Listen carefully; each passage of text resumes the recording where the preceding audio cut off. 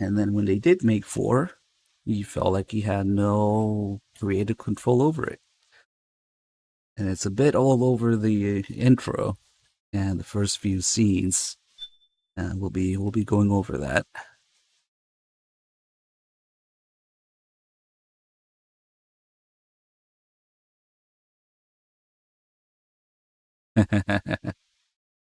There's going to be a 5, right?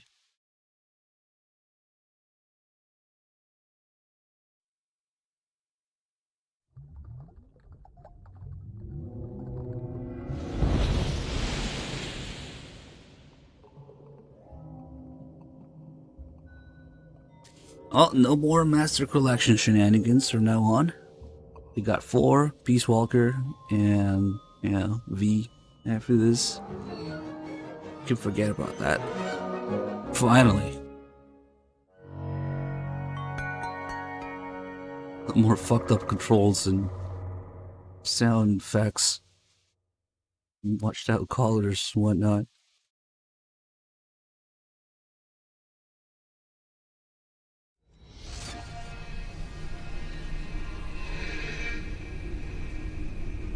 Alright, if we let this play out here, Snake in the graveyard, it's actually already the very end of the game. We only get to see one side of Snake's face here,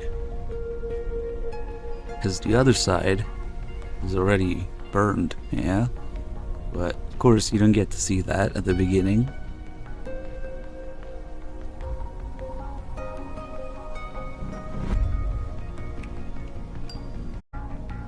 Got the good old piss and frames, of course.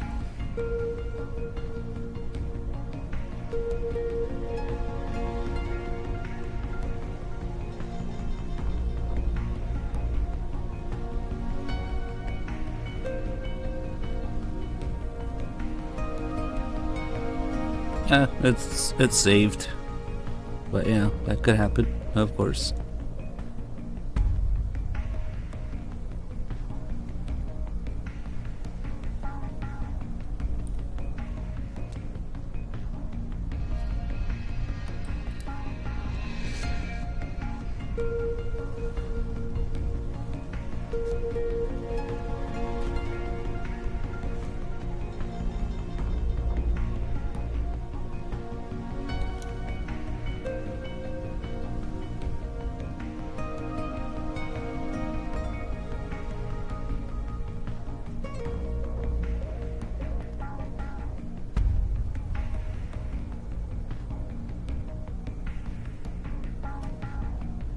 What a nice, cheerful intro.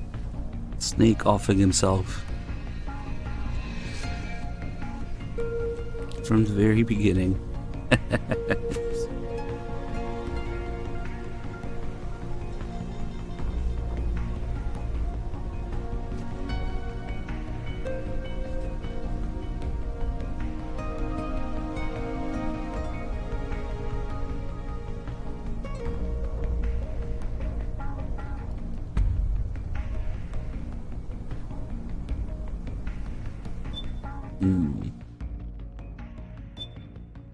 Alright, let's do D plus.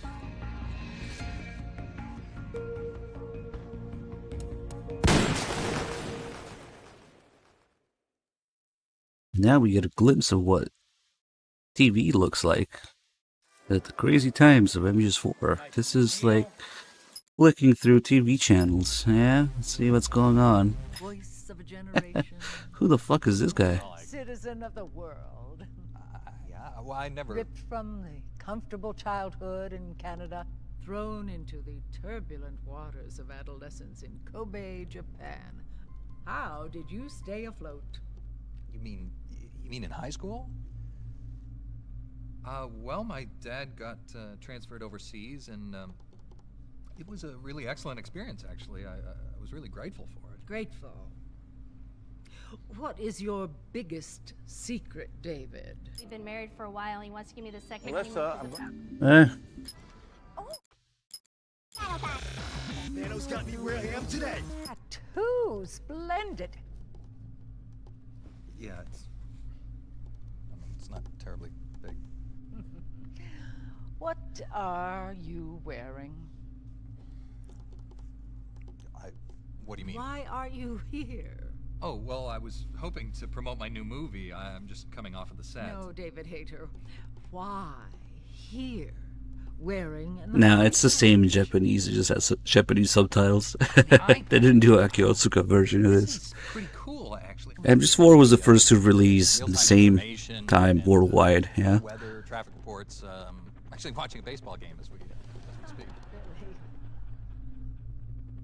What drives you? What are your dreams? Well, I'd have to say my dream project. Let your dreams drive He you. used the eye patch to block me on Twitter. Message of hope to today's young people from David Hayter. I never actually said that.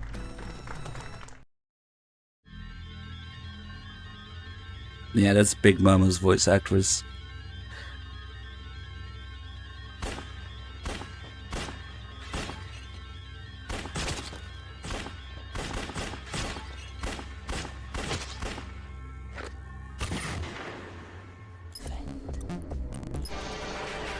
PMC commercials, crazy TV programs.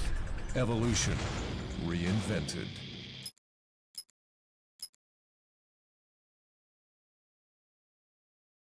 And I'm sure does a good job of masking the initial loading required to start the game.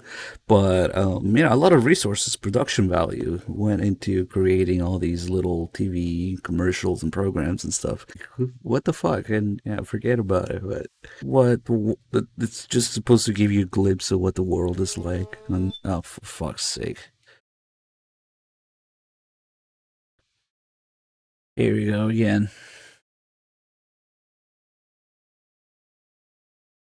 Let's see. It seems to be back already. Yeah, what is upload? We don't know. Okay. In the not too distant future of 2014.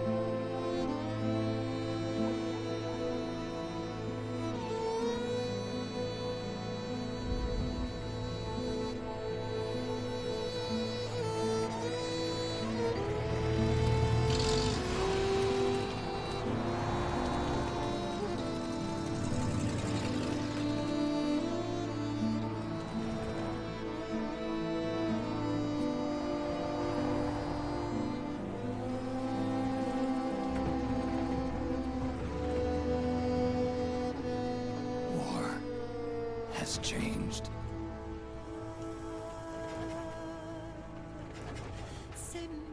It's no longer about nations, ideologies, or ethnicity. It's an endless series of proxy battles fought by mercenaries and machines. War and its consumption of life has become a well-oiled machine. War has changed. ID tag soldiers carry ID tagged weapons, use ID tag gear. Nanomachines inside their bodies enhance and regulate their abilities. Genetic control, information control, emotion control, battlefield control. Everything is monitored and kept under control.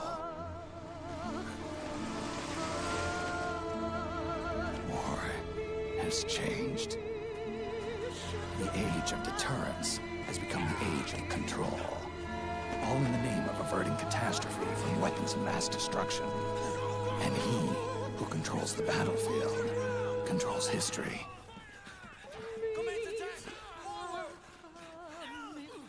War has changed. When the battlefield is under total control, war becomes routine.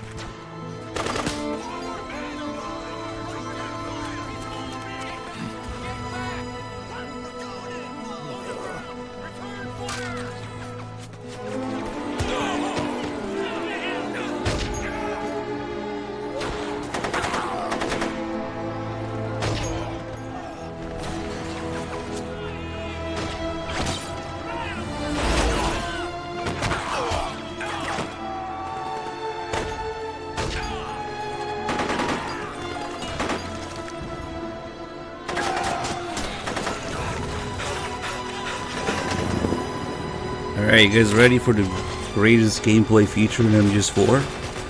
You start the game, nice transition, and you wait 1, 2, 3, 4, 5 seconds, and Otacon starts nagging in your ear.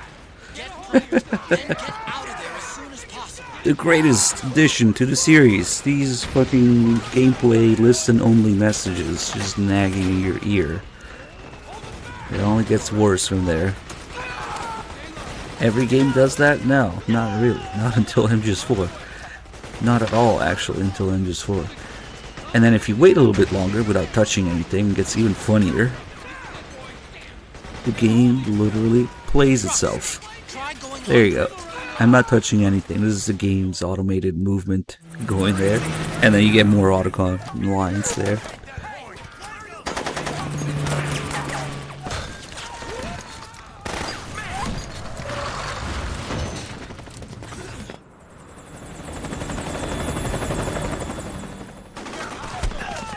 Now, if only we'd do that for the rest of the game, yeah? I didn't have to do anything. We're surrounded! Damn it, they've got us surrounded! Here's the RPG! These guys suck.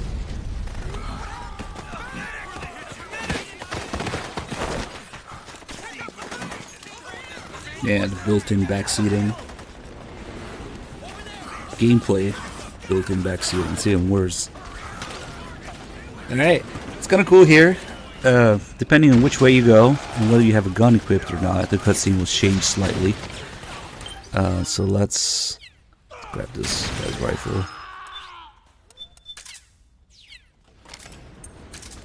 If we go this way, we actually get to see more cinematic Gecko entry. Charging people and kicking the truck. I'm gonna be fucking around with the Geckos a little bit here.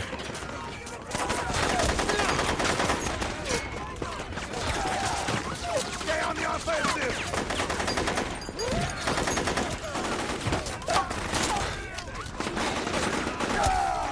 We need backup!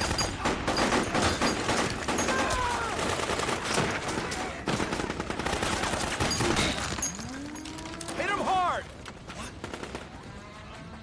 What?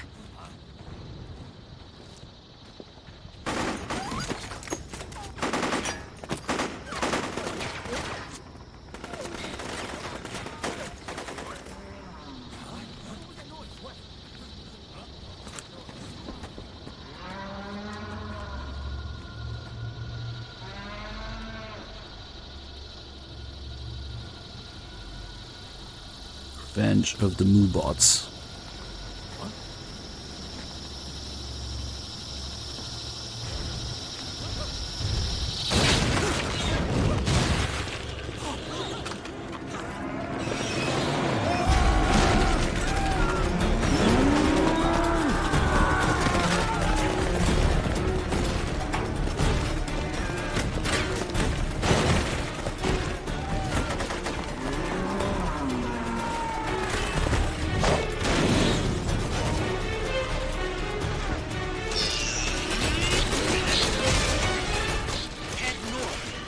Oh man, the frames.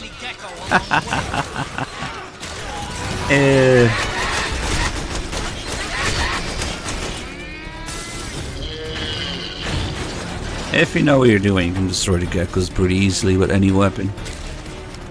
But these guys suck, they don't know where to aim. And they all get wrecked eventually. Last time I was trying to do this, but I couldn't get it for some reason. This battlefield zone should eventually die out a little bit. The fighting should stop once all of these rebel guys are dead.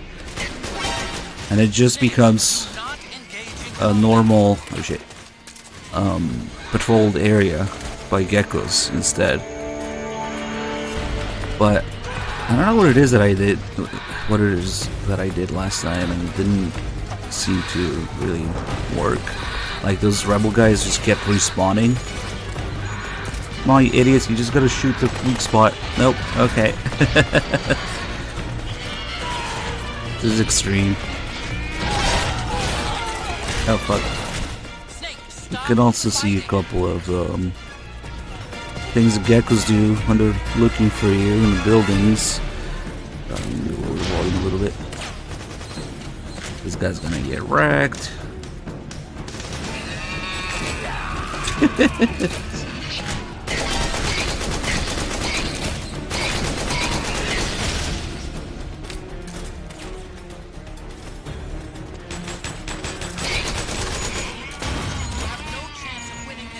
Yeah.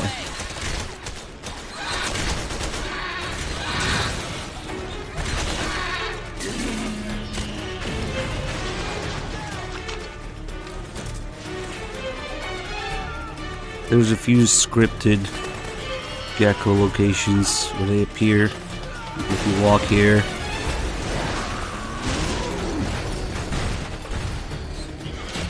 And I think this guy jumps across here. Yep.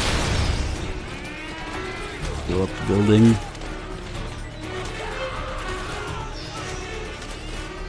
And they start doing their all those animations where they climb up the walls and stuff.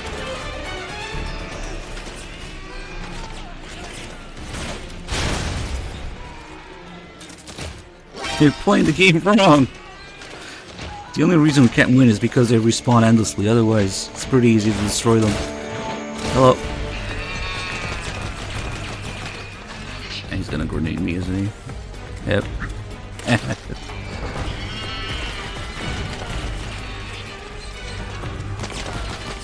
They bleed because their legs are organic. They're synthetic, but they're organic legs. It's also why the tranquilizer works on their legs.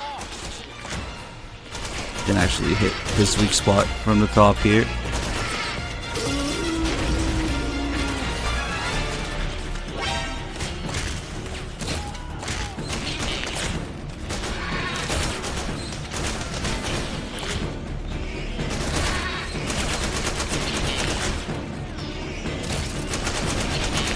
Come on.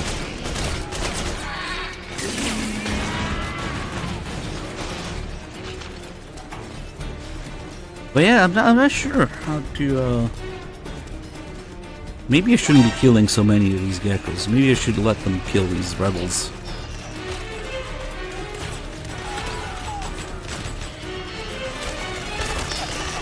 This guy's scared. You have all these emotions showing up during any sort of fighting. We'll go over how it works later. Oh shit. You take it from here, dude. You can do it. Never mind.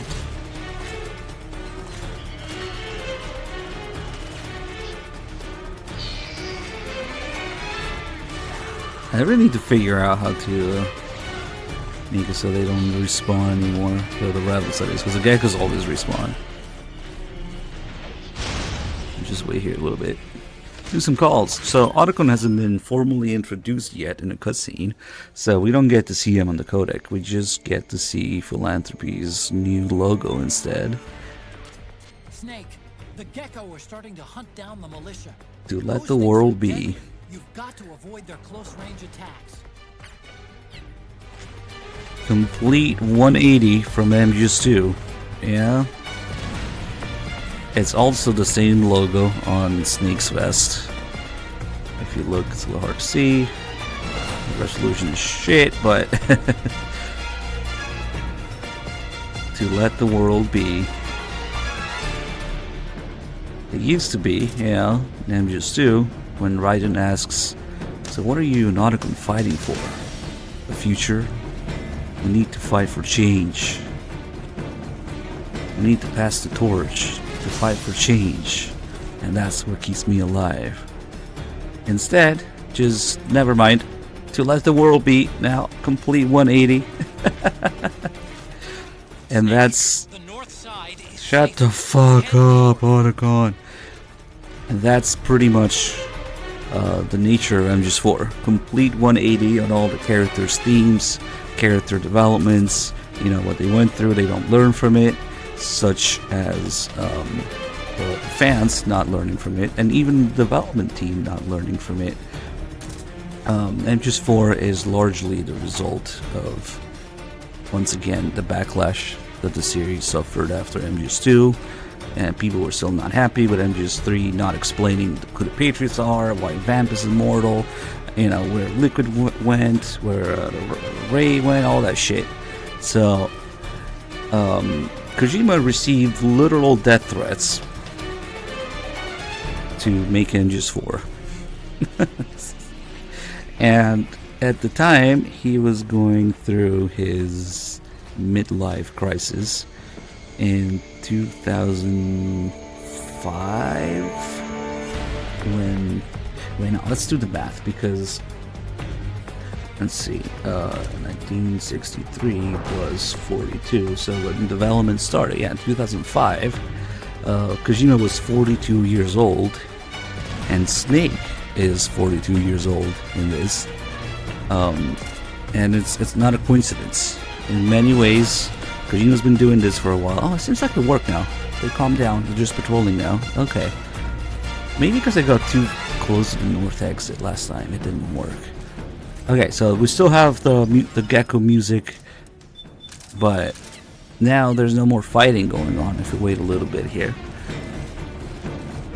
So in many ways, Kojima puts himself in the game as Snake, or Big Boss, or the boss, or whoever is most important at a time, yeah, in order to put his thoughts, feelings, ideas, and messages in the games. And in the case of MGS4 is, I'm old, I'm tired, I want to get this over with. Yeah, I'm being forced to do this, it's my duty to finish it. And that's pretty much a lot of the feeling behind MGS4's existence. Okay, enough with this music, calm down. Now that the fighting has died out a little bit, what can we do? Let's play this. Just becomes a regular sneaking area with geckos patrolling around. All the rebels are dead now, but you can't kill all the geckos because even though they're pretty easy to kill, they respawn endlessly. So there isn't a whole lot that we can do. But it is cool how they have, you know, different factions fighting in real time, and then the conditions on the battlefield change depending on what you do, or if enough time passes. It's all over, you know, Act 1 and 2. There's a little bit in Act 3 as well, because technically I have the Resistance guys that can interact with PMCs as well, but those are some unheard of features apparently that you can only do on PS3. But anyway, we'll go more in detail on how all that works in the next few areas. Yeah, there might have been a 60 FPS moment depending on what's on the screen. Yeah, it can happen. This isn't a fight, it's a slaughter. With the firepower they've got, the militia don't stand a chance against the Gecko. Be careful not to get dragged down along with them. Stay out of that monster's sight, Snake. Judging from the state of things, I'd say north is your best bet. Head north. It's always north. Stay out. Yeah. Oh no. The problem is, if I want to play music, we can't equip rations. And on extreme, they actually hurt quite a bit. Anything really hurts in MGS4 on extreme. You don't have the metal camo if you don't have rations equipped. The geckos can easily kill you. Oh, was there still a guy alive somewhere?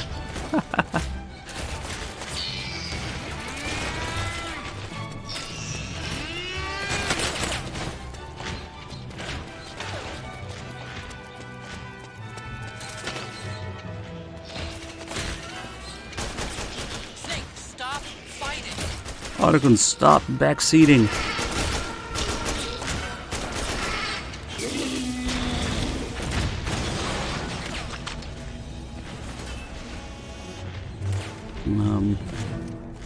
Fuck it.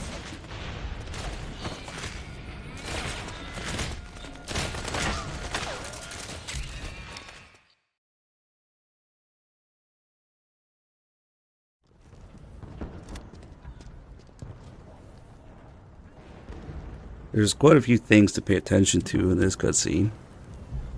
Suddenly Snake doesn't know where to shoot a gecko anymore. For one thing. Otherwise it'd be really easy. Yeah, now he's just like those guys. He doesn't know how to destroy.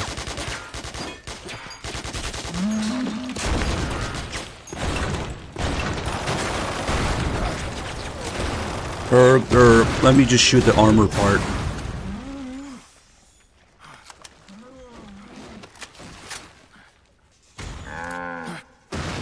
So now that the disguise comes off, and Snake's name comes up, and he is officially introduced, and look what happens. So we're about to see, unfortunately, yeah, because it's so dark you can't see it, but in the background of Snake's gamer tag there, name tag, it says Solid Snake for a split second, but it quickly changes to old. If you take solid, the word solid, and remove S and I from it, you get old. And Kojima tweeted about this because it sounds a little far-fetched otherwise. If it didn't come directly from Kojima, I'd be like, what the fuck, man? You're grasping at straws. But now, if you take out S and I from solid, it turns into old. So S and I, or IS, the word is. It's taking the being out of Snake. The essence of his being, his is taken out of his name. And like I was saying, MGS4, many ways, deconstruction of the series, deconstruction of the characters, and Snake's being is taken away from him. You can quickly, at the bottom here, see solid turning into old. There you go. And then if you press R2, it also shows you the motion actor when characters are introduced like that instead of the voice actor.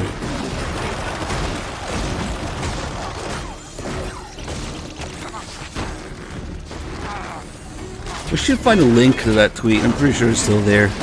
And speaking of links, we'll be seeing a link in this cutscene.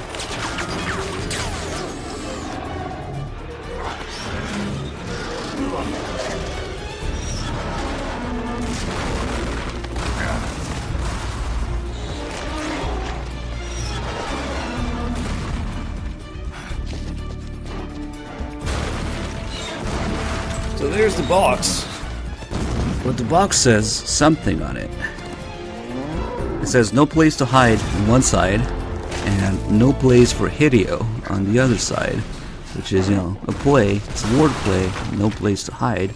But also, no place for Hideo means, once again, Kojima did not feel like he had creative control over things.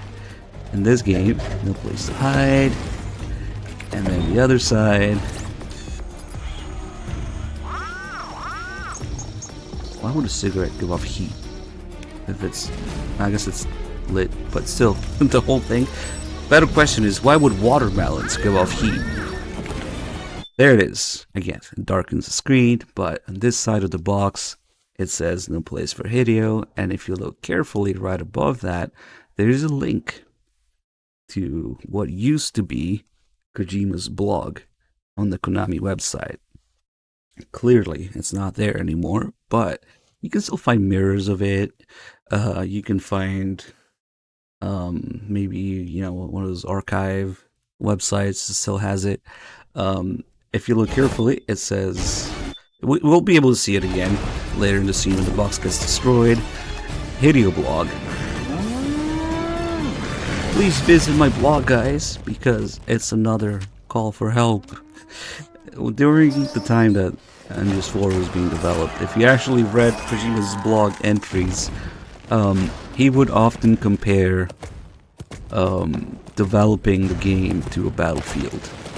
Like his working situation at Konami, for him, developing the game was the battlefield. Also, the Octocam was a lie. It doesn't do that. It never does that anywhere else. 2 patterns at once.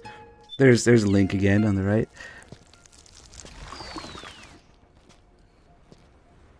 And to add to all this, we'll get the credits just about now.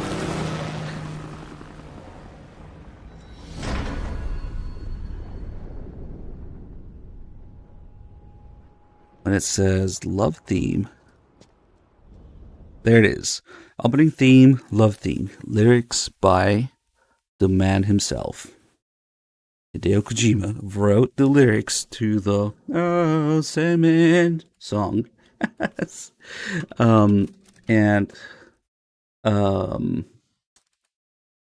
I believe the song is in Hebrew, but if you look at the translation, the lyrics roughly translate into something not so happy. Closing my eyes to the sound of gunfire, uttering a howl, in a flash I am switched into despair. Everything for the one who lives inside a nightmare. Missing you from the bottom of my heart, wishing for the world that ran out of tears. My heart is already dead. The hope, missing you so much it hurts. I'm not sure which part of it is semen, but as you can see, it's a song about a desperate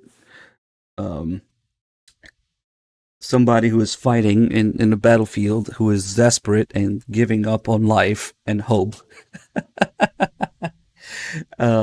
So again, when you compare it to the development situation process that they had going on, and Kojima comparing it to a battlefield, there's this constant theme of the battlefield is under control in MGS4. And Kojima didn't feel like he had creative control at all, and he compares it to a battlefield, and the lyrics that he wrote are about, desperation on the battlefield. So, no, it's not a song of the rebels, it's a song of Kojima. Yeah, if you only take things at face value and not understand what's going on. There's a lot of autobiographical stuff going on throughout the series, really, in every game, but especially so in MGS4. So, long story short, death threats, desperation, midlife crisis, lack of creative control, and, yeah.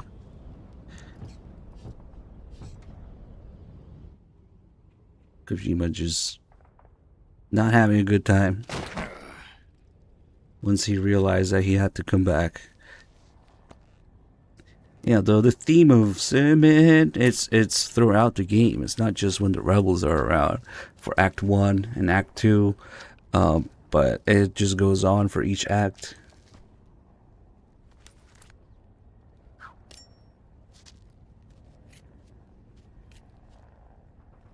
Snake's checking for booby traps here. And he finds Kojima and said, What did he mean by this?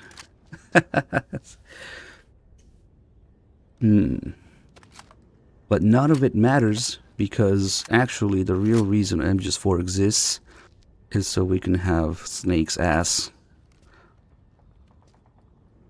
There you go, glorious old Snake ass.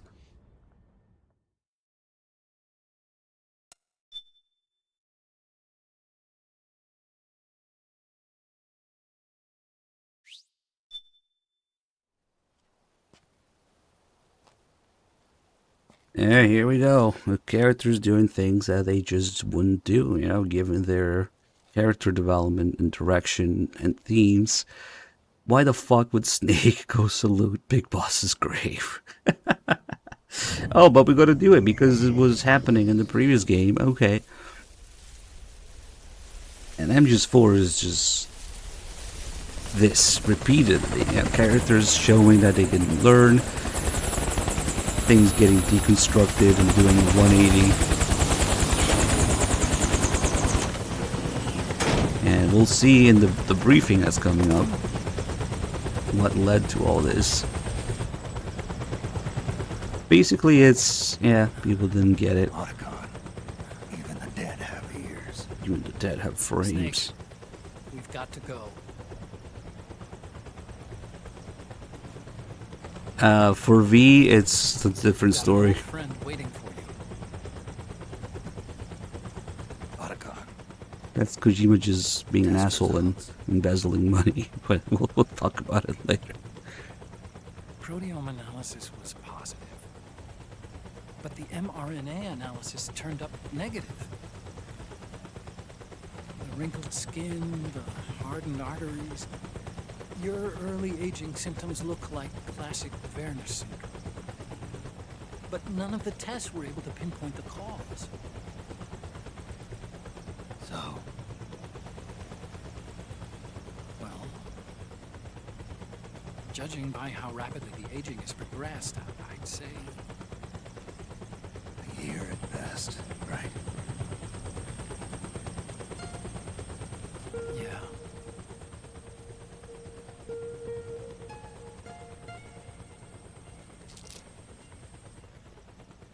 Snake, let's try another doctor. It won't make any difference. Hey, Vriggy, thank you for the Not 36 an months. ordinary man to begin with. Not to mention Fox die.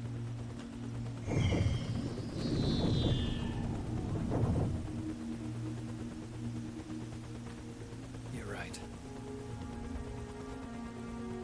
But we don't know where Naomi is. Naomi.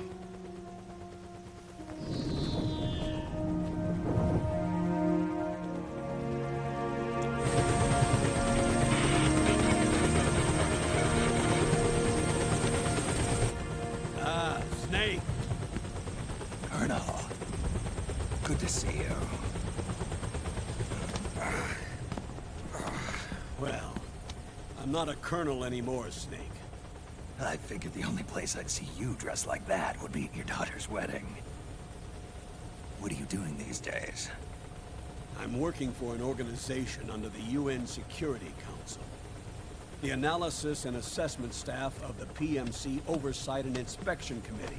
Yeah, I remember the resolution being passed a few years ago. Snake, I came across some information in my work.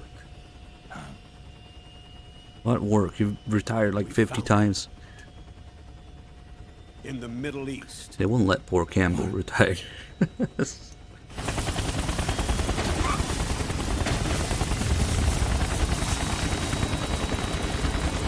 I'll explain along the way.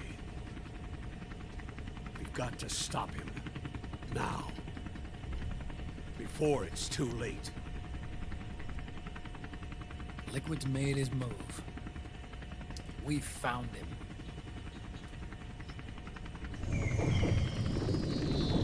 He's preparing to unleash his insurrection. Liquid is lying in wait in a Middle Eastern war zone. Track him down.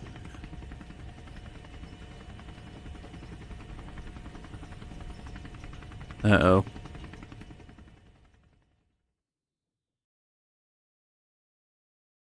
Hold on, guys. It's happening again. This damn ISP.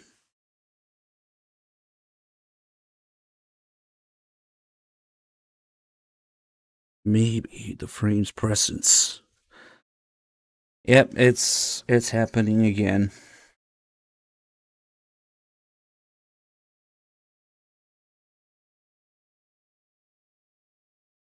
I'll just give it a minute.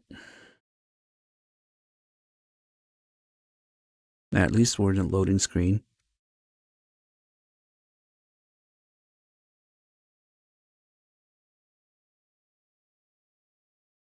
This is making the ads lag too. What the fuck? Sorry guys. I should be able to sit through this.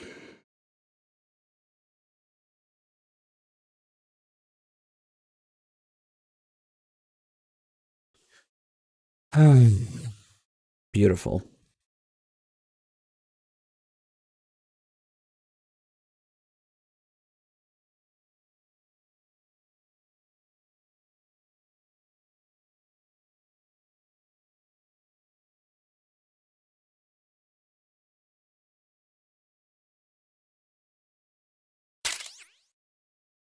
I should just, I don't know.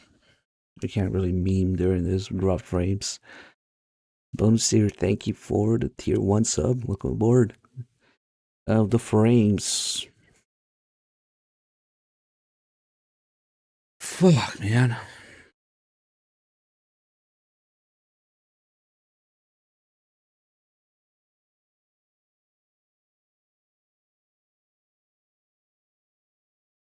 Still red.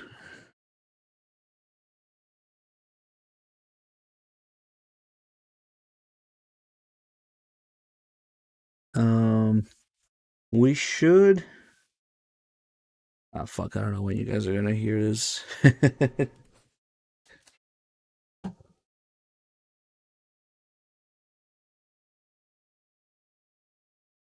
I was half considering doing a podcast playthrough.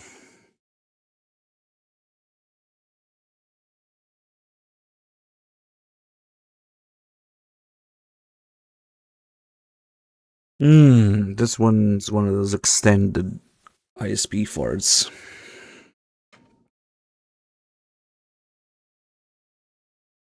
Yeah, this one's pretty bad.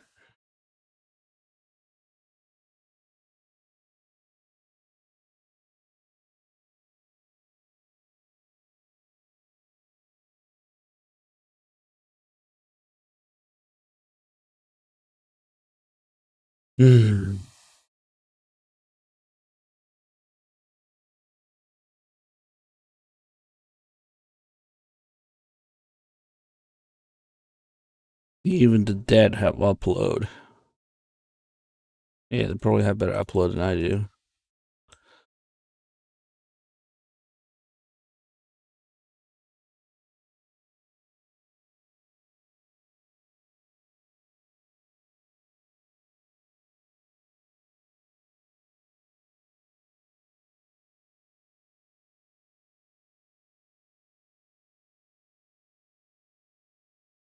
Okay.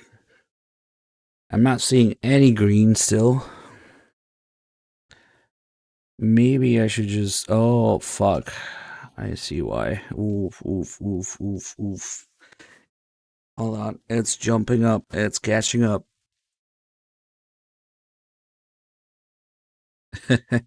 It's trying. This is so fucking absurd.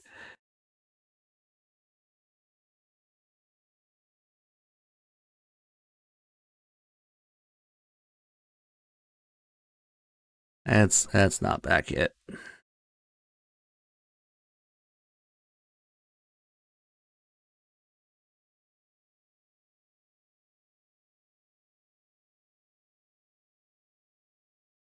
I was considering just restarting the stream, see if somehow the reestablishing the connection will fix it, but it's probably not gonna make much of a difference.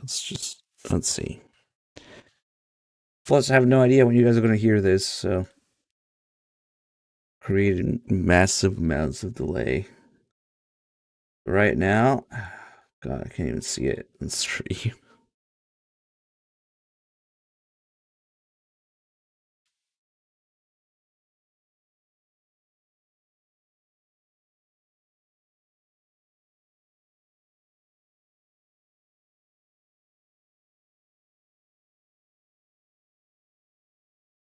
There's about 2 minutes and 10 seconds delay on stream right now.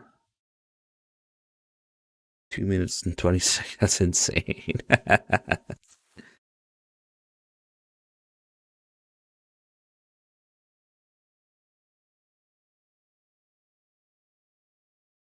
Hmm.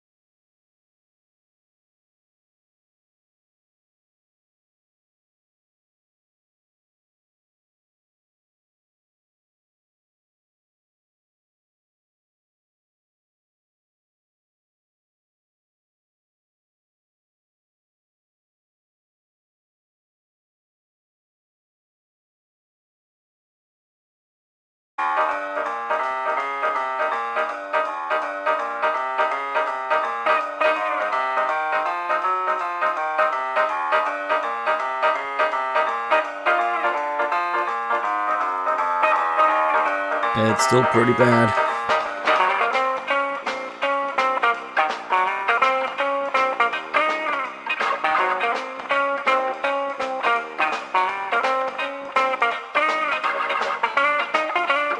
Oh man, you guys are still... It's like 3 minutes delayed now.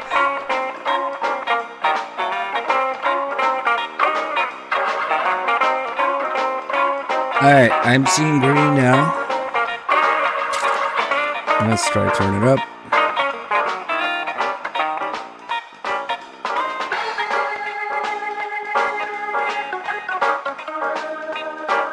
Yep, it's still fucked.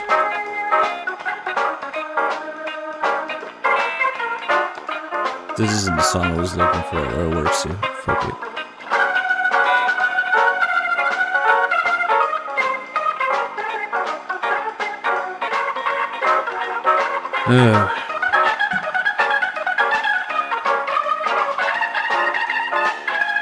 This is so fucked, man. Come on, you piece of shit. I can probably go to McDonald's and steal their Wi-Fi and it would be more stable than this. Stream off of McDonald's Wi-Fi. Alright. I'm seeing green now. If you can hear this, you might want to pause and play the stream. There's a massive amount of fucking delay otherwise. Ugh.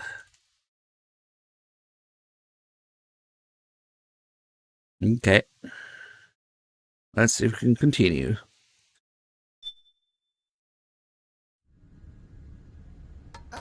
Only 2 eggs today? So this is the briefing for Act 1, but we don't really get to see all of it. We only get to see Sonny's hands and eggs part here. And then it just cuts back to what was going on before. But there's actually a whole ass briefing with Campbell on the Nomad that we don't get to see. And for some reason, maybe they thought it was, too much at the beginning of the game, too many cutscenes. Which is kind of ironic for this game, but... Simon. We can look at the briefing in the menu. And there's something very telling about that briefing. But okay, let's do this. Let's call here first, and we'll save. Go to the menu.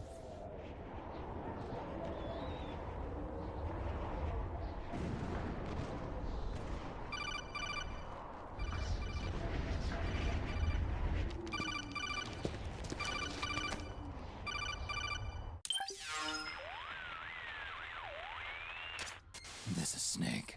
Do you read me? What's the situation? I'm just inside the city limits. This place is crawling with lizards. Ah, AT Corps' unmanned bipedal weapons. Officially Nice, designated Bluey. Irving by the U.S. military. They've spread like wildfire among the PMCs. There are more of those things now in service than tanks. They've got tough armor plating and are highly agile to boot. Your best bet is to stay out of their sights. Unmanned. Pretty soon they'll have put living, breathing soldiers out of work. Even so, that's an awful lot of gecko for this scenario. Their numbers exceed the war price for that region. It must have something to do with Liquid's arrival on the scene. You really think he's here? You'll have to find the Army's operatives and ask them yourself. Oh, and Snake, I went ahead and used the Mark II to scout out the area before your arrival. You'll find it up ahead. Mark II? It's a remote mobile terminal. Sonny and I built it. The Mark II will provide you with a map of the area as well as any battle. But of course. Well, we're back. Hopefully.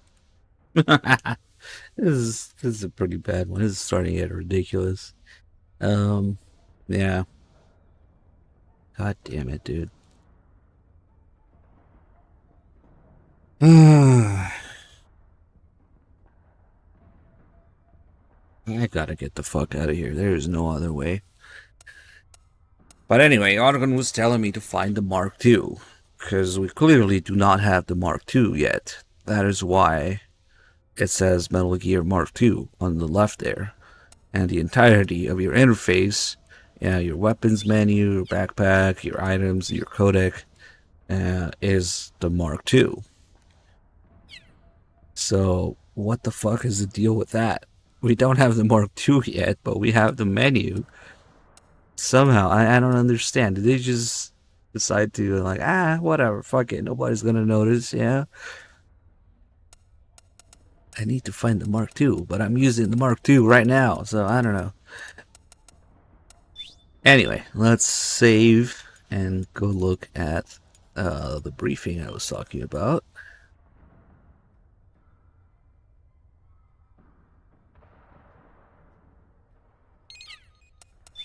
There is something very telling about the briefing as soon as it starts.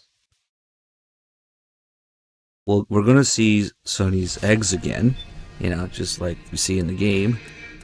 But then it goes on to the rest of the briefing, and that's when it happens.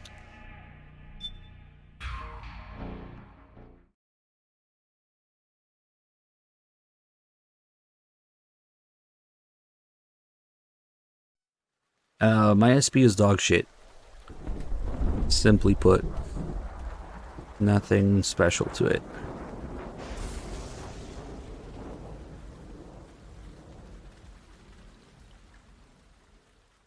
So we got the eggs again. Who gives a shit about the speed? The problem is the stability. They don't know what that is. Solidus must have taken the day off. I like how they tried to confuse you here saying Solidus. We'll see who Solidus is that she's talking about.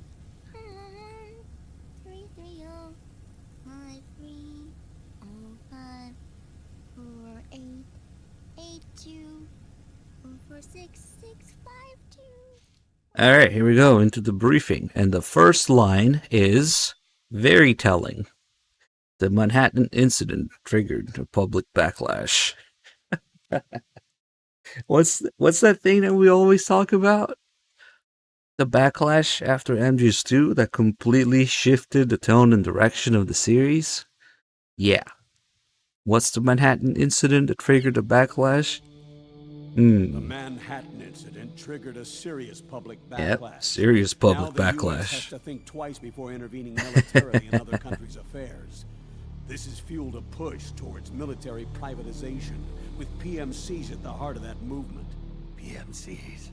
Private military. Basically, you didn't understand MGS 2, so we had to make shit up in MGS 4 so that Kojima wouldn't get his house burned down. They are private enterprises driven by profit. In addition to dispatching mercenaries to war zones, they secure weapons and train local soldiers. They're contractors for war itself, and business is good. Their clientele includes developed nations Raiden like the did it. US, rebel factions looking to seize power by force, smaller countries lacking armies of their own, even terrorist groups. They're in the Americas, Asia, the South Pacific, Europe, Africa, the Middle East. The rise of the PMC has spawned a war by proxy, and it's spreading across the globe. They're Sonny, we'll eat them later, okay?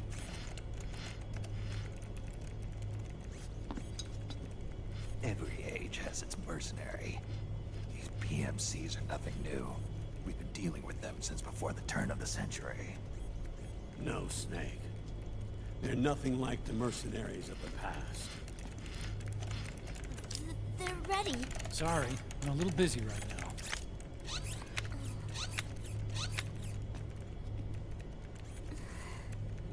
The Pentagon's new battlefield control system has produced a decisive difference between hired guns and the PMCs of today. The system was developed by Arms Tech Security. Arms Tech? You mean AT Corp? Now, Nobody cares in about your recent eggs, years, Sonny. AT Corp has shifted focus from weapons development to security tools. And since the establishment of AT Security, business has been booming. The system makes it possible to integrate not only micro-level information on individual soldiers and units, but also macro-level information about field conditions and order of battle. So they've finally achieved total real-time battlefield control. That's right. And as a result, the global presence of PMCs has grown explosively. Truth is, the rise of system-controlled PMCs has led to a dramatic decline in civilian casualties and human rights violations on the battlefield. A cleaner, safer battlefield.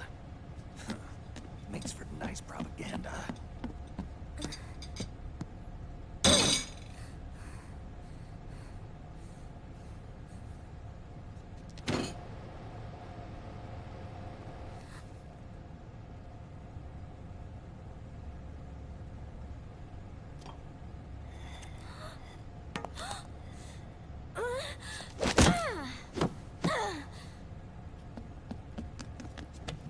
Snake! You were smoking again, weren't you? This is a non-smoking flame. Oh, I don't know what the fuck the timer is doing. It's kind of weird. There's more. State governments and rebel groups can't match the maintenance price of standing forces. PMCs, by comparison, are reliable. It's really weird. They didn't even do that during the subathon, yeah?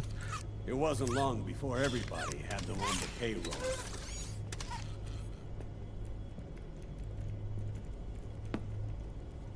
And as a Yeah, it's weird. result, regular armies began Let's see if to we can do decline something about it. worldwide.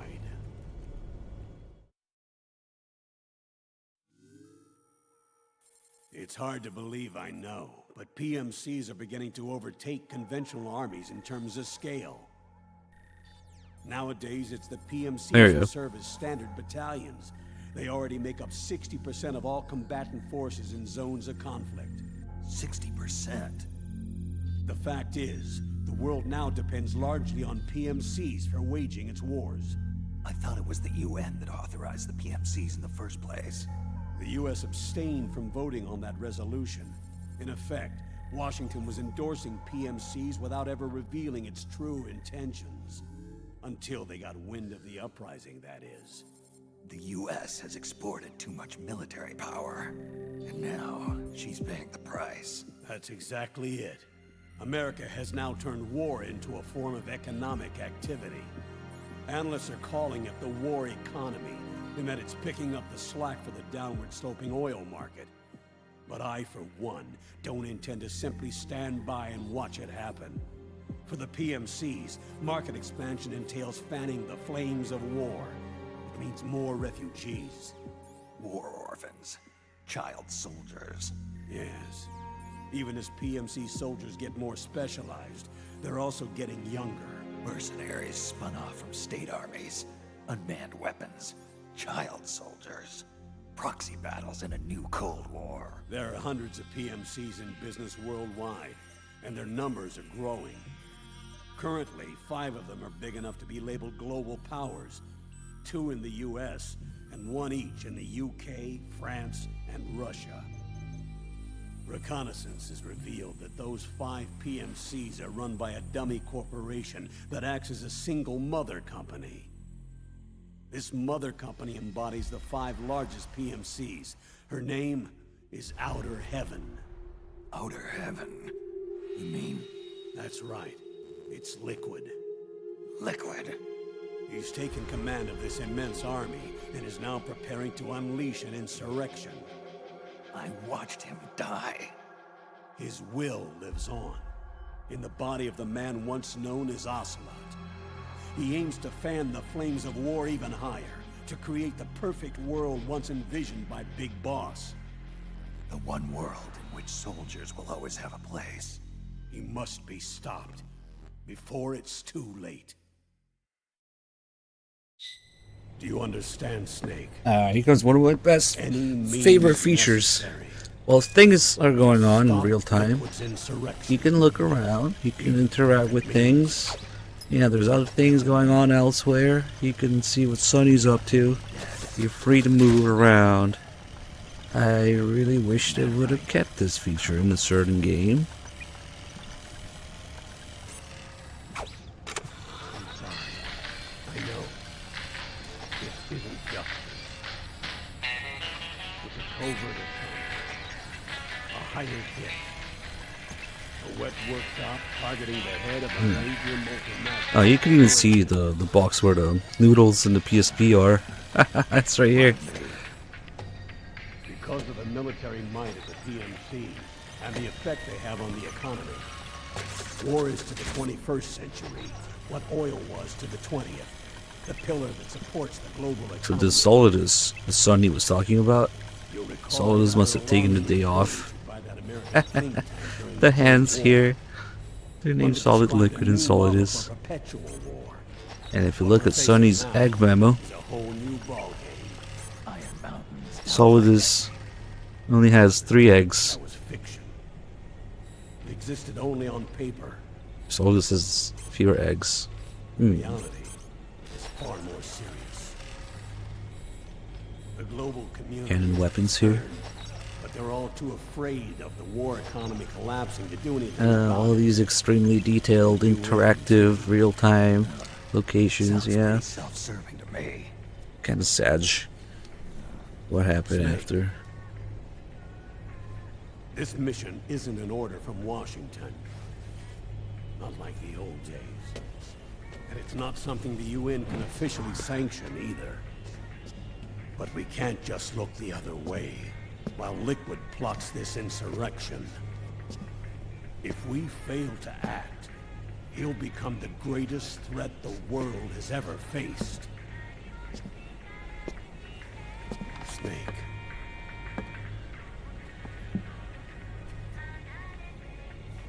You're the only man I can trust.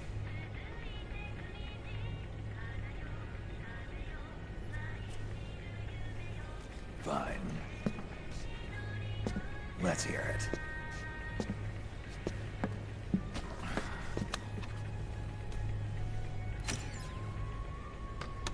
Our intelligence on Liquid's uprising originally comes via reports from U.S. Special Forces, who were mobilized after we at the UN reported our findings. They're tracking Liquid's movements. About 18 hours ago, he was spotted in the Middle East. There's a rebel army in the Middle East, made up of ethnic minorities, waging civil war against the regime in power. The core of that regime's army is provided by one of the PMCs under Liquid's control. What about the rebels? The local militias have hired small numbers of operators as trainers and field commanders. And of course, they've got help from the local PMCs. Right. A proxy war between hired guns. PMC versus PMC. A quagmire of war. All too typical victims of the new world economy. Snake, you'll be sneaking into the conflict zone via transport truck, disguised as one of the rebel army's hired operators. Your first objective is to make contact with our informants, Rat Patrol Team 01. They'll be expecting you.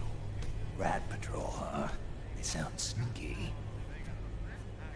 They're a special forces team assigned to the Army's PMC Investigation Unit, CID. CID. Real rats of the Army. No. I can vouch for them personally. Friends of yours? You could say that.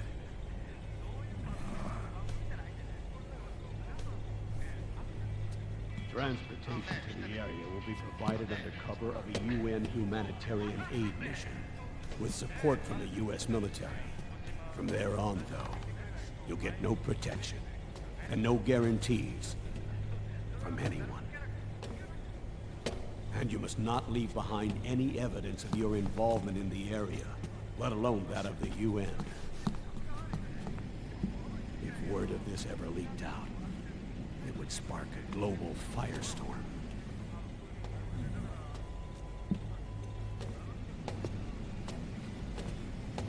Snake.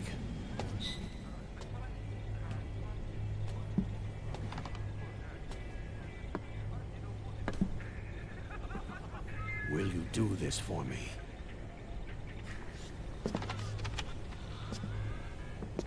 Will you terminate Liquid?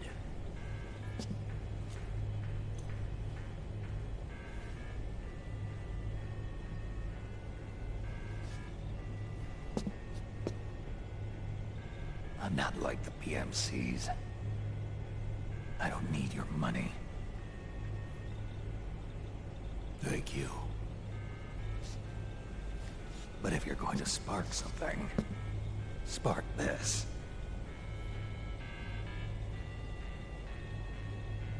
Fine. I'll start my own fire.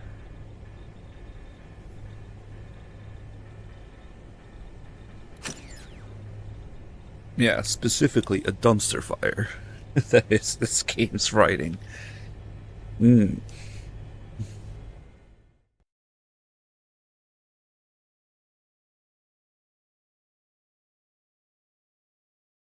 I'll start my own dumpster fire. Alright, speaking of dumpsters, let's head back here.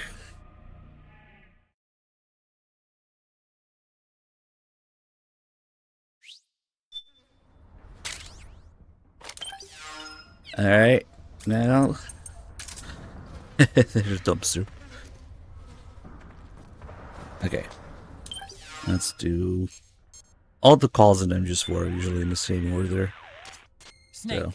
your first order of business is... Yeah. Clearly, I don't have the Mark II yet. Octocamo is a newly developed camouflage technology that's capable of almost exactly mimicking the appearance of objects and surfaces. It's easy to use, too. All you have to do is press up against a wall or object, or lie flat on the ground while wearing the suit. It can be a powerful tool if you use it right. So tell me, how does it feel? Not as itchy as I'd have thought.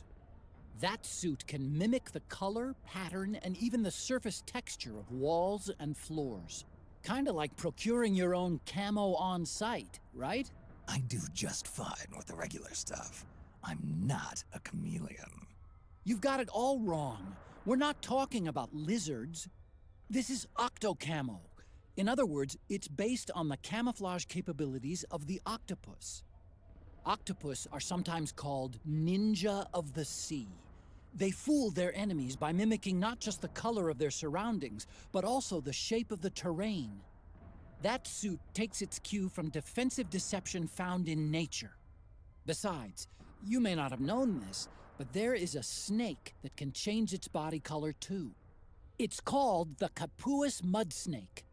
It's a poisonous reptile indigenous to the Capuas River on the island of Borneo. Its coloring is normally a reddish-brown, but sometimes turns to white. So, snakes can sport disguises too. Hey, what happened to stealth camo? You used to wear it all the time. All that does is create an optical illusion. It's no use against Gecko with their infrared sensors. Octocamo, on the other hand, has micro-Peltier arrays that regulate the absorption and release of heat, harmonizing the wearer's body heat with any background IR radiation. Which means it can offer you at least some camouflage protection against enemy infrared sensors. With so many unmanned weapons in the field these days, I'd expect it to outperform the old stealth camo. But if you start walking or running, or making a lot of noise, you'll risk getting spotted by the enemy. And get this, the suit also reduces the weight load on your body and amplifies muscle power. The inside lining sends a weak electric current through your body that stimulates phospholipid production inside your cells, improving circulation.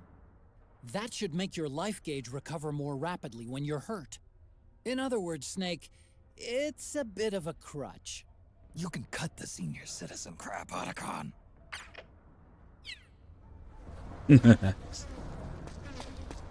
My back hurts. Snake, you know how that first gun you found stopped working? Well, from what I can tell, it looks like the problem was with the ammo. The ammo? I'm betting it's because they were using cheap local ammunition.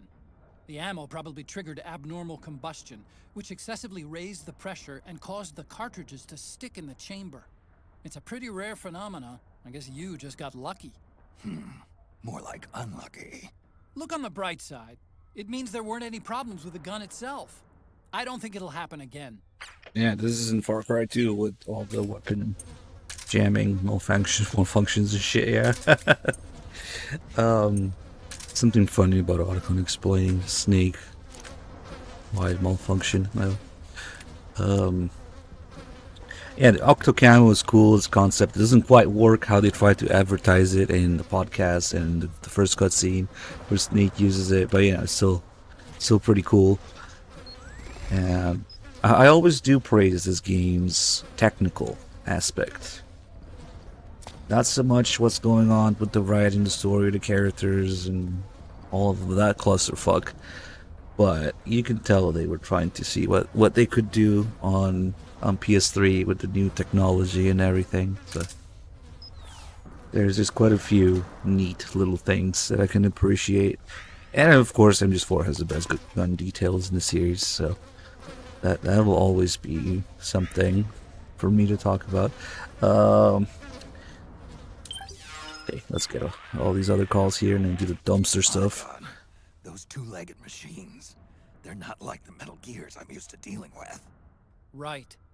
Strictly speaking, though, they're not Metal Gears. What are you talking about?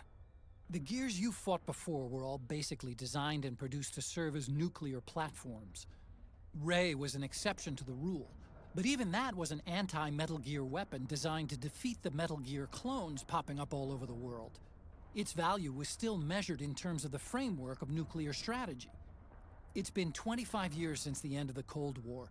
We live in a world of regional conflict and asymmetric warfare, and it's getting worse every year. The age of the war economy is upon us. The value of Metal Gear as a weapon, the very concept itself, has changed with the times. You might even say it's evolved. Nowadays, a Metal Gear needs to be more than a nuclear attack platform. It needs to be adaptable, well-suited to fight in large numbers, traverse urban settings, and work alongside infantry. The Gecko were the answer. There are different types of Gecko designed for different missions, and not all of them are equipped with nuclear capabilities, so technically, they're not Metal Gears. Of course, there are still some of the old Metal Gears around. Their primary job is to launch nuclear strikes. But these days, Gecko are the first name in bipedal war machines. They may have gotten smaller, but they're as ferocious as ever. Whatever you do, don't underestimate them. Don't worry. I wasn't planning on it. Snake, that circle that appears around your body is called a threat ring. It's a visual display of the sense you get from entities all around you. When you're crouching or lying down and concentrating, it forms a perfect circle. Your sense is represented as waves. The stronger the sense, the greater the wave. Hostile entities are displayed as colors. Get acquainted. It'll save your life. Oh, and one more thing. Your senses will suffer when your psyche gets low. The ring will reflect that, too. Keep it in mind, okay? Of all things, the threat ring makes a comeback in Metal Gear Survive. So we can see there's a little bit of a wave there because there's enemies around this corner.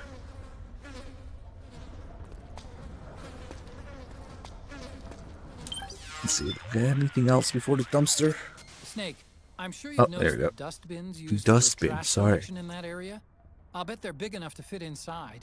It could come in handy if you need to stay out of sight until the coast is clear. To get inside a dust bin, stand in front of it and press the action button. Stand in front of it. Press the action button. Got it. Once you're inside, tilt the 6-axis wireless controller to sneak a peek outside. The what You now? can also launch a first-person attack that way. When you're ready to get out, press the action button again. Snake, I know you already know this, but there's no point in hiding if the enemy sees you doing it. Make sure no one's watching. One of the many uses of the motion controls. Once you get into the dumpster, you shake the controller around and it just kind of moves however it feels like moving. It's not... It sucks. Motion controls suck. You can do it with a D-pad and actually pick a direction that works. I am a dumpster. Feed me. Feed me copies of MGS5 now. So, yeah, just fuck the motion controls, you use a D-pad. Phantom Pain. Feed me Master Collection controls now. Switch music. MGS1 and 2. Sound effects. Oh, fuck. As you can see, Snake's stress meter is going up in here. Because it stinks. You've got all these environmental factors that influence Snake's stress. Smell being one of them. How did it go? Did you manage to hide? Yeah, I did like you said. Looks like this is where they dump their household trash. Huh. How can you tell? Because it stinks in here. Bad. Found a cup of Phantom Leftovers from Pain in last night's here. dinner, probably. Ugh, leftovers. Ooh. Otto's fucking Bugs crawling reactions. around on my face. It feels like roaches. There's a whole bunch of them scurrying around. Make sure you get the smell of them off you before coming back here. Yeah, I'll see what I can do. Ugh, seriously, doesn't it make you sick? I'd crawl into a toilet if it kept me out of sight. Something crawling up my leg. Ugh, I can't even imagine. Ugh. You know, you might want to get out of there as soon as the coast is clear. Yeah, not the best place for a nap. No kidding.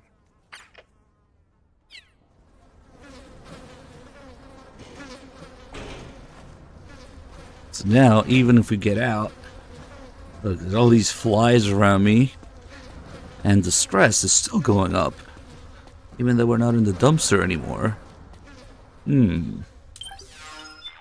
What? Snake, you've attracted a swarm of flies. I think that odor's really stuck on you. Yup, I stink. The stench must bother you, right? And it can't be good for your mental well-being. Also, the fumes could alert nearby enemies to your presence. Odor carries downwind, so be especially mindful of enemies in that direction. Believe me, I know. I learned all about how deadly smell can be back when I was a scout. Then why not hurry up and find some way to get rid of the smell? Right. Derp. Wait, there's no temporary shower unit here. What am I gonna do?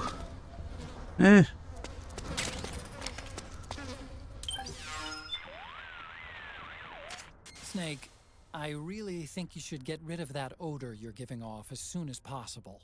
I know, but how do I do it? What the fuck? Oh, good question. I don't see any showers around here. That's it. I've got it. All you've got to do is get whatever's causing that smell off your body. Ugh. How? Well, by rolling around on the ground. Rolling around. Right.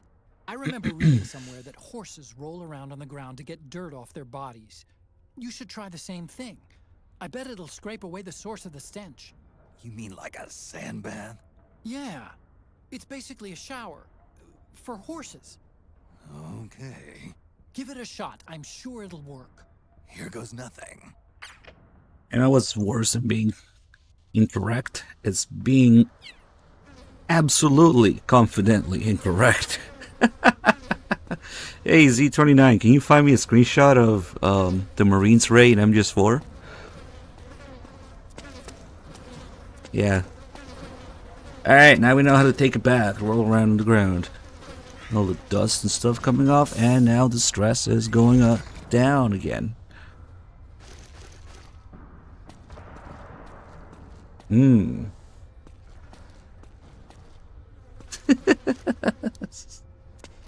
Okay. If you say so. Can I have your copy of MGS4? Cause okay. I don't think anybody else got your copy of MGS4, man.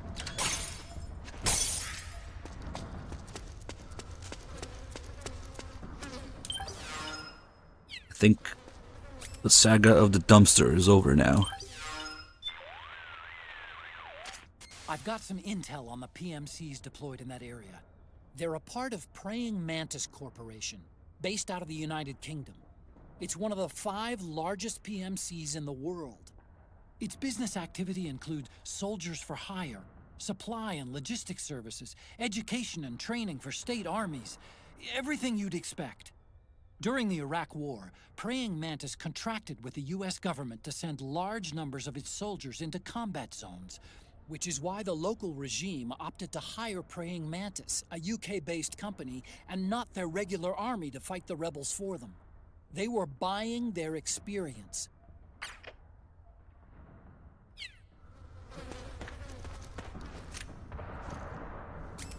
Yeah. In fact, that's what I always say during the Ray fight. It would have been cool if it was the Marines Ray. It's just a mass-produced one instead.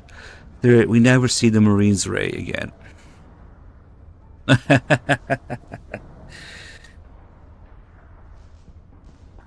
The Marines Ray has a long tail, it has the camo pattern on it, and it has the pointy kneecaps. It's very easy to tell apart from a regular mass-produced Ray. And MGS2 to have the serial numbers, and MGS4 they say it says Outer Haven, rather, on the leg. The problem is we probably won't be there for like another 10 hours, so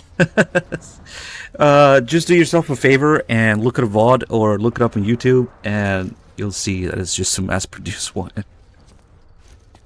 Yeah, I always talk about it. It would have been, because, you know, MGS4 sets out to tie up all these loose ends from all the other games. So, people bitching about what happened to Liquid's Ray and stuff, it would have been in theme with MGS4 to bring back the actual Marines Ray. But it just isn't. The sense of duty. That's what I'm getting from this game. Do you guys want to do... Okay, let's have a vote. Vote.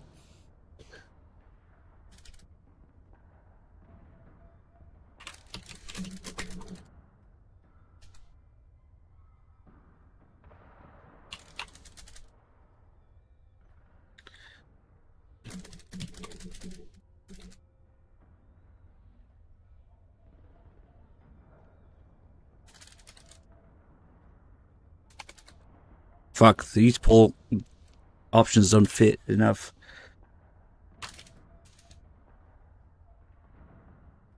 Alright.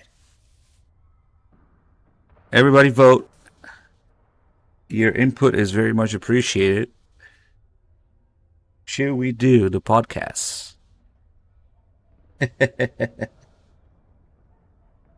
Metal Gear Solid 4 Integral Podcast. Broadcasted from Konami HQ in downtown Tokyo, it's the world-renowned Metal Gear Solid 4 Integral Podcast. Welcome everybody, my name is Sean Iso, and I will be lying to you today about features in the game and in the trailers that do not work the way that I say they work.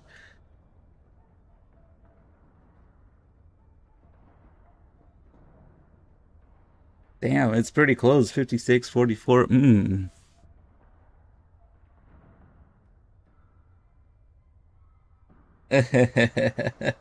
Bad Humans. Maybe we should do a Bad Humans podcast. Alright, there's like a minute left. Wait, I should have put on some music for the poll.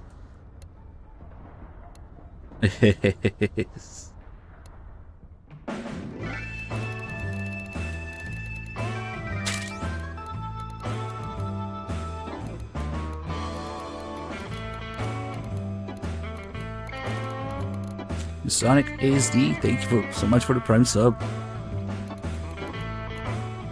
Holy shit, guys, it's winning.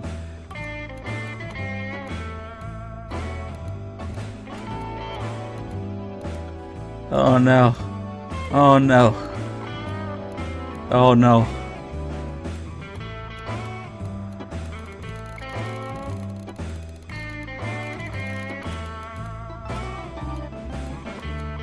Oh no, oh no, oh no. Won by 8 votes. Well. And now, Metal Gear Solid 4 Integral Podcast. Recorded at Konami HQ in downtown Tokyo, this is your host, Brian Payton, for the exclusive in-game broadcast of Metal Gear Solid 4 Integral Podcast. Welcome to the first ever Metal Gear Solid 4 Integral Podcast, number 1. It's going to be included in MGS4. As you know, playing through the game, as you're doing right now, you've got the iPod equipped, and you're listening to this show, and you're going to be able to download future shows in the coming months. First, let me introduce Aki Saito, who's joining me on the program. Hi, everyone. Thanks for joining me, Aki. It's kind of weird. We're in the future now. It's 106 days in the future that we're recording this. Yes. Or that we're broadcasting this. We're recording this in February, knowing that this is going to be burnt onto the Blu-ray disc for millions of people to enjoy. Yeah, I've never been burnt on. He doesn't sound very convinced. So people listening to this, they come across the iPod in MGS4. Yes. They come across this episode, and they're wondering, now what exactly is this? What is this for? Yes. Good question. This is to, well, actually, there's a lot of meanings, isn't it? Yeah. I mean, to ease the tension when you're playing the game, Right. Things like that as well. You can play your own music. You can play this. You can ease the tension by listening to our voices. Our stupid conversations. Yes. And you also ease the tension of Snake. Yes. Because his sight gauge will fill up if Yes. you're listening. That's to the first music, light. or if you're listening to this program. Metal Gear Solid 4 Integral Podcast. This is really cool in the game. Obviously, as players know, they're playing this on an Apple iPod, not just a generic MP3 player. Now, Aki, you worked on this project. You worked on getting approvals from Apple. Can you talk about that process of getting the iPod into the game, which is very cool? Yes. Well, Kojima Production always comes up with cool ideas, and at that time, still is. Everyone has an iPod as their favorite music player, and we thought, as Hideo, Mr. Kojima, is a great Apple fan as well. We thought that why not we put the actual iPod in the game and for Snake to use as an item, Right. which is a cool idea. So it was really fun working with Apple because they're really nice guys, actually. And you're a super fan of Apple. Well, yes, me too. Hideo and I are the last sole survivors within the company to have the Mac PCs on our desks and work on it. But you take it a step further. You have a a competitor's laptop. It's a PC-based laptop. Yes. With an Apple sticker over their brand, over their logo on that laptop. Oh my so people from God. a distance think you're on a power. Yeah. Well, that's actually I customize inside as well. So because at home I've always been an Apple user, and it's I changed the inside as well, and it's I don't know, it's just more fun when you're working. Right. You don't get dull, and you want to work on a computer that you love. Well, you like to be that rebel, you know. Yeah. But it's funny. But it's funny because you don't have to be a rebel if you're outside of Japan, like especially like in the States. You know, you see Macintosh, you see MacBooks and all over the place. But but really, the iPod is synonymous with MP3 players, and so we've gotten the game. Did you have to go through a bunch of different checks? Well, yeah, I did a couple of rounds of trying to get approvals, but what I did was, this was really cool. They actually wanted to see how what you guys are playing right now, how this will work. So what I did was I went to the studio and I made a video with the staff of Kojima Productions. Thanks, guys. And we made a video, a cool video, and made sure that can be played on an iPod as well. Oh, slick. So I sent that DVD Right. over to Apple, and they really loved it, and they gave me approval on that. So Oh, cool. screenshots, usually, this happens only on screenshots and text-based and Right. explanations. Sure. But I thought, this is... You want to see they want to see it in motion, right? Yeah, so, usually you kind of ask them to come into the studio and that kind of thing, but that wasn't possible, so I made a cool video, and they seen this part of what the players are doing right now. Babort. It was recorded, sent to Apple. They loved it. It was great. Perfect. Metal Gear Solid 4 Integral Podcast. So the plan for this podcast, and I can actually say podcast now because I kind of steer away from that word sometimes because it's really a radio program and not necessarily everybody's listening to it on an iPod. So why call it a podcast? But this time we know everybody's listening to this in the in-game iPod.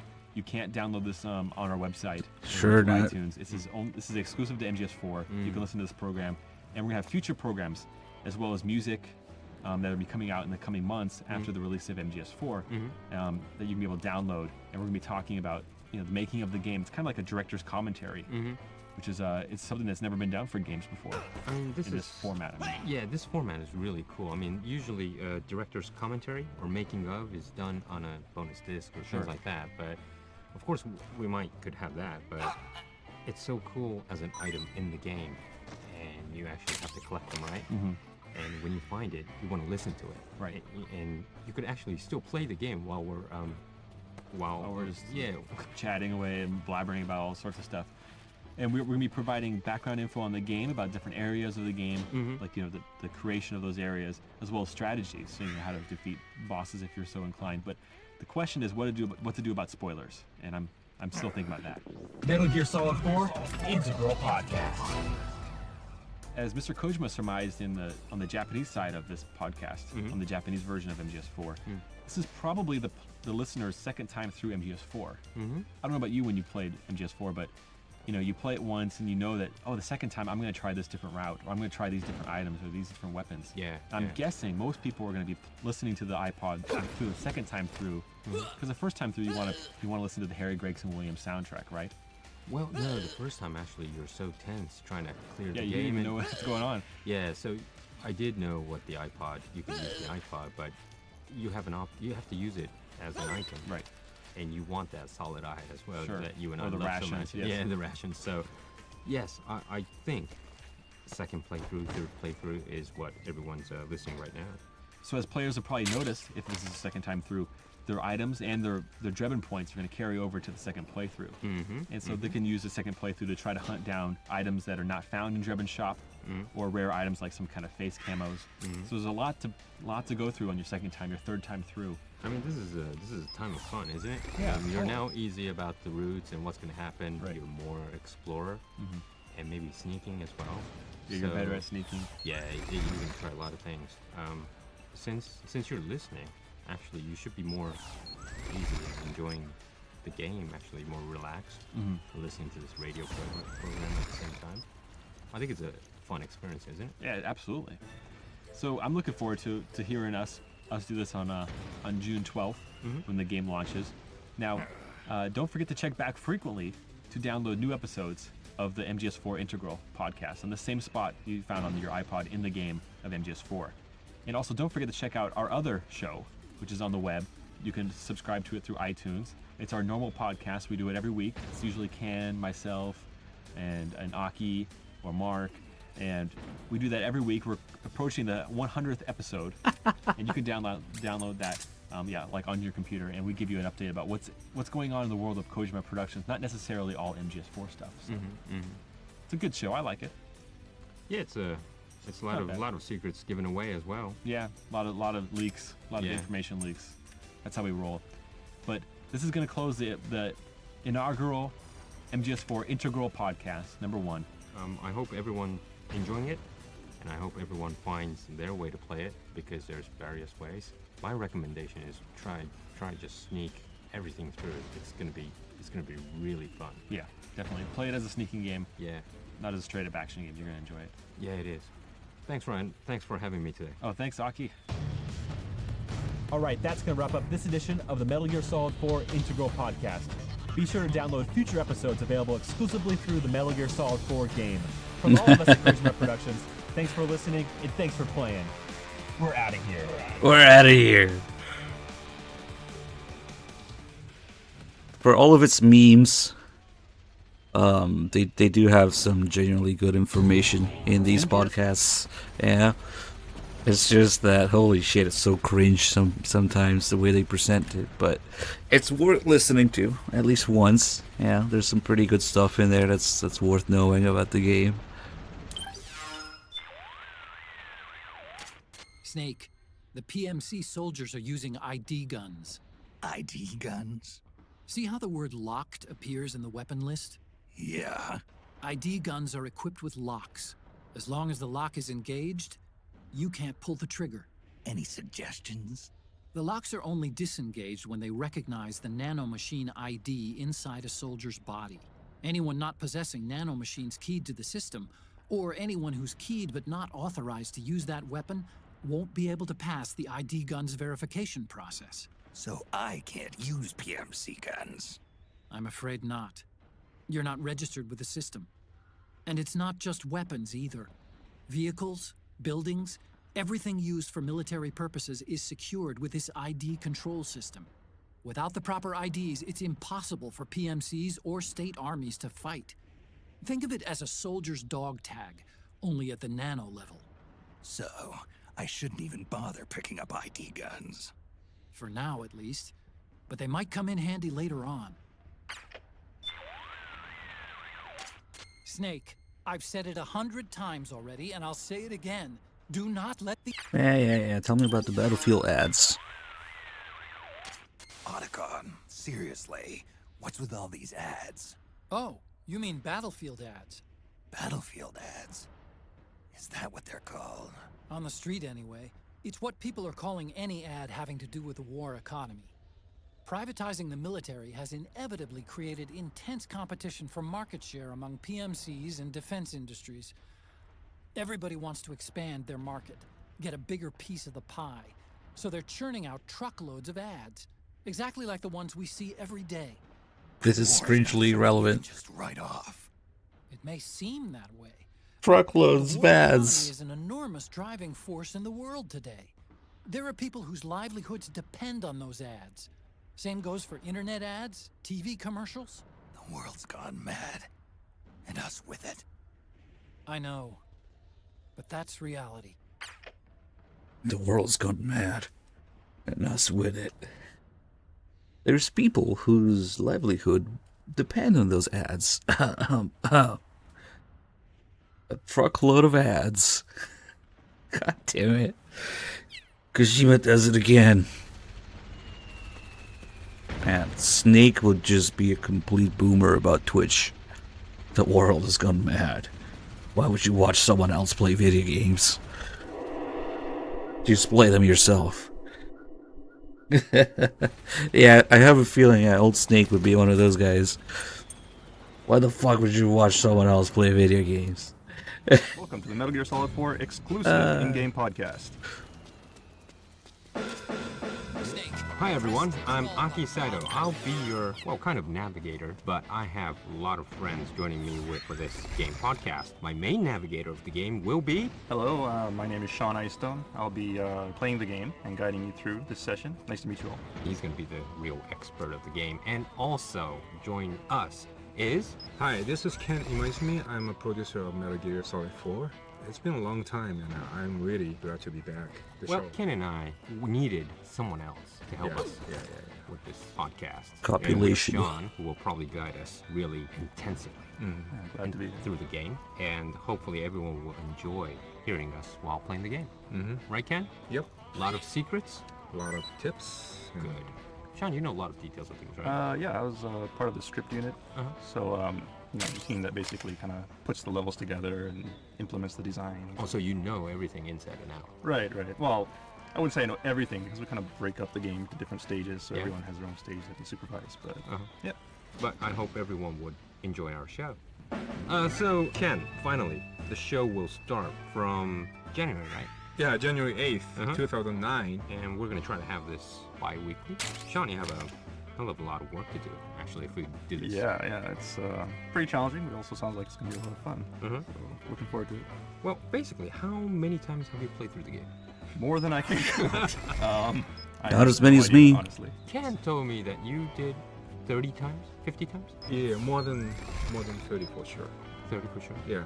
Then Sean, you did more than that. Yeah, I don't know. It's got to be over 100 Wow. by now. I mean, you know, if you count, you know, like from the very beginning, you kind of playing through the incomplete stages, and you know, towards the end when we're trying to debug everything, playing through over and over again. So yeah, it's.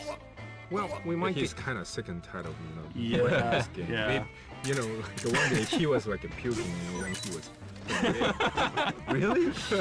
In the studio? Wow. Is that motion sickness? No. A lot of things going on in just sickness. Wow. Okay. Well, anyways, we're gonna try to guide you through, you know, a different perspective of MGS4, and guide through everyone who's probably will have a good time listening to this podcast and playing at the same time. Yeah, totally. And it's more of a developer's take on the game, and you know, giving a little behind-the-scenes info to the player. Well, since you know Ken's gonna be probably useless, I'm counting on you. Oh, that's Thank cold. I'm gonna watching you guys. Great. Ken's gonna just have some. I have you. Some coffee and just gonna play his, you know, his games on his phone. Anyways, three of us will provide you integral podcasts bi-weekly, and hope everyone would enjoy.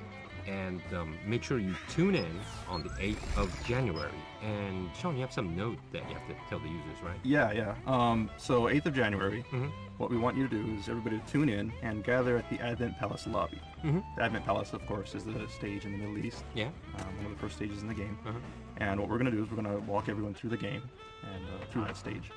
So what we want you to do is go to that stage, enter the Advent Palace, and be sure to trigger the checkpoint. And once you trigger the checkpoint, save the game, and be ready to load it 2 weeks from now, on the 8th of January, and we'll give you a walkthrough. All right, everybody, you got that? You memoed that? So you have to be at the Advent Palace lobby, and make sure you save it so you can start it from there. Ken, anything you want to add? No. Okay. I'm okay. Sean, I'm really relying on you on this one. I'm just watching. All right, thanks, guys.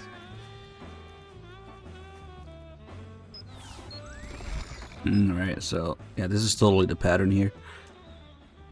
Next episode is at the Advent Palace. So these, from now on, are going to be location specific, with the exception of the last one. So they kind of try to guide you and show you shit through the stages. It's just kind of cute.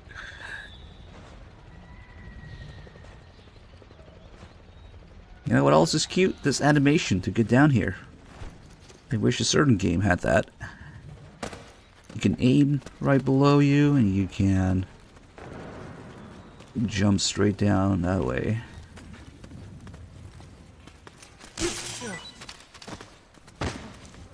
Oh shit, I forgot to change the camera.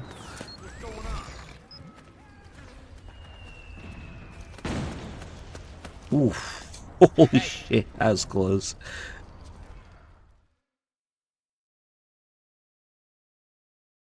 We'll be back in this area after this cutscene, and we'll do all the stuff. buns of the Patriots. And mages can't resist Snake's ass in this game.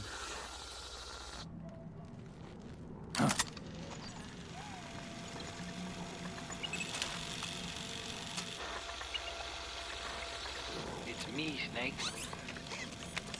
Snake, it's me. Huh? Otacon. Sorry to keep you waiting, Snake. Allow me to introduce Metal Gear Mark II. Metal Gear. That's right. Just like Rex. Just like Snatcher. Well, we can't say that because nobody's gonna get it. But this gear's not a weapon. It's a remote mobile terminal designed to provide you with operational support. Where are you? I'm in the Nomad. Where else? I'll be watching you through the Mark II. Wish I was good with gadgets. Hey, I'll be with you in spirit. Anyway, because you had to dress up as a militiaman, I had the Mark II bring you some goodies. Starting with this.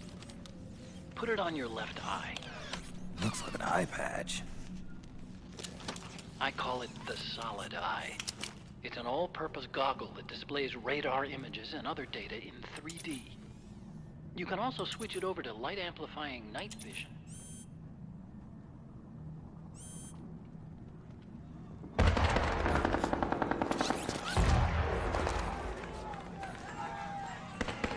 The rebels are out there. It looks like they've got the government's PMC troops beat, at least in numbers. And this is their home turf. Snake, I know this is a sneaking mission, but you'll need to protect yourself.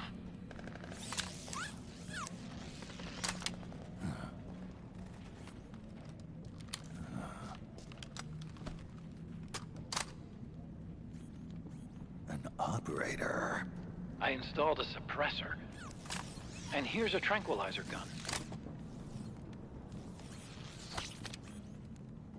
No, don't just put it away. That's the OP one. It predates the implementation of the system. By some miracle, it was never recycled. It's getting tough these days finding decent guns that aren't controlled.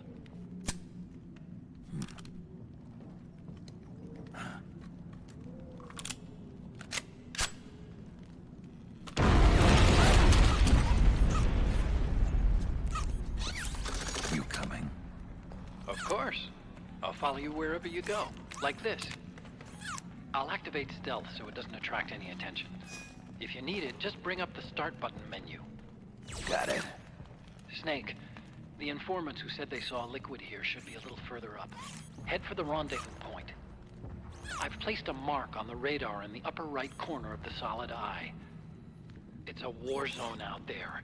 Stay on your toes.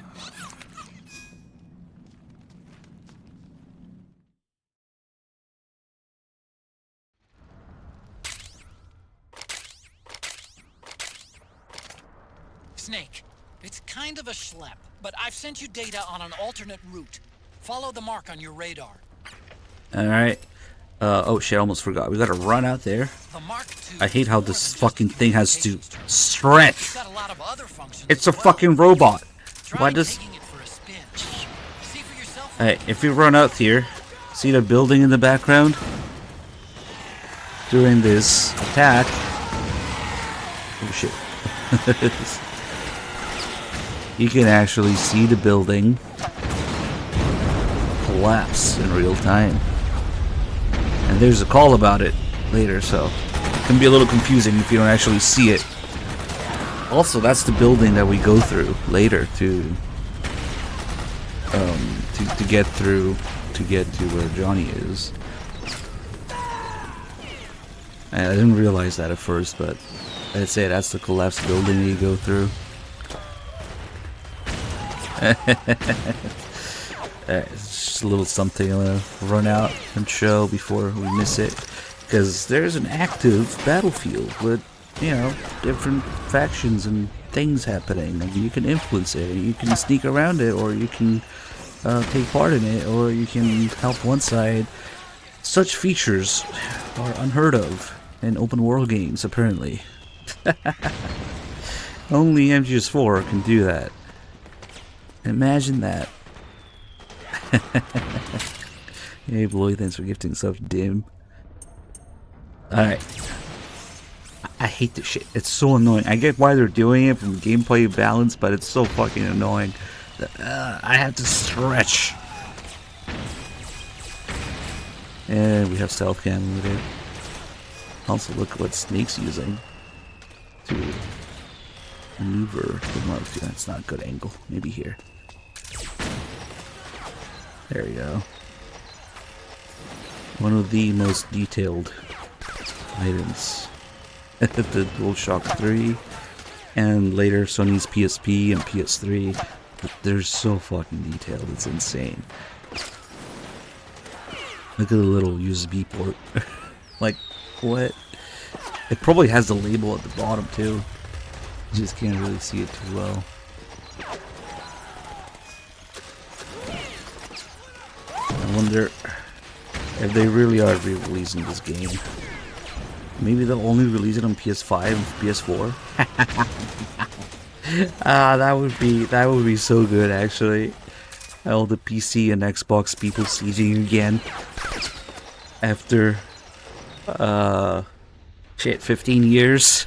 Imagine this if they did the same shit.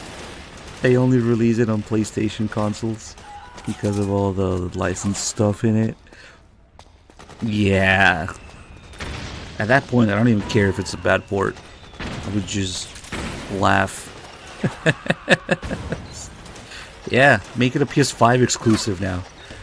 Now the times have changed, yeah, from PS3 to PS5. And speaking of that, you might think, oh, that's like toxic console warrior behavior. Why would you do that? Why don't you want everybody to enjoy the series? Well, for two reasons. One, because games are better when they're made with a single specific platform in mind, and that's a fact. And two, because MGS4 was literally presented that way. One of the trailers of MGS4 has Snake talking to Otacon about, and Otacon's telling him about the Cell processor and how it's the key to win the console wars. I'm not making this shit up. Otacon's like, Snake, the Cell processor, it's the key to win console war. That's how they presented this game, so I wouldn't be surprised. If they want to keep true to it, they should just release it on PS5. PC will never ever get MGS4. Yeah, of course, this is like one of 3 games that actually use the Cell. Power of the Cell.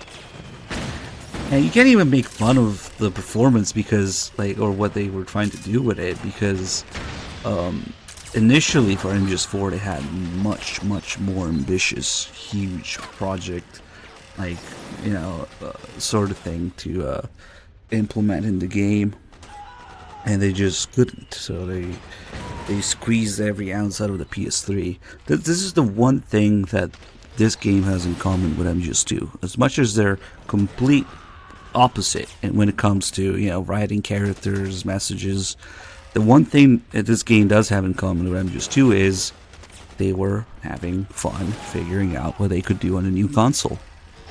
And it shows. It's something that I actually really appreciate. A bunch of other games don't do that. It's something that really MGS1, 2, 4, and Peace Walker do. Most games in the series do that, you know. There's really only one that doesn't do it properly, but let's not talk about that. MGS3 also does it, but a little differently, you know, with the whole fact that it was gonna be a PS3 game at first. Holy shit!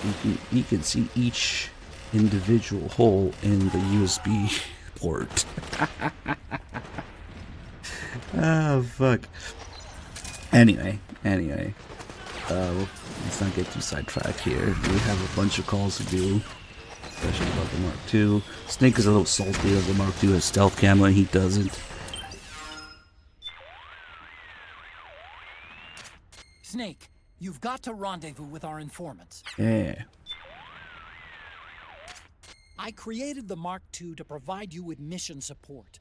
It's outfitted with a full suite of support functions.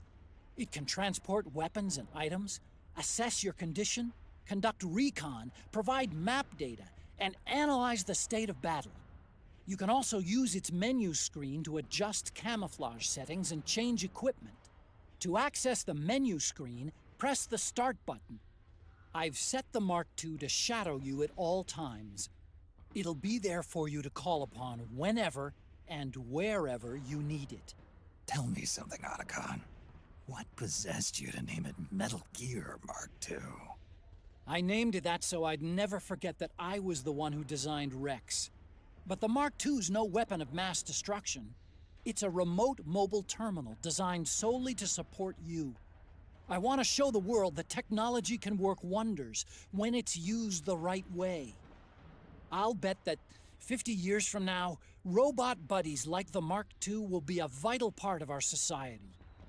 Even now, 30% of all snipers use robot spotters. I don't think it's quite what Asimov imagined, but we may already be living in the caves of steel. Let me give you a brief rundown on controlling the Mark II. Yeah, I'm good. Snake, the weapons you pick up will be temporarily stored in your bag. Hold on. We got close and reopen. Those guys really know how to put on a show.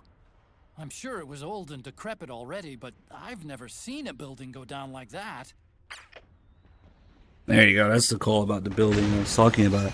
If you don't see it, you might be a little confused about which one it's talking about.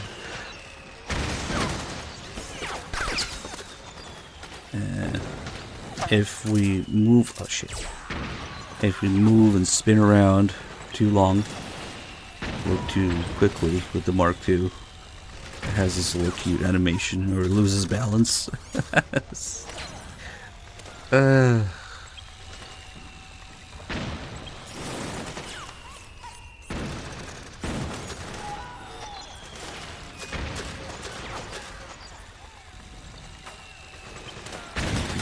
far. I wonder if you can get hit by those explosions. Snake, you're about to send the Mark II out of range. Watch out! Ah, fuck it. Snake, you've gone outside the Mark II's manual control area.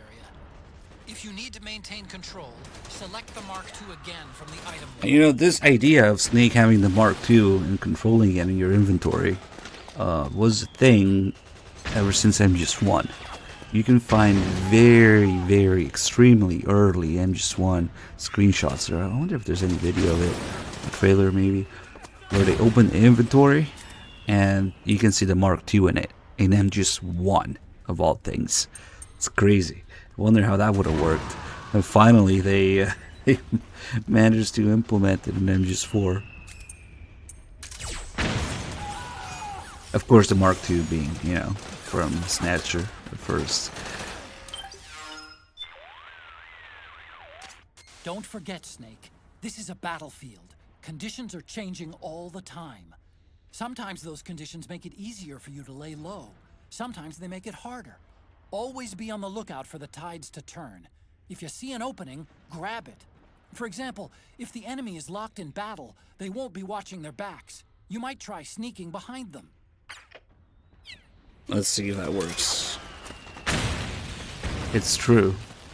When they're engaged in battle, the enemies do not watch their back. I can just run up to them and they hear me, but okay, fuck it. It was probably too on the nose like that, but sometimes you can get around, and they see how they had the exclamation point on their heads for a second before they alerted.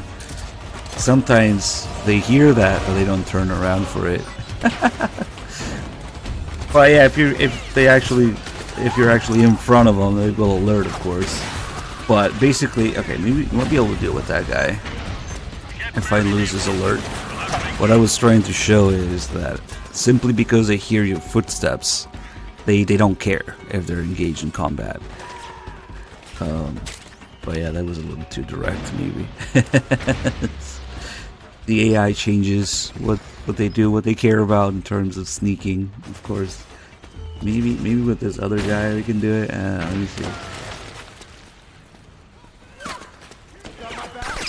See, like that.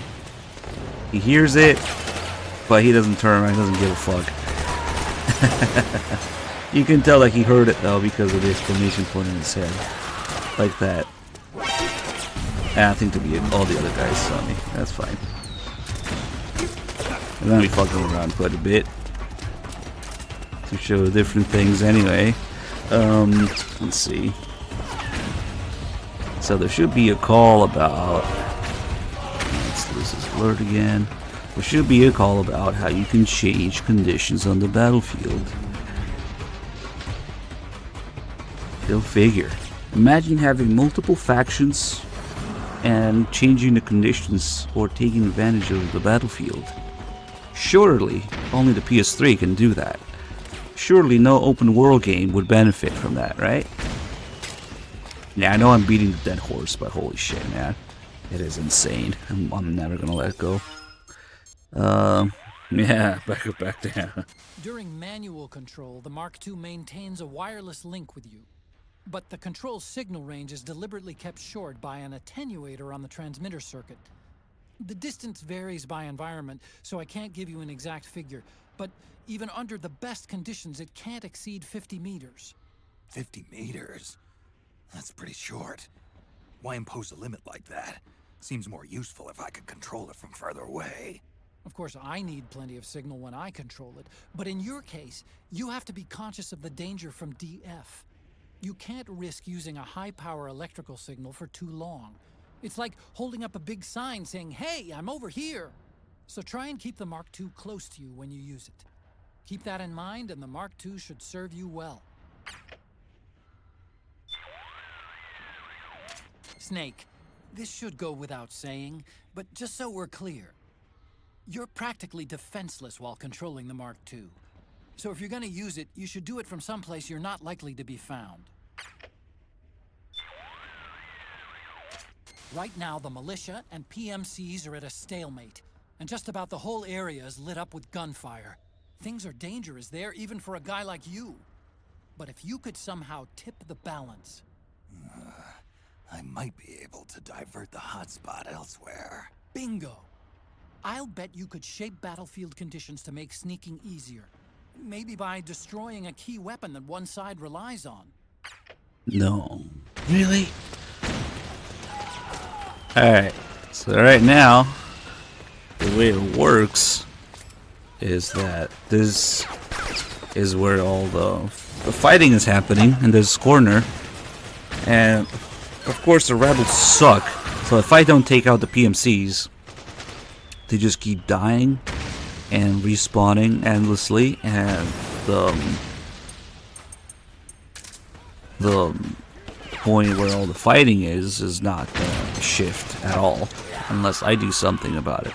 Now we could just sneak through it. These guys just keep getting fucking wrecked and respawning.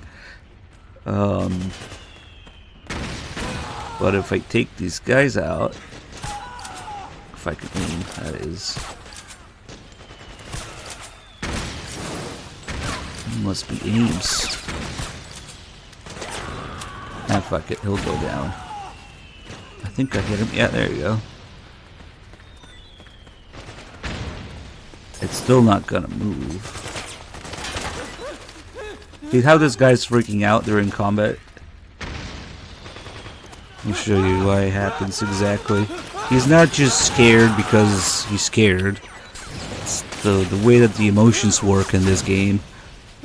They trigger in different ways.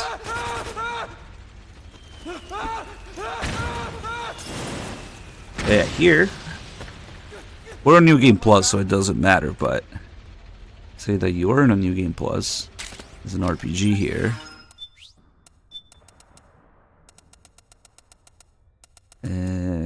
Where the hell? Okay. God, that's a lot of weapons.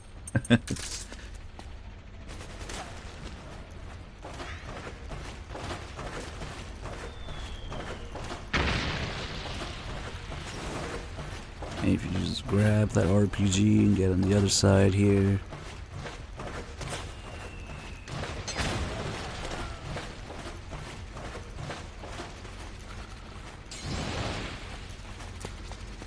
destroy this vehicle. So that's what makes the focus point kind of shift in the battle. These guys are not respawning, and now they're moving. You got my back? And now they kind of start liking me because of that. So now the battle has shifted from there to here. Oh shit. Poor guy. But now it's the same thing. These guys are just going to be stuck here, dying and respawning forever.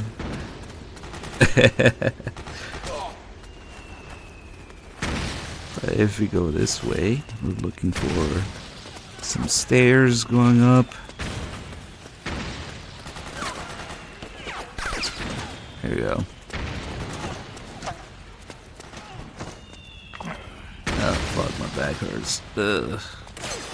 Old man moment. That happens when you have no stamina, or no psyche as this game calls it. Actually, the game calls it psych. Through here, that's where you'll find your second RPG. From here, we can't destroy the other vehicle. And now, yeah, we did it. Okay.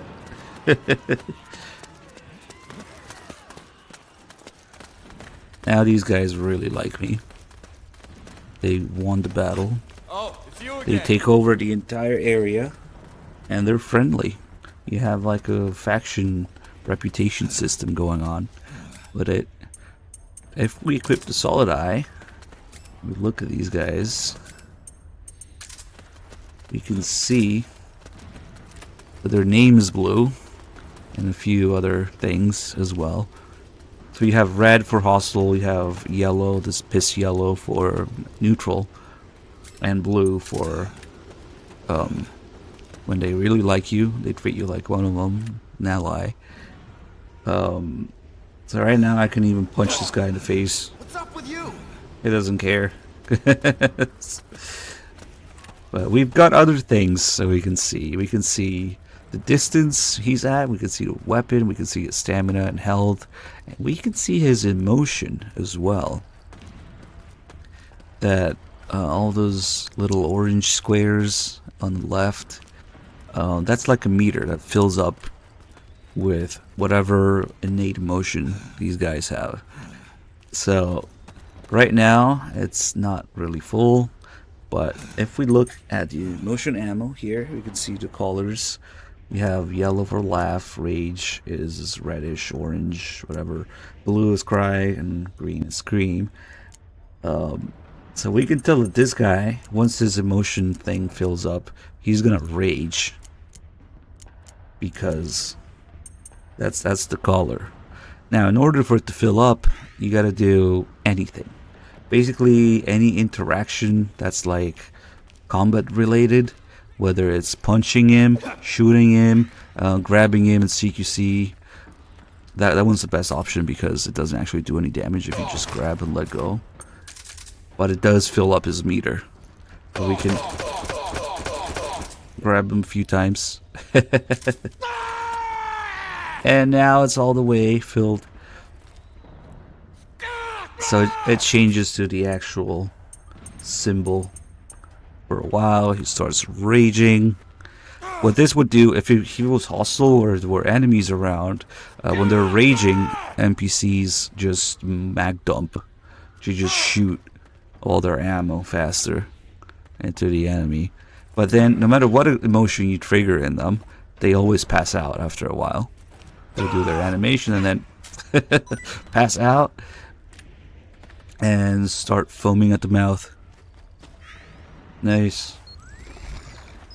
Also, it doesn't matter which emotion they have naturally. You can change it if you can change it in so many ways actually. You can change it by shooting them with the emotion rounds. You can change them by showing them an emotion magazine.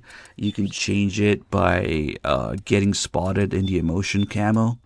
you have all these DLC emotion camos. You can also, can you change it with iPod tracks? I don't remember.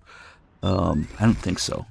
iPod music can put them to sleep and do shit like regen your health faster and do more stamina damage with punches, that kind of stuff. Or steady your aim. But I don't think there's emotion iPod tracks.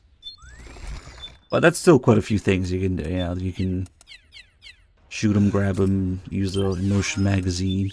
This emotion magazine is like a porn magazine, but for emotions. And on New Game Plus, it actually shows you the B&B models in their human form. If you only get it on New Game, you don't know what they look like yet. It's different. It shows you the beast form. So it actually changes. So we're on New Game Plus right now, so you can see the whole thing. And of course, they each have the same collars for their emotions. So like that guy is raging right now, but hold on, get rid of this one. If I show him,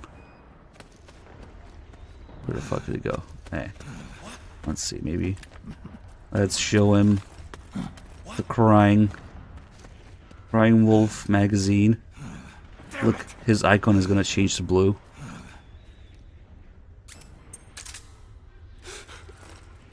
Or, there you go. And now he's crying. It's okay. Phantom Pain wasn't that bad. Come on, man. Chapter 3 will be out any day now. It's been almost 9 years. It's okay, dude. They'll patch the Master Collection. It's okay. You don't have to play on PS4. Just patch it. Just buy a PS3, dude. Oh, fuck. I wonder, does this emotion just stay crying now forever? Yeah, it's blue. Yeah, now he's just blue. Of course, crying would be blue. Depression color. So now if I do anything else, I just grab him. He's gonna start crying instead of raging. Yeah. Sag. So sag. It's okay, you can just emulate MGS1. You don't have to play with those shitty controls in the Master Collection. Just emulate it, dude. And, so crying and screaming are particularly useful because they effectively disable the enemy from attacking you and alerting. Raging makes them mag dump, and laughing actually makes them attack friendlies. It's friendly fire emotion. So let's see if we can put two of these guys together. They're a little far from each other. Okay, maybe here. Alright, laugh. And laugh. This guy has low health though. I think he's gonna die.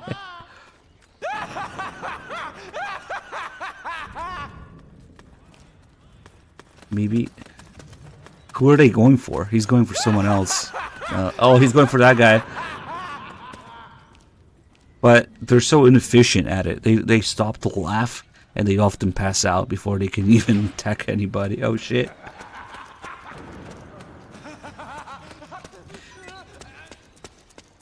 Oh, I thought they would go for each other through the fence there, but... ah, fuck it. This guy's green. This guy's screaming naturally, so I'll grab him a little bit. He's gonna be screaming. I thought you were one of the bad guys. Uh-oh. See, it's almost full, but it didn't change into the icon yet. Probably one more is gonna do it. Hey. Oh. There you go. And he's just scared. Now in this game, unlike a certain other game, they don't pull infinite handguns out of their asses. So if they pass out, if they get stunned, if you disarm them or anything, they lose their rifle. The militia guys just have punches. The PMC's guys have handguns and then knives, if you take the handgun as well. But it actually makes sense that the militia is not as well equipped or funded, you know. They only have shitty rifles, and no handgun, no knives. Barely any equipment put together. So now these guys just... If I make him laugh for friendly fire, he's just gonna punch people, but I don't think he's gonna... Fuck, it's actually kind of complicated getting two of them to punch each other. They're just not close enough to each other. Where is he going?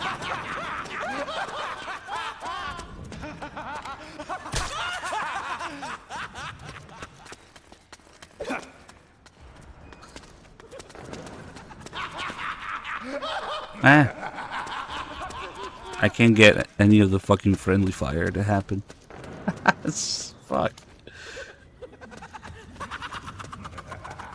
They don't shoot Snake, but... fuck it. It's easier to do later in the game when they're closer together. Right now, I kinda need these guys alive anyway. There's another thing you can do with them is... Come on, wake up. I'm gonna steal your gun, but wake up.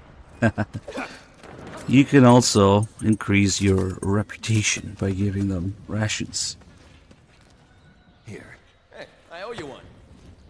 And if you give them enough, I owe you one. they will return the favor and give you something back. Here. Hey, I owe you one. That was enough. It only hold 3 on extreme, but it's okay because you can hold 3 of each healing item. You still have 9 healing items, which is insane. Here, have some noodles. Hey, I owe you one. Want to use this? It pulls out a huge fucking box of RPG ammo out of his ass. Here. Hey, I owe you one. This is also the only way you can get some of the iPod music in the game as a reward from helping the militia guys. They just give you a little box that's the pickup for the music. But you can also troll them. Here. Hey. If I offer him these noodles and then remove it from my inventory, it will be gone from my hand while he's trying to grab it. What the? And you can clearly hear him say, "What the fuck?" Closest thing to the first F-bomb in English in the series, yeah? Instead of laughing octopus, could have been this guy. Here. Hey.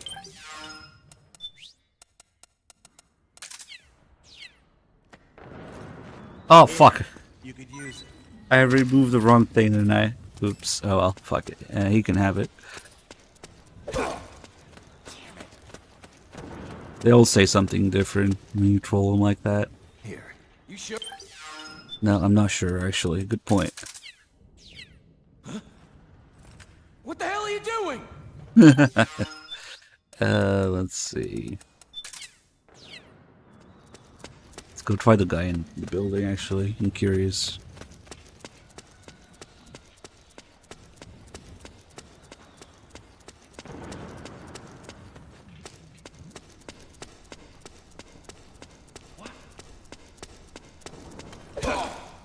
Hey!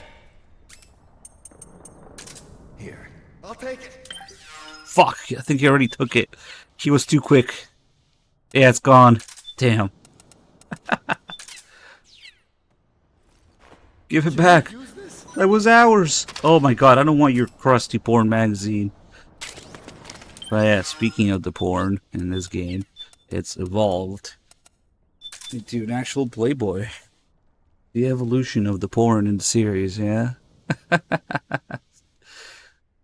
Hideo Kojima interviewed. He wishes he would be interviewed. But they had to license the shit. It's an actual, like, Playboy logo and everything, so you can see it in the credits. It's licensed. The best FPSs of the year. Can you believe we used to pay for these things? That's, what Eva's talking about in Act 3. These FPS games are distributed for free by these companies. Seven Circle. Sadistic joke becomes prime time sensation. What? Seven Circle, I think, is one of the... It's one of the TV shows that you see at the beginning. I think it's the quiz show. And what does it say there? Nano boost or nano bust? The truth behind Nanodrome. Wait, what? I read it for the articles. Personally. I mean, look at all these articles. See how Snake's psyche is going up? He grunts when you look at it. Each page has a set amount of psyche you can recover with it. And that's it. New page.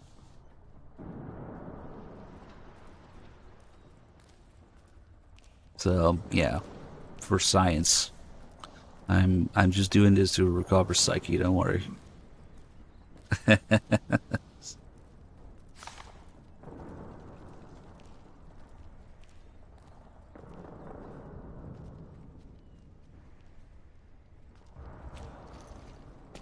There's also a trick if you care to actually save it. Say you want to look at it and then you don't want to put it down, and you can just remove it, and that saves it in your inventory. Oh, he found it. Hey, it's the one you gave me. It's my lucky day.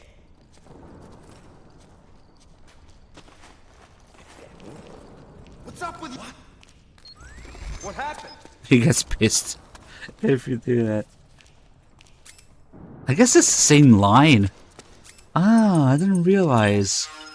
It's the same line as when you troll him with an item. So, if I do it with this guy, he's gonna say, "What the f?" again. Right? What? Oh, it's you. Fuck.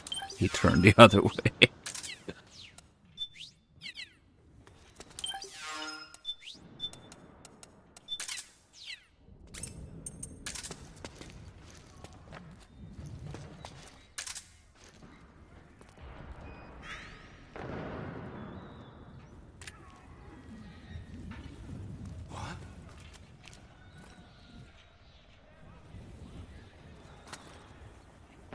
What do we have here?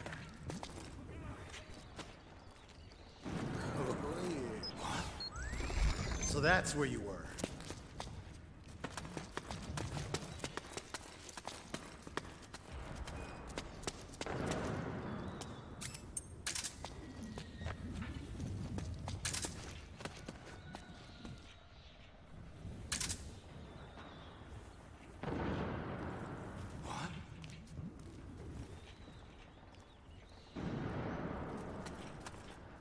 Hello? Okay, sorry, my mic thing fucked up for a second. How long have I been muted for? Shit. Oh, it's you. I really need to stop this playing dead animation. Okay. I was just trying to, I was realizing that when you troll them like that, crawling on top of the magazine, I think it's the same line as when you troll them with an item. So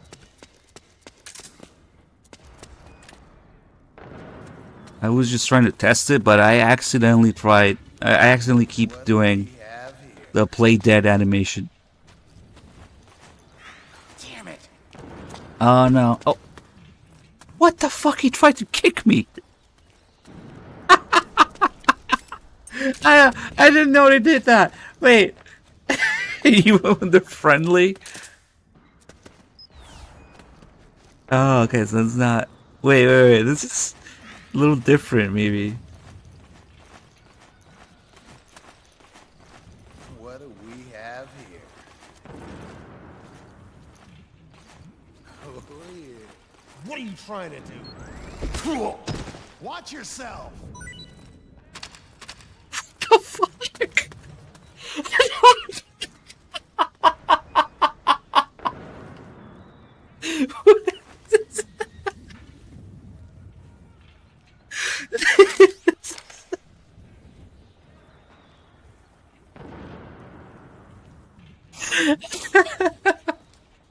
I didn't know that could happen. No, that's too fucking good. So when you're low, when they don't like you and you don't have full health or you have low health, yeah, they just see you and they give you healing items like that. But if we combined it with him kicking my ass for the Playboy, no, that's too good. I was just trying to see if he would say "what the fuck" again, but it seems different actually. Let's see. Snake bullied, and then What do we have here? yeah, have some noodles, bitch. Oh, damn it! Yeah, he didn't do it this time. That was so fucking funny. Actually, I've never seen that combination of interactions in this game.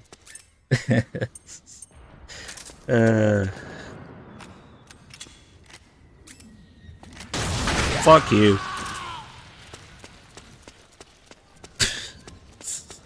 They probably still like me. You can get away with killing a couple of them before they attack you.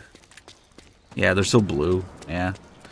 Because they just really like me right now. It's fine if I accidentally kill a couple of them.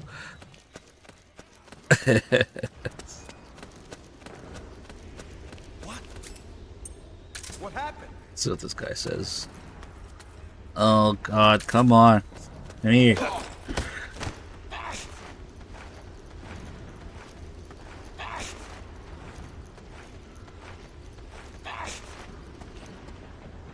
are you trying to pull? Hey! Damn it! What?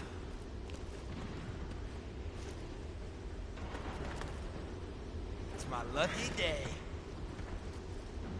Yeah, the controls and gameplay are just leagues ahead of Phantom Pain's bullshit. Are you kidding me?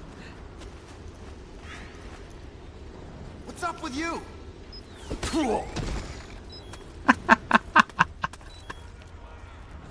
Alright.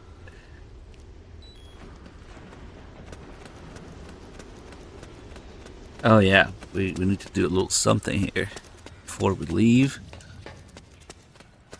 This area wouldn't be complete without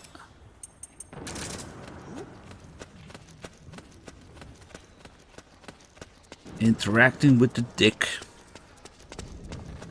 So you can disguise yourself as a statue here, covering the guy's dick. But and this would actually work if there are enemies around, yeah.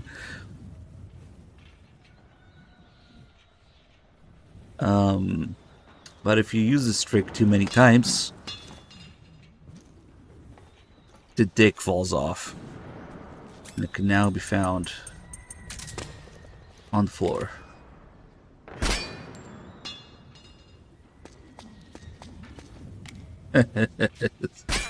So if that happens when guards are around, they would notice.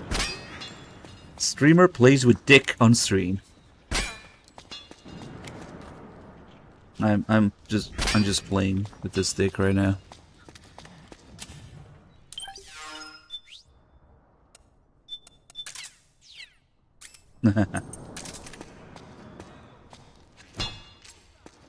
If only we could take this through loading screens.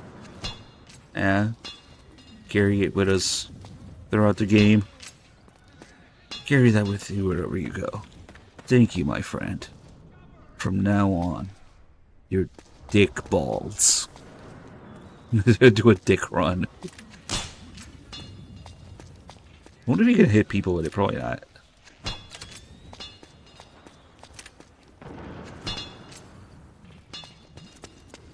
I'm beating my dick on stream. Streamer beats dick on stream.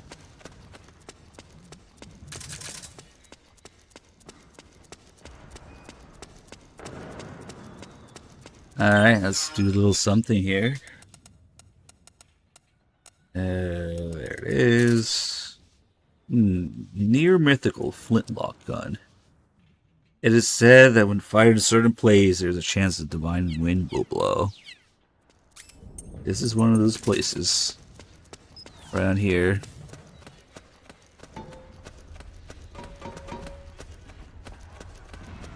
When you have a big, wide open area in front of you, like this, that's gonna contain to the side, but it's wide enough. And if there's at least one dead body in the way, and we don't fucking fail the chance of it, it's like maybe a 30% chance, something is gonna happen. Man, that reload. Come on. There we go. When the dead body gets caught in it, all the items come out, and holy shit.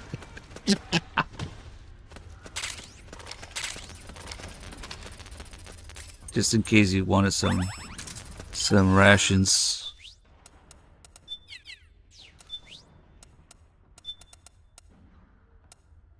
Okay. God, I really should sort this inventory. Okay, so my pod, solid eye, shit barrel, healing, and then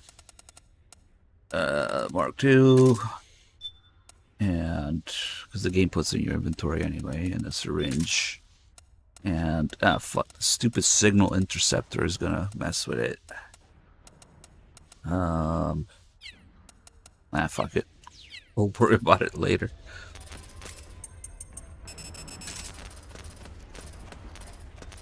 Now we can give him a lot more rations. Doesn't matter though. Fuck it. Let's do the next few calls here.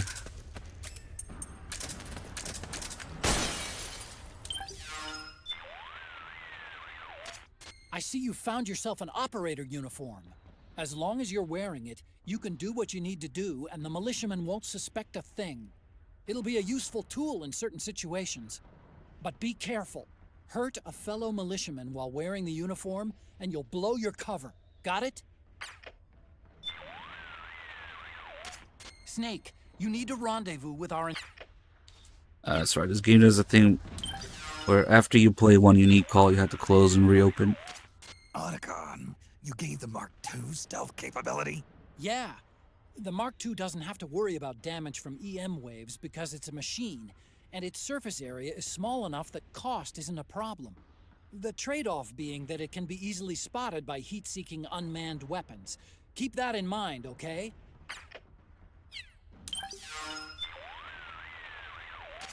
The device you're wearing over your left eye is the Solid Eye. 3D glasses, huh? I remember having a toy pair called Tobit Acid back when I was a kid. Tobit Acid? Okay. Never heard of it. The Solid Eye is a multi-purpose goggle equipped with a variety of functions. It has the same night vision capabilities as ENVGs, as well as a monocular function. It can also display a wide range of data as called for by the situation at hand.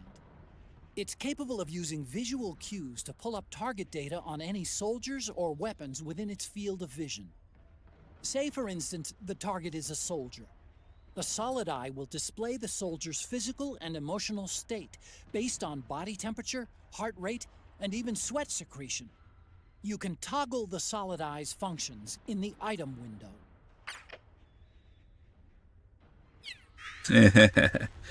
Yeah, people just see 10 out of 10 IGN, Fox Engine, whatever. Don't get me started. God awful movement and autocover and other things, but yeah, and AI and level design, but yeah, great gameplay. Snake, the Solid Eye's night vision mode can give you a clear view of footprints. Yeah, okay. So the real life Tobit Acid that Snake was talking about, he mentions that he had one as a kid. The real life Solid Eye and Tobit Acid. What's the deal with that? Is it like a Japanese name for it and a Western name for it? because they're the same thing. And what it is a PSP attachment. I was gonna say it's a piece of cardboard. It's a piece of cardboard that you attach, you snap onto your PSP, and it acts like 3D glasses to play Acid 2, I think. Metal Gear Acid 2 content in 3D.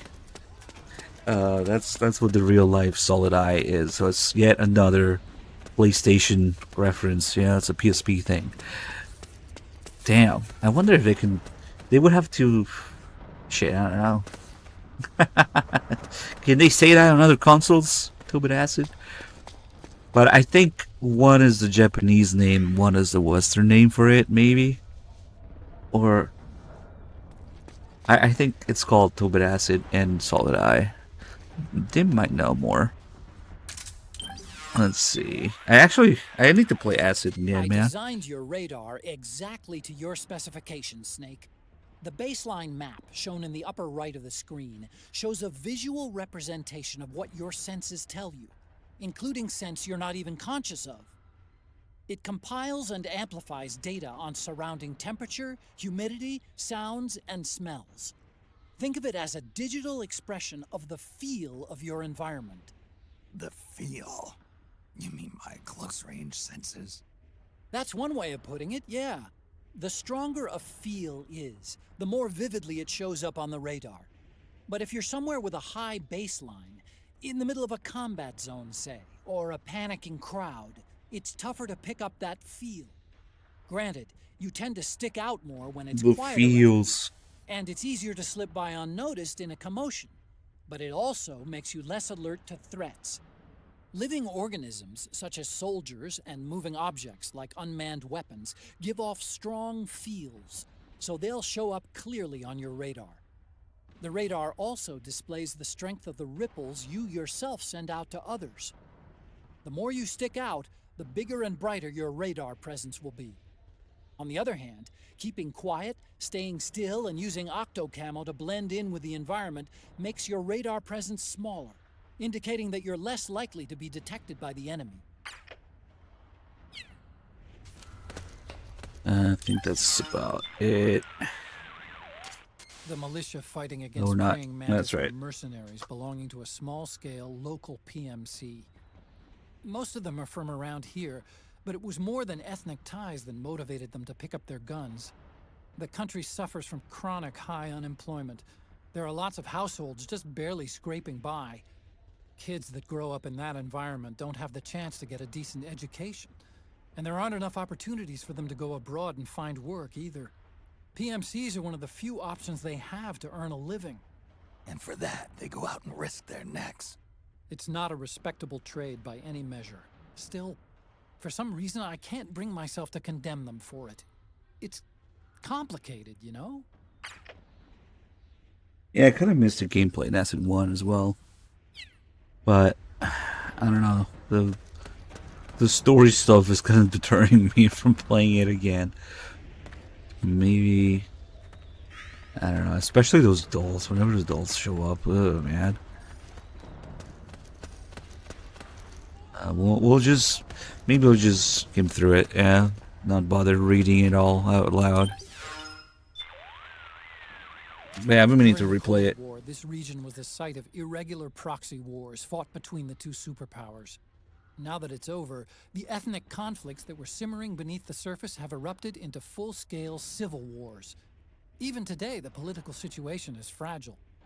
The land and its people have been ravaged and exhausted by years of constant warfare. With food scarce and the economy near collapse, the country's barely being kept afloat by aid from developed nations. And despite all that, the current regime is still hiring PMCs to put down the anti-government militia, or terrorists as they call them. I know security's a big issue, but come on. If you've got the money to buy bullets, you should be using it to buy your people bread. That's how a lot of people would put it, yes. Makes sense to me.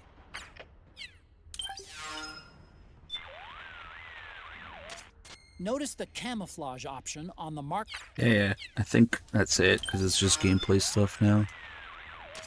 Snake. Yep. Ooh, that was weird. What was that thing behind Snake's head? Was it part of the pillar, maybe? That was weird.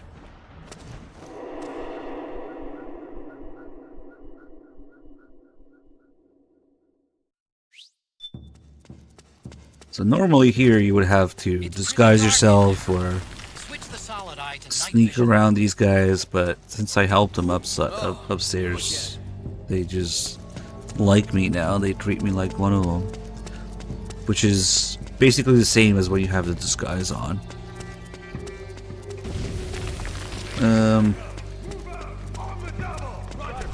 So that's where you were.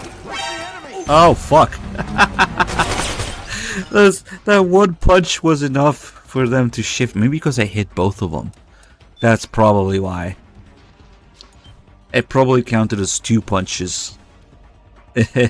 So they went from friendly to hostile without even stopping from neutral. Maybe because I don't know. Fuck it. I just reload.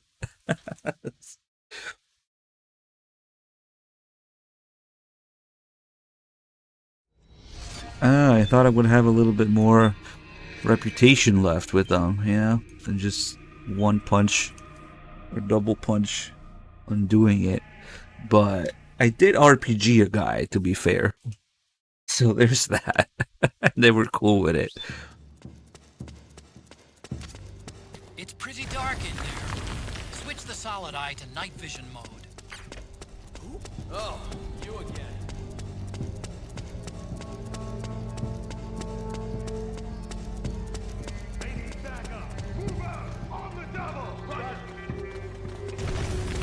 So that's where you are. Is it? It should be blue, right? Yeah.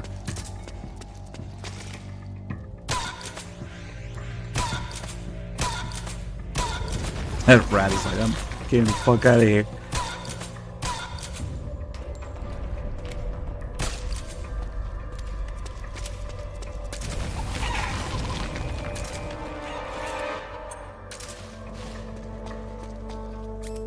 Hold on.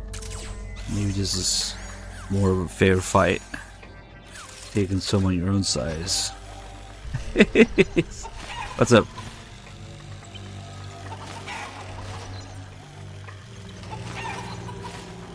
Come on, it's only a probe. Don't be scared. Oh, what the fuck? It doesn't hit him? Damn. I thought it would.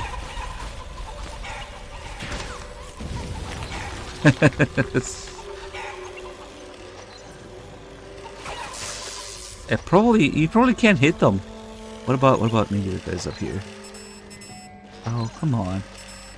What? That's kind of disappointing, I'm not gonna lie. Mark II versus his chicken interaction.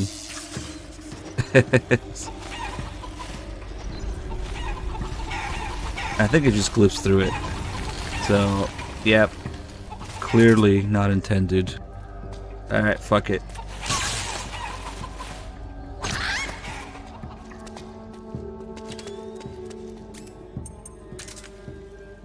Wait.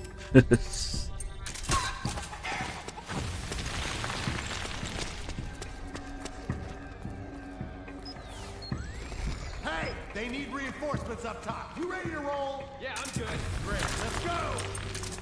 Right behind you. I don't want to get spotted in the next area, even though they're friendly, because there's a conversation, and they tend to interrupt the conversations when they spot you to talk to you instead. So.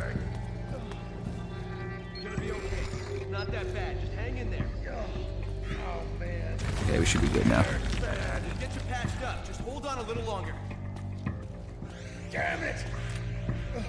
What the hell were those freaks? Finger off the trigger. You didn't see.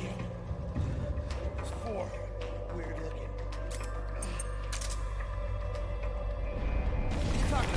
See how these guys are untrained? They don't have their finger off the trigger.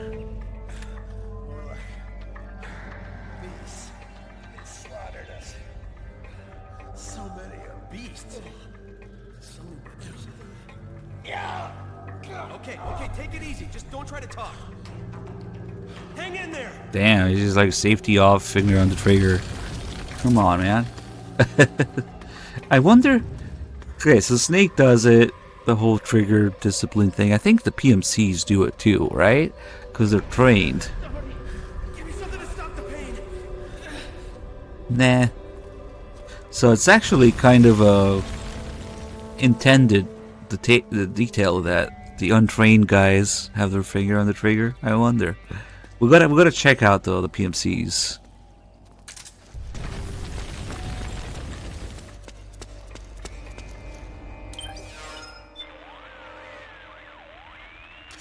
Snake, if you find there's not enough light to see... Wait. Oh, I think the conversation Otacon is after this next one. Emulation is unfortunately not the answer, no matter how hard you want to believe it is. Me too, I would really like to find stable, decent looking ways of emulating 2 and 3 because they're just getting worse and worse with any new release, but emulation is simply not the answer. It's not stable, it's not consistent. Let's just not get into that.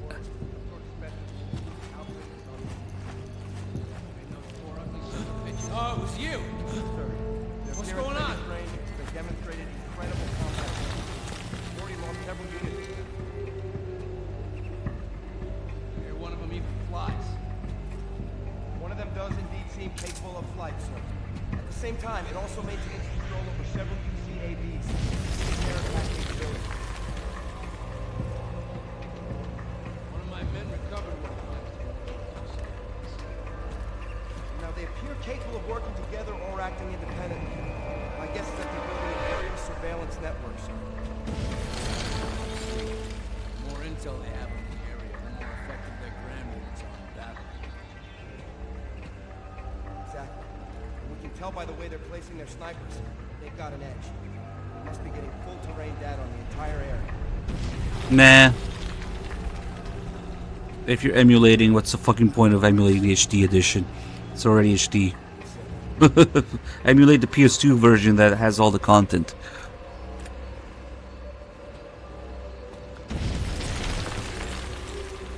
Here you can see a map of the next area. And actually you can see the path that the militia is gonna take.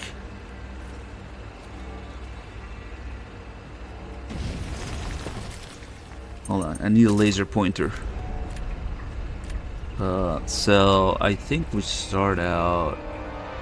Okay, hold on. Let me make sense of this. This is the barricade. This is where you can get around it. This is where you start out. And now wait, this is where it starts. And then we can go around either this way. This is where the snipers are. Oh, it even says. I think that's what it says there. It's really low resolution, but sniper. And then go this way. Okay, so this is where you start. This is where Johnny takes a shit in his barrel. Yeah, you can actually see all the blocked off stuff. And then the palace here. Nice.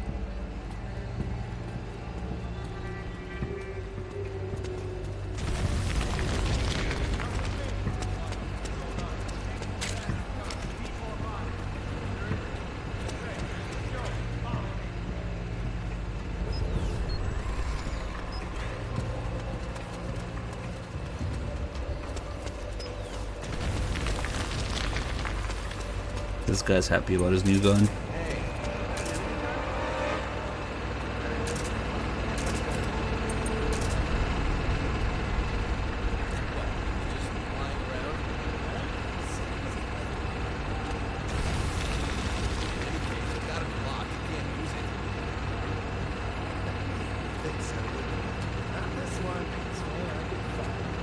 How'd you manage it? I thought all the weapons were locked out.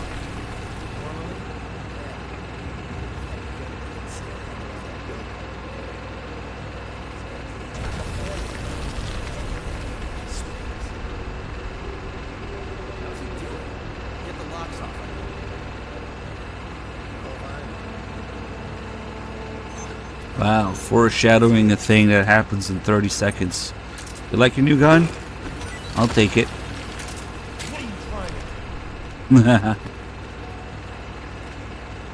Okay, you can have this ration instead.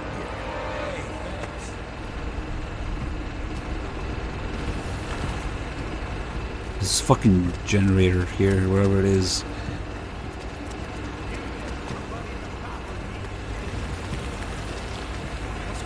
He already noticed me. Whatever. The floor isn't guns. Lock on a gun. Otacon, can they really do that? Sorry, I don't know the specifics. Give me some time. I'll see what I can dig up. Let me know if you find anything. Will do. The floor isn't made of guns? What shit game is this?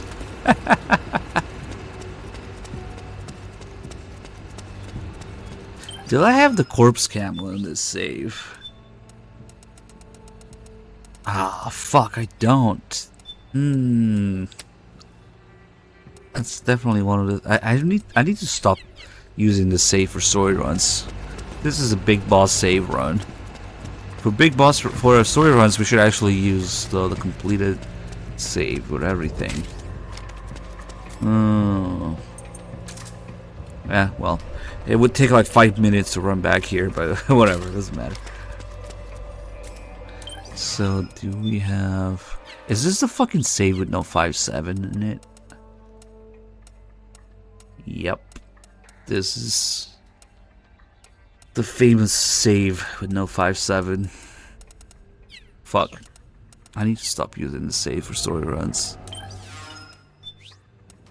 Or in-depth runs, yeah. Oh well. Yeah, it's missing a bunch of shit. That's okay.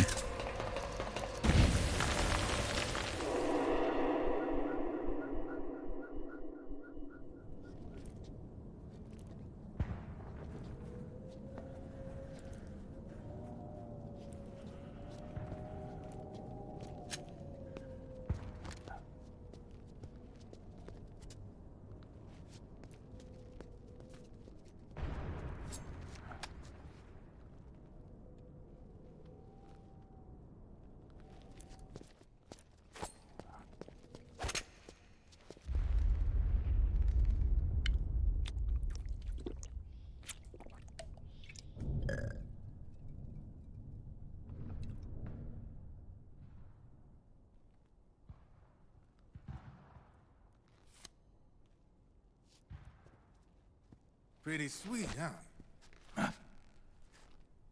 Whoa, hold it. Watch where you pointing that thing.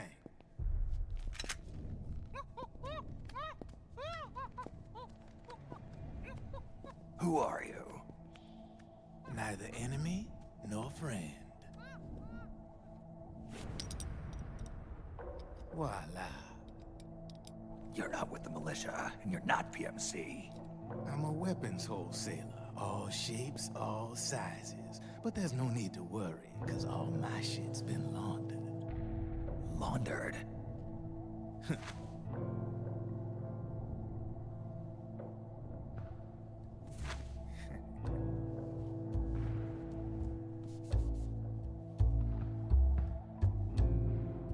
You see, I take ID guns like the PMCs use and make some mods.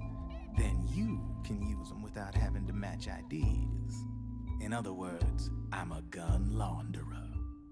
You can call me Drebin. Drebin? Yeah, they use that for all of us. There are more of you? All over the world. Not that I ever met any of them personally. Me, I'm Drebin number 893.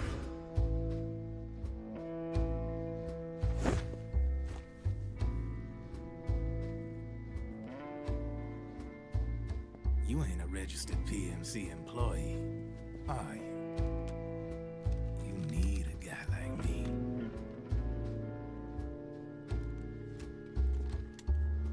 Consider it a welcome gift. Take it.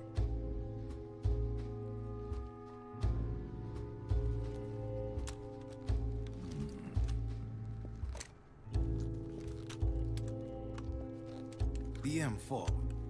the official carbine model used by the U.S. Army, developed from the M16 service rifle. This one's a top-of-the-line model, real popular with the big PMCs. High precision, not like that government issue shit. It's, free-floating, of course. Relax, that barrel's clean. Is the hider CQC compatible? The beauty of this sucker is that it's got a lot of customizable parts. Change it up the way you want to meet your everyday needs. Flip-up sight, rail system. Not bad. Yeah, well, you know, I get a lot of noobs around here.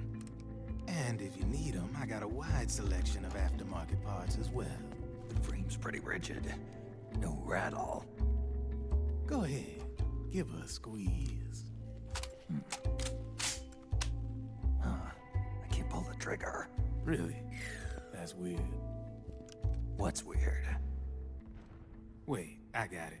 I bet you're using an older generation of nanomachines. Older generation? Sometimes they don't really jibe with the new system. Seriously, who are you? Whoa. Slow down. Would you rather the monkey not wear a diaper? My day job's working at AT Security. I'm in charge of production control. So I get my hands on all the ID chips before they even register. Have a sip. It's a side of AT the public don't see. From the looks of it, you ain't with any state army. But you ain't exactly green, neither. You've got last-gen nanomachines. So I'm guessing former U.S. Army. I don't know what you're here for. But you want to be well-equipped, am I right? So, can we talk business or what? You won't regret it.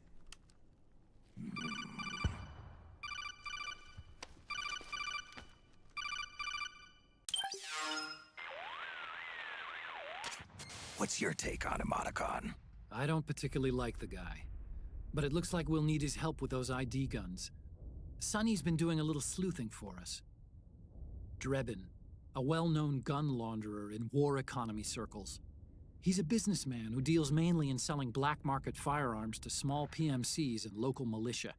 Somalia, the Balkans, Lebanon, Darfur, Chechnya, Timor, Peru, the Punjab, Kashmir, Colombia. This guy really gets around. How's he pull it off, anyway? You can create a non-ID gun by replacing the ID recognition chip with a counterfeit version. This enables you to bypass the ID recognition process and use the gun. The problem is that there's still a record of the chip being replaced on the system side. Drebin's an employee of AT Security. He must have connections on the inside erasing records for him. You think the Patriots are involved somehow? I'm not so sure. If the Patriots were running the system from behind the scenes, then a weasel like Drebin would be a real pain in their collective ass. Can he be trusted?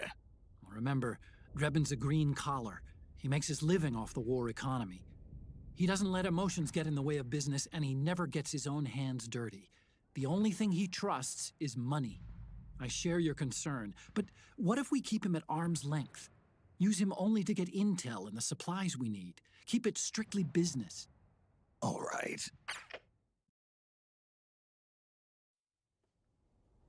So, we ready to make a deal or what? Okay then, let's talk business. This is a war zone. There's product coming in here by the truckload. And you'll be picking up a lot of guns in the field, I'm sure. Whatever guns you don't need, I'll take and buy them off you. That'll earn you points you can cash in for services. Like what? I'll launder your ID guns, no more locks. And I can also sell you the guns I've got in stock. Let me show you.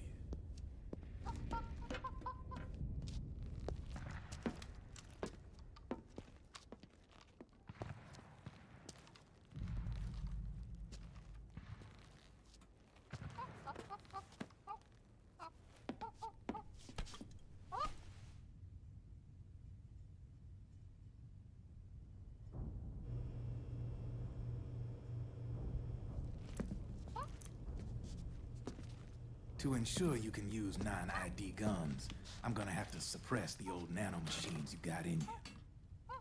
Otherwise, they'll interfere with the system. Here, stick yourself with this. It's full of suppressor nanomachines. Relax, it won't hurt. You're scared of needles or something?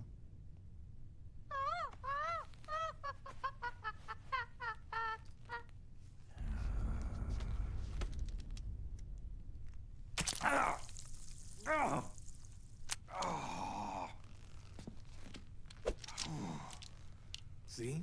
No sweat. Now you can use non-ID guns, no problem. Hey, be nice to our guest. Step outside.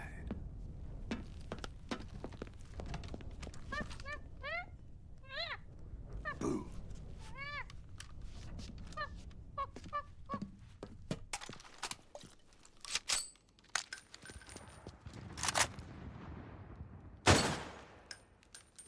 There you see? No problem. From now on, when you pick up an ID gun that says lock, you just let me know. You name it, I can launder it. Of course, it'll cost you. The going rate depends on the war price at the time.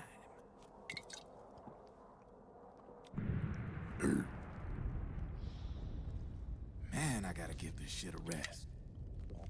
Looks like you're doing pretty well for yourself. You might say that. What with the war economy and all, and the system clamping down on things. System codes are the law now, and control's essentially absolute, paving the way for fat profits if you're willing to bend the law. Demand keeps on growing thanks to the war economy. I sell ID guns to the PMCs and state armies, and naked guns to terrorist groups and paramilitaries.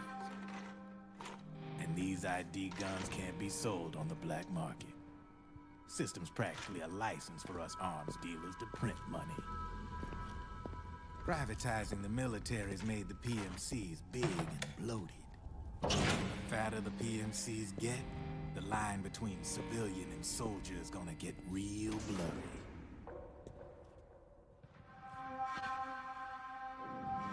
Sooner or later, the whole damn human race is gonna be green collars.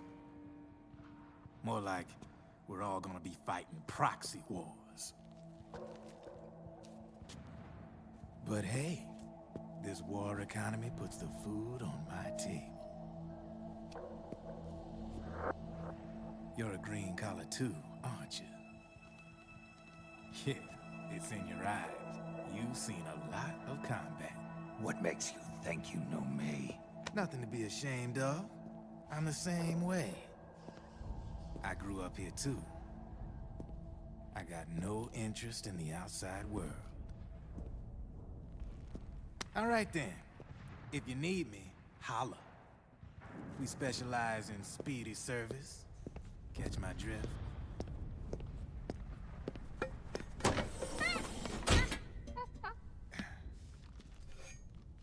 I have you.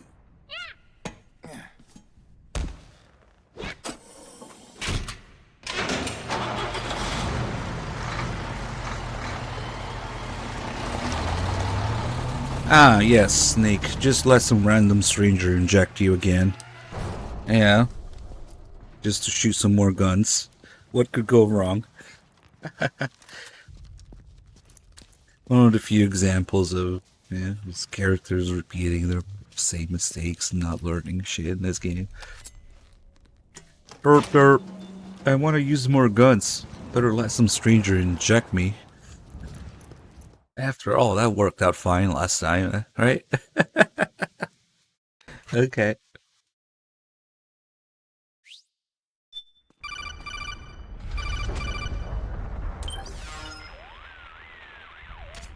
I know what you're thinking, but Drebin does have a point. The world depends on war, on the war economy. Can you imagine what would happen if war just disappeared overnight? Otacon, you and Drebin both mentioned something about a war price earlier. What did you mean by that? It's a kind of market price, one that fluctuates according to demand, not only for PMCs and military industry, but for the production, distribution, and energy supply networks that support them. It's been growing by leaps and bounds, and investors are really starting to take notice. As the fighting in any given area becomes increasingly intense and prolonged, the war price goes up. No doubt Drebin's rates are linked to that war price. The longer and bloodier a battle becomes, the higher service prices are going to get. To put it another way, the quieter things are, the better the bargains. Snake, we'll use the Mark II to deal with Drebin from here on out. He's what you might call a street vendor. The Mark II can act as a kind of delivery boy and connect you with him. I'm adding a Drebin menu item to the Mark II's weapon menu. Whenever you pick up multiple units of the same weapon, any extras will automatically be sold to Drebin.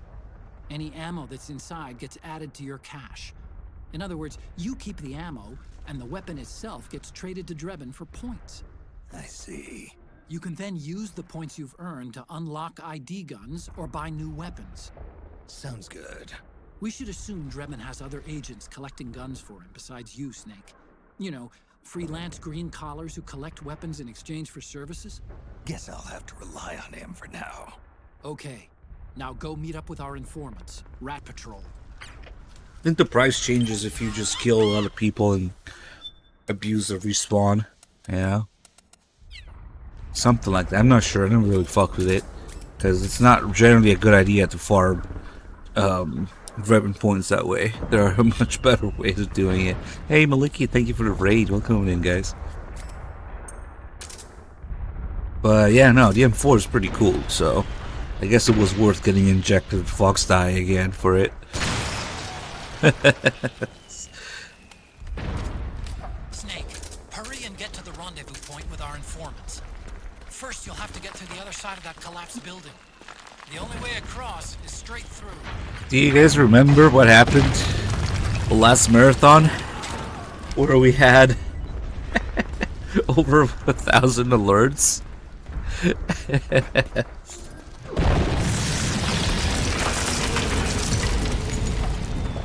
Should we do that again, but worse?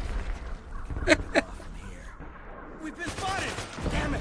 Return fire! Yeah. Should we continue? Should we make it a tradition now? Especially since I'm playing the same part before we're handing it over to Three Dog, which it wouldn't be for just another what 6 or 7 hours, I think. So I don't think. maybe we should start making it a thing. Yeah, the first time he was like, "What the fuck?" But the second time he'll be like, "Wait a second." No, we're not gonna farm alerts for 7 hours. Don't worry. Did we ever figure out if when 2 people spot you, does it count as 2 alerts? No, it was bullshit. I knew it was bullshit.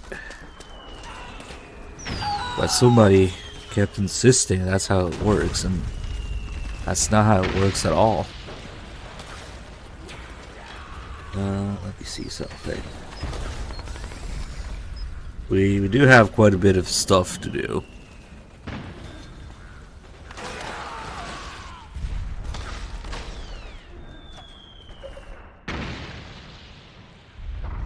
Let's see. 3, 4, 5. Yeah, okay. JKP Joe, thank you for the 3 months. No, viewer. No.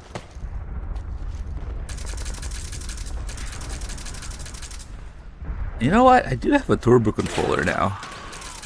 But, I wonder if we could automate it. Maybe. Hold on. I mean, it's a piece of shit controller. It's only good for the turbo, so I don't use it usually. But I'm wondering if it's not gonna be as good as Peace Walker because you actually had to change to port 1 for this.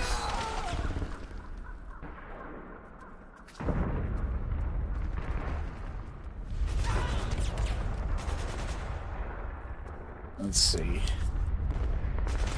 Yeah, I have to change.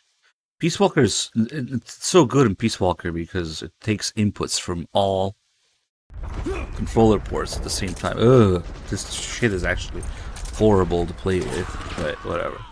If I just drum can and then turbo drum can.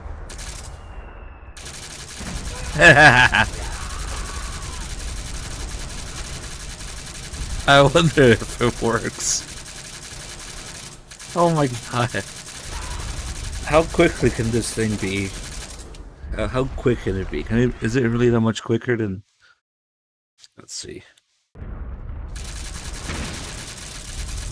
Doing it manually.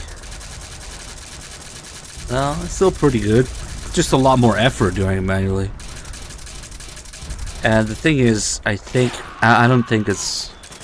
I don't know. We'll see.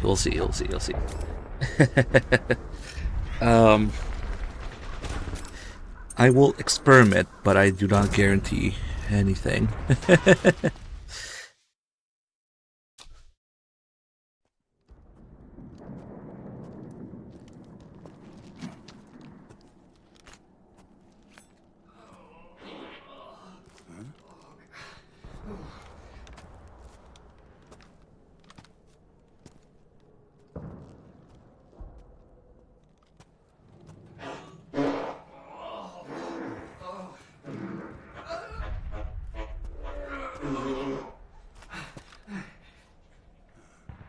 Who's there? Go away!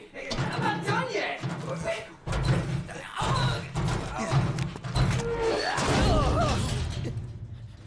Johnny's just writing the rest of the plot of the game. Stop! Stop right there! No! Get back here!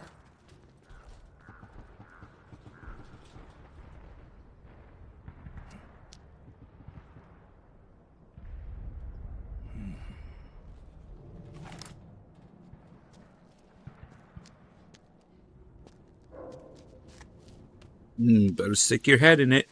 Take a whiff.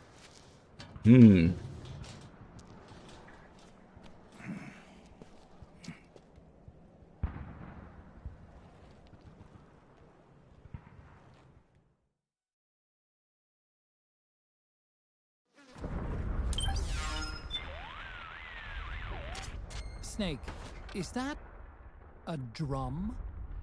And what, pray tell, do you plan to do with it? It's bigger than you are. That's the point, Otacon. It has to be at least this size. How else am I going to fit? Fit? Oh, I got it. If the enemy's after me, I can hide inside until they're gone. And, unlike a cardboard box, in a pinch I can roll into a quick getaway. Say, that does sound pretty good. To hide inside a drum, simply equip it as an item. To roll, press the crawl button to lie down on your side, then move as you normally would. Nice find, Snake. No wonder they call you a professional procurer on site.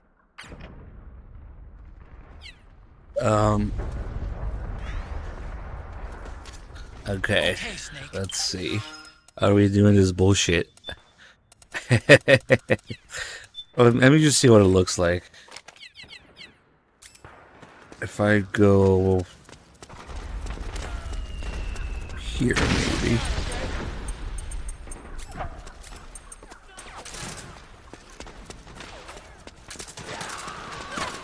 I might need some tape or rubber bands. Help me out here! Form up! Help me out here! Help me out here! You got my back? You got my back? You got my back? You got my back?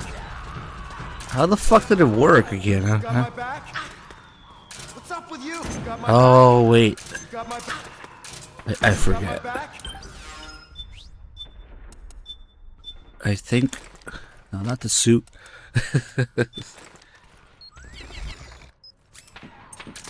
Over here! Form up! Hey, fuck you. So, they need to be hostile. And you need to be disguised. and use the drum. That's how it works. Back me up. Roger that. Okay.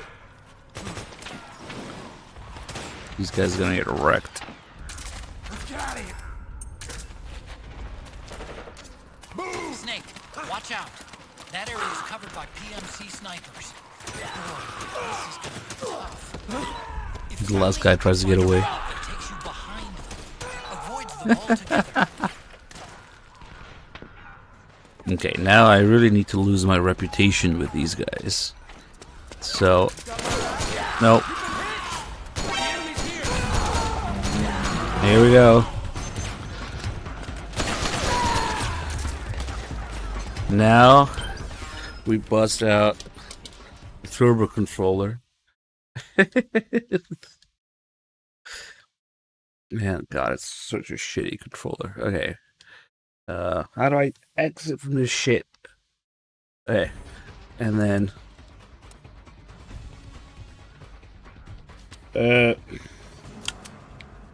hold on. Let's see.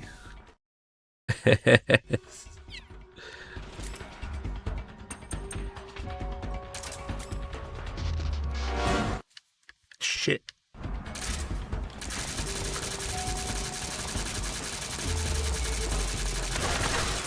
Oh no, it doesn't work. Wait, no, I don't have the fucking disguise on.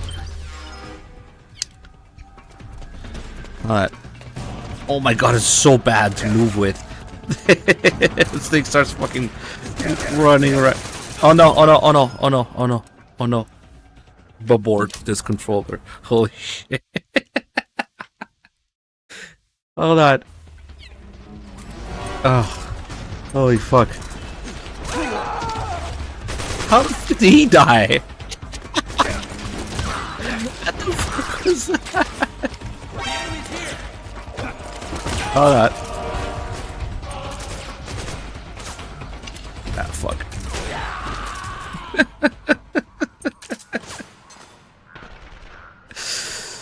It might take me a minute to set it up correctly. Dedge. Alright. Let's change. I might still be too fast. And then, okay. Change controllers again. This is gonna be stupid as fuck, isn't it?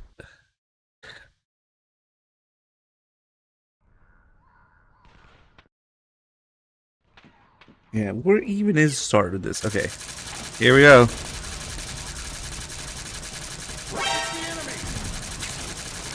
Ah, fuck, it's too quick. Wait, maybe?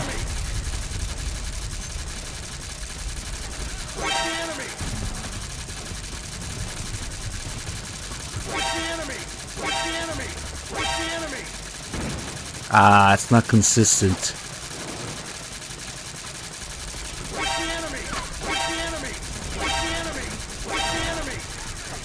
Yeah.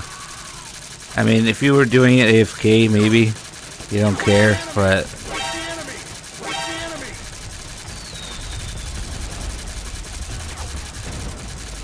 now the corner is not gonna help. I can't believe you're trying to backseat this.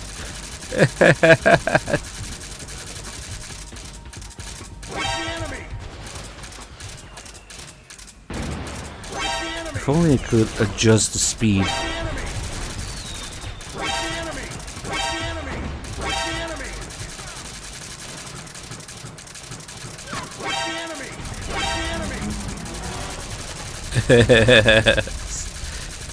It changes so quickly that he doesn't recognize it in time.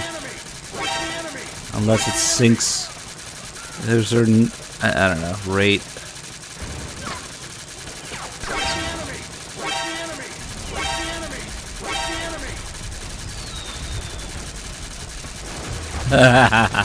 Fuck.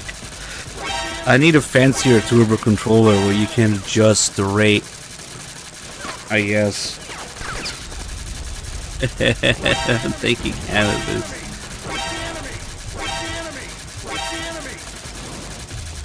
Maybe if I'm really close, it works.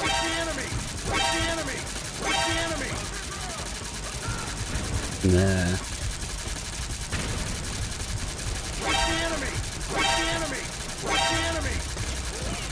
So it seems consistent, but yeah, it does it 3 times, and then it stops for a while, and then I guess because he has to go through his animation.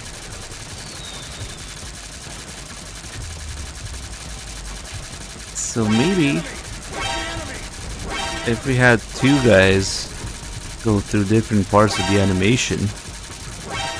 This is my life now.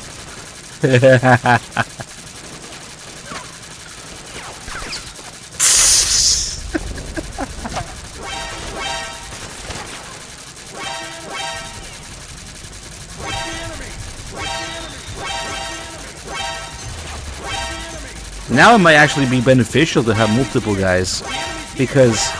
oh, fuck. Don't kill him. If you have multiple guys doing it, yeah, because there are different parts of the animation each, maybe. But yeah, that was quicker at getting 2 alerts. Fuck, those guys keep getting wrecked though. Huh, there's gotta be a better spot for it. Fuck this guy. Oh my god, this is such a shitty controller.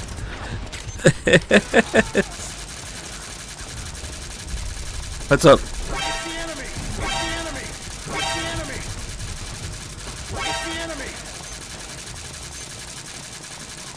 There's gotta be a way. This is much worse than Chicken Emblem. I'm thinking maybe we should do it when... God, the dead zones are like fucked with this controller. It makes me walk when I don't want to walk. Fuck. Let's see if I can get... it's so bad.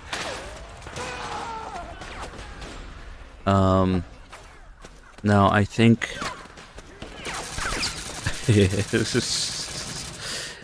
I think we'll just get to the palace. Oh my god, that sucks.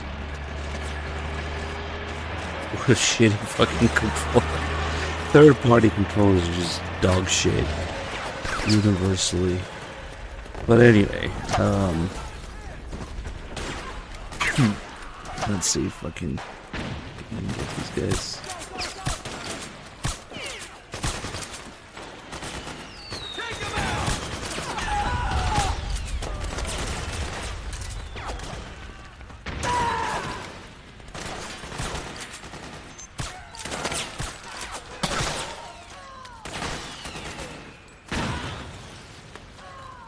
I'm literally trying to run, but it walks anyway.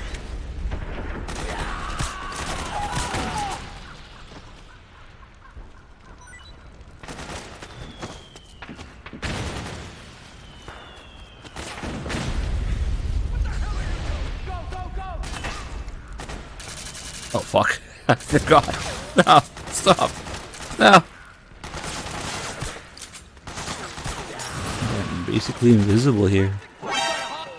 Never mind.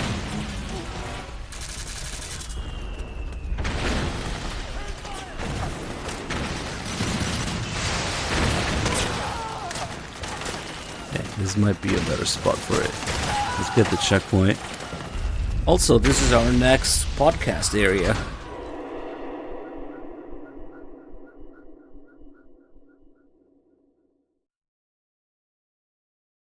I feel like it could be optimized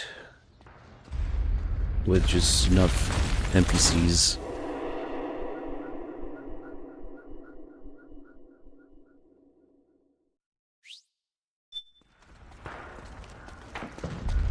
There's 2 guys here. Help me out, okay? Help me out, okay? Help me out, okay? Help me out, okay? Oh, I put those guys to sleep, so now they think I'm neutral. Now I think you understand. Fuck, missed everything.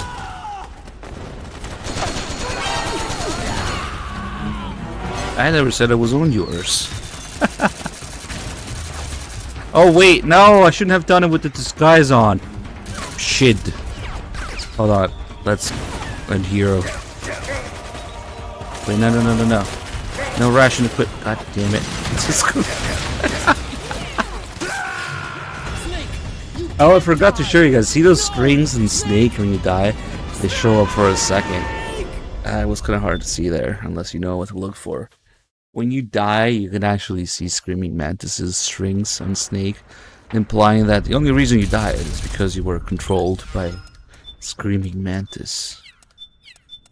So, no, that's not a canon event. Snake dies. Wait, hold on. Okay, so I gotta make them angry with this. Not with this, guys. Okay.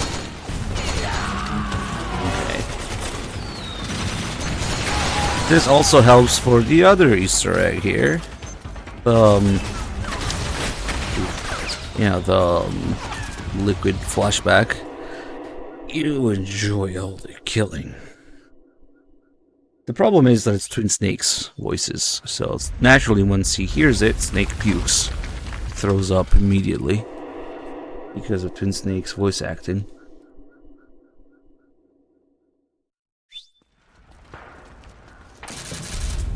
Okay, now we can try again.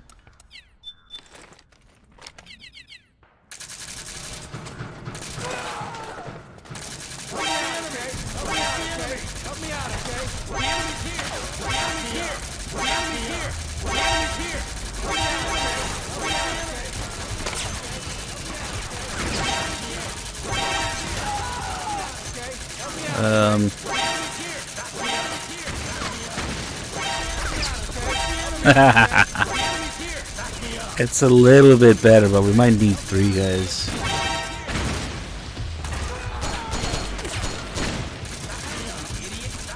You idiot! They just called me an idiot! Oh, that's right, we'll have to change again. Damn. I can't seem to automate it properly.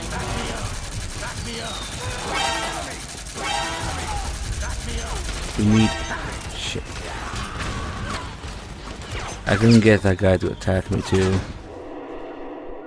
No, I'm not really, viewer, because...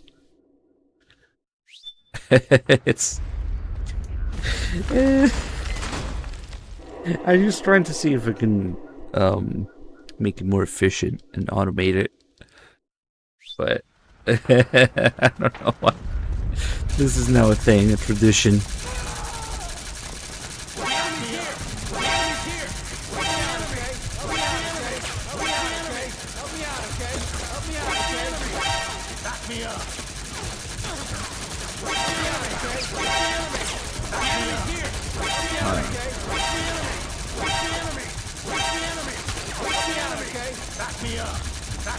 No, you idiots. Why are you synced? Don't be synced. Okay, now they're not synced. No, fuck.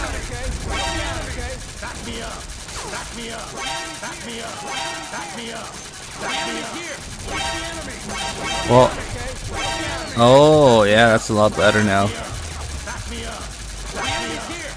I have to be walking too. So, okay. We need tape on L2.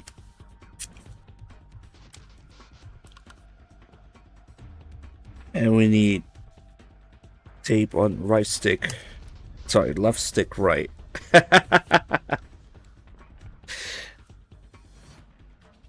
Hold on. If I understand this correctly, we can automate it like this.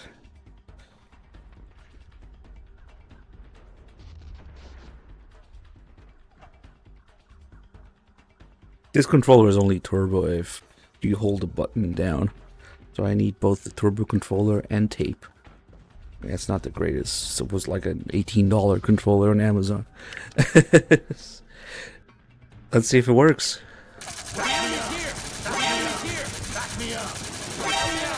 Ah, shit. Why is he going... Shit. No. Hold on.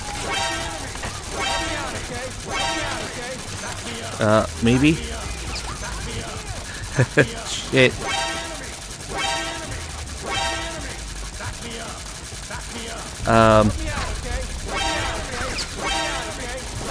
Maybe it works.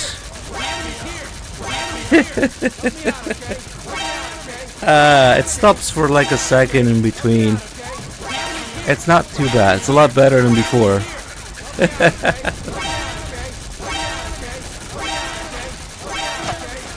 5, 6.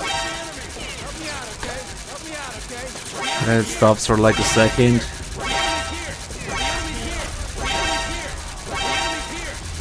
I don't think it alerts twice. The reason I want 2 guys is so that there are different parts of the animation. See, one of them alerts and the other says, back me up, so...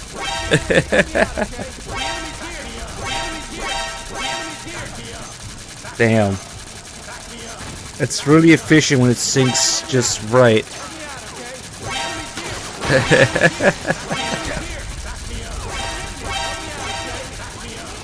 Oh, I think another guy saw me. Alright. Hold on. I don't want to kill your ears with this shit.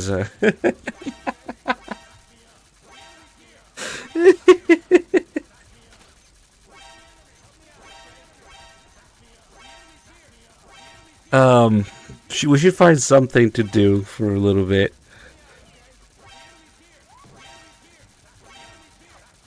Hold on, I got this. Let me do some quick research. The podcast on repeat.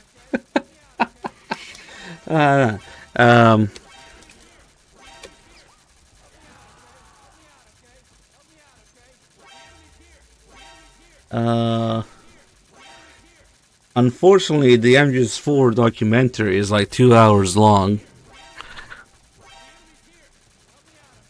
So, instead... Shit, did the other guy die? Shit. These idiots have to die. If the MGS2 equipped sound. Wait, shit, the tape came off of the analog.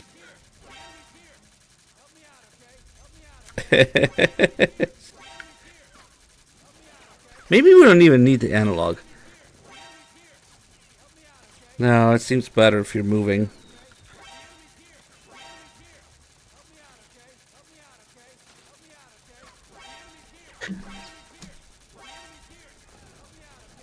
The only way this is gonna work like this is if we find something else to do while it's automated.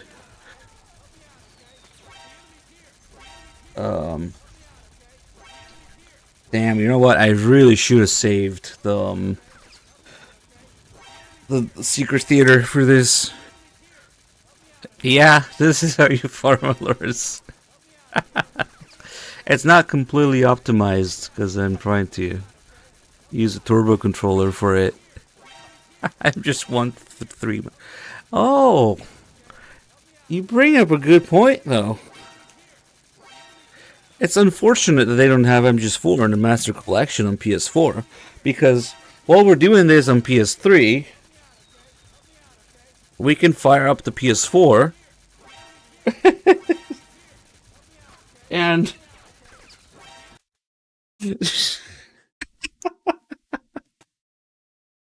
dude, if only we could look at MGS4 data on this.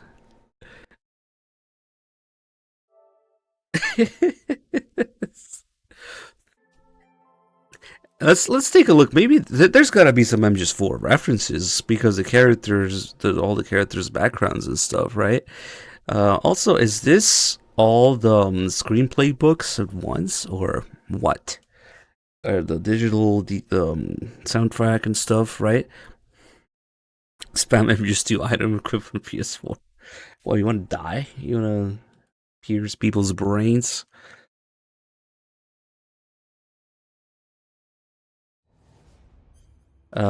So, oh, Jesus Christ almighty. This is where the digital graphic novels Snake's Revenge and NES Metal Gear are. Oh, they have Sea Breeze. Nice. Ugh, ugh. Video. Why is there 4? Japanese, I guess. I'm confused. Yeah, no. This is where all the garbage is. Can we at least have... Oh, it's a soundtrack just for... No, it's for everything, but... Why the fuck did they have Snake vs. Monkey? They removed it 2 generations ago from... That's ridiculous. They have Snake vs. Monkey. They removed it 2 generations ago. Okay. Okay, so there's just a little bit of... They took like 2 or 3 tracks from each game, and... Nice. Well, I can do this on YouTube, so... You can actually find more music on YouTube. Go figure. There's some sweet art, though, at least.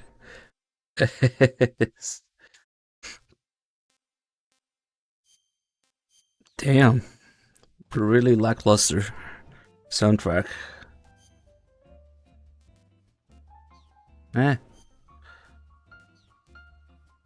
I was kind of hoping that this would be all the screenplay books at once, accessible together. But I guess that's not how it works. Damn, that means I gotta download MGS2 again. Ugh. Let's see.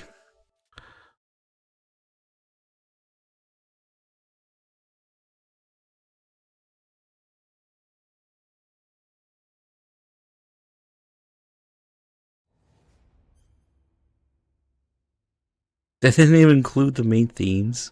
That's right. Maybe it's somewhere else. Maybe it's on the download. I don't know. Oh, for everything in MGS1's menu is confirmed with circle. So, okay, hold on. I gotta do this a little better.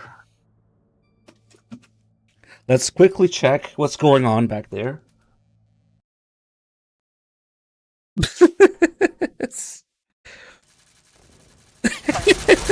See? It's a good thing I checked, because...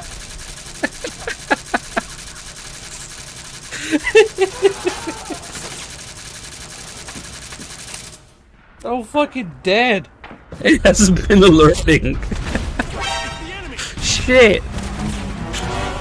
Can I just... Oh, man. This is... They all fucking died. Because they're respawning from here now. So... Oh, man.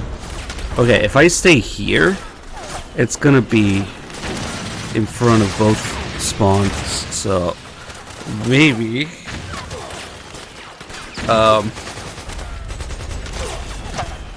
Maybe we're okay?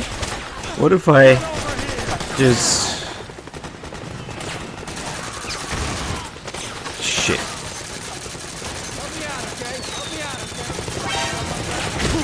Oh, fuck. No. Bad idea.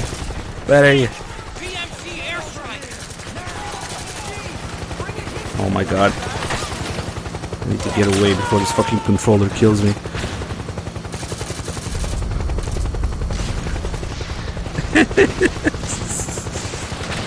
I don't know.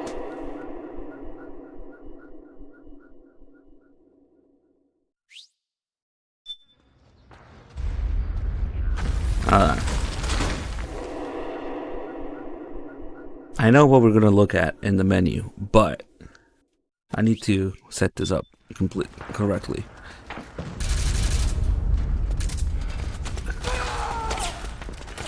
Help me out, okay? So... Oh no. That's okay. The really annoying thing is, if I want to open the inventory, I have to switch controllers again.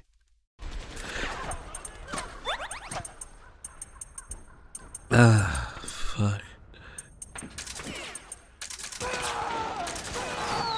Okay.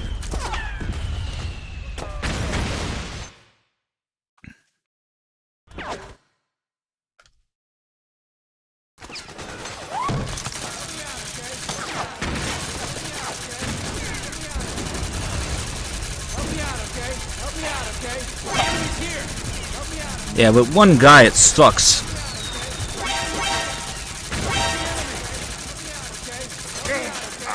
Oh, fuck.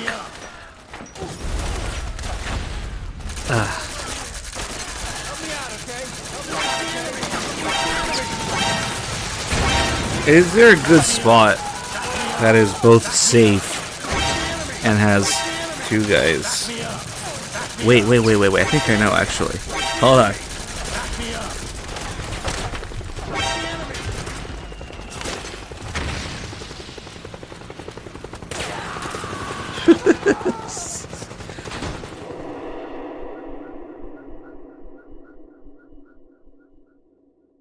Yeah, I was thinking to just stand in front of the spawns, but around the corner.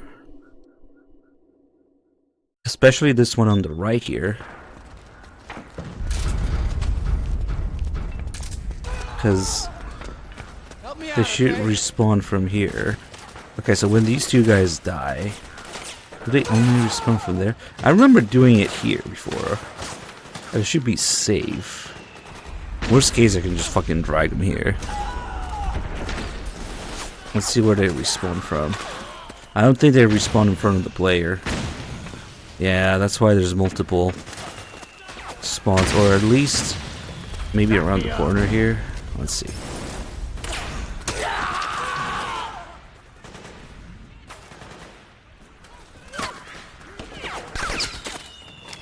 See, they respawn where you're not looking.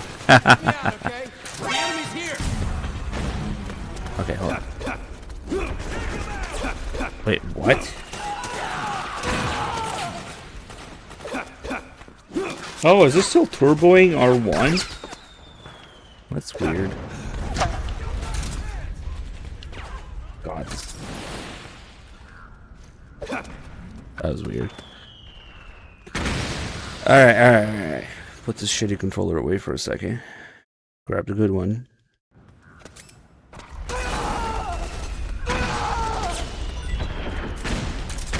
Back me up. Yeah, you just keep getting wrecked, will you? Okay, we need them here. Oh god.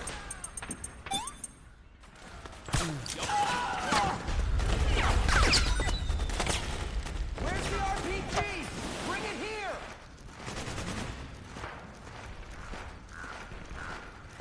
Maybe if we can get 3 people in here.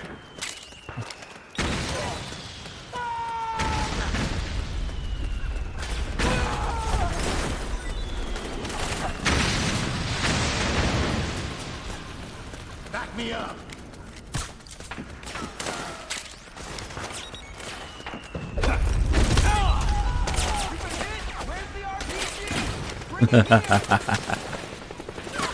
Oh fuck, he despawned. Damn. Okay, let's think for a second. What if we do this after the frogs? You know, the last area with the rebels. Yeah. I think that's what we're gonna do.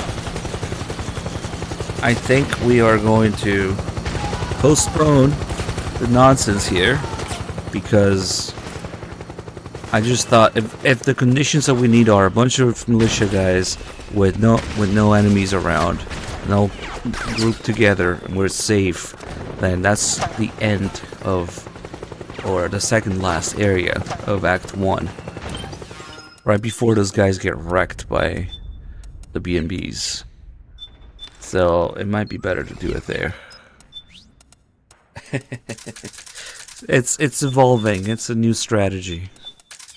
So we're getting there. Yeah, that's what I was talking about. You have to defend the BMP-3 the whole way, and those guys will be just chilling there. I wouldn't know, viewer.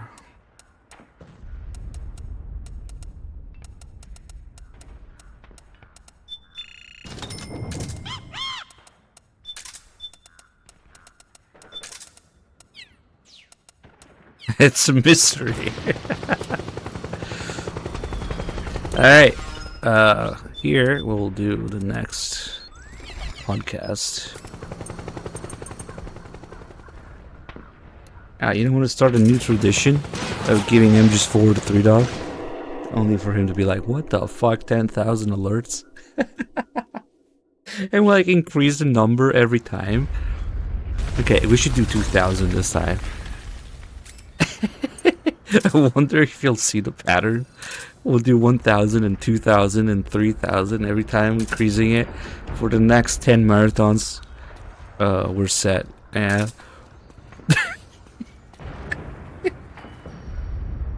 shit, I forgot. We shouldn't move. That's okay. Fuck it. Here we go.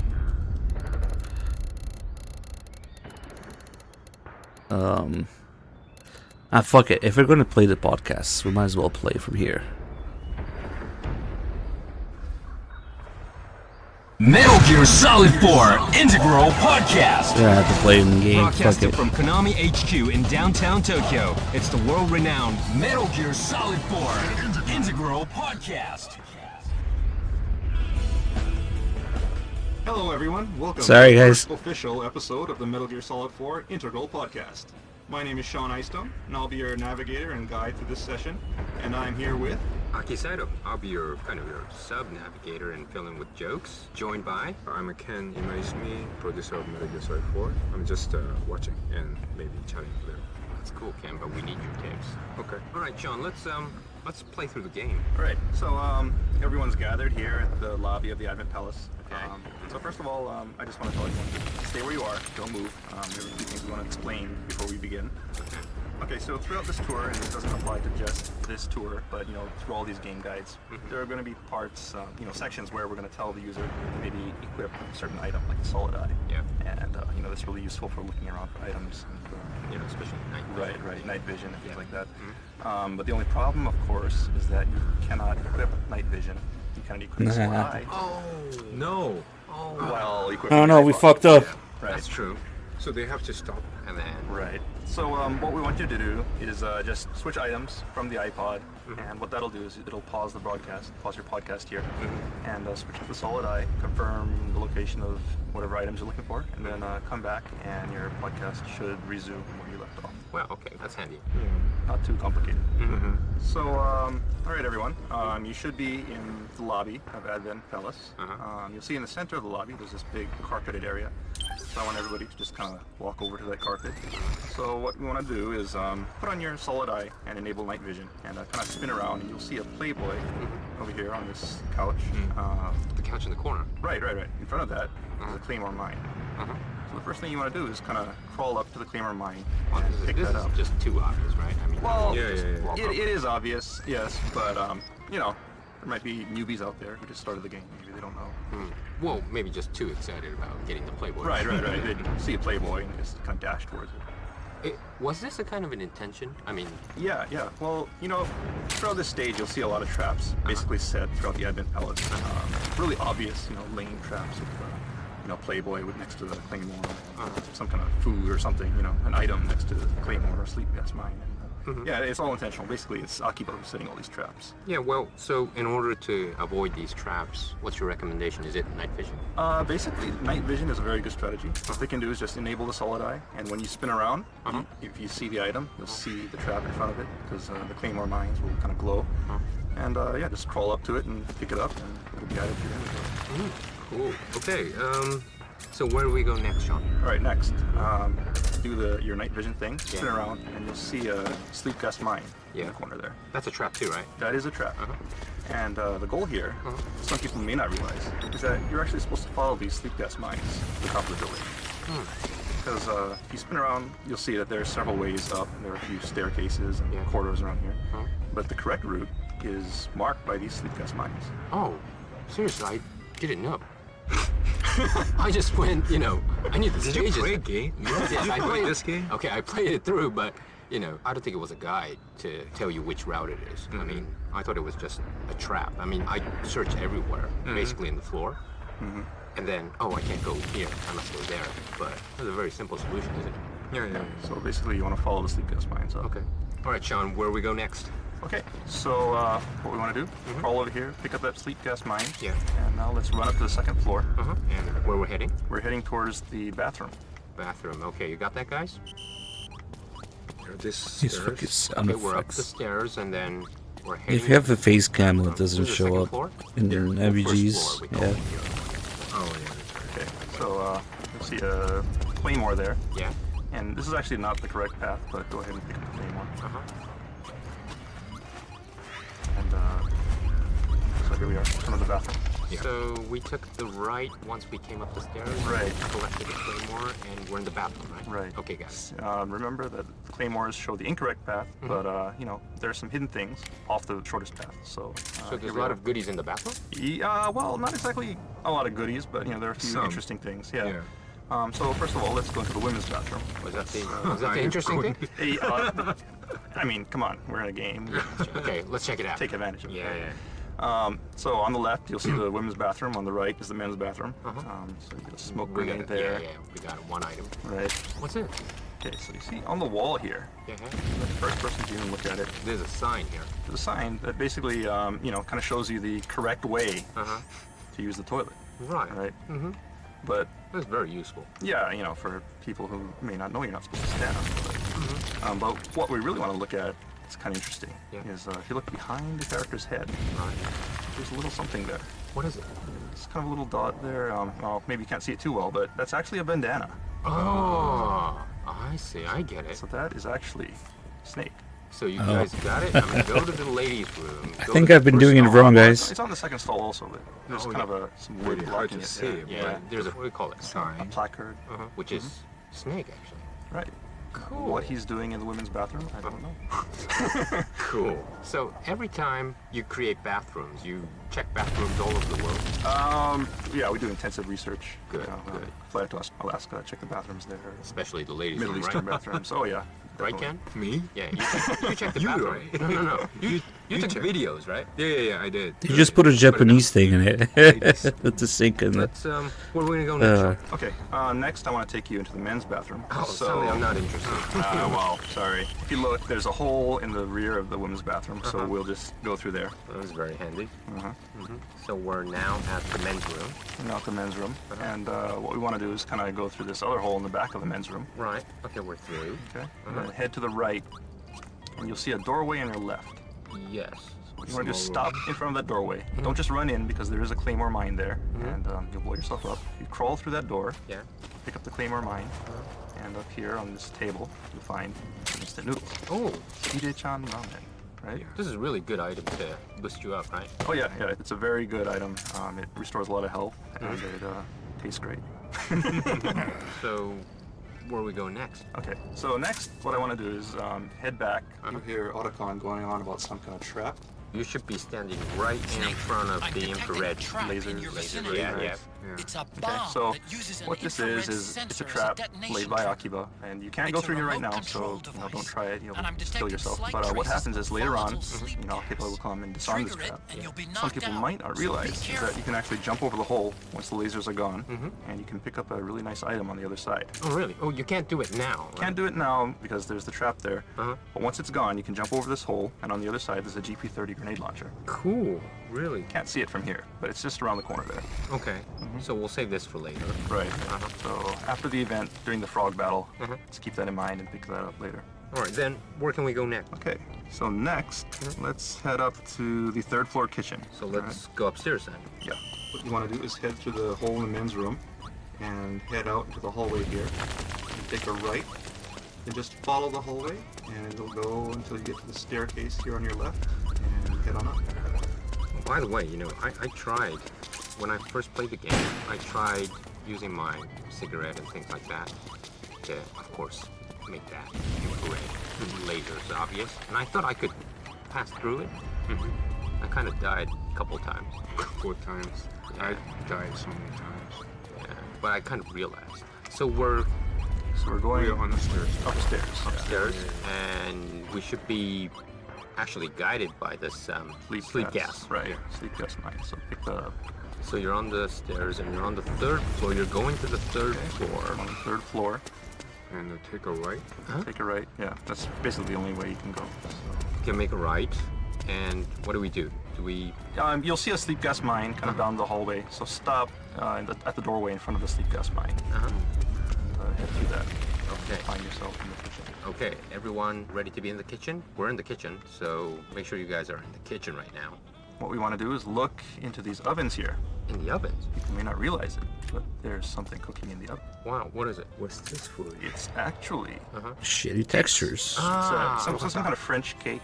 Actually, a lot of people probably won't realize this, right? They really want people to look at this? Kind of, hidden in these ovens here.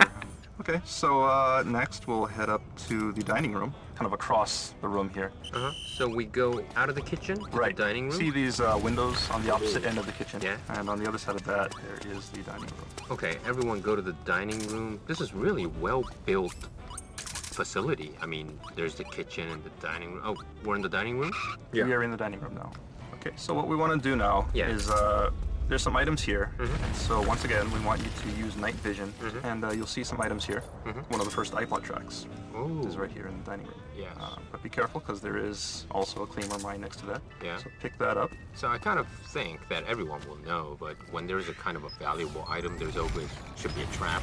Yeah, in this stage, yeah, it kind of works that way. And well, one thing I want to point out here is just take a look at this, big glass window here, which is looking into the kitchen. Yeah. Right.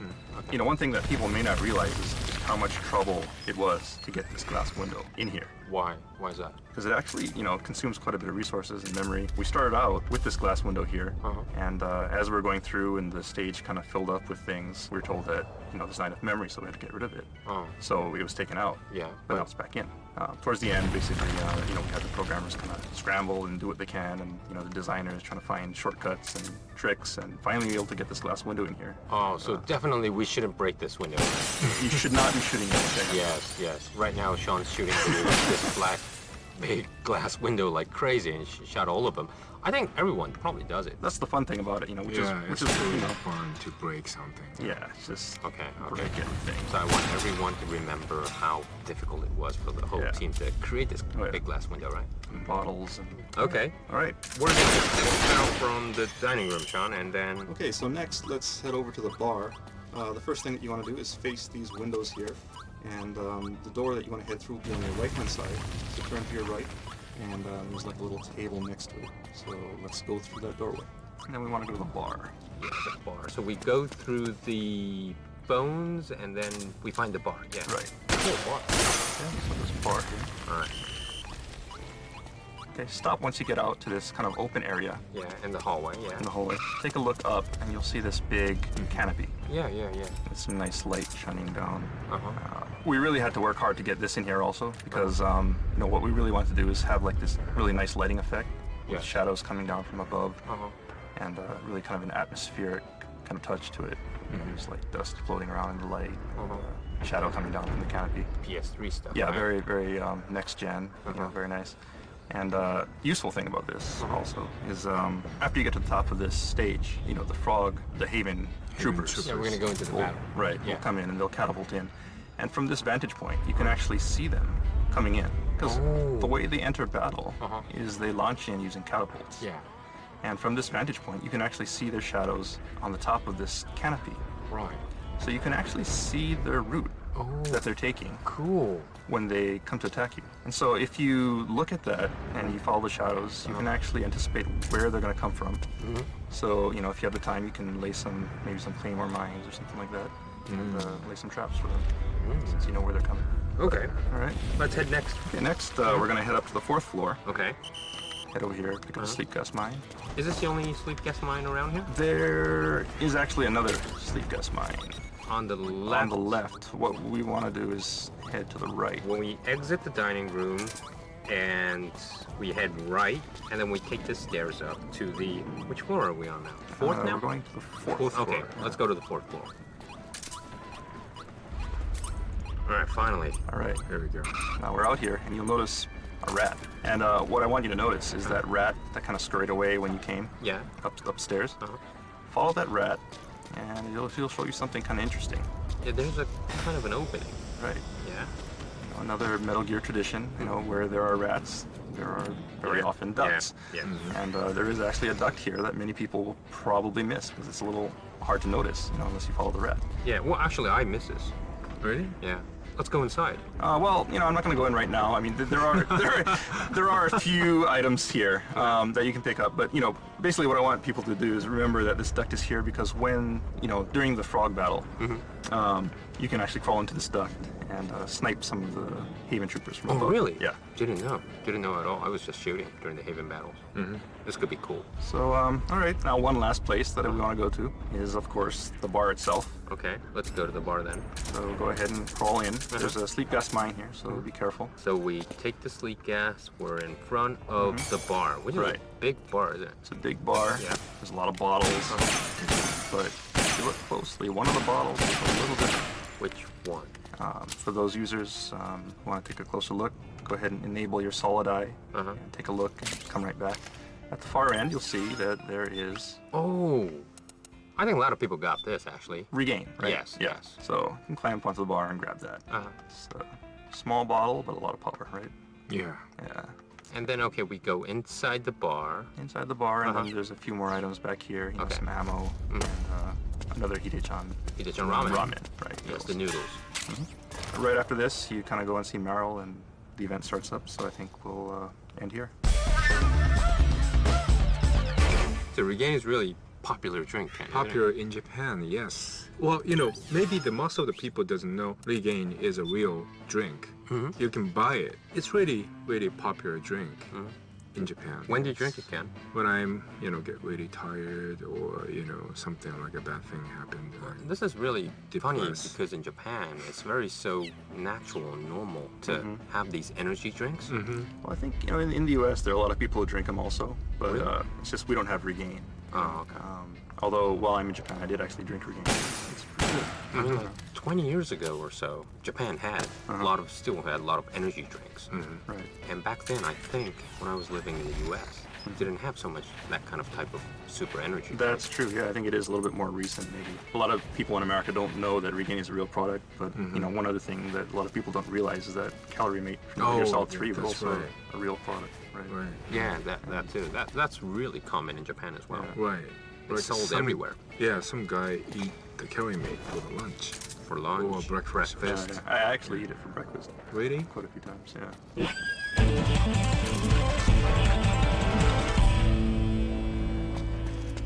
Okay, this wraps up this version of Integral Podcast. And Sean, what can we expect the next time? 2 weeks from now, we're going to move on to South America. Right. And we're going to tackle the Mountain Trail stage. And that's, of course, the stage right after you beat Octopus. Yeah. And you're tracking down Naomi. Yeah, that's a fun part. That's a really, really fun part. Yeah. I mean, that's kind of like, a pure sneaking mission. Tracking down someone. So, yeah, that should be a lot of fun. Okay, so where's our meeting point, Sean? Okay, so what we want everyone to do is go ahead and beat Octopus. And once that cutscene ends, just go ahead and save it, and we'll start from there. Okay, all right. Thanks for all your navigation, and thanks for your input again, Ken. And okay, everybody who have comments or wants to hear more about this, or likes our talk, things like that, please make sure to check into Hideo blog. http://www.kjp.konami.jp. Holy shit, get a better link. Underbar E. Underbar Give E. us all your comments. Okay, thanks, Sean. Thanks, Ken. Thank you. Thank you. Oh man, I can't believe that they had a chance to show here what shooting the bottles does. Metal Gear Solid 4 Integral They Podcast. didn't do it. Check back next time for more tips, tricks, and insider info on Metal Gear Solid 4. Brought to you by Kojima Productions and Hideo Kojima himself. Make sure to send in your comments to Hideo blog. See you next time. It was the perfect chance because all I had to do was tell people to walk into the sleep gas mine, then Snake loses some stamina or some psyche level. And then, if you shoot the bottles, since it's fun, it actually recovers it. So every time we hit a bottle, it goes up by a little bit.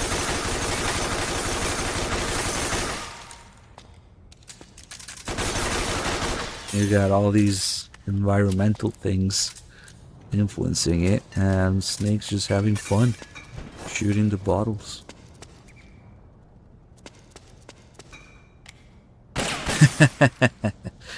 If they port Peace Walker with no multiplayer, it's worthless.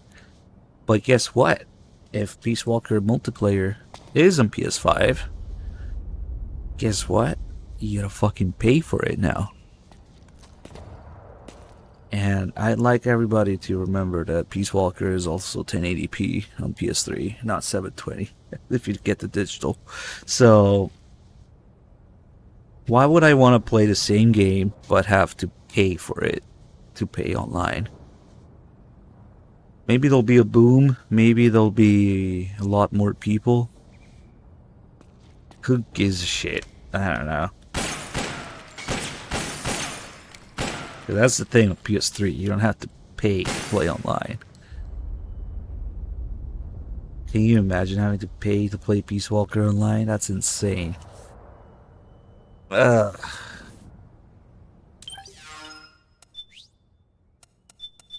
With shit sound effects too, yeah. At least the controls shouldn't be as fucked because there's no pressure sensitivity to begin with.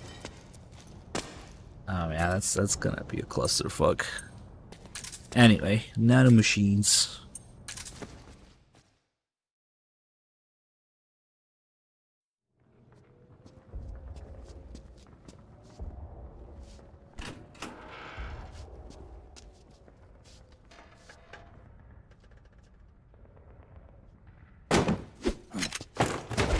Drop your weapon!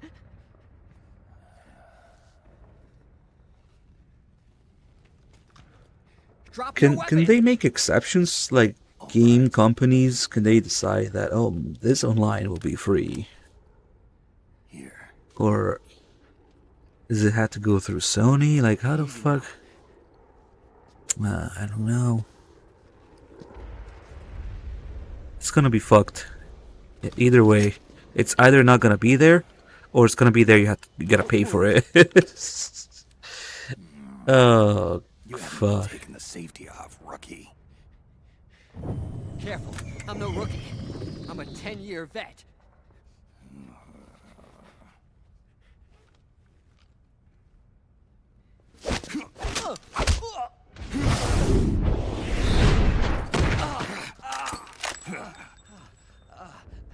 How the hell did you ever survive 10 years? Don't move.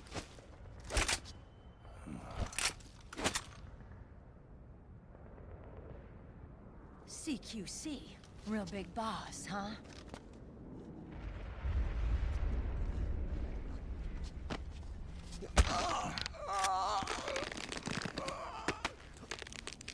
Lower your weapon! Slowly now. I wouldn't try anything funny if I were you. Fox. Snake? Snake? Meryl.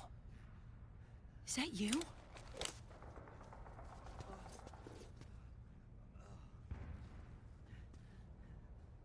What happened to your face?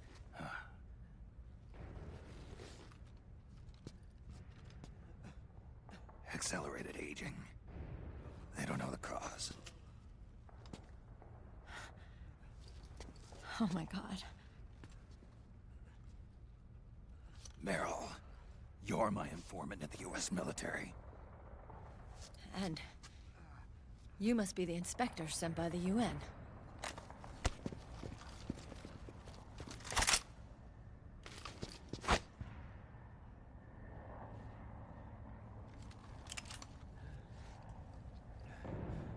Akiba! Commander!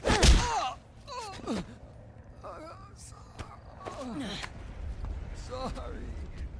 This is Rat Patrol Team 01. We're with the CID, one of the bodies investigating PMC activity. First hounds, now rats. Here, you can have this back.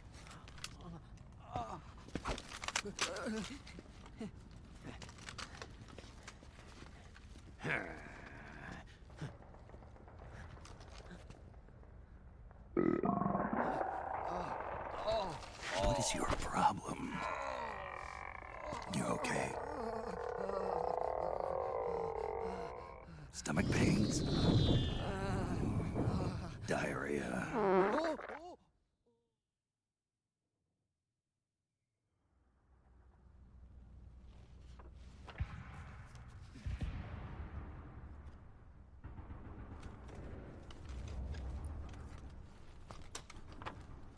It's been 4 days since Liquid arrived in the area. And since then, this woman's been with him.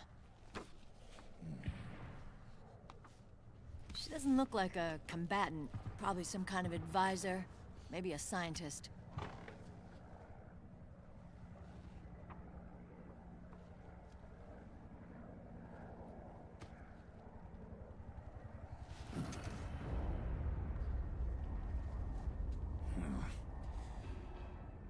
So, you're the commander of this O1 unit?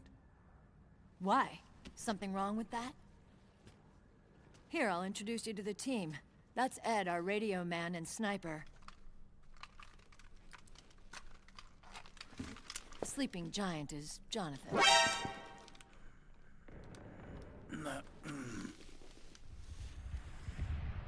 Don't stand behind him. He hates it when people go around his back. And finally... Johnny. Everybody just calls him Akiba. Commander, I've finished installing the sensors. Whoa.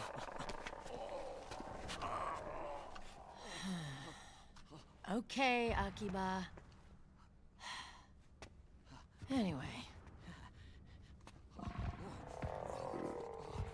You're all grown up. Maybe it's because someone taught me well. A certain legendary hero who suddenly disappeared. You quit the unit. Me? I never gave up on you. Or on Foxhound. Back then, I just wanted you to accept me.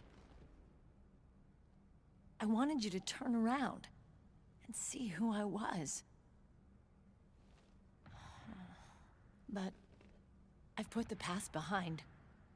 I'm done playing little love games.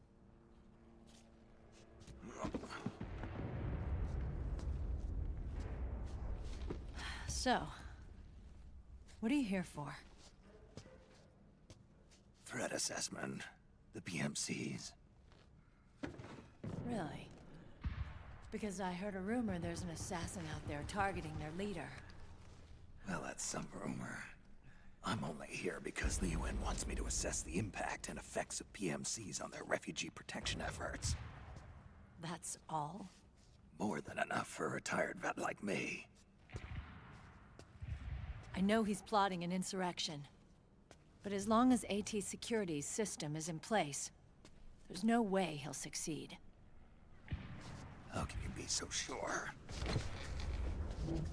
They've implemented a system that monitors in real time every single soldier engaged in combat action, whether he's State Army or PMC.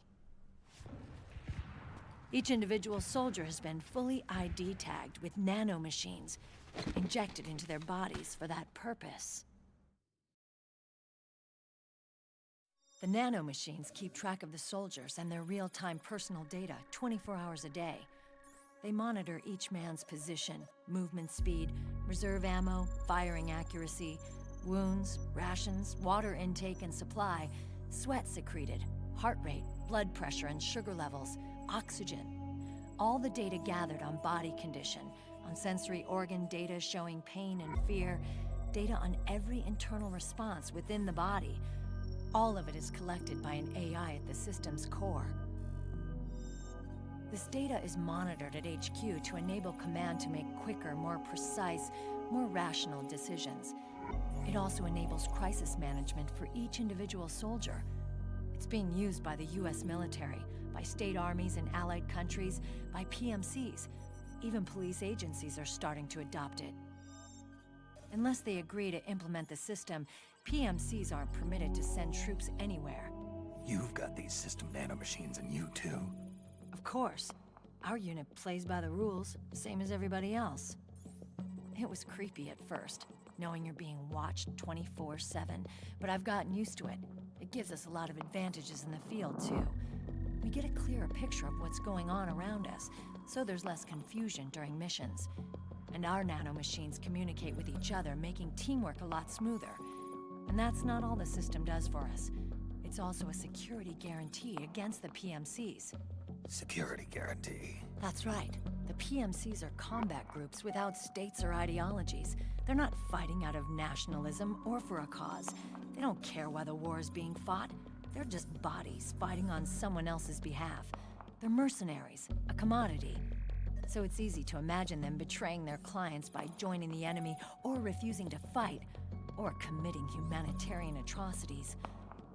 To keep these things in check, they ensured that no one can use firearms or military vehicles without the proper system ID. It's true for every piece of equipment out there. So even if the PMCs tried to mount a terrorist attack or coup d'etat, their weapons and equipment would automatically be locked out. They wouldn't be able to move, attack, or engage in combat of any kind. And there's more. All the data on their position, personnel, and combat strength is leaked to us by the nanomachines. Even if they managed to circumvent the system by getting the nanomachines out of each soldier's body, they'd be losing their IDs in the process, so they couldn't use their weapons. And the Patriots are behind this. Lalilulelo, what are you talking about? Never mind. So this system is foolproof, huh? Completely. They call it SOP. Sons of the Patriots. The AI that controls it is a tightly guarded secret, both at Arms Tech Security, where it was developed, and at the Pentagon. There's no way a third party could get control of it. I just met a guy who said he can launder ID guns. The system does have holes. There can't be more than a few hundred of those gun launderers. It's just a grassroots movement. It's not like they can affect the entire PMC war machine. Anyway, Liquid would have had to register as a PMC in the system to assemble an army that massive. His PMCs might even exceed the US military in terms of numbers, but as long as they're registered, their soldiers' activities are constantly being monitored.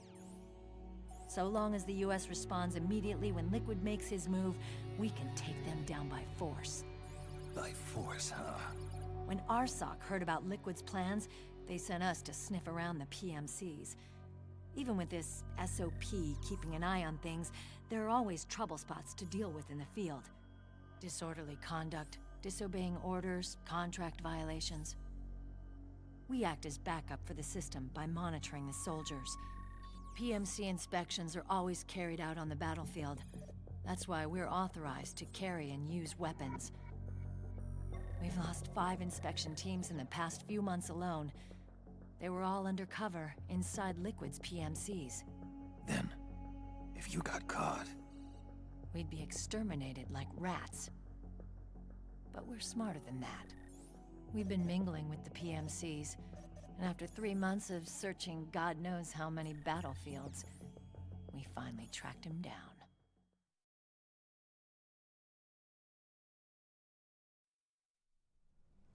When we reported that we'd found Liquid, our superiors ordered us to provide the UN investigators with intel. But I didn't know it'd be you. Didn't the Colonel tell you he was sending me? Colonel? Don't tell me it's Campbell! Yeah. He put you up to this? You didn't know. You've gotta be kidding! You expect me to work with my uncle? Meryl.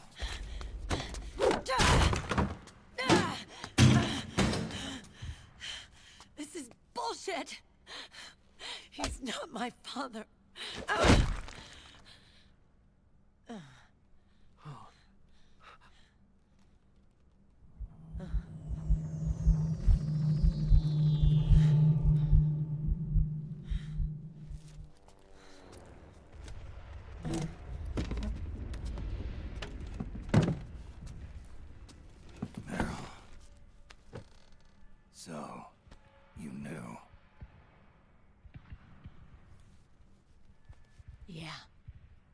little violation of the need-to-know rule. Then why are you still calling him Uncle? You're still calling him Colonel. He's your father. As far as I'm concerned, we're still uncle and niece. I will never forgive that womanizing piece of shit. Meryl.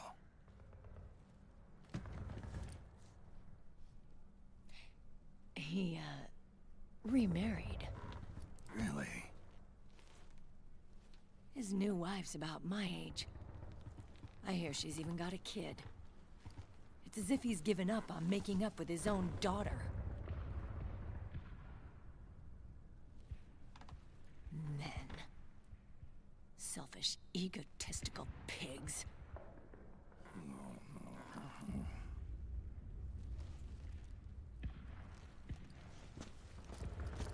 Commander. What is it?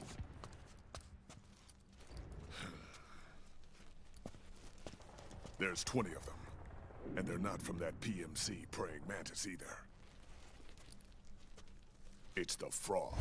His private troops.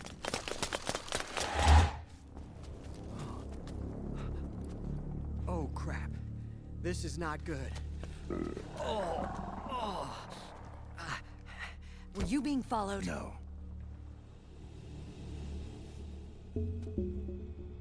Akiba! They might have seen the reflection off my scope lens. Whoa, wait. Hang on. You guys think it was my fault?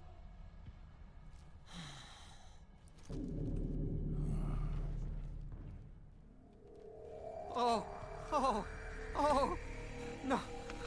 Oh, it wasn't my fault. I swear. It wasn't my fault. Oh, man. Oh, look, Dumbass! We're moving out. Meryl, where's Liquid? At a camp up ahead. I'll fill you in later. If we're still alive.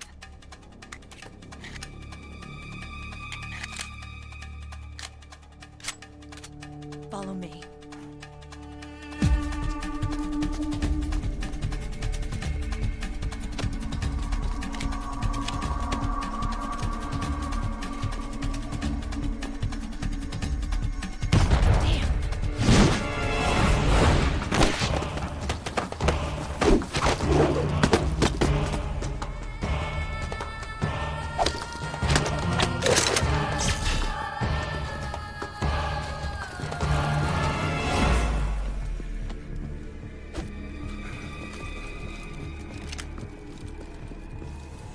Eye contact. These guys are with Liquid's private army. Shoot first, think later. We'll use the stairs and get out through the back door on the first floor. We'll change the route as necessary. I'm on point. Stay close. Got it? Got it. Akiba, breathe deep. Got it. We've got a real live legendary hero with us. Try not to choke. Move! Yeah, I'm just using a regular super slim PS3.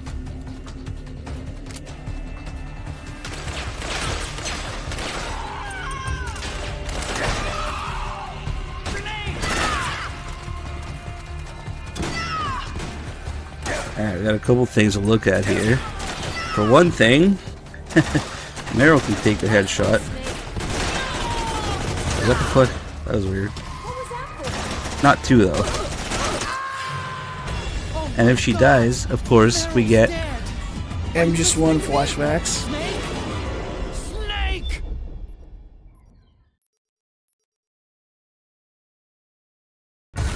Move! And you know who else was an MGS1? And there's something new to be said about the flashbacks if you kill Johnny. They can all take a headshot of anything, but not two. If you kill Johnny, see his flashback with his underwear on, and then just one. There it is. Lost your mind? Oh no! What are we gonna do now, Snake? There's actually been some development regarding Johnny's underwear in MGS1.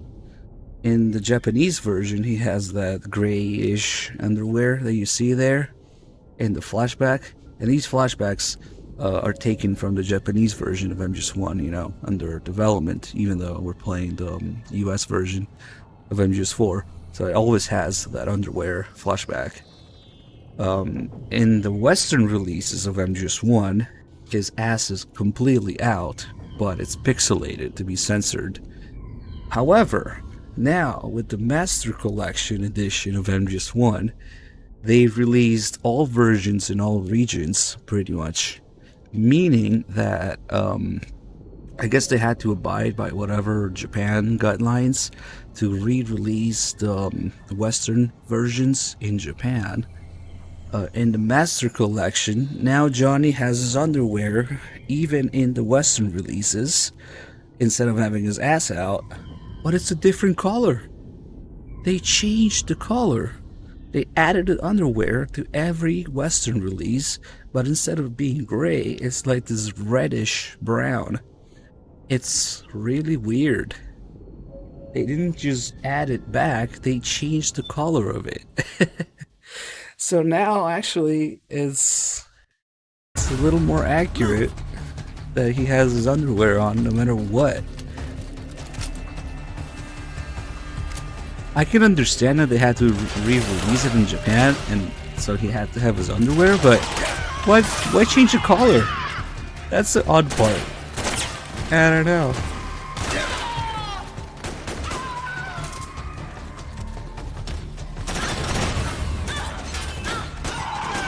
They actually worked on it a little bit, strangely. We're using the P90 here because of the increased penetration of it.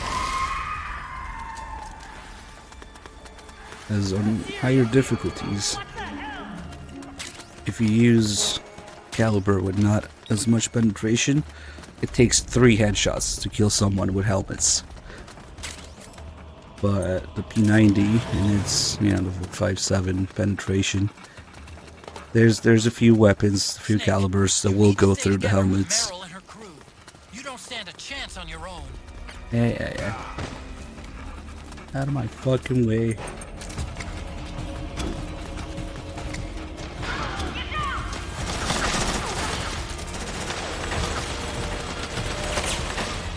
So yeah, now the Ground Zeroes thing is also scuffed.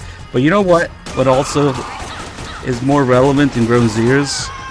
In the Deja Vu mission, it says press options button for MGS1. Now in the Master Collection on PS4, MGS1 says press options button. We've come full circle.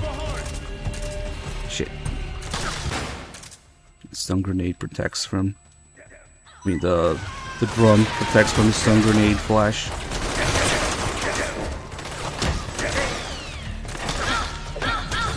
So if I shoot her in the head with a 45, it takes multiple headshots. There you go.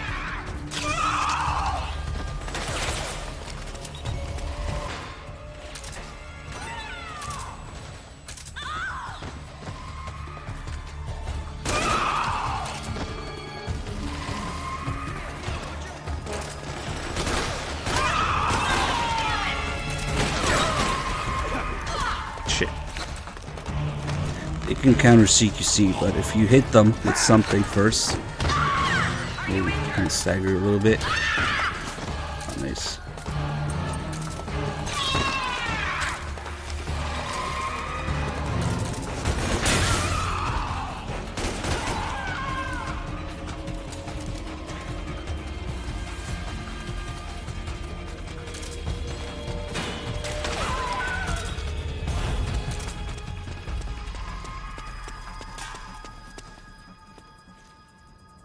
Isn't there a couple more here? No, we're done.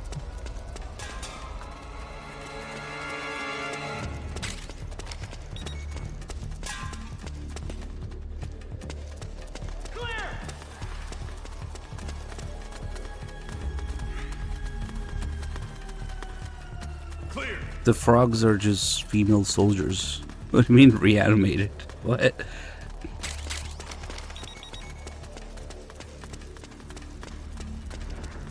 Okay, so the next part of this fight does not depend on how many enemies there are or how many enemies you kill. before they move on. It depends entirely on when Johnny is done shitting himself. Yeah, it's like their suits might be like, you know, technologically sensitive, so they just fucking evaporate in death. Yeah. Contact! So that's this whole scripted sequence here, this animation of them working together until Johnny is done shitting himself.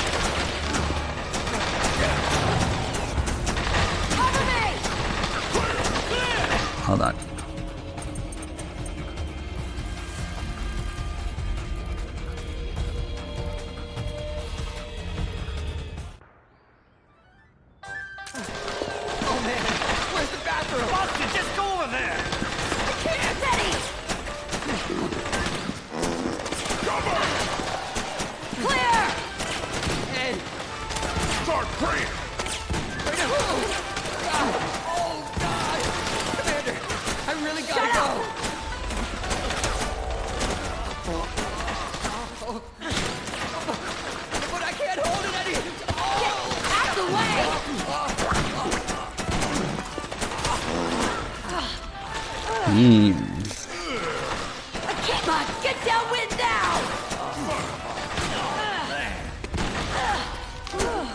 Good job, mission complete, and how? Thanks, Kojima.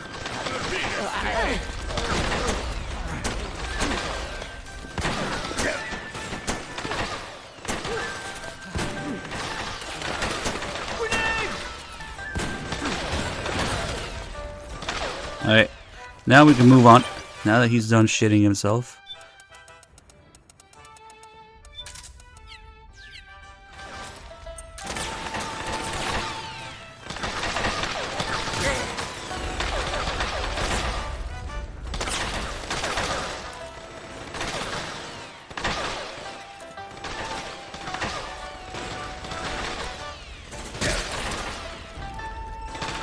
I'm being mildly inconvenienced.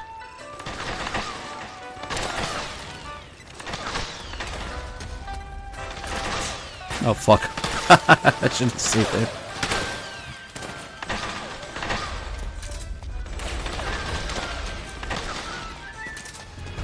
No, if you punch him, he just instantly shits himself. That's actually how you kind of skip that fight. He shits himself instantly and they move on way faster.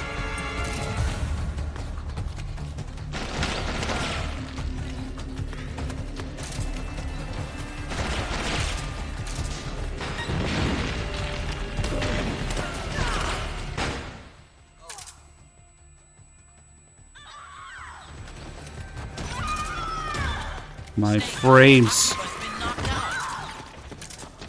Oh my god. It was legit like 5 FPS.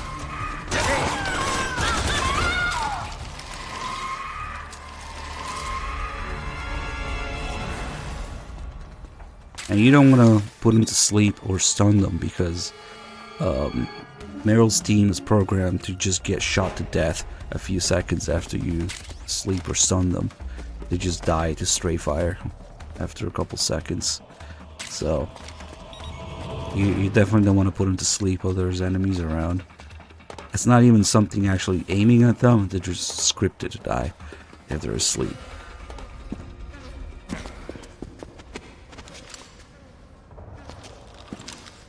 Is this PC or PS5? Try again.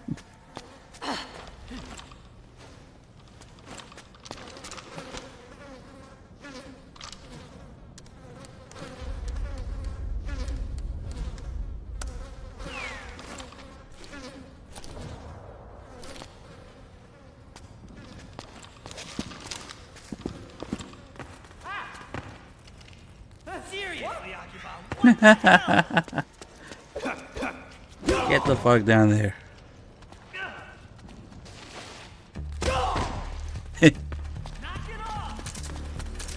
This is Tiger wristwatch.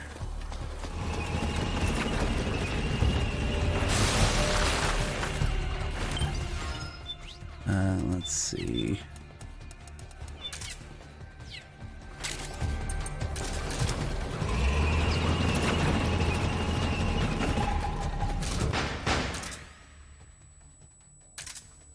Yeah.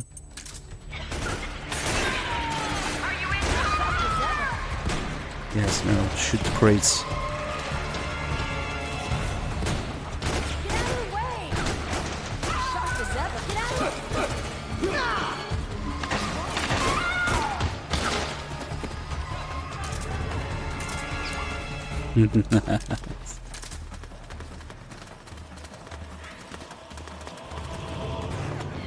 Of course it drops. This game will render anywhere from 15 to 60 target. Sometimes it might even go below 15. There's actually a 60 FPS table there. After the scene we can see. If you step on that little table, the frame rate goes up to 60, and there's a few other areas where if there's nothing going on, basically you're not looking at anything, it's empty and enclosed, yeah, we'll do 60 FPS. It tries at least. That's why the game wouldn't break at all if somehow it gets re-released or emulated at 60 FPS. It's already programmed to do 60 when it can. But now we gotta wonder how they're gonna fuck it up if they do re-release it. Volume 2, yeah.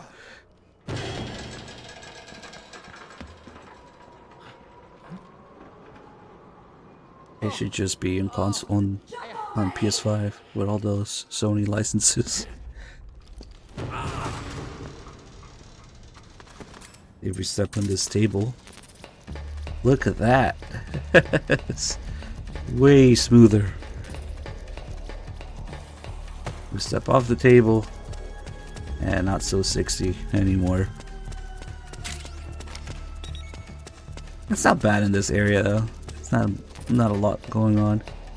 But since it's so zoomed in on the table, see if it zooms in, it's pretty smooth.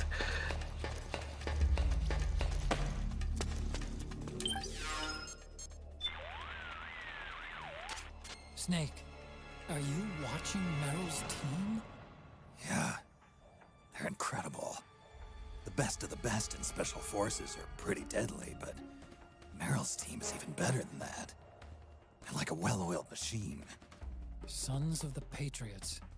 What a system. I'll tell you one thing. I'm glad they're on our side. Then you better not make Meryl mad, for all our sakes. No kidding. You gonna be alright? I mean, you two do have a history.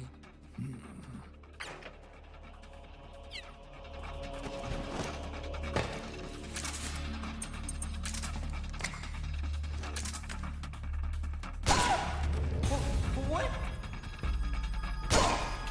Akira, get over here! They always blame him. You fuck with him and they blame him eventually for something. What's gotten into you?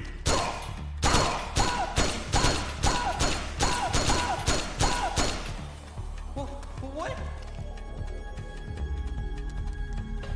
Ah, fuck it.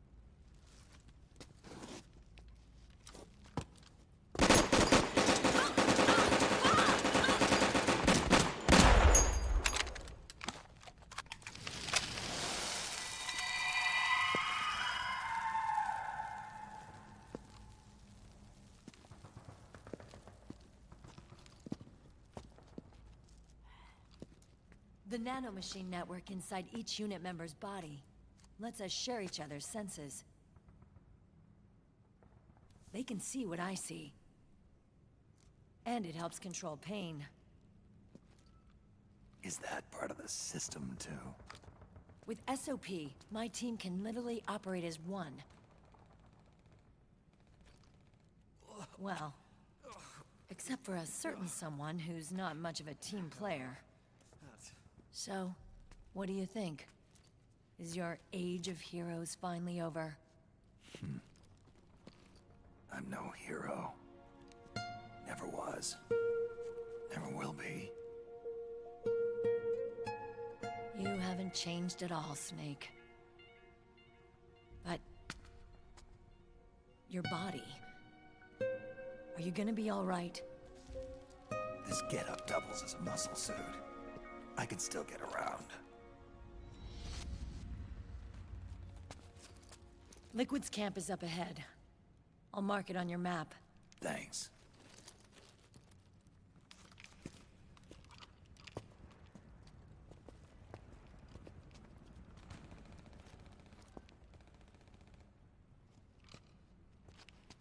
Akiba! One man's blunder can compromise the whole team. I'm sorry, Commander.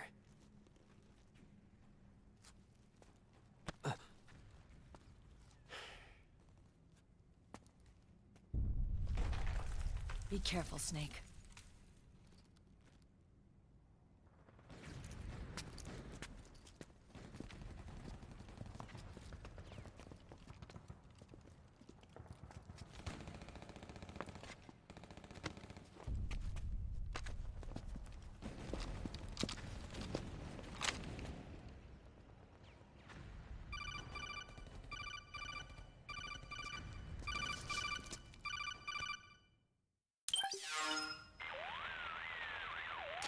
Otacon, I know where Liquid is.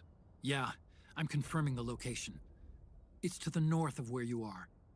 Meryl's really changed, hasn't she, Snake? She's a lot more self-assured. I wonder how much of that has to do with the system. The senses you used to develop through extended training and experience can now be obtained without even working for them. Seems once you're under the system's control, you don't even need experience at all.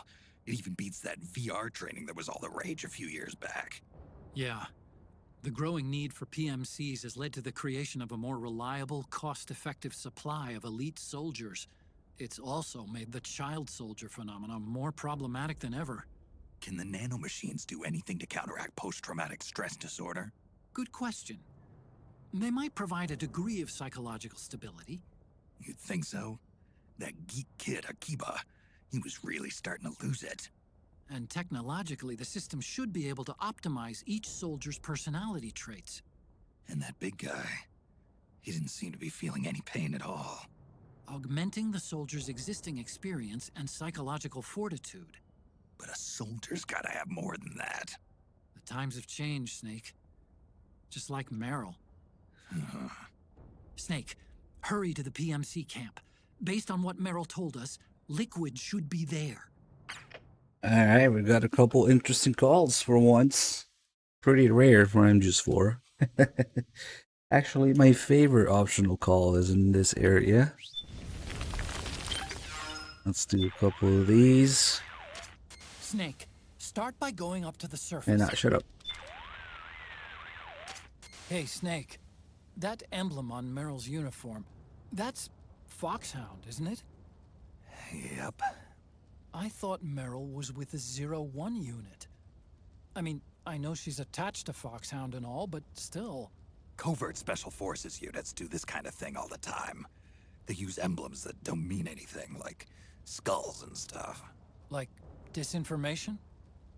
Something like that. I wonder if that's really all it is. Maybe she's still got some lingering attachment. You think so? I meant to Foxhound. I knew that.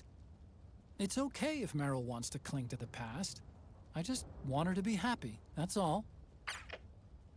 Yeah, so the next call the so-called CQC call, people like to call it, but the truth is, it's not the CQC part that interests me.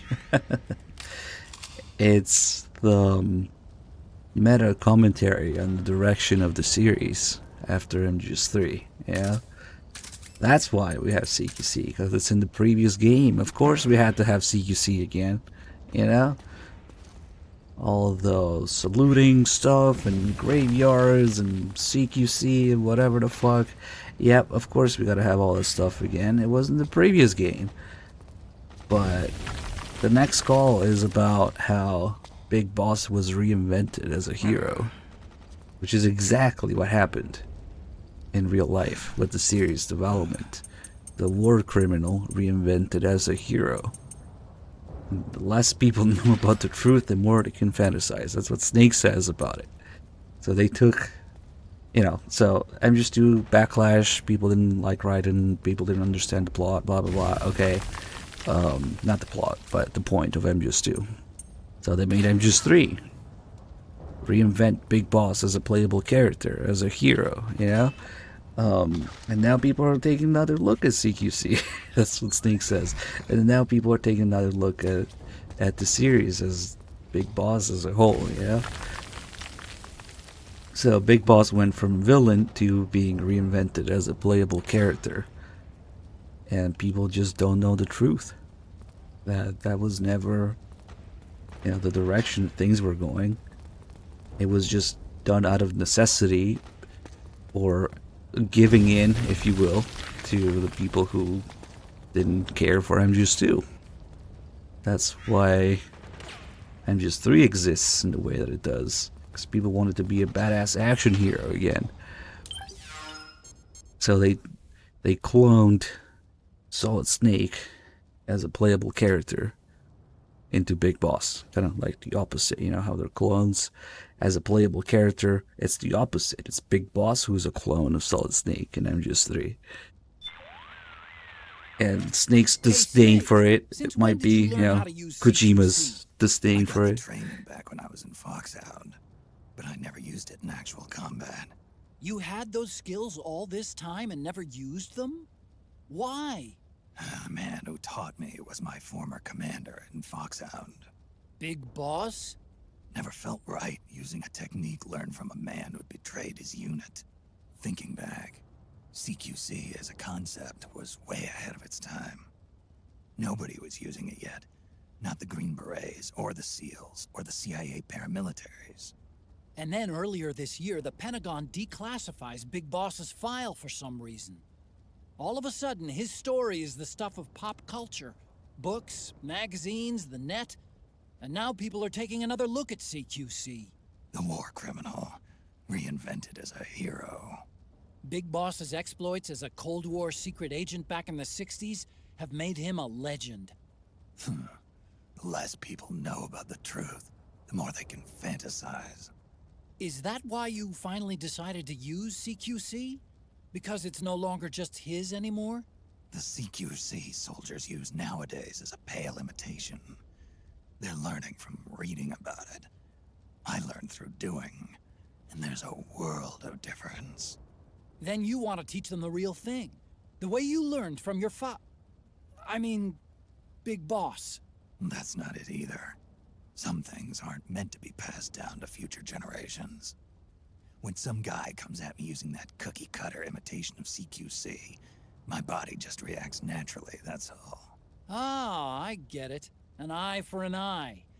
Well, maybe not quite. I reckon they'd lose more than just an eye when going up against you. Man, it's a pretty good way to put it, Johnny Rocket Fingers. Yeah, I would largely tend to agree with that. And now, look at what happened. You ask the average Metal Gear fan what their favorite is. MGS3. Big Boss is so badass. You know, the boss is so badass. It's MGS3. And when people think Metal Gear, they think, oh, Snake Eater. Oh, CQC. Oh, so cool. You know, eye patch, bandana, saluting, military salute, the boss, so cool. That's not what the series was about at all. That was made for people who didn't get the original direction of the series. Well, and then it just went, on from there. So that's what we're at today. Suddenly, Big Boss's exploits made him a legend, and his legend is stuff of what Otto say? Books, magazines, the net, and everybody's taking another look at it. It's exactly what happened. It's such a good call. And a lot of people just completely miss that subtext of MGS3 being that way because of how it is. Anyway, I could talk about this shit for hours. Let's move on. Yeah, we can also do the tape call here, but let's see if how much time do I have? I actually don't know how long I've been up for because the fucking internet died. The VOD time is all over the place. 7 hours. Okay. About 7 hours. So we can do the tape call either here, but I prefer doing it in Act 2. You can do in Act 2 because that's actually when Vamp shows up. So just hopefully I don't forget to do it. Because the call is triggered by being around the frogs. Since we just fought a bunch of frogs, they talk about it. And then they talk about it again when you're trying to find Naomi. There's frogs around there as well. But it's a little bit more relevant because Vamp is also there. And that call and Vamp's existence in this game is only to explain his powers. Because, again, I'm just too bitching. And I'm just too people complaining. Not, oh shit. These guys are hostile now, that's right. Vamp's existence and the tape call exist purely, and you could argue that MGS4 as a whole exists purely to give those people some sort of explanation so that they stop bitching and, more importantly, threatening to burn down Kojima's house. Hold on. It's the frames. Shit. Thought it'd been a while. Oh shit. Sorry, wrong thing. Don't want to give you nightmares with that. We are currently experiencing an ISP moment. Alright. Let's see if we can survive. Let's give it a couple seconds.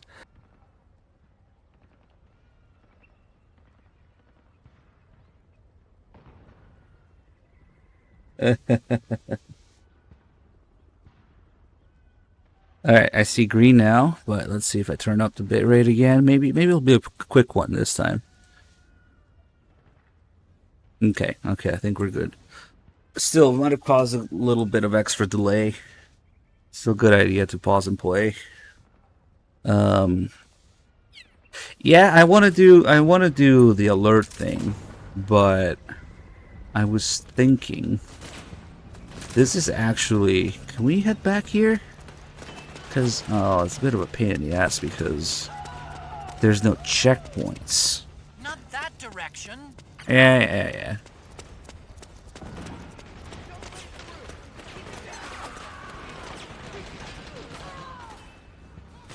Oh, man. Okay. It shouldn't take more than maybe 20-30 minutes.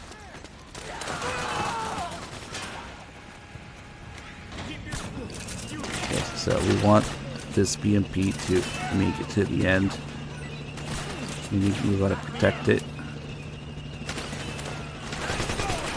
I'm gonna try to see if the alert thing is more efficient here.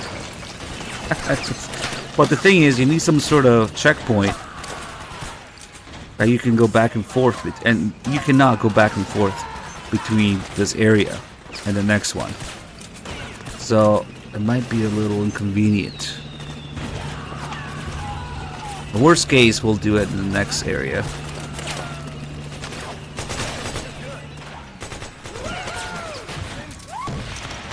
I don't know why the fuck I'm putting these guys to sleep.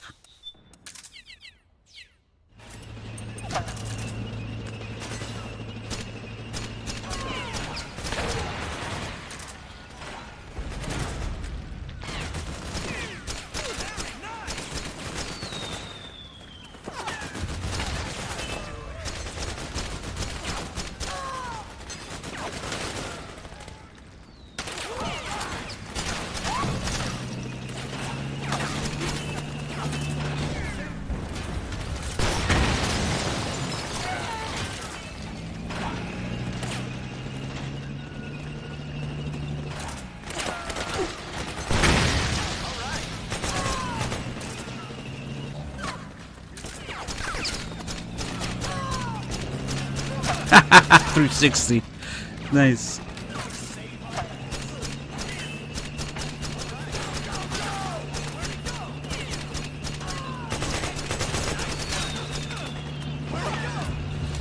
I don't even think that the suppressor matters, does it? I mean, yeah, they might alert, but it's still gonna end the area, I think.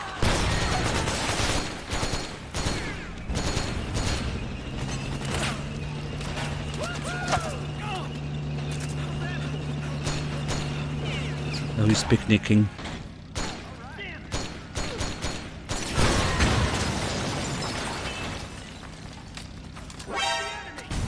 Yeah.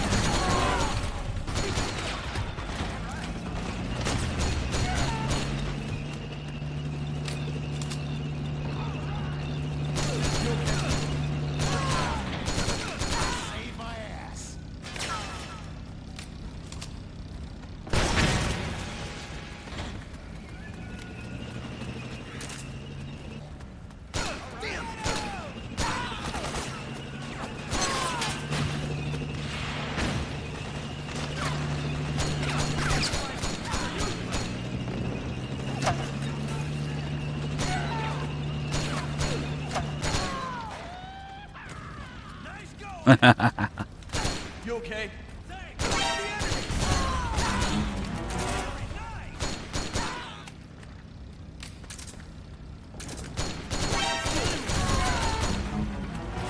Why do they only alert for me? What about everybody else shooting at them? Come on.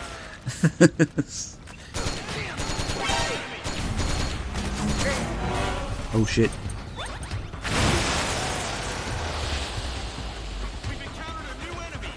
What do you mean a new enemy? God, shit hurts on screen.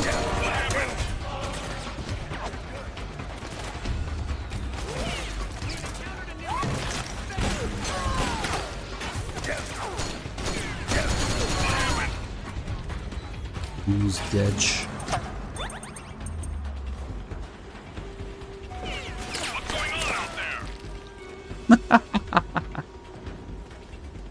Alright, I think now...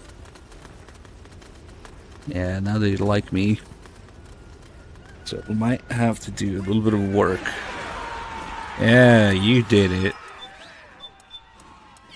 Okay, first we take this off.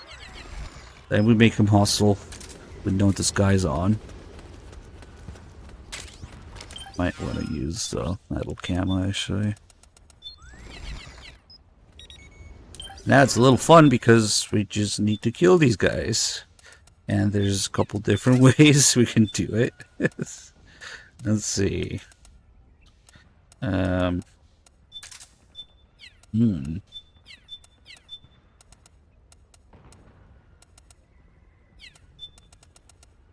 What else?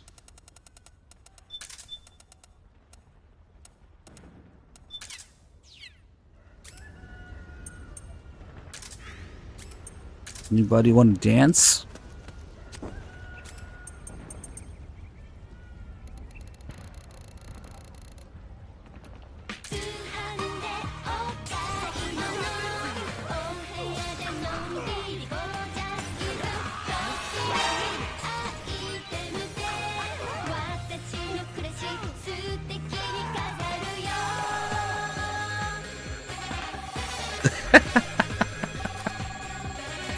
Even Sunny's dancing.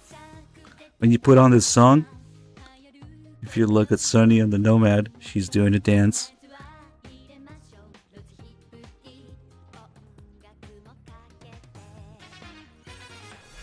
And later we can make the B&Bs dance as well.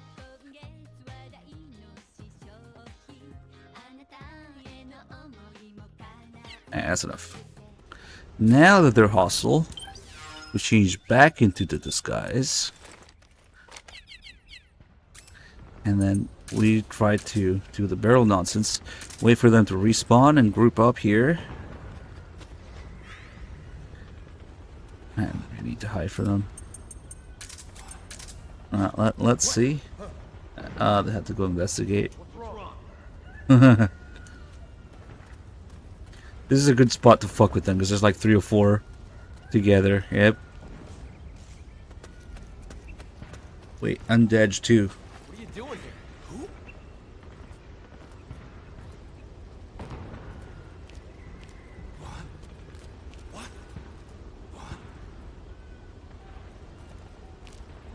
In plain dead, but this only fully works if you have the corpse camo equipped.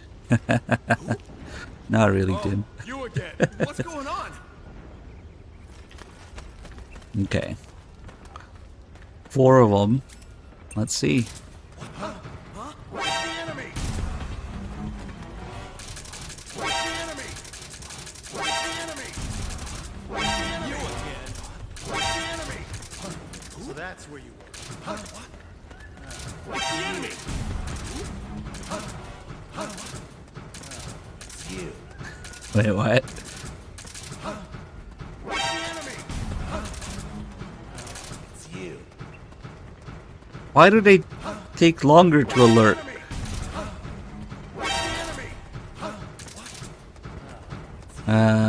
Shit, I don't know.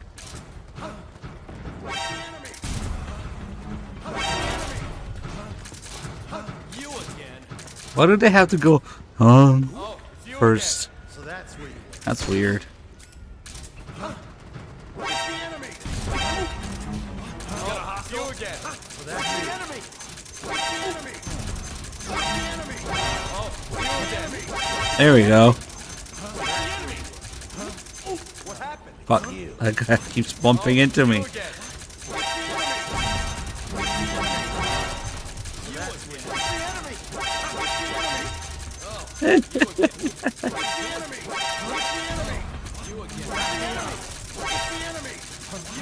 Alright, time to bust out the turbo controller. And let's see. Maybe it's really that simple. We've optimized alert farming. Maybe. Alright, here we go.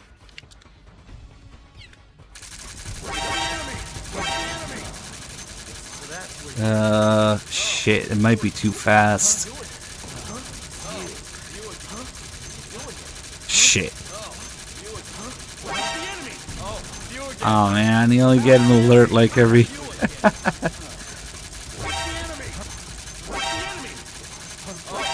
It's too fast with turbo.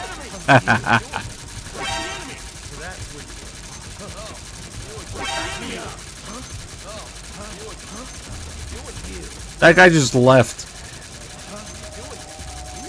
Damn. It's too fast.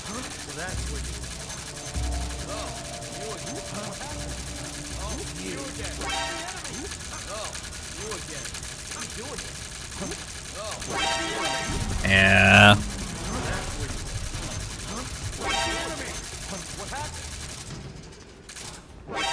Well, that's unfortunate. It was worth a try, though. Let's see. So that's where you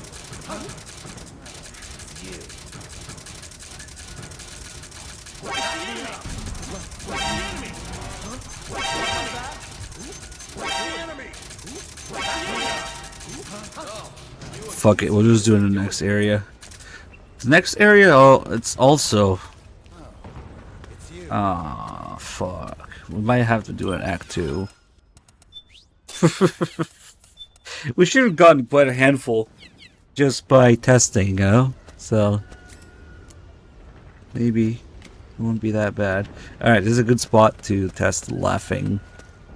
Now that they're all close together, they will definitely... Actually, well, I forgot to mention that we could also use smoke grenades. Maybe I did mention, I don't remember. But if you use a smoke grenade, yellow smoke grenade, it will hit all 4 of them at the same time. That's better. Here we go. Place your bets. Who's gonna win?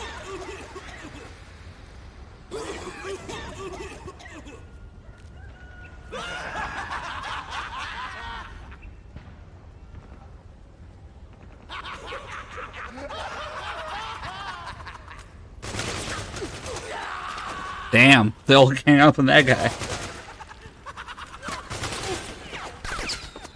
Eh.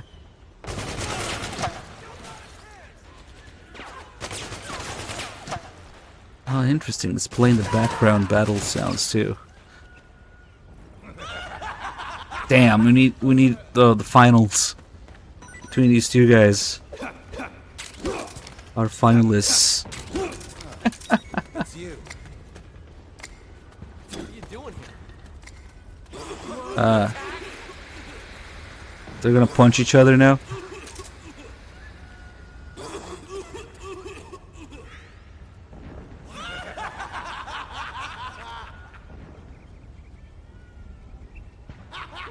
I see some phantom pain physics going on.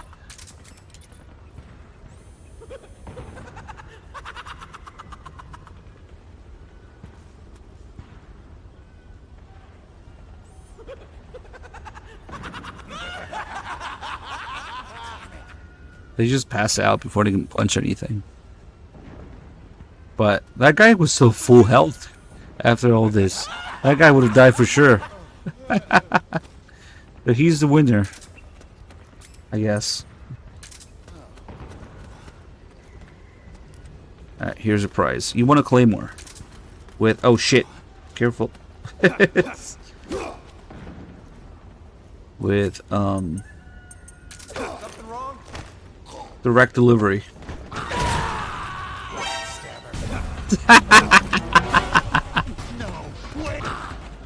Backstabber. I think you mean ass claymorer.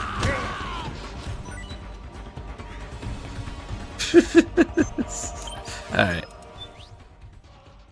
Doesn't matter if these guys don't like me now because this is the last we'll ever see of them. Fuck them off. I don't care. Yeah. Oh, I wonder how many alerts I got.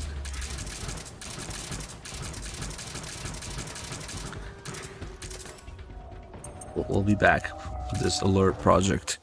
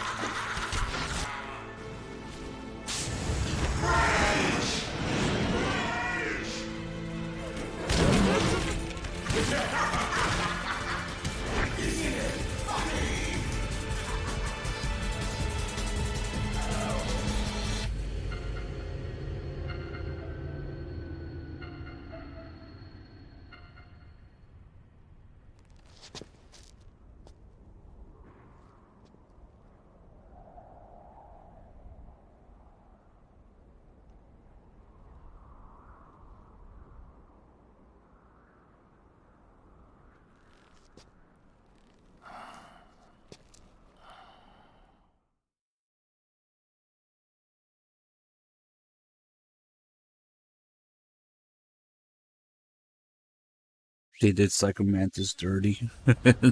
In every game. That's not MGS1, pretty much, yeah.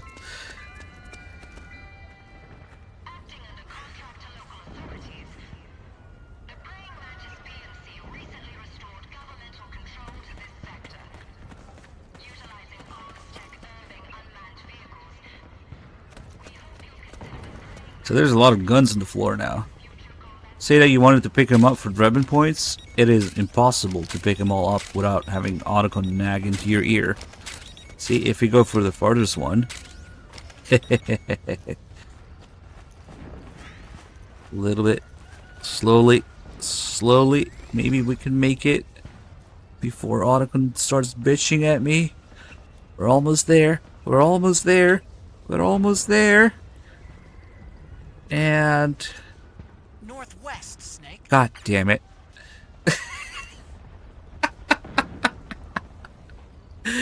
Yeah, no matter what, you cannot get this last gun before triggering Otacon. Backseating, where to go. Wrong direction, yeah. I just thought it's funny. Oh, there's even more here. Not that we really need it, fuck it. That's quite a few enemies. Or NPCs. I guess they're dead, so it doesn't count, but 1, 2, 3, 4, 5, 6, 7, 8, 9, 10, 11, 12. Oh my god. It's 12. Northwest. Shut up. Did I count that right?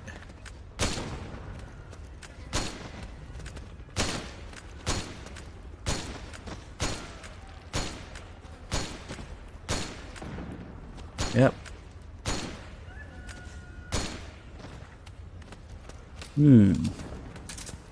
Aimbot, what?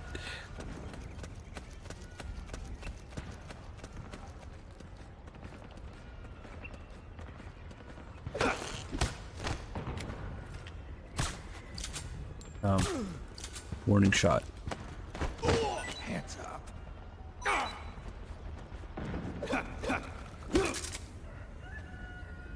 That's right, Stu. Freeze.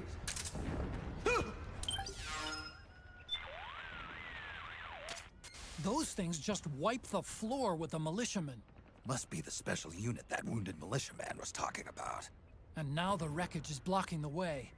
Snake, head straight for Liquid's camp.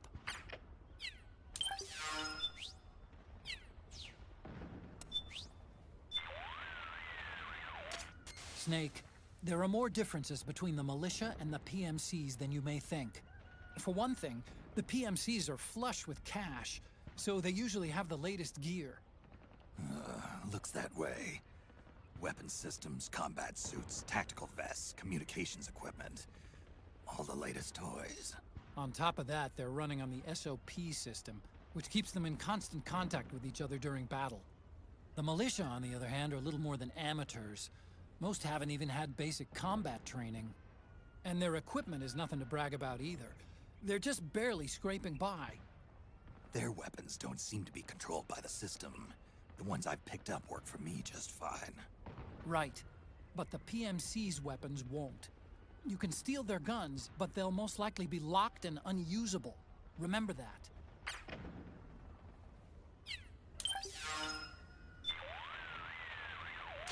Snake, these enhanced soldiers Oh, seem to shit. be using some sort of device Okay, to I guess climb we're doing it through now. walls. Tape call. Doesn't look like they have spikes or suction cups. This is only a guess, but I think their gloves and boots might have some mechanism that employs van der Waals No, force. that's tape. It's a type of mutual interaction that occurs between two electrically neutral particles. Geckos use it to crawl up walls and across ceilings. Oh, that kind of gecko. But those things are a hell of a lot lighter than a human. Well, around 10 years ago, I read about an experiment where they reportedly suspended an object weighing 100 grams using a 5mm square piece of adhesive tape. Assuming the technology's advanced since then, I don't see why these guys couldn't be climbing all over the walls. Otacon, what about Vamp? How he ran up that support pillar in the big shell. You think that's how he did it? You mean, did he have this technology? He could have, yeah. So it wasn't that he had some freak supernatural powers. Oh my Hey, god. when technology starts to test the limits of our imagination, what's the difference? That's it, right there. Deconstruction of Vamp as a character.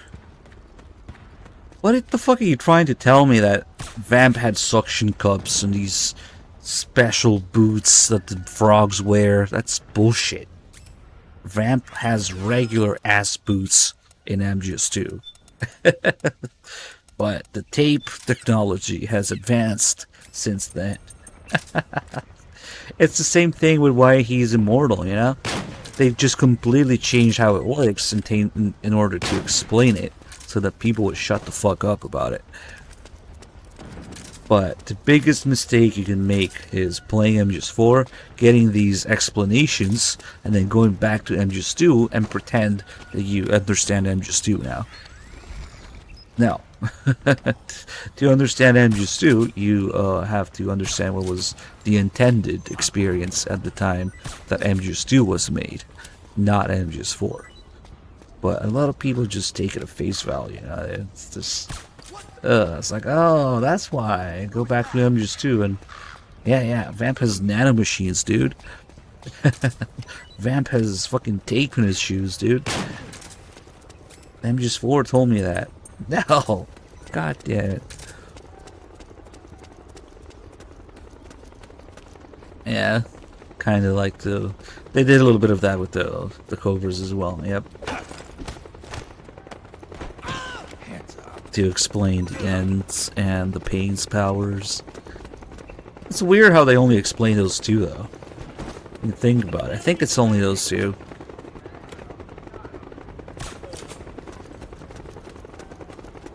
You okay? Fuck! I thought I was gonna roll into him too. Ah shit! Now the other guy's gonna alert. Where is the other guy? There he is.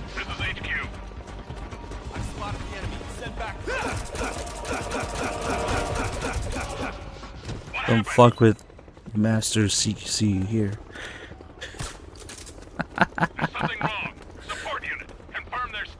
Just want to get this call here real quick. Are those Gecko on that truck? I always pictured Gecko as these big, hulking things. But I guess they can fold up pretty small, too. Imagine that. I'll bet I could fit one through my front door if I tried. What do you think? Thinking about redecorating? Come on. You don't think I'm that weird, do you? Let's see if we can time this. No, it's too late now. They're already over there. Ah, fuck it.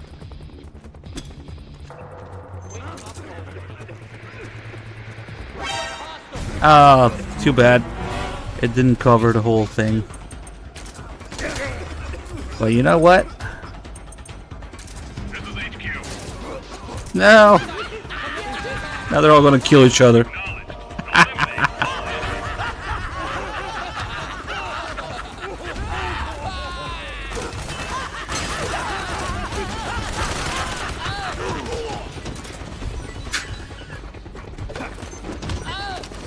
Nice.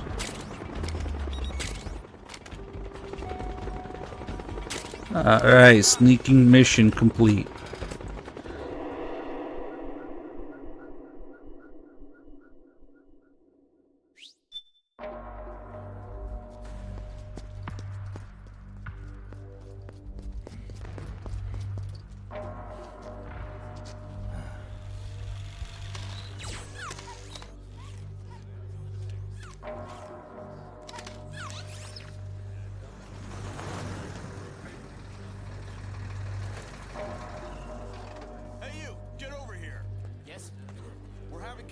problems. Go check it out. Yes, sir.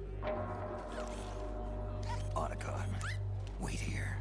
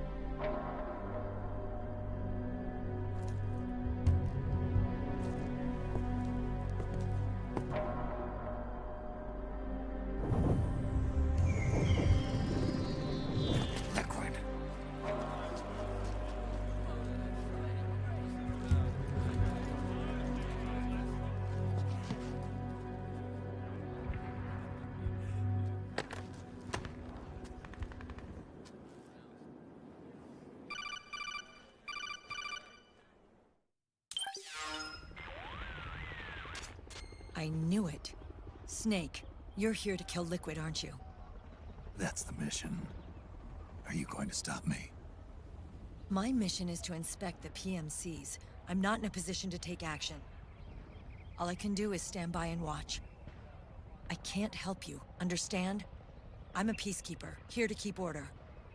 Understood.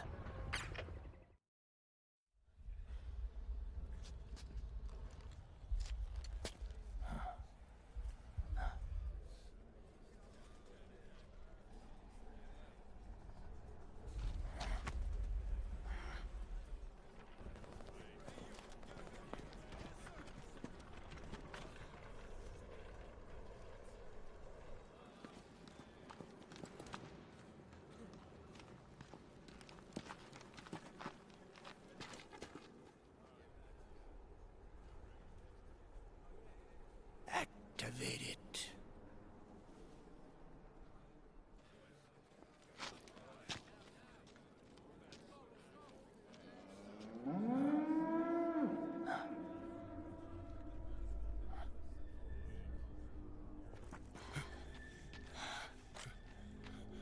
What? What? What?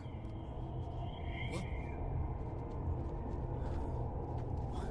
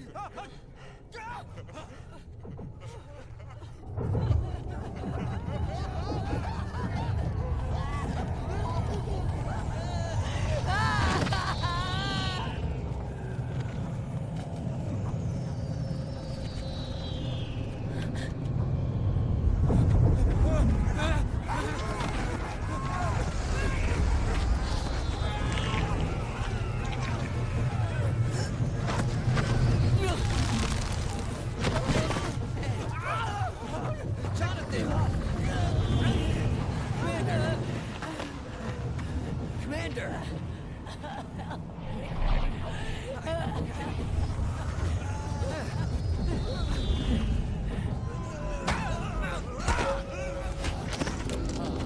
Metal Gear fans discussing their favorite series.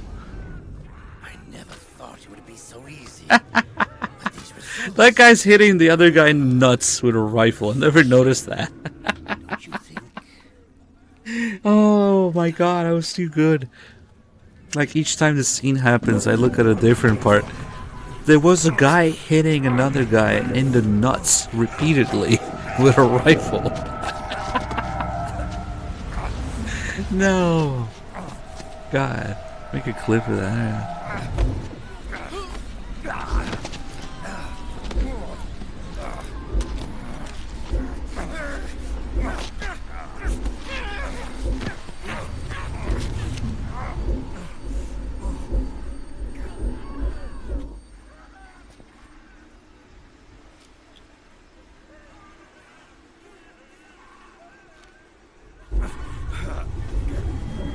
They were scared that we would recognize Naomi ahead of time. As if she looks nothing like she did in MGS1. If it wasn't for Snake calling her Naomi, the first time I played, I wouldn't have recognized her. Like, who the fuck is this? What? And then Snake's like, Naomi. Like, wait, what? Really? Okay. If you say so. Looks different, sounds different. Of the shackles of fate. Snake. Brother. We are free.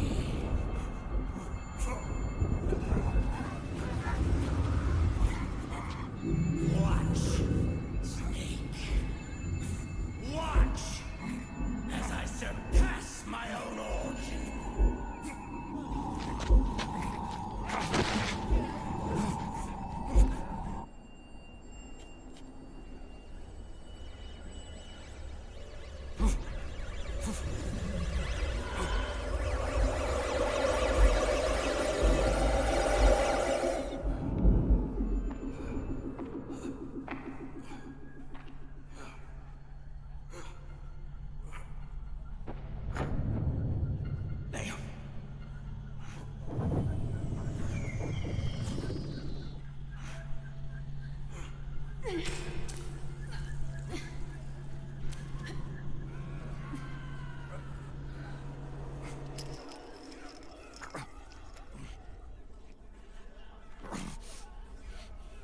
Snake, if you won't be a prisoner to fate,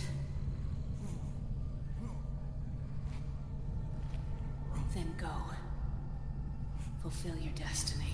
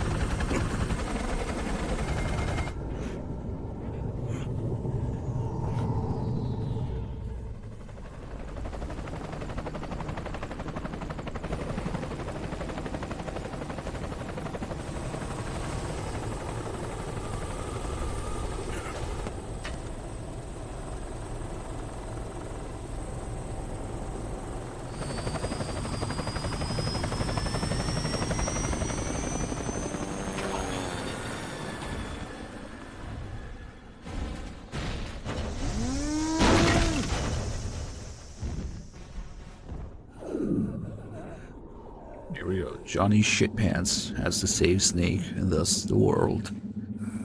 In the first act. And if it weren't for Johnny, yeah, that'd be it.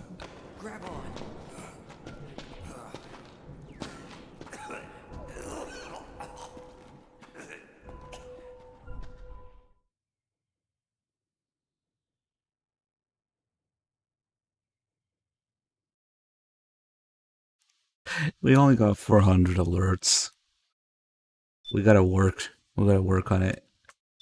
I think doing it manually is fastest, but a little more tedious than just letting it do it automatically, yeah, but it's not too bad. It's a good chunk.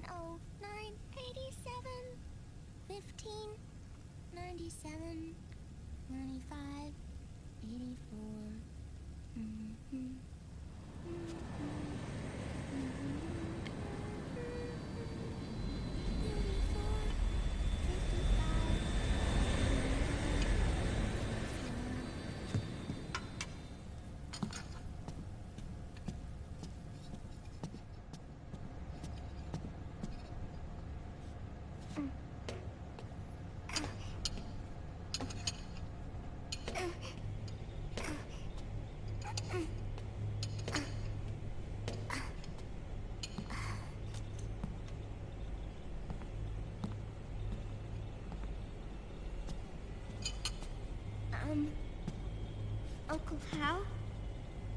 The eggs... they're done. Thank you, Sonny. Snake! So, back from the dead?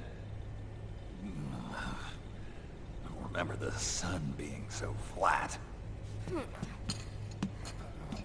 Sorry. I'll dig in right away, Sonny.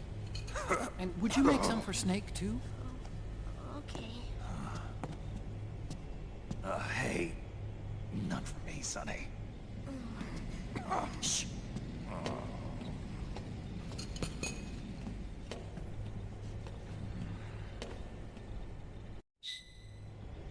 How long was I out? A whole day. Someone saved my life. Yeah. It could have been Meryl and her boys. Don't worry. They're doing fine. Liquid got away. Are you okay? My body just seized up all of a sudden. This is normal. It's not my joints or muscles. It looked like the PMC soldiers all went haywire en masse, too. I thought it might be a form of ADS, but I didn't detect any aberrations in the EM field. You were lucky. Some of those guys' hearts simply stopped.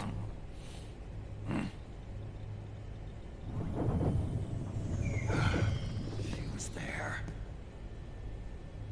Naomi was at Liquid's side.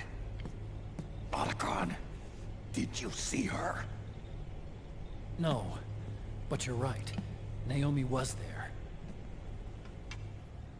I found traces of her DNA in that syringe you were holding. So it was Naomi. Why? Here, let me show you something.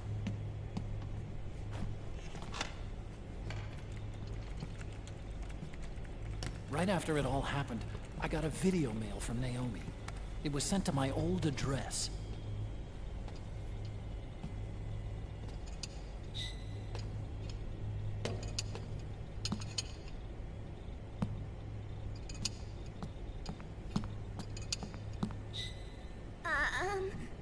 Here you go. Thanks, Sonny. They're delicious. But you haven't even eaten any.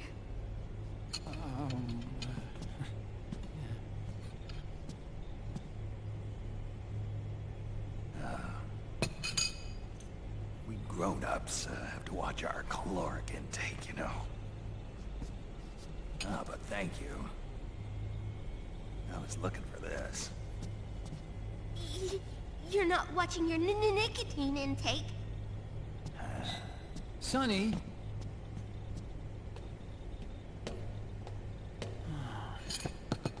You really hurt her feelings. Yeah. Why don't you teach her how to cook eggs then? Oh, like I know how to cook.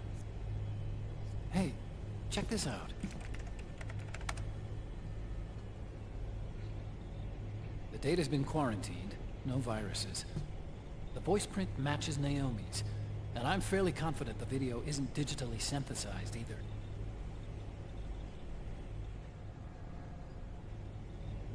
Snake, I'll make this quick. I'm in South America. I've been captured and forced to do research. It's Liquid. Liquid's goal is to seize control of SOP, the Sons of the Patriot system that controls the soldiers. To do that, he needs to analyze the nanomachine structure and find out how they communicate with one another. The nanomachines currently in use by militaries and PMCs are third generation. But their design is derived from that of the first generation. And the basic technology is still the same. First generation? I was the one who created the first generation. A nanomachine colony, part of which was Foxdie. 9 years ago, at Shadow Moses, I injected it into your body, Snake. The technology used in Foxdie was inherited really, by SOP. That's why Liquid has me helping him hijack the system, because I know how Foxdie works.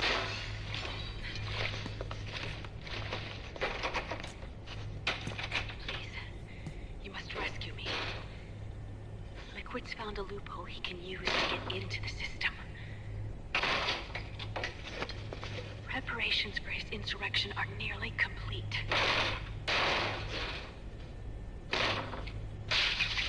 There's no time to waste. Snake, hurry!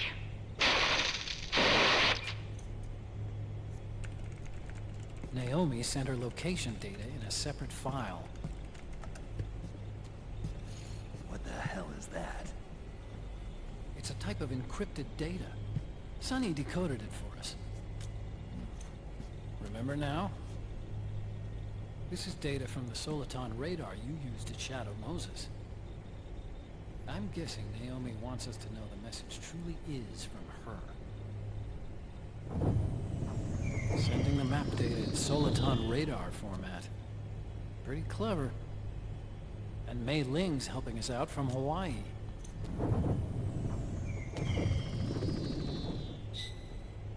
The data she sent was 4D sound data. I don't know how Soliton radar works, but all I had to do was change the audio data into video data. It was easy. This Naomi lady seems pretty cool.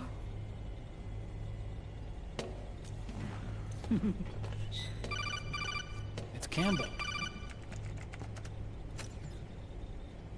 Snake, as you'll recall, following the Shadow Moses incident 9 years ago, Naomi was detained by the authorities. But someone arranged for her escape. Yeah, I hear they added that to my rap sheet too. I suspect it was actually Liquid. He must have taken her prisoner himself and forced her to do research at his facility in South America. Chances are, the location Naomi gave us is the site of Liquid's main base. But there's no actual proof. There's an ongoing skirmish between a new regime put into power by PMCs and a rebel army formed by remnants of the old one. The rebels have hired a small-scale local PMC of their own to stir things up. It's the quintessential example of a war economy market. The new regime is still in shambles, so it's really Pure Maman, one of the PMCs under Outer Heaven control, that's calling the shots. You might say it's a perfect place for Liquid to make his haven. Or it could be a trap. True, but even so, the payoff would greatly aid our efforts. I had Sonny trace the origin of Naomi's mail. The address is fake, but Sonny was able to track the message back through its proxies based on access date timestamps and data transfer volumes. Apparently, the message originated from a server in South America. I wouldn't exactly call it 100% credible, though. Colonel, where's Meryl? Well, I know she left the Middle East in pursuit of Liquid. I'm sure Arsak is on to us by now. We can't chase that line too far. Huh. Which leaves Naomi as our only lead. I've secured you landing clearance at El Dorado International Airport. You'll be acting as a UN inspector. South America. That's about 20 hours from here. Then what's the plan? I'll arrange for them to get you a 4x4. The location Naomi gave us, the PMC's base, is in a mountainous region surrounded by forests. Use the 4x4 to get as close as possible to the PMC security perimeter. From there on, Snake, it'll be a solo sneaking mission. Right.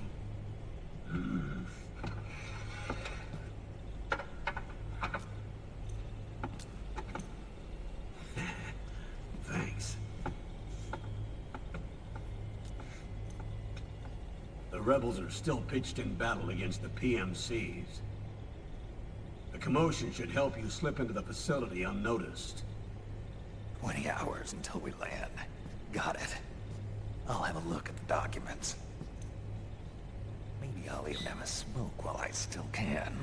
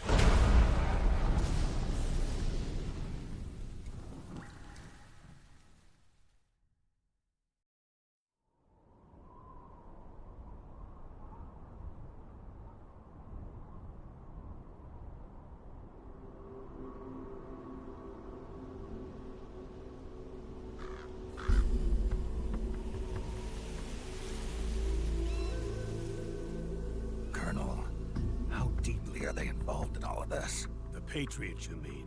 The data we got from Arsenal Gear was a load of crap. 12 founders who have all been dead for 100 years. Give me a break. We know they exist today. If the purpose of this battlefield control system is to control IDs, it fits in with their plans perfectly. Seizing control of the world's ID systems, and then using them to manipulate the economy and information flow. For the Patriots, that's the ultimate prize. You might say the Patriots are the embodiment of the war economy. Everything that Solid has feared 5 years ago, it's all come to pass. The Patriots are trying to protect their power, their own interests, by controlling the digital flow of information.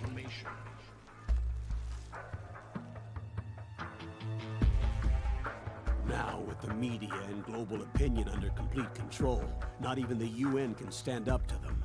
Then Liquid's insurrection is against them. Exactly. It would seem as though Liquid has taken up Big Boss's cause. An age of persistent universal warfare. A world where mercenaries are free from domination. In a sense, the Outer Heaven Big Boss envisioned is already a living reality. You mean the PMCs and their war business? Right now, Liquid is a slave to the Patriots, forced to fight their proxy wars for them. He must be dying to break free of their spell. Beneath the surface, a new Cold War is brewing between Liquid and the Patriots over who will survive. And no matter who wins, the world has no future. Until we stop Liquid and destroy the system, we'll never be free. Snake, what we call peace is an equilibrium kept in check by the war economy. Destroying the system means wiping out the information society, the end of modern civilization. Like it or not, we may have no choice but to protract the system.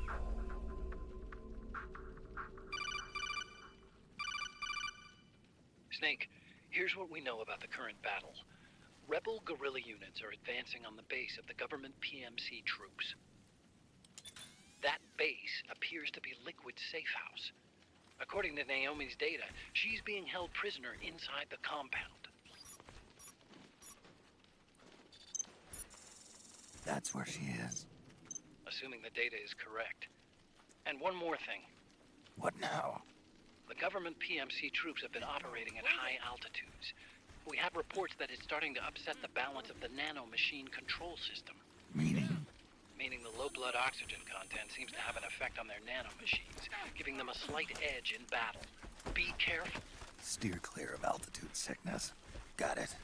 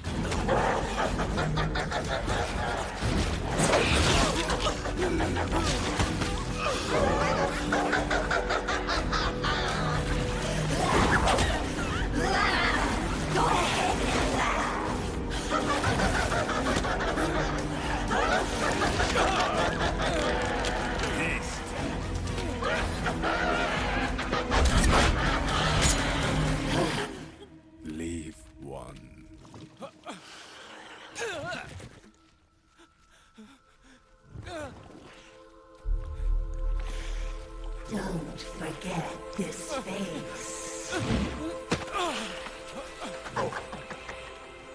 This is the face of the bastard who killed your comrades.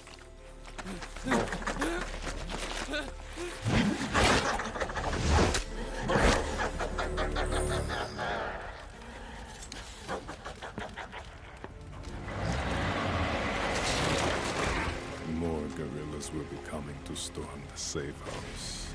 He must be among their numbers. Sooner or later he will come. Don't let down your guard.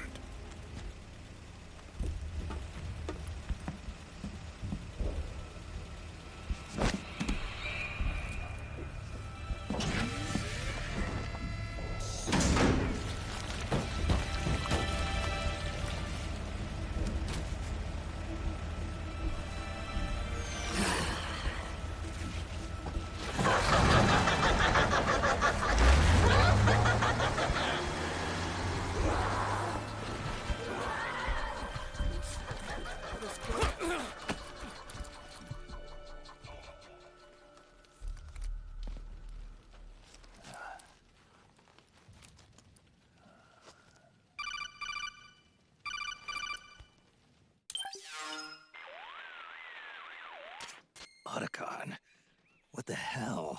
That was Vamp. I'm sure of it. I'll never forget that face. Those were PMC soldiers with him. Is he involved in Liquid's plan? We watched him die in Manhattan. Damn it, he won't leave us alone. Snake, could Vamp be immortal? Not a chance. This is the real world, not some fantasy game. I swear, the next time he shows up... Not now, Otacon. Right. I know. Snake, according to satellite imagery procured by Mei Ling, the facility where Naomi's being held is to the north, along a mountain road. I'm sending the location to your map. Mei Ling? What's she up to these days? Taking command of the Missouri, apparently. The Missouri? That's a World War II battleship. The museum contract in Hawaii expired some time ago. I hear it's now being used as a virtual training vessel. No kidding. Not for actual combat training, of course, but rather to get sailors used to seamanship on an analog vessel. Or so I hear. After the mess at Shadow Moses, Mei Ling kinda got put out to pasture. Even so, making captain at her age, that's pretty impressive. Rumor has it she caught the eye of some lecherous old admiral who got her promoted. She always did have a thing for older men. Maybe it's too early to retire after all. Thinking of taking a little training on an analog vessel, Snake? No. At this point, I've got no need for any more training. Fair enough. Listen, Snake. When you get there, remember, the conflict between the PMCs and the rebels has nothing to do with your mission. There's no reason for you to get involved or take sides. That said, creating some sort of impact on the battlefield could produce better conditions for sneaking. The rebels are targeting the facility being used by the PMCs as a base. This is more or less the same spot where Naomi's being held. If you aid the rebels, they might get rid of some of the PMCs and help carve a path for you to sneak in. That freak I just saw, with the tentacles, was it using the same octo-camo system as my suit? Yeah? I thought that technology was of your own design. Actually, I kind of based it on some designs Sonny snagged off the net. And the data came from? DARPA. So in other words, we're on equal ground technologically. Sorry. I guess I should have told you. And by the looks of things, they know I'm coming too. Yeah, it could be a trap. Stay sharp. Wait, we're on PlayStation 3. It's a Blu-ray disc. Dual layer, too. Head for the research lab where Naomi's being held. It's to the north. Shoot these guys anywhere in the body. It works. Good enough. MGS4 is very forgiving with the time it takes for them to fall asleep, even if it's not a headshot.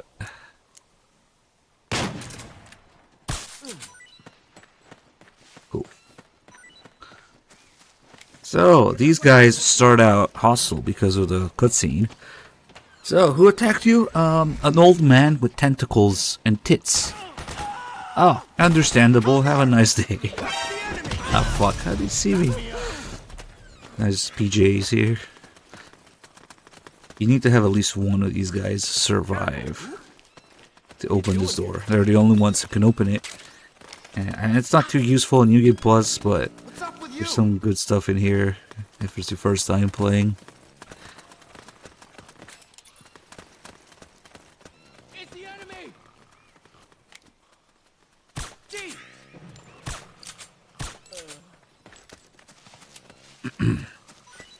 Bacon camo. There's a really weird jump you can do here. It's not too useful or anything. It's a little bit of mostly like ammo. But you can actually grab onto things in midair if you roll. And then I fucked it up. Because I remember seeing that ammo up there. I'm like, how the fuck are you supposed to get there? But you're actually able to do that, except for some reason it's not working right now. Maybe I had to jump from here. There you go. Old man platforming, I don't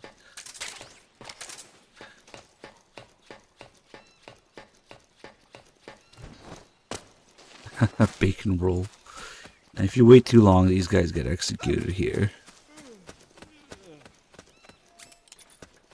And then let's see.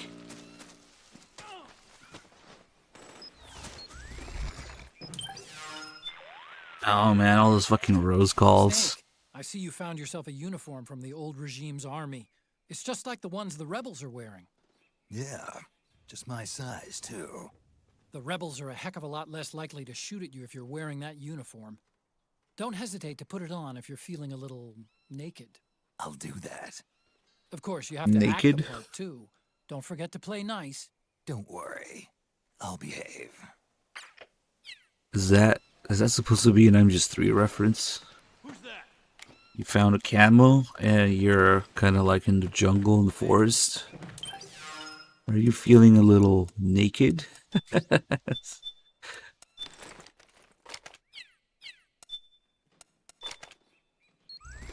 There we go. MGS3 remake confirmed.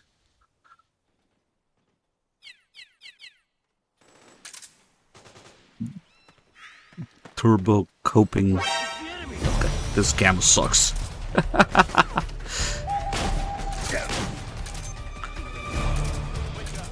Oh man.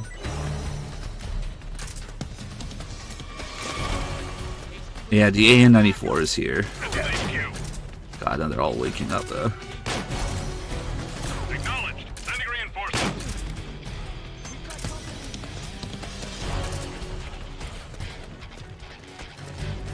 It's right here. Can't see shit. There it is. And this might be one of the 2 times that flashlights actually do something in this game.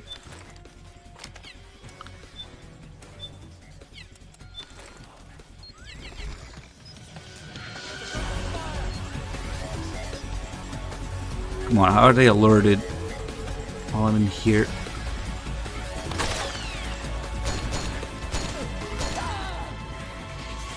For some weird reason, there's an AN-94 in MGS4. I think this is the only 545 weapon as well. Oh, I didn't even have it on this save. Nice.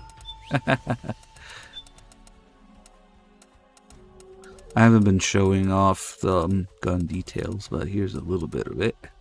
Yeah, it's the only 545 rifle.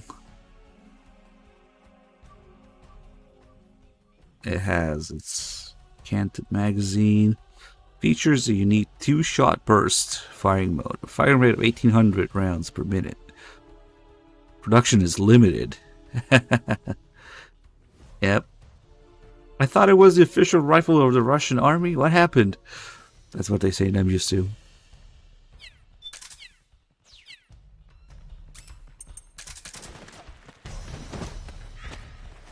So the point of this is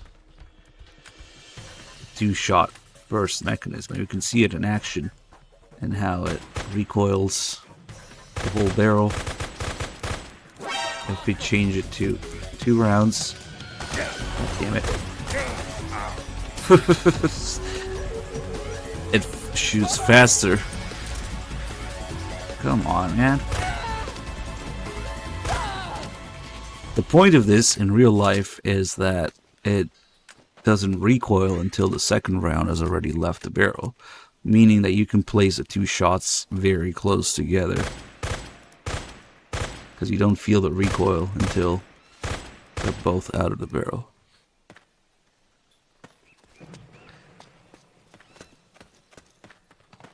Was it for 1 day? I thought they never really adopted it. But yeah, it's not too useful in MGS4, but it's cool. It's one of those gun details, yeah. How it recoils. And the rate of fire.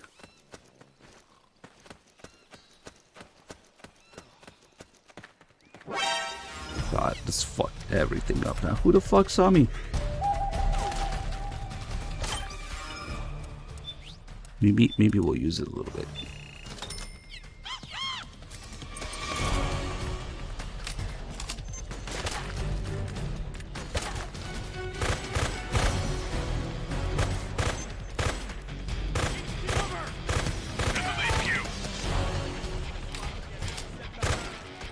It's very subtle, but I think Snake is actually like rocking the magazine in a little bit. It's kind of subtle though.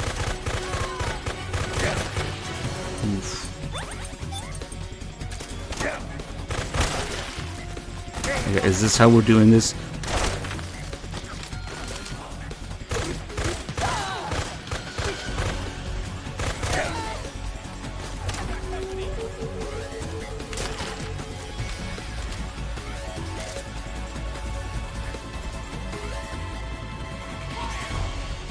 What a clusterfuck.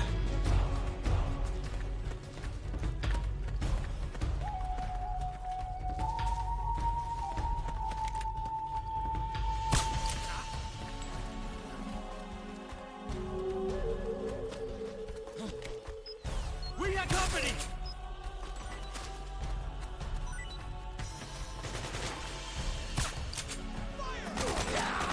Damn it.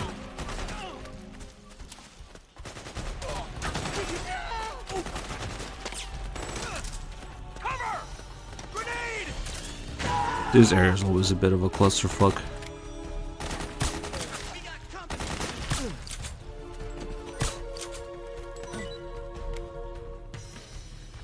He there? What's going on? It's the enemy. Oh, fuck's sake.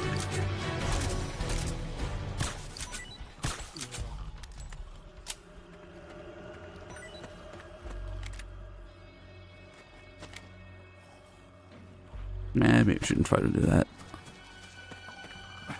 And your reward for getting past this area, which is a little involved, is Rose. I cannot believe that there's only 2 frequencies you can call in this game, and one of them is fucking Rose. Like, what? And she says the most random shit, too. She has some of the craziest fucking calls about Raiden's nonsense and her being with Campbell and whatever. Who wants to talk to her?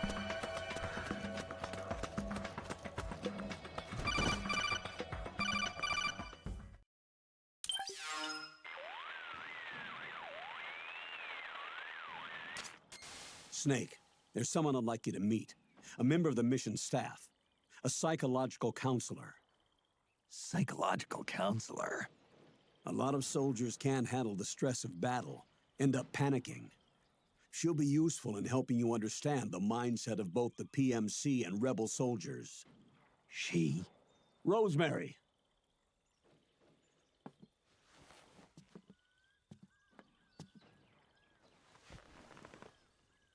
Nice to meet you, Snake. This is Rosemary. She used to work as a data analyst at the Pentagon. but moved to combat support during the Big Shell incident. Yeah. She was in charge of Jack's files, wasn't she? After that, she studied psychology. And now she's a counselor with CSP, the Combat Stress Platoon. Yeah, I hear psychological counseling's the hot field these days. Increased combat efficiency and productivity, all without ever picking up a gun. I'll be acting as your personal counselor on this mission. Since the passing of the new millennium, one of the most important issues facing today's military is the mental care of its soldiers. I can also provide advice on soldier psychology from a threat assessment perspective. Contact me anytime. I'll be standing by here at home with Roy, but I'm on a different circuit. The frequency is 147.79. Her advice will have a positive effect on your psych gauge. Survival on the battlefield depends on your psychological well-being. Lose your cool and your body stops doing what you tell it to. Even a veteran soldier like you. I know. Mind, body, technique. Some things haven't changed with time. When your psyche is running low, ask her for advice. It'll help keep you in peak condition and focused on the mission. By the way, Colonel, isn't that your house? Well, yes. Then the woman you married, the one that Meryl was talking about. Is Rosemary, yes. Didn't I tell you before? News to me. What about Jack? Jack? Jack, from Foxhound. Codename Raiden. I seem to remember him being engaged to Rose. Oh. We lost all trace of him. Jack's gone. I used to work with the guy. He saved Sonny from the Patriots. He disappeared soon after that. What about you? Jack disappeared and you just moved in on Rose? I was consoling her over her loss, and one thing just led to another. She's young enough to be your daughter. Yeah, lucky me, huh? Now I see why Meryl was so disgusted. Meryl said something about me. Yeah, I believe her words were, "I'll never forgive that womanizing piece of shit." I see. Colonel, you knew she was our informant in the Middle East, didn't you? Was it you who put her up to it? Yes. I used my connections in the army to get Meryl the job. You wanted your daughter someplace where you could keep an eye on her. Look, everybody involved in the incident at Shadow Moses either lost their job and status, or in the case of Meryl and Mei Ling, got brushed aside. Meryl wanted to make a comeback, a difference. We can't all be as strong as you, Snake. Some of us can't bear living like pariahs. Since Shadow Moses, I've been branded a criminal. I think of it as my own small way of making it up to my daughter. My own flesh and blood. In any case, call Rosemary if you ever need advice. Yeah, Rose is down there. Campbell fucked his dead brother's wife. You think he wouldn't fuck Raiden's girlfriend? Come on.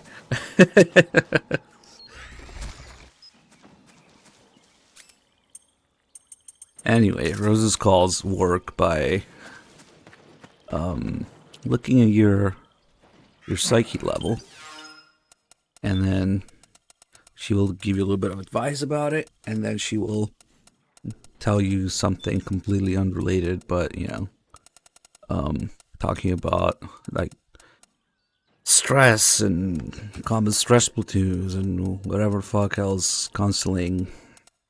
So okay, if we do, I think she only starts to talk about this stuff if your psyche is low, though. Eventually, quite a few calls in, she also talks about the Solid Eye and Sonny. That's a little bit more interesting, because I think they just took a bunch of counseling, psychology stuff from real life and put it in the game. And you have Rose telling you this shit. It's the most random shit ever. Also putting the real Rose, who is now confirmed real, with the real Campbell, who was never an MGS2. And just... they had to just be fucking with people at that point. Okay, so let's just wait for this to go down. Maybe... smoke a little bit.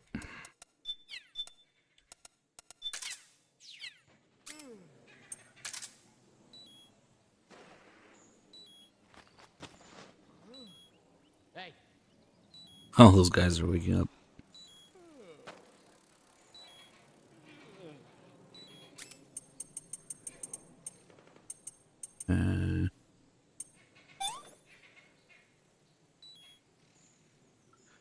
trading health for stress relief with cigarettes.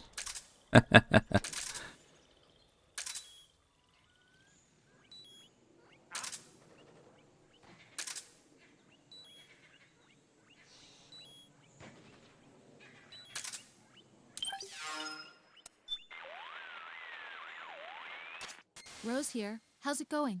Super. There doesn't seem to be any problem with your psych. So far, so good. Proceed with the mission. Got it. Snake, the gauge below your life gauge is your psych gauge. Yeah, you told me about that. Then you'll hear it again. The psych gauge affects the rate at which your life gauge recovers. In other words, how fast your wounds heal. It also greatly influences how well you perform various actions. When your psych gauge is full, your life recovers quickly and you shouldn't have any problems doing what you need to do. Remember, your body isn't the only thing driving your performance. Your mind is every bit as important. Hey, I don't let my mental state affect my combat efficiency. You may think that, Snake, but the truth is, you're not as young as you used to be. Could have fooled me. It's your psyche that's keeping you alive inside.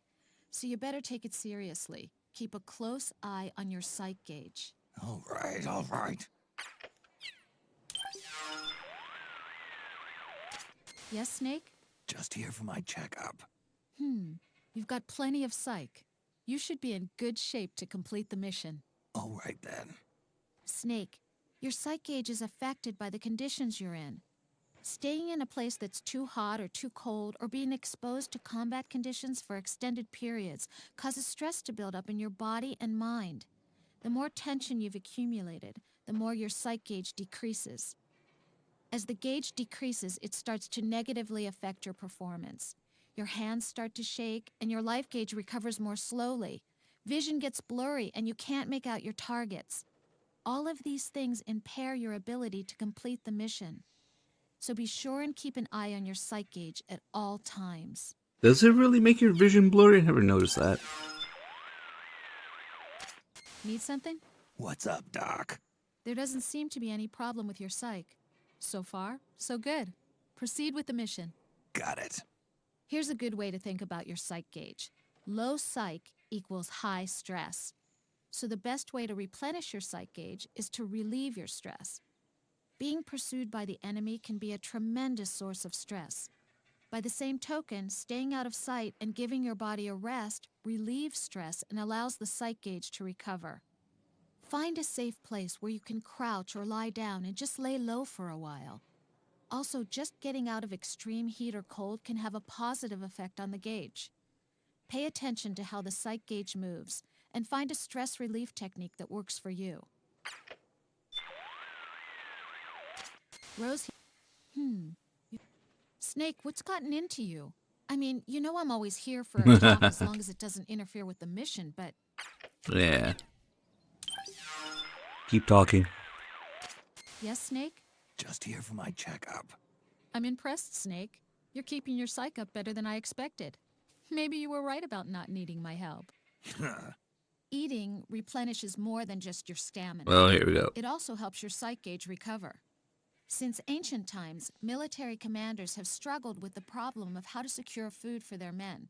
How much soldiers get fed, not to mention how well, has a direct effect on morale. Back when wars were fought between absolute monarchies, the maximum distance an army could travel in a day was limited to the distance from one supply point to the next. The quality of the food is a major factor, too. During World War II, American battleships housed vending machines that were stocked with cigarettes, soft drinks, and ice cream. They called them Gedunk bars. The phrase is still used by sailors and Marines today. Ice cream. Tasty. Apparently, they even built special floating ice cream factories capable of producing 5,000 gallons of ice cream an hour to feed soldiers on ships too small to have their own Gedunk bars. They even had their choice, soft or hard. Napoleon once said, "An army moves on its belly." He knew what he was talking about. Hello, Snake. What do you have for me, Rose? Your psych is looking good right now. Nothing to worry about so far as I can see. Good. Speaking of food, Snake, Colonel, we're in the middle of something here. Have you ever eaten rations from a country other than the U.S.? Of course I have.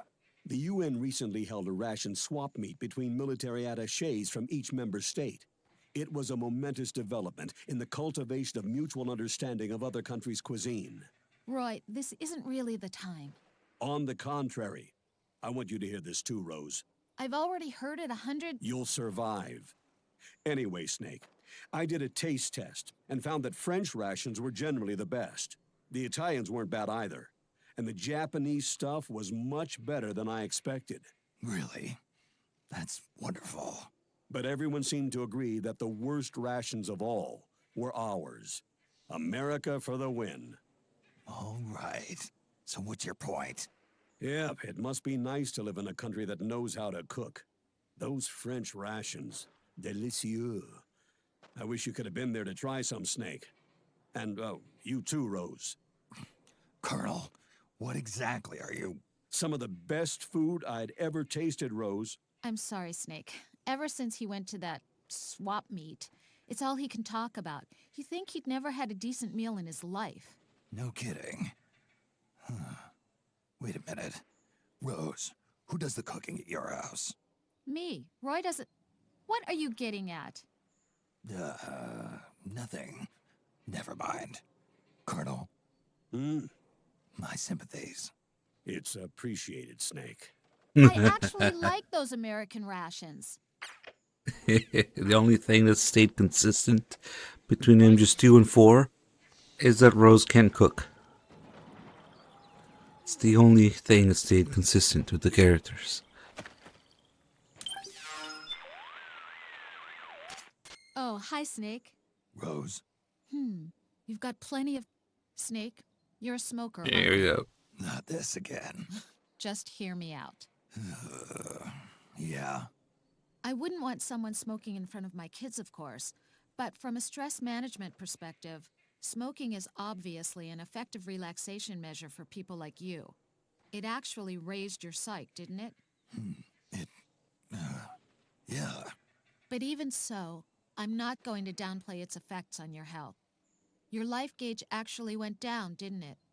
And the smell of tobacco can attract the enemy. Yeah, I guess you're right. Think carefully before lighting up, Snake. I'll leave it at that.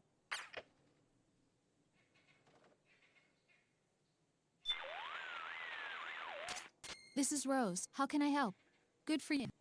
If you're that full of energy, then... Hold on. If we don't close and reopen, she's not gonna have another unique call. What's on your mind? Just checking in. Your psyche is in excellent condition.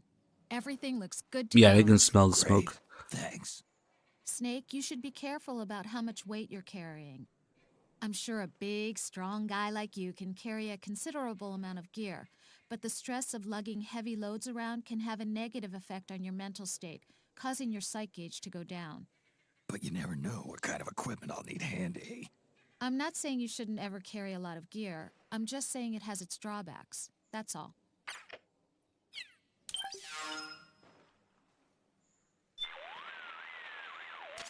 Yes, Snake?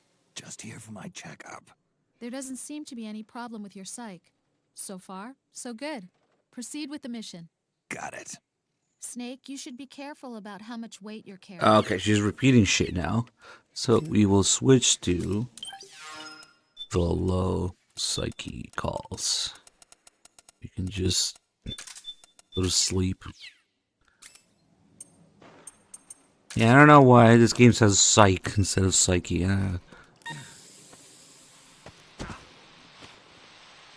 Who's there? Oh shit. What's going on? Come on. Fuck! This smoke is still there. The sleeping gas. Ugh.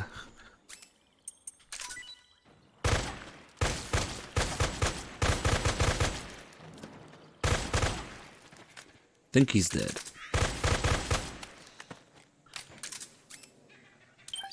Okay, now the calls will be all about how to recover psyche. What's on your mind? Just checking in. You've lost quite a bit of psyche. You ought to do something about that. Right. Snake, are you okay? Your psyche's looking awfully low there. Yeah, I can't seem to get out of this slump. You should find a nice, safe place to rest and replenish your psyche. It may help to equip some Munya, too, if you have any. Munya? It'll help you to relax, and should help your psych gauge recover faster. Okay, I'll give it a try. Yeah, the MGS 4 memes are, the writing, the autobiographical stuff, commentary, beating the dead horse, character deconstruction of the series. But I always praise them. The technical aspects of it are pretty cool, especially for the time, yeah.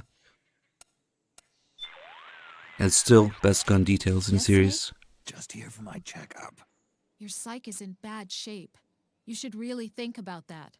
I'll look into it. Eating replenishes more. Wait, she's repeating stuff. I didn't close the screen. Hello, Snake. What do you have for me, Rose? Your psyche is in bad shape. You should really think about that. I'll look into it. Here's a good way to think about your psych gauge. Low psych equals high stress. So the best way to replenish your psych gauge is to relieve your stress. Being pursued by the enemy can be a tremendous source of stress. Wait, she already did by this the one. same token, it's a place where you can crowd a positive effect on the gauge. Yes, Snake? Just here for my checkup. Your psyche is in bad shape. You should really think about that. I'll look into it. Snake, you should be careful about how much weight you're carrying. Wait, why the fuck? She should have a whole bunch of calls about. Wait. I think I might have recovered too much. That's why.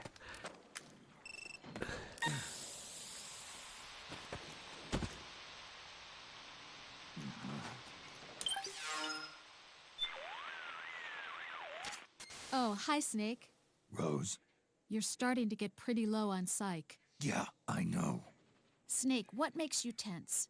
Stressors, the factors that cause stress, can be divided into several types. They can be psychological, social, biological, chemical, or physical. In battlefield terms, that corresponds to the presence of enemies, the battlefield environment, biological and chemical weapons, and physical wounds and hunger caused by combat. Any of these factors can cause stress to build up. So you need to pay attention not only to your health, but also to your psyche, especially when engaged in combat.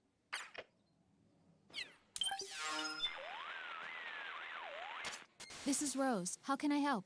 I need a psych check. You've lost quite a bit of psyche. You ought to do something about that. Right. Stress is an adaptive response your body takes to protect itself when confronted by a threat. It happens to everybody. There are no exceptions. Everyone gets stressed sometimes. Fear, anxiety, and worry are examples of psychological stress responses. Some people might not like to admit they have these negative feelings inside, but being aware of your own stress is essential to keeping it under control.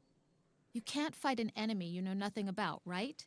The same is true of stress. To recover your psyche, you need to know where your stress is coming from. Give me a call whenever you feel it getting low.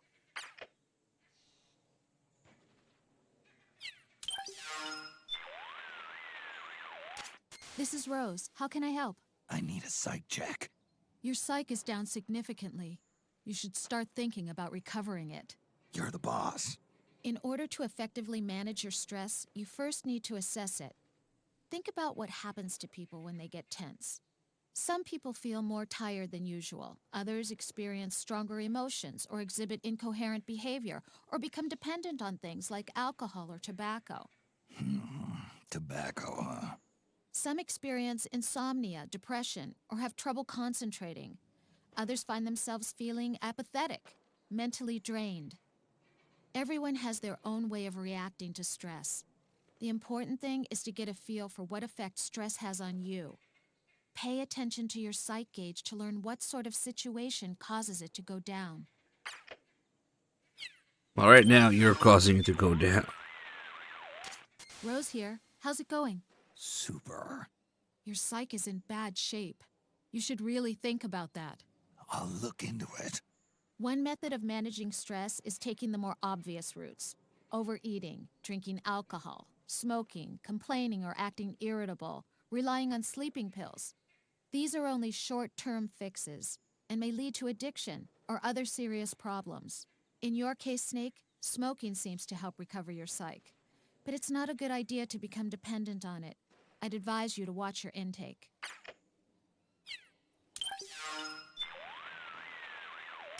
What's on your mind? Just checking in. You've lost quite a bit of psyche. You ought to do something about that. Right. One method of stress management is to get your mind off the problem for a while.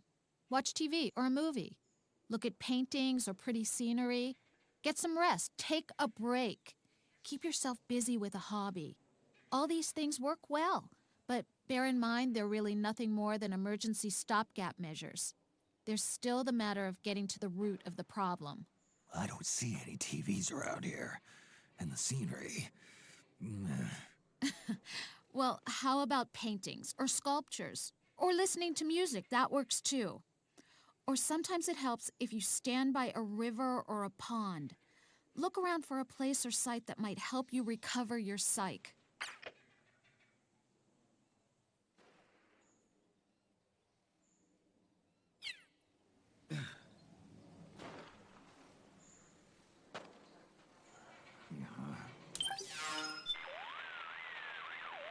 This is Rose. How can I help? I need a psych check. Your psyche is down significantly. You should start thinking about recovering it. You're the boss. The best methods for managing stress are comprehensive methods. Getting a healthy amount of exercise, meditating, letting yourself relax mentally and physically, not focusing on negative thoughts, counseling from a trusted professional. These approaches target both your body and your mind. But I know they aren't exactly convenient for someone in the middle of battle. So Snake, try one of the easier techniques instead. To keep your stress levels under control, use whatever method is available to you at the time. That'll help you maintain a high level of psyche. I'm not sure if you consider me a trusted professional, but I am here if you ever need to talk. I might even be able to help.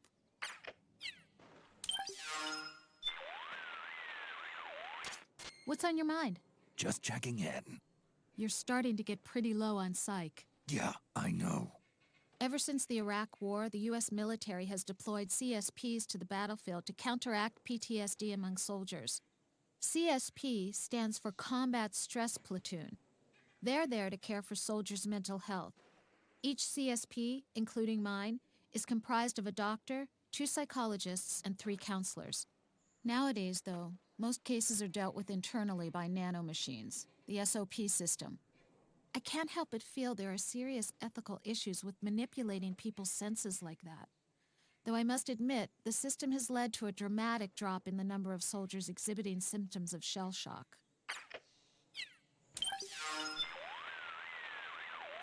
What's on your mind? Just checking in. You've lost quite a bit of psyche. You ought to do something about that. Right. The primary mission of CSPs like mine is to provide care for soldiers suffering from combat stress. Sounds like a good gig. The symptoms were first identified during the American Civil War. During World War I, they called it shell shock. Today, it's known as post-traumatic stress disorder, or PTSD. You mean combat fatigue? Right. That's how soldiers have referred to it. Unlike external wounds, psychological damage is not readily visible, making it that much harder to detect. The only way to diagnose it is to look at the victim's stress level and determine whether or not he's able to effectively engage in battle.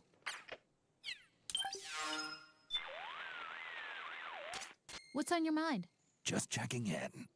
You've lost quite a bit of psyche. You ought to do something about that.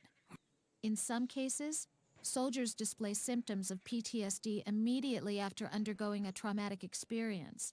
When these symptoms persist for more than 2 days, it's referred to as ASD, or acute stress disorder. When they last for more than a month, it's called PTSD. Left untreated, ASD can develop into PTSD, so it needs to be taken care of as quickly as possible. If something stressful happens to you, let me know right away. Hi, this is Rose. I need an update on my psyche. Your psyche is down significantly. You should start thinking about recovering it. You're the boss. When a soldier is suffering from combat stress, it's extremely important that we respond quickly and effectively. Today, we use the term 4R in PIES to describe this action. The 4R in 4R in PIES stands for 4 words that describe the response. Reassurance, getting the soldier to feel at ease. For example, we might get his commanding officer or supervisor to tell him he's okay. Rest, letting the soldier cool down mentally and physically. Replenishment, having the soldier recharge his batteries by eating and sleeping. And restoration, having the soldier talk about his feelings and getting him to calm down. The 4 R's represent the core thinking behind dealing with soldiers who suffer from stress. The PIES in 4R and PIES can be thought of as the principles that guide the execution of the 4 R's. Proximity, staying close to the soldier. Immediacy, acting quickly. Expectancy, giving the soldier hope that he'll get better. And simplicity, taking care of him in a clear and uncomplicated manner. Take the first letter of each principle, and you get the word PIES. Snake, you can apply these principles yourself when managing your own stress. When your psyche runs low, act quickly and appropriately to remedy the situation. I'm trusting you to take care of yourself.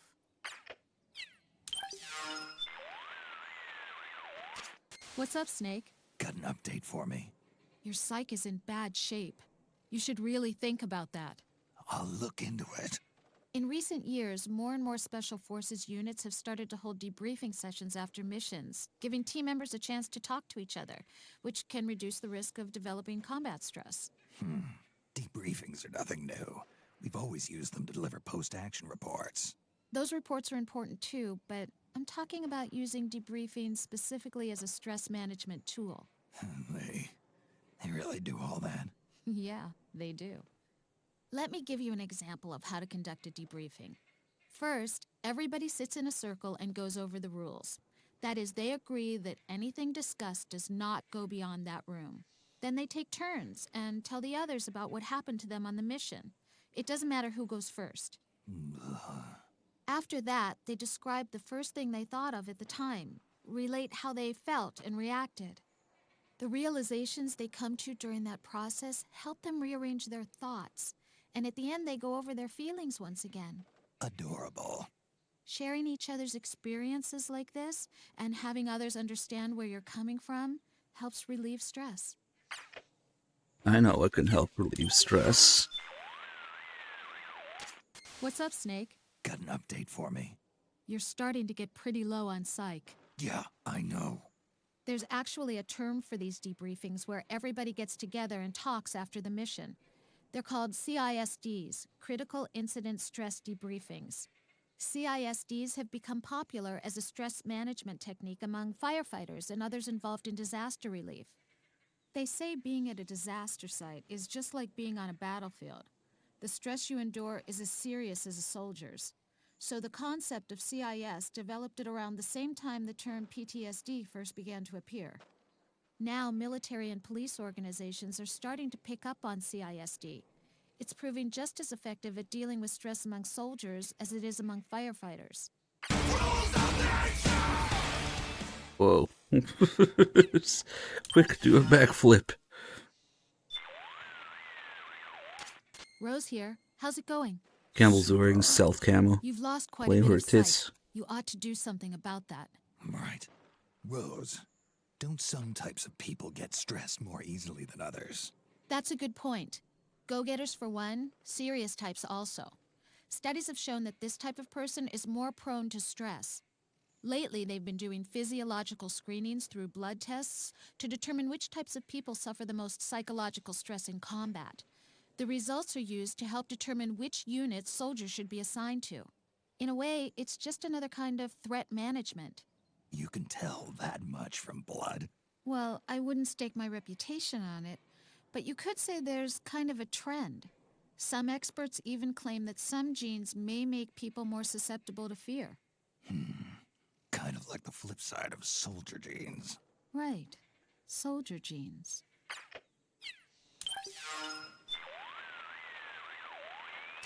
Rose here. How's it going? Super. Your psyche is in bad shape. You should really think about that. I'll look into it. Rose, how do I keep my psyche from going down? Isn't there a way to develop resistance to stress? Well, there are many types of training that involve extremely high levels of stress, like escape and evasion or ranger training. But what you need is to focus on managing the stress as it accumulates. It's not healthy to let it build up inside. No matter how big the cup, keep pouring water into it, and eventually it's going to overflow. Snake, you have to dump some of that water out once in a while. Here's what you need to know. The best way for us to confront combat stress is not to train ourselves to resist it, but to train ourselves to recognize internalized stress early on and release it. Recognize it. In your case, you can assess your stress level by looking at your psych gauge. So this is Always the keep one an eye useful on it.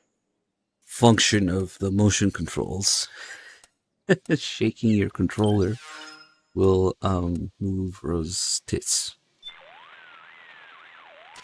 What's up, But the Snake? canon explanation is that Campbell is Starting playing to with get pretty low on stealth psych. camo. Yeah, I know.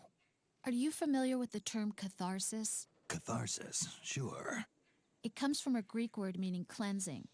When we remember a traumatic past experience, it causes us to feel afraid, distressed, insecure, and we tend to suppress those feelings. Allowing ourselves to express these pent-up emotions removes that burden and relieves our psychological tensions. It's called catharsis. We experience catharsis in our daily lives in many different ways. By telling others how we feel, or by painting a picture, watching sports, going on a trip, or even yelling at the top of our lungs.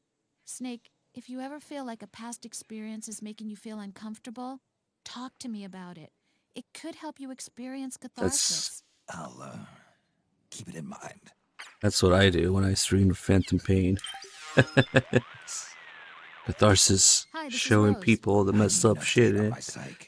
You're starting to get pretty low on psych. Yeah, I know. The process we use to prevent or relieve stress Here is we called go. coping. Copium. There are two basic types, problem-focused and emotion-focused. The first type targets the stress factors themselves, while the second works to alleviate the suffering caused by that stress. Going back to what I said earlier, changing your environment by getting to a place where you can relax is problem-focused coping, while changing your mood by eating and resting is emotion-focused coping. Choosing the right coping technique for the right situation can save your life. I can help you with that, if you'll let me. All right.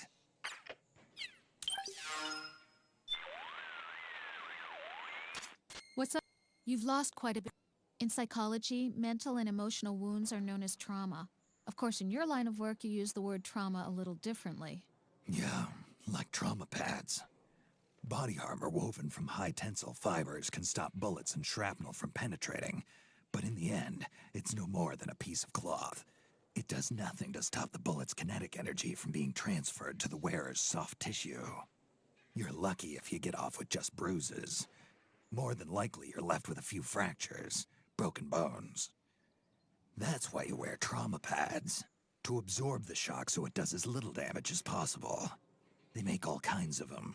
Some have steel plates designed to diffuse the shock of impact over a wide area. Others use shock-absorbing gels to convert kinetic energy into heat. That's all well and good if you're only worried about your body, Snake. But so far, nobody's invented armor against psychological trauma. That's where I come in. If you ever need anything, don't hesitate to give me a call. What's on your mind? Just checking in. Your psyche is in bad shape. You should really think about that. I'll look into it. Are you familiar with the effects of relaxation? As much as anyone else. I like to have a good time. In a state of relaxation, muscle tension is released. Breathing and pulse become slower, and blood pressure is kept at reasonable levels. Brain activity also becomes calmer, inhibiting anxiety and depression. It helps you settle down and reduces the amount of stress you're feeling. I could use some of that. It's hard to get anything done when you're flustered. The simplest method of relaxation is muscle relaxation. Muscle relaxation involves tensing up a certain muscle and then releasing the tension to get it accustomed to feeling limp. As you repeat the process of tensing and releasing, the shift to the limp state, that is the relaxed state, gradually becomes more natural. The usual method is to start with your arm and face muscles, then move down through your chest and abdomen and finish with your legs.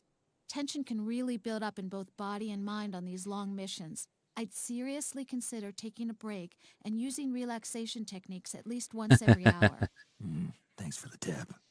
It reminds me of the old installation screen. They don't see that anymore, but they used to have all sorts of health-related tips and other things while you install the game. Take a 15-minute break every hour. Hi, this is Rose. Play in a wet-lit room. You're starting to get pretty low on psych. Yeah, I know. One technique you can use to relax is autogenic training, which employs self-suggestion. What? It's a behavioral therapy in which you regulate both mind and body by changing their respective states. You assume a relaxed position and think of a formula that expresses your body's sense of weight and temperature. You then chant this formula in your mind until your body feels as if it's actually experiencing that state. Once you've mastered one formula, you move on to the next. In repeating this process, your body gradually transitions toward the state expressed in the formula, and eventually you learn to regulate body and mind. I've heard something like that before. A guy from the New Zealand SAS told me about it. When it's cold outside but too dangerous to build a fire, they look at a picture of a fire instead. Said it made their bodies feel warmer. You know, it's just another form of self-suggestion. If you think something hard enough, you can produce actual physiological changes in your body. They may have come up with that technique themselves through experience, but I suspect they had a little help from a psychologist. Kind of like you. Yeah, kind of like me. Maybe we should look at a picture of MGS1 while we play this. This is your We counselors often talk about stress assessments. I understand you soldiers have your own type of assessment. Threat assessment. Right. An accurate evaluation of your opponent before you take action. That makes sense. Incorporating enemy psychology into your threat assessment and management enables you to locate, evade, and engage the enemy more efficiently. Not only does it give you an advantage, it helps you seize the initiative on the battlefield as a whole. For someone in your situation, it's absolutely essential to remain sensitive to the enemy's psychological state, to their emotions.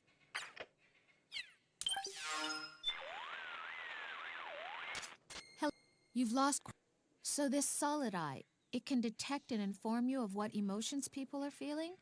Dr. Emmerich told me all about it.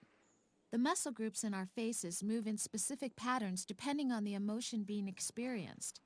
There's been a lot of research done on this, and the theory is being applied by intelligence and law enforcement agencies. Dr. Emmerich tells me the solid eye uses LiDAR to scan the target's face and pick up subtle muscle movements. And it picks up other physical reactions as well, like the way blood flows to the legs when we're afraid, or concentrates in the upper body when we get angry. Changes in pulse rate, skin temperature, sweat secretion. It takes all this information and calculates people's emotions with amazing accuracy. No kidding. And here I thought it was all smoke and mirrors. Our emotions have a significant impact on how we act. Knowing how people feel gives you a strategic edge. It must process data in much the same way as the nanomachines in SOP. I have to say, even speaking as a psychologist, your friend has developed quite a reliable system.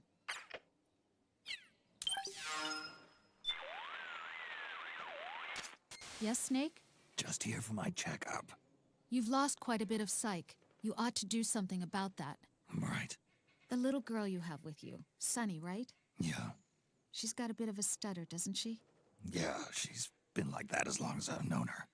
Any idea why?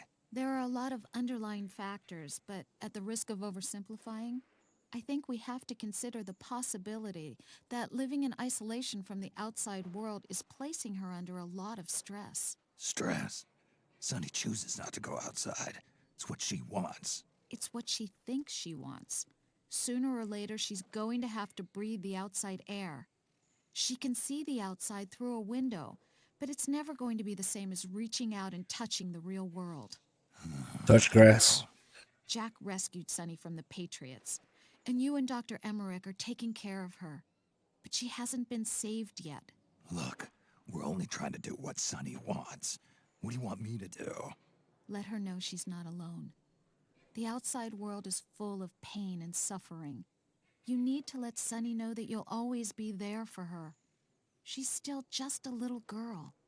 Show her some sympathy once in a while, okay? But she doesn't know how to cook eggs. Fuck that. Outside, ew. What's up, Snake? Got an update for me?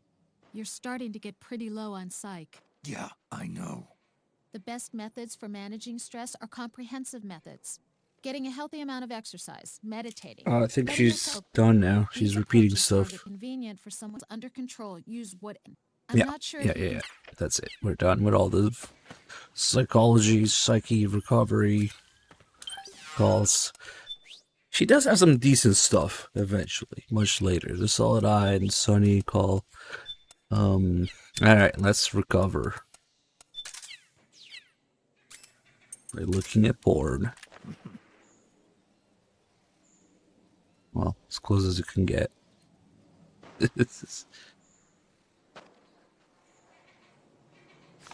Just applying the knowledge that we just got from Rose, yeah?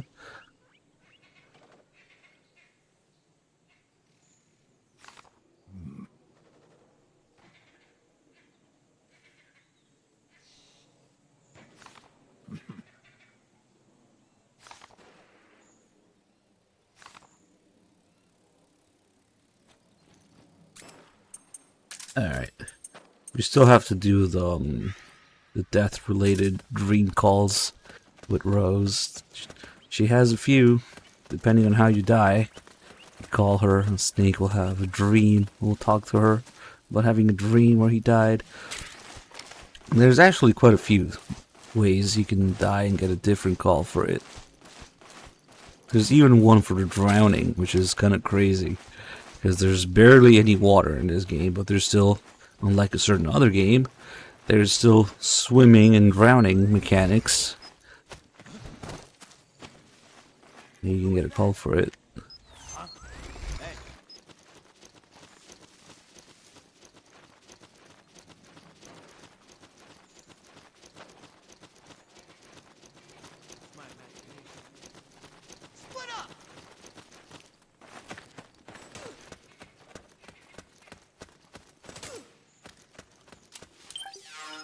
Let's see, we're gonna need frag grenade, stun, and moist nugget.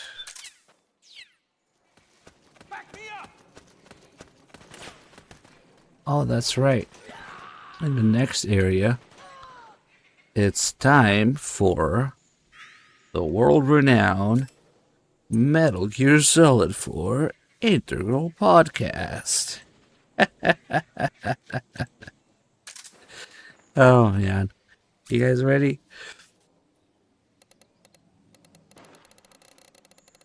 Let's see.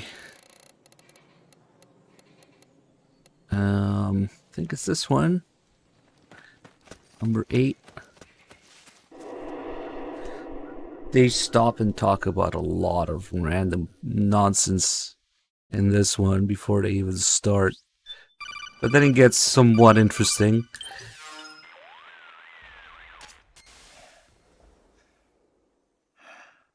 Who is this? Snake. That voice. There's an ambush ahead. Yeah, maybe it's 6, actually. Government and PMC troops. You could be shot from anywhere. Watch your surroundings. Look to the distance. Is this Jack? Jack is dead. Snake, I'm at your side. Wait. Who? Jack who? Metal Gear Solid 4 Integral Podcast. Broadcasted from Konami HQ in downtown Tokyo, it's the world-renowned Metal Gear Solid 4 Integral Podcast. Alright, welcome to episode 4 of the MGS4 Integral Podcast. I am Sean Icestone, and once again, I'm here with Aki Saito. Hi, everyone. And producer Ken Imaizumi. Hello. So, Aki, what do we have in store today? Okay, it's February right now. What's happening in February? February 14th. All right. Ah, Valentine's Day. Yeah. Good topic, Ken. Sean, Ken, you guys might know, but it's totally different in Japan what Valentine is like. So let me just explain the difference. All right. Okay. In Japan, the boys receive the chocolate from girls. Yeah. And I thought this was worldwide. But when I grew up in America, it was totally different. Right. The boys have to give Something, right? Chocolate is pretty common. They give chocolate, but it's usually the guy to the girl in most cases.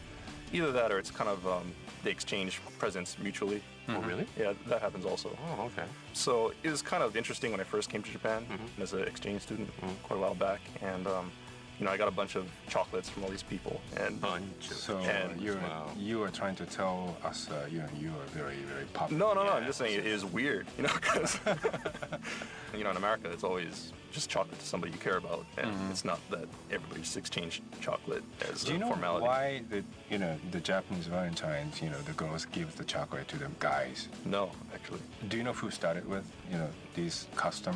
No idea. No. That's, Japanese chocolate company started just because they wanted to sell more chocolate. Wow. Okay. So that's another why conspiracy. Yeah. That makes sense. Yeah. So in Japan, the boys get anxious during the 11th or 12th or 13th, or especially on Valentine's Day, how many chocolates they get from girls. Right. And the funny thing is, on March 14th, 1 month after Valentine's Day, in Japan there's a day called White Day. You know, white as in black and white. Right. So the guys receive chocolates, and if they like that girl, they give a candy back. Right. During White Day. That's a junior high or high school student. Right. When you get really old and you have to buy something like luxury stuff, like a I see. like a brand wallet or Watches. Prada purse. Yeah. But yes. Okay. So who started this White Day? So probably Candy Company. Candy Company started this White Day thing. Well, anyway. Okay. Well, that's the difference in Valentine's Day. Okay, today, Sean, where are we at? Okay, so today we're gonna continue with South America. Or actually, we're gonna backtrack a little bit. We did the Naomi tracking mission earlier, and we're gonna go back to the power station level today. Okay. Do they have a Valentine in South America? Are you continuing to answer? I have no idea. I would assume so. I don't know. Just wondering. Is this universal? Is this universal? I think so. Valentine's It's for Saint Valentine, right? Yeah. So okay. All right, we're gonna go to the South America power station. So, Sean, could you hook up the game and? All right. So we're gonna load the save right now, and we want you to just load the save and don't move, first of all, because we're gonna point out a few things. So first of all, you'll see a couple of rebel soldiers in front of you. So just follow these guys for a little bit, and you'll come to a fork in the road where it goes left and right. If you just watch these guys for a while, you'll see that they're using some pretty realistic battle strategy. How would you say it? Like, I guess, battle strategies that, Mori-san. Yeah, that's what we instructed. learned, yeah. Right. Everybody on how soldiers should move and act in a battlefield. Right. So all of these movements that you're seeing, these guys are doing. They're getting based on wrecked. Reality. It's all been checked for authenticity. And we paid a lot of close attention to that while we're making the game. So they kind of stop here and there, and they say okay, and then move forward. Right. And they kind of move along in two-man cells. They have watch each other's back and take cover as they move forward. Get wrecked. So anyway, so you'll come to this rock and you'll see a fork in the road that goes to the left and to the right. So what we want to do is head to the right. And as you head to the right, you'll see kind of like this ledge leading up to the right and another path heading straight ahead. And we're going to want to take the ledge heading up to the right. Okay. But before we do, let's just head over here because there's some crops that I want to point out. These things look like corn. Oh, yes. Yeah. Yeah. But actually what some people might not realize is that these are actually potato plants. Potato plants? From what I hear. Actually a lot of the staff went to South America and they went to Peru. And I guess they saw these plants growing around and they thought, well, it's about the right size, right height for people to hide in. And so they wanted to use it in the game. And, a lot of people thought it was corn, but I guess when they asked one of the locals, they said actually it was a type of potato. Very, very tall plants. Yeah, and, supposedly, potatoes are I guess, from Peru originally. So yeah, we wanted to use some of the native plants and animals in there. So Yeah, one more thing. I wanted to talk about the plant name is Munya, which is like a real plant, not like we made it up or something. It's a real plant. You can get Munya in somewhere in a battlefield. Right. And then when you get the altitude sickness, Altitude sickness, altitude sickness, the sickness, and then you get dizzy or something. Yeah, like you get sick. And the snake will be sick too. So when you get Munya, and then you will get better. Oh, really? Treat it. Yeah. When does snake get altitude sickness? Audubon kind of mentions it. Be careful of altitude sickness while you're there. And it's not that obvious, really. I mean, it's not like he just gets altitude sickness while he's walking around or anything like that. But he does get tired pretty easily, in battle situations and things like that. Your stamina will decrease, and using that Munya will bring your stamina back up. And this is true in real life. Yeah, true in the real story. I mean, some guys went to the South America for shooting some photos, and then most of the guys get the sickness, and they chew those Munya plants, and then they get little better. Oh, really? I mean, not completely treated, but Yeah, I heard Kimura-san got it pretty bad, right? Yeah, The he league got really level sick. artist. Yeah. So he was chewing Munya all the time. Yeah, I guess. Munya all the time. He had it in his pocket constantly. Actually, I never got altitude sickness. Me because either. I haven't climbed a really high location recently. I think I've only gotten it once when I went to the Rocky Mountains. Yeah. And you don't feel it right away sometimes. Then you kind of move around for a little bit. I went hiking, and normally I could run up a hill no problem, and I was just dying by the end of it. Then next time you get this altitude sickness, you'll look for Munyas. Look for some and choose some Munyas. Okay, let's go along, John. Okay, from these potato plants, let's just backtrack a little bit and head up that ledge that you saw to the right a little bit earlier. And we're gonna take the high road. We're gonna take the high road up to the right. And once you climb up that kind of like step-shaped ledge, you'll come to another divide in the road. And to your left, there's a low path. Yeah. And to the right, there's another path that goes up even higher. Yeah. And so which path are we gonna take? So the thing is, either way you go, it'll end up in the same place. But let's just go ahead and take the high road. Okay. Because Up on these. right? Yeah. On the right. Up on the boxes, and then. So climb up the boxes, then climb up onto the ledge. There'll be a gap. Jump over that. And when you get to the other side, you'll probably see some soldiers patrolling ahead of you. So go ahead and equip your Mark II pistol and try to take them out, put them to sleep without being spotted. Then jump over the next gap, and you'll get to kind of like this. You can either go straight ahead and go down the road, or head to the left. So let's head to the left. And make another jump. Make one more jump. Okay. And when you get to the other side here, be careful because there are enemies wandering around. A good thing to do is just have your Mark II pistol ready, and if you see any movement, just go ahead and put them to sleep. You'll probably see a guy on your right here. So now you're moving forward. Kind of hide in this grass. Yeah. Take out this guy. And be careful because there are a lot of enemies up here. So once again, if you run into battle, just go ahead and switch your iPod off and take care of the battle first, and then come back. Immediately to your left, you'll see that there's a ledge, and there's some snipers here picking off the rebel soldiers down below. Oh, the corn plant. Yeah, hiding in these corn-type plants. So go They ahead and literally take just care said of they're these guys. potato plants. Help out the rebels a little bit. They call the corn again. See through the grass. No. Two guys there. Yeah, two guys. Two guys. That's too funny. So if you had taken the lower route instead of coming up here, those guys would have sniped you. Yeah. Okay, now it gets a little bit complicated. There are a bunch of paths that you can take. If you look, you'll see like these power lines, and if you look towards the north, that's the direction that we want to head in. So if you look towards the north, there's like a plateau with some boxes on it, cubes, I guess you could say. Yeah. And what you want to do is head towards that plateau and go to the right of that plateau. Yeah, kind of what should we say? A middle path, right? Yeah, more or less the middle path. Yeah. Basically you want to be heading north, so take that middle path, and you'll see another soldier, so go ahead and put him to sleep as well. And then you'll come to another split in the road, and there are a couple paths leading to your left, another one more or less straight ahead, and another one to your right. So let's just head straight ahead. From this vantage point, you'll see a billboard.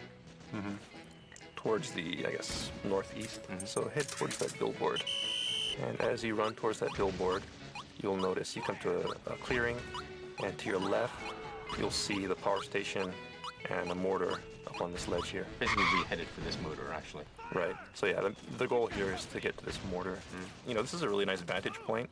So I think people should just kind of look around and take in the surroundings. You know, one thing to notice is that this scenery that you're seeing right now is very, very accurate. You know, people from the team actually went down to Peru, went down to South America to get this look. We wanted to make something that was a little bit different from Metal Gear Solid 3. And we wanted to have a jungle setting, a forest setting, but not have it be exactly like Metal Gear Solid 3. So, you know, Shin Kawasang and Kimura-san, the lead level artist, went and looked through a bunch of photos and tried to find what location they wanted to use. And South America kind of stood out for its kind of unique landscape with these rocky mountains and kind of sparse vegetation, I guess you could say. I mean, it's still a forest and still jungle, but you know, it's a completely different feel from Metal Gear Solid 3. Yeah, it's not as much as jungly. You know, with all these, the color settings is different. You have the dirt color, right? You have the greens and moss greens and things like that. The piss yellow. But there's one thing that's really standing out in this, especially when you look to the right. That there's a. Ken, you want to explain about this? Oh, the sign? Yeah, the sign. Right next to the tower, there is one sign. That's a PMC sign. The white billboard, right? Yeah, white billboard. White and red? Red, top and bottom, and red lines, and that's a PMC sign. And, you know, it does kind of stand out, and that's intentional also, is, you know, we wanted the player to kind of have this feeling of paranoia while they're in the jungle. No matter where they go, PMC is always there, and they're in control of the area. So like in the Middle East, where you see, you know, PMC flyers on the walls, we wanted to do something similar in South America, so we went ahead and put these giant billboards in here just to kind of raise the level of paranoia. Yeah, well, who in the world would kind of see this billboard, right? I mean, in the middle of a battlefield. Well, it's for the people who are fighting, right? Yeah, well, but some soldier might gonna change their mind. Yeah. Join a PMC. Exactly. I see. It's really odd once you notice it. When I played this game for the first time, I didn't really notice it at first sight. It was more maybe subliminal, but when you actually see it from the location of the motor, it really stands out. It's really strange because you don't see any advertisement usually in battlefields. I mean, especially in the middle of the jungle. Yeah, if it's an industrial area, that's a different story, but it's really funny, come to think of it. Right. Any interesting stories, Ken, Sean, about this area and this part? Well, one interesting story about the mortar itself is, you know, if you press triangle to go ahead and use the mortar, when you're moving it around, you hear kind of this clicking sound that it makes when you rotate it. Yeah. And that was in there from the beginning, and we wanted to do that because the mortar actually makes that sound when you rotate it, so we wanted to keep that. But something that got added later on in the development process was the fact that when Snake gets really tired, he starts swaying around, you know, swaying, and he becomes really unstable. And you know, at the end, we kind of put it in there where whenever he's using any weapon, including the mortar, you know, he'll be weak and unable to hold himself still. And so what happens is he's kind of like, you know, swaying around on this mortar, and the thing is just constantly clicking. So annoying. Yeah, it was very annoying. But the problem was, because it was added late in the development process, and nobody really bothered to check this mortar, and it was too late for us to fix it. But luckily, you know, I guess you could say it's luck, you know, the game came back for another reason, and that gave us another chance to go ahead and sneak this fix in. So we went ahead and did that, and now, you know, we got rid of that annoying click, even if Snake is tired. Yes, very, very, very lucky. Oh, so the people will never kind of actually see what was the original. Right, they'll never see that annoying click. Okay, all right. Okay. Okay, so next let's move on down to the power station itself. So to your right, you'll see this fence and the slope leading down. Oh, okay. So let's just follow this slope, sneak along this fence, and head down to the power station. You'll see some lumber piled up at the bottom. So let's take cover behind the pile of lumber to your right. Okay, so we're going to sneak into the power station from the right side, right? Yeah, Okay. so if you look at the power station, it should be right ahead of you. There's a truck parked in front of it, and there's two ways to get in. You'll see one entrance in this brick wall here, kind of directly in front of you. Then behind the truck, there's a gate that's open, and you can also get in through that gate. Which is easier? Are we going to go through the gate? So yeah, let's head through the gate. That's a little bit easier. So be very careful and not to get spotted. Don't get spotted. And just kind of run over to behind this truck and take cover. Be careful. Careful. Yeah, there are guys on the other side of this fence also. So duck down, get your octocamera working, and take these guys out before you move forward, or you will be spotted. Well, if you get spotted, let's say you turn this off and take them out, and then come back. Yeah, exactly. You know, right now we're in the middle of a war zone, so I'm sure a lot of people are having to fight their way through this. So don't hesitate to take your iPod off and just come back. Okay, we'll go through the gate, and then there's a staircase to this right on the other side of the gate. Yeah. Kind of to your left. So head up that staircase and enter the power station through this door on the north side of the building. Okay, you'll see a fan near the door, so you know you're in the right spot. And go ahead and head through the door directly ahead of you, and that leads into another room kind of in the southern half of the building. Yeah. And in this room you'll see the generators.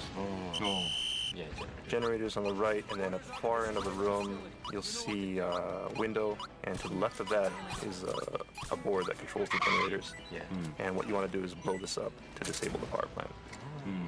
And you know, there's actually two ways to destroy this. You can blow it up yourself by using explosives, or if you just kind of sit around and wait for a little while.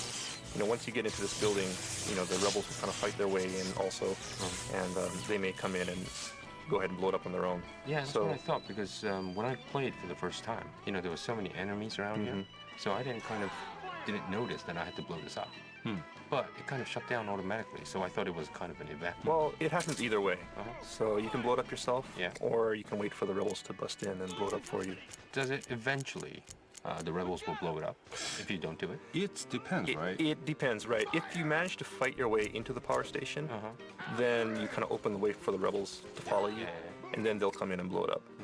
If you just sit outside of the power station, you know, it won't move forward. Basically, it's a stalemate with, you know, the PMC fighting the rebels, and nobody really gets the advantage until Snake kind of pierces through the PMC defense and gets into the power station. I see. Then the rebels can come in and blow this up. So what's the advantage of shutting down this power station? Well, one thing is, as I'm sure most people have noticed by now, once the generators stop, the war zone kind of settles down.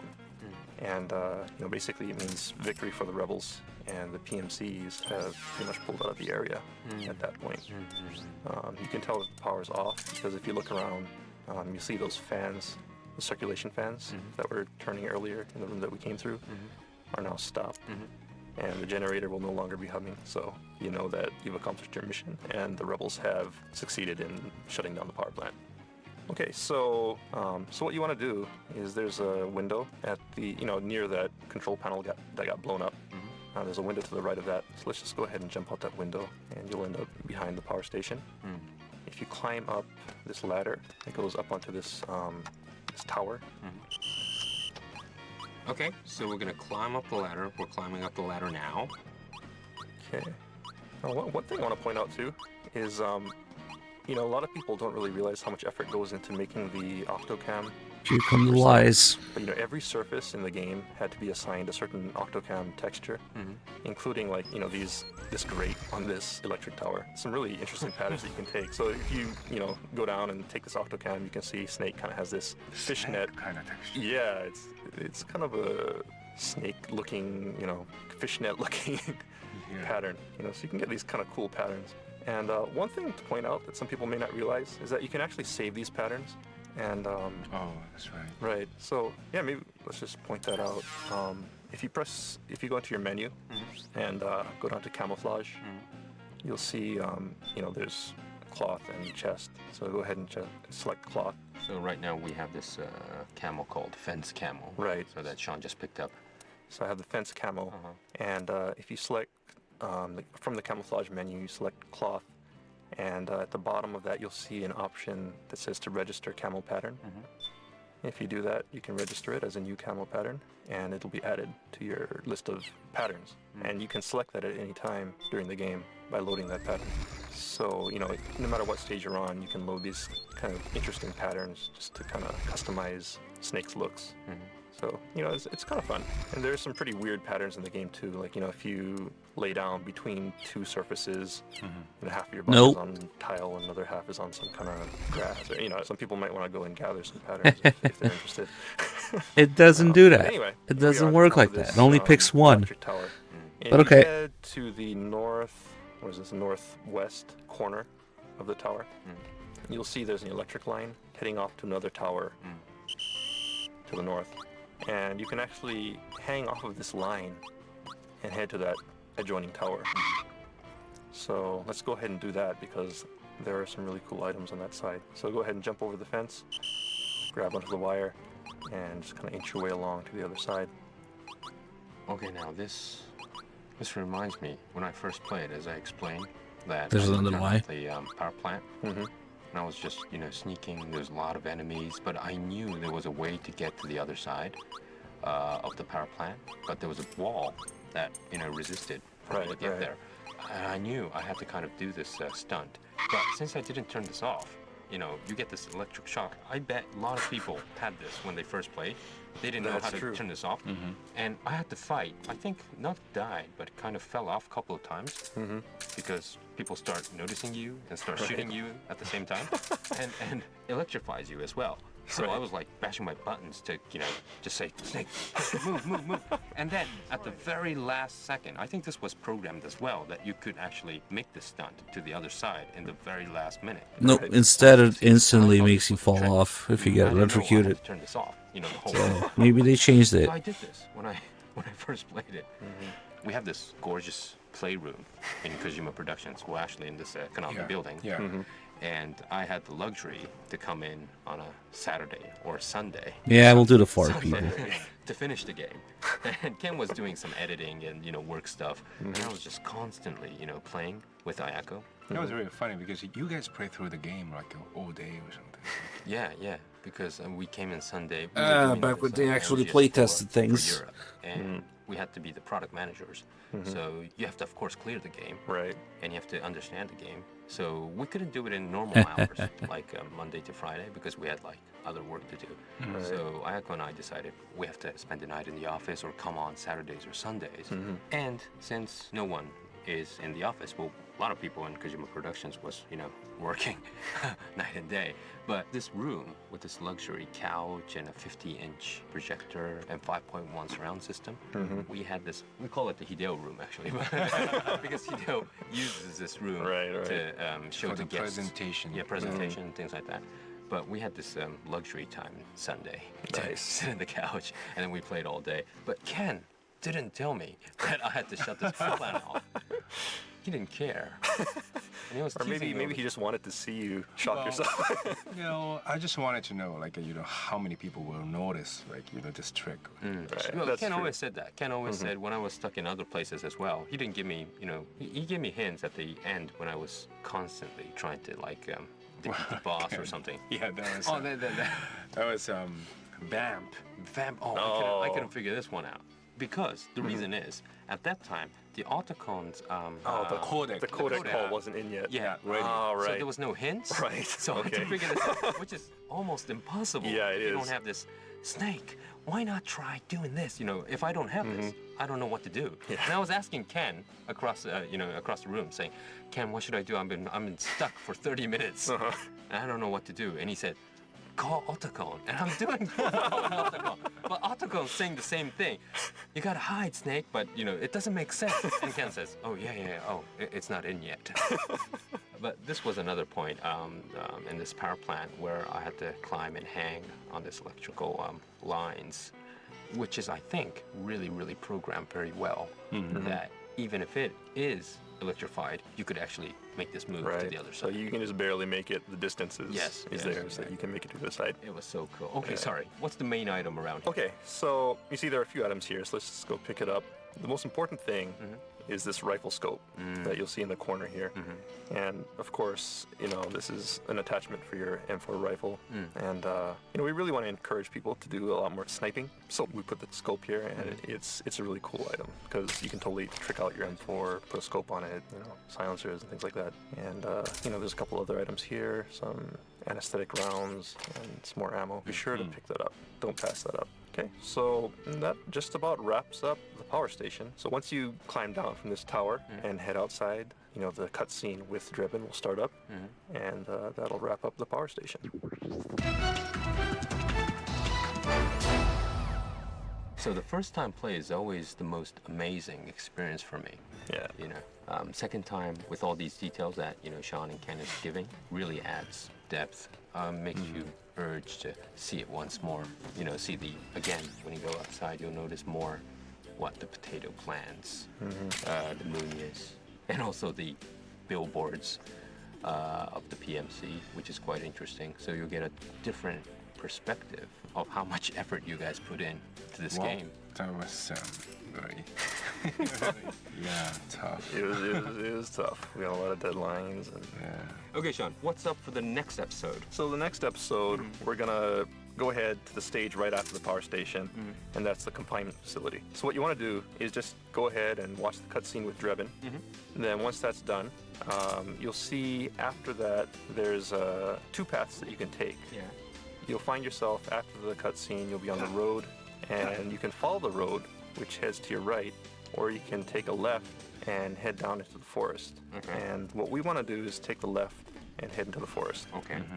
You know, either way works. You know, if you want more of an action-oriented approach, you could take the right, but the left works to your advantage because there's some items back there. So yeah, definitely take the left path, go through the forest, and just kind of stick to the left wall as you go through this entire area. And you should come out at the confinement facility checkpoint near the salt pans, and go ahead and save it there, and we'll pick up from that point in 2 weeks. Okay, so everyone got that, the confinement facility, and we'll meet you there in March for more tips and fun stuff from Sean and Ken. Thanks, guys. Thank you. Thank you. That's funny, I guess. Alright, that's gonna wrap up this edition of the Metal Gear Solid 4 Integral Podcast. Check back next time for more tips, tricks, and insider info on Metal Gear Solid 4. Brought to you by Kojima Productions and Hideo Kojima himself.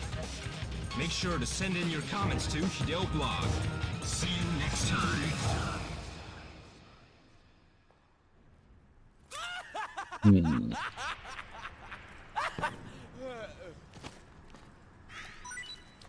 Get up. Oh! You're a friendly? Thanks, Fox Engine.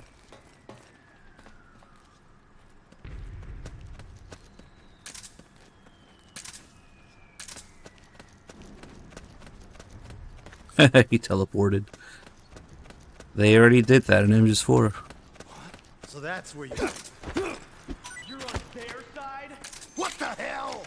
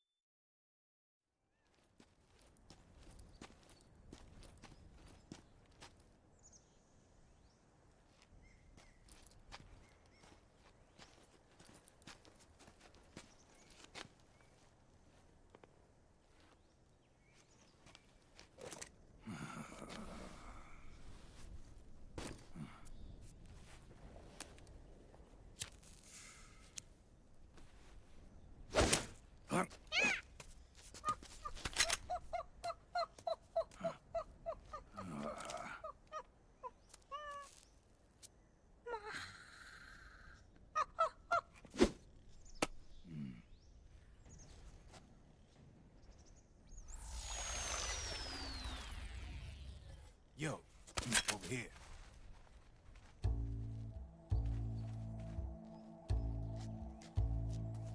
You. Come on, hop in.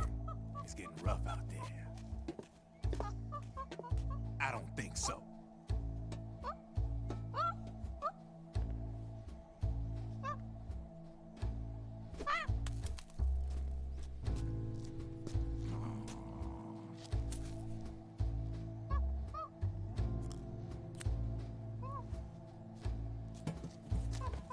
We meet again. You've been following me. You You seem like an interesting guy, so I decided to check you out. Sit down. A lot of legends about you out there in the intel community, especially in the CIA. You know those nanomachines I injected you with back in the Middle East? They let me track your location.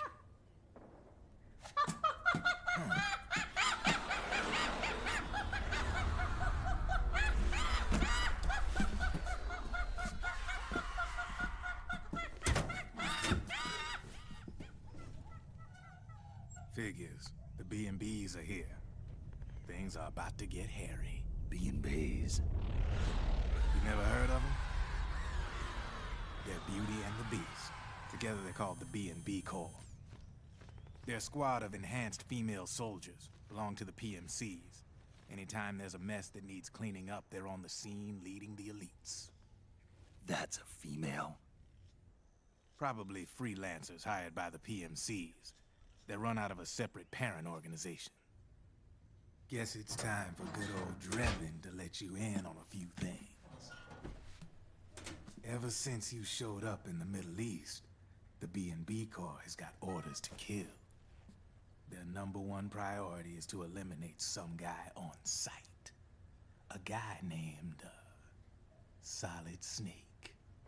But from where I'm sitting, Old Snake seems a little more appropriate. Old, huh? Cheer up. That's the bad news. Word on the street says that beneath those ugly-ass suits, the B&Bs are real babes. Drop dead gorgeous. They also say each one of them's been traumatized by war. Badly. They weren't even soldiers to begin with, you know. More like victims of war. They suffered shell shock on the battlefield. Post-traumatic. It damaged their minds pretty much beyond repair. So the only way they could cope with the reality of battle was to become war machines themselves. The remnants of their human side are buried deep within. The beast, that's what you see on the outside. War transforms a snake into beasts.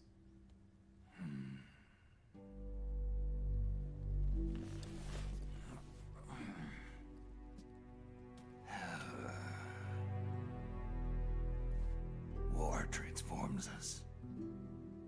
But deep within that shell, something human survives. A fragile, scarred heart. Without a shell to protect it, it's like the yolk of an egg.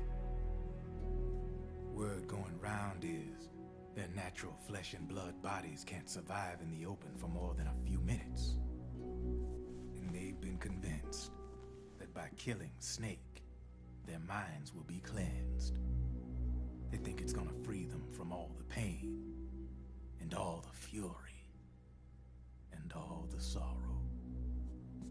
Which makes these babes pretty much obsessed with killing you. 4 B&Bs have been identified so far. The one you just saw was Raging Raven. There's also Laughing Octopus, a master of mimicry, and Crying Wolf. She runs on 4 legs. And finally, the mistress of mind control, Screaming Mantis. Mantis? Yeah. There used to be a guy by that name in the US military. A Russian psychic. He could control people's minds. I guess she inherited the title. She keeps the other B&B's minds in check with her powers. Octopus. Raven. Wolf. Mantis. You got it. They're the Snake Hound unit. And they've got you in their sights. Shit. I'd hate to be in your shoes. Drebin. I thought no one was supposed to be able to hack into the system. Are you with the Patriots? No, sir.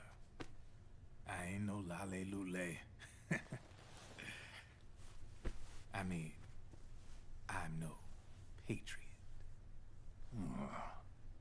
You can say Patriot. I guess that means you're clean, right? The nanomachines I got in me are different from the military kind. No speech restrictions for me. The hell are these Patriots? Are they human? Not anymore, they ain't. They're the law of this world, created over the course of history. They're what holds this world together, keeps this whole mess in check. We are formalists. We are the very discipline and law that Americans invoke so often. The Patriots are America, the world's greatest military power. They are the war economy, which makes you and me just cogs in a much grander schematic.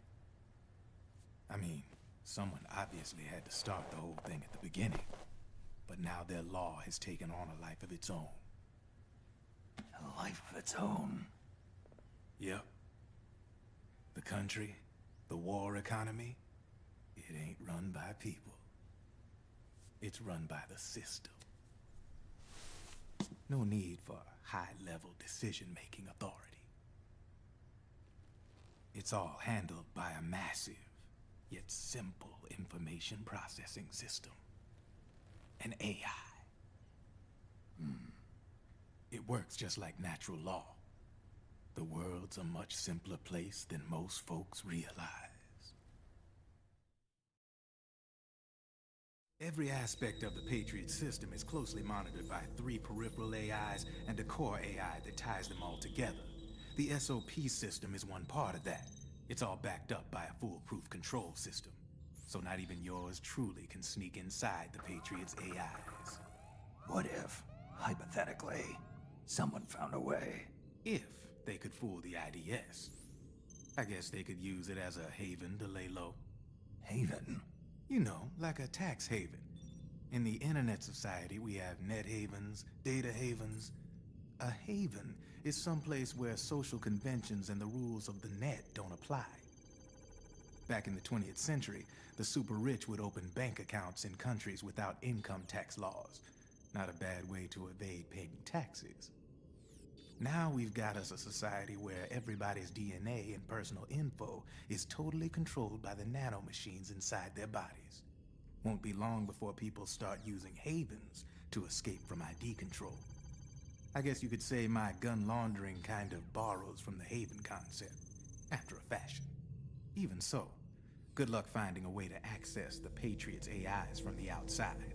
It's absolutely impossible. No chance in hell. Like I said, there's no breaking into those AIs from the outside. But Liquid's got something in mind. You sure there's no way?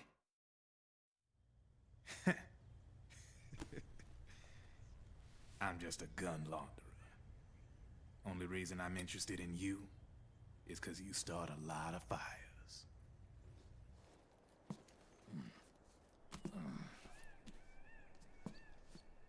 All right then.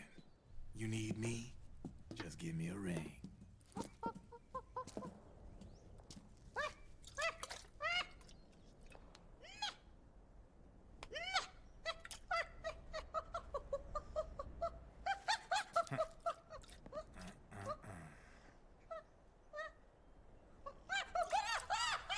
Go on.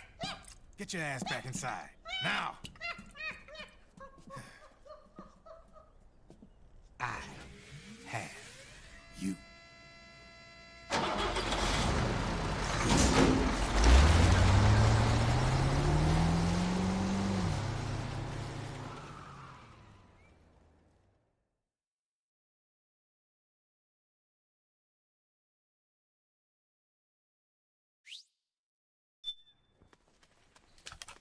Alright, since we blew up the power station, now there's just no enemies in here, just a bunch of rebel guys who, they should still like me, even though I think you see them a little. They're neutral, at least. Okay, I'll take that. Close enough.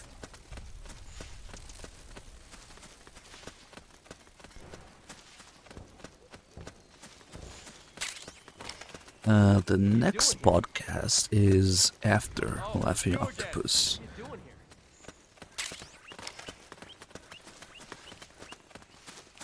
First, we've got one of them greatest calls in this game. In the next area. Wait, now does it? Shit. Trying to remember. No, there's another. No. The next podcast is actually here after this. There's one here. That's right. But yeah, we've got a couple different ways to go. Yeah, we want to go the other way.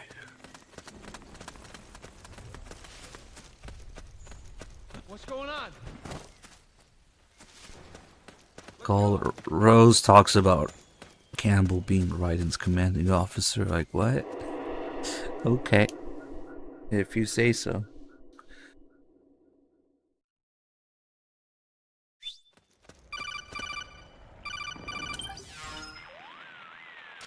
Snake, can you hear me? This is Jack, isn't it? I am Raiden. Jack is no more. Where are you now? I'm right beside you. Raiden, where have you been all this time? What have you been doing? On a mission. Finding something. For someone. Finding what? The corpse. Of Big Boss. What? I was asked to do this in exchange for Sonny's location. Liquid? No. The leader of a small resistance group. Her followers call her Matka Pluku. Yeah, clearly. Pluku. Big Mama. It is I, Three Dog. Suck my I'll balls. follow your trail and catch up with you. Wait, what about Big Boss's body? It's with her now. Her? What's going on, Snake? Rose, I just got a call from Raiden. It sounds like he's close by. Jack? Yeah. Did he seem okay? Yeah, as far as I could tell from his voice. Really? That's great. Snake, I have a favor to ask. What? Don't let him know I'm involved in this operation, okay? I think it would be best to just leave him alone for now. What happened between you and Jack? After the Big Shell incident, he became unstable. Memories began to resurface from his childhood when he fought for Solidus in the Liberian Civil War. And in the midst of all of that, the baby we had together, it hadn't even been born yet. Jack slowly stopped coming home. And when he did, he'd be dead drunk, sometimes covered in cuts and bruises. Roy was worried. He was Jack's commanding officer. But Jack just avoided him. I was all alone. And Roy was so kind to me. He's the one who encouraged me to become a counselor. I know it sounds like I'm making excuses, but I needed to get over it. To move on with my life. I'm worried about him, of course, but I'm also afraid of him. All right. I'll keep my mouth shut. Snake sees nothing wrong with that. I'll keep my mouth shut. Okay. Alright, here we go. Metal Gear Solid 4 Integral Podcast. Broadcasted from Konami HQ in downtown Tokyo, it's the world-renowned Metal Gear Solid 4 Integral Podcast.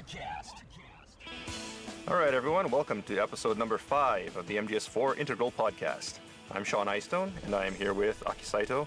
Hi everyone. And producer Ken Imaizumi. Hello everyone.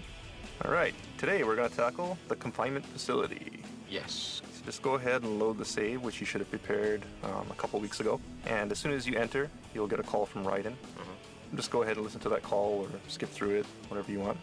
And you'll find yourself up on a ledge, and you'll have a beautiful view of these salt pans. Do you guys have salt pan in US? Not so common. They have salt mines, but I think not so many salt pans. This is my favorite episode. And they It's kind about of do salt. a similar thing with the seawater. They kind of have the tide come in, and they have the seawater trapped in kind of like a pond, and then they let it dry and take the salt off of it. But I'm not sure if they have that in the mainland U.S. It's kind of funny how this ended up in here because, originally the crew that went to South America, this salt pan area wasn't on their tour. originally. Yeah. And they were supposed to go somewhere else that day, but for various reasons they couldn't go on the tour they intended to go on. And the tour guide suggested they come to this salt pan area and took them on a tour there. And the group went there and saw this scenery and thought, wow, this is really great. We want to put this in the game. And so here it is. It's really, looks pretty beautiful because, these white thing, that the salt thing, it looks. When I came into the stage, I didn't know what they were because, I was so anxious proceeding forward, actually. But when you take a good view, well, actually, I think a lot of people did, but, traveled around here, up on the salt pans here and there, made you kind of look again, look twice. I mean, at first, I thought they were like kind of huts.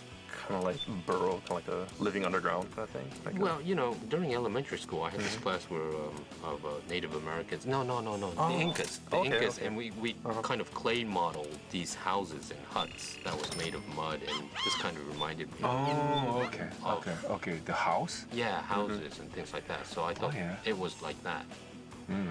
But actually, it isn't because the height is so. As a house, it's just too small. Right. That's true. Well, one thing about the height, actually, is that when they actually went to these salt pans, they were actually much higher. But when we wanted to put them into the game, they were a little bit too high because it's just too easy to hide. And so the game didn't really hold up. So actually, the height was intentionally lowered a little bit to make you have to kind of crouch and hide as you proceed through the area. But, since you mentioned the Inca thing, actually these salt pans, according to the tour guide, have been around since pre-Inca times. Oh, really? So it is, an old tradition in Peru where, the native people do this. There's like an underwater stream and they irrigate it into these salt flats. So the water that comes out from underground, of course, is full of salt, and then they let it dry in these pans, and that's where they got their salt from. I see. Well, yeah, it definitely kind of reminded me of that elementary school art class that I had.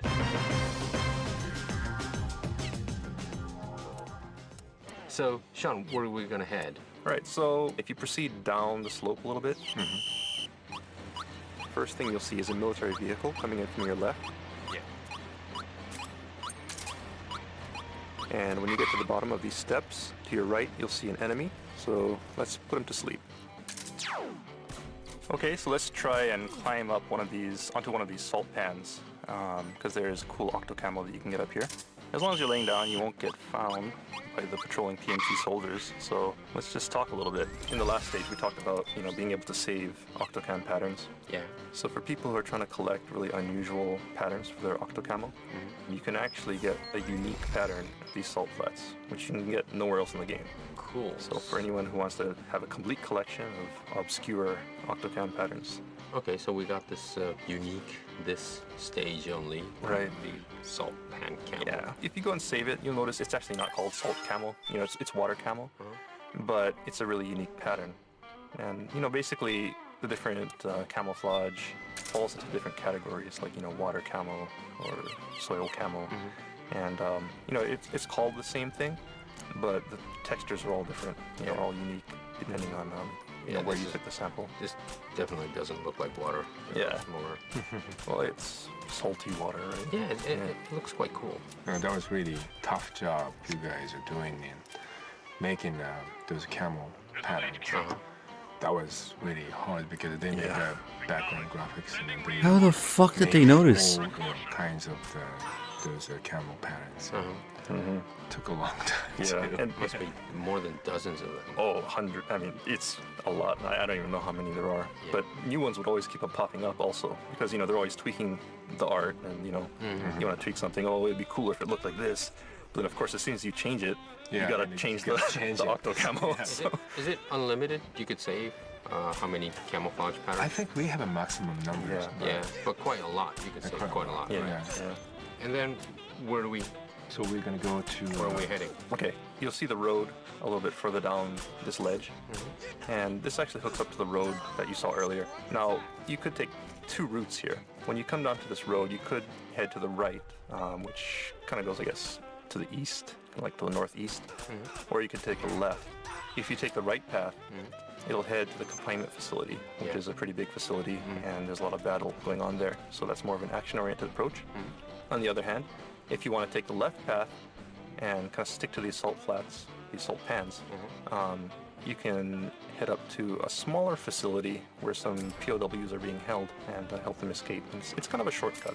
So let's head to the left because, you know, it's the sneakier route and there's some pretty cool items in that direction. Okay, let's go. All right. So stick to the top of these salt pans. Don't go down to the road. Just kind of sneak along here in a crouched position. You know, you'll see guys here, so be careful not to draw attention to yourself. If you are spotted, just go ahead and put to sleep. Okay, so proceed onward. Sticking to the left path. It's kind of a small corridor. Yeah, you'll kind of go. There's like an archway. Yeah.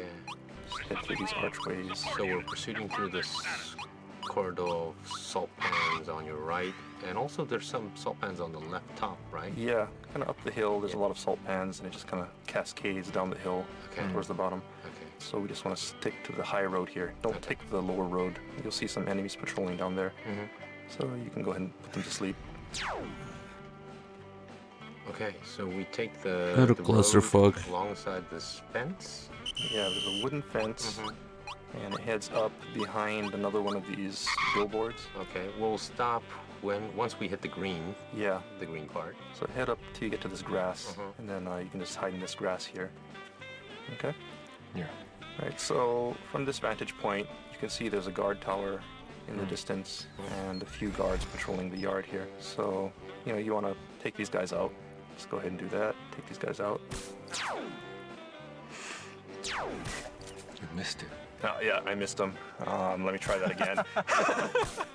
It's a little too far. Yeah, it's pretty far. You know, if you're using a sniper rifle, you can probably get this guy. But if you're using your Mark II pistol, it's a little hard to hit him. But yeah, just go ahead and take these guys out.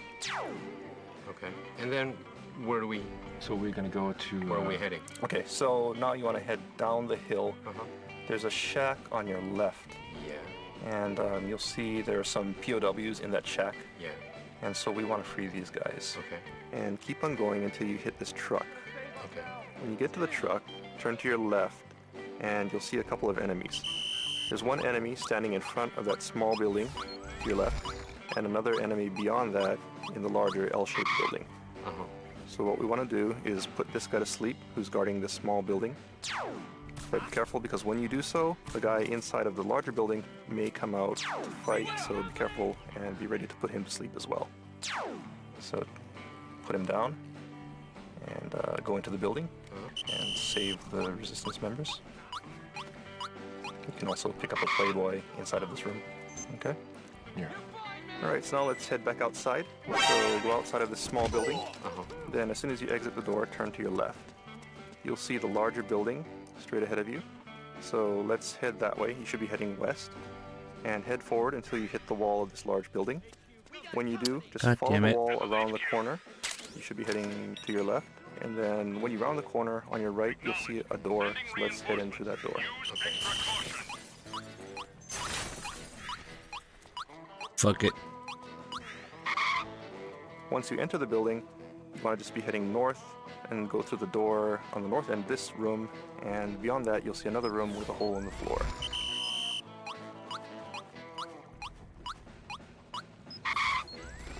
Yeah, this broken hole. Yeah. And near that, you'll find a very cool item, the VSS silenced sniper rifle, which is a very useful item. So go ahead and pick that up. And there's also a stun grenade and a bunch of other stuff here. You can also drop down to the hole and pick up a bunch of more, you know, cool little items. One thing is if you free the prisoners and you set them free and you follow them, they actually run past the guard station, that tower at the far end. And near that station is a path that leads to the east and down to kind of like a mine shaft. Let's head that way. Right. Okay. So basically just backtrack, head back out through the door on the south end of this room, and as soon as you go out that door, turn to your left. And basically you just want to head straight on out until you hit the truck outside. Yeah. Once you get to the truck, turn to your left, and you should see the tower straight ahead.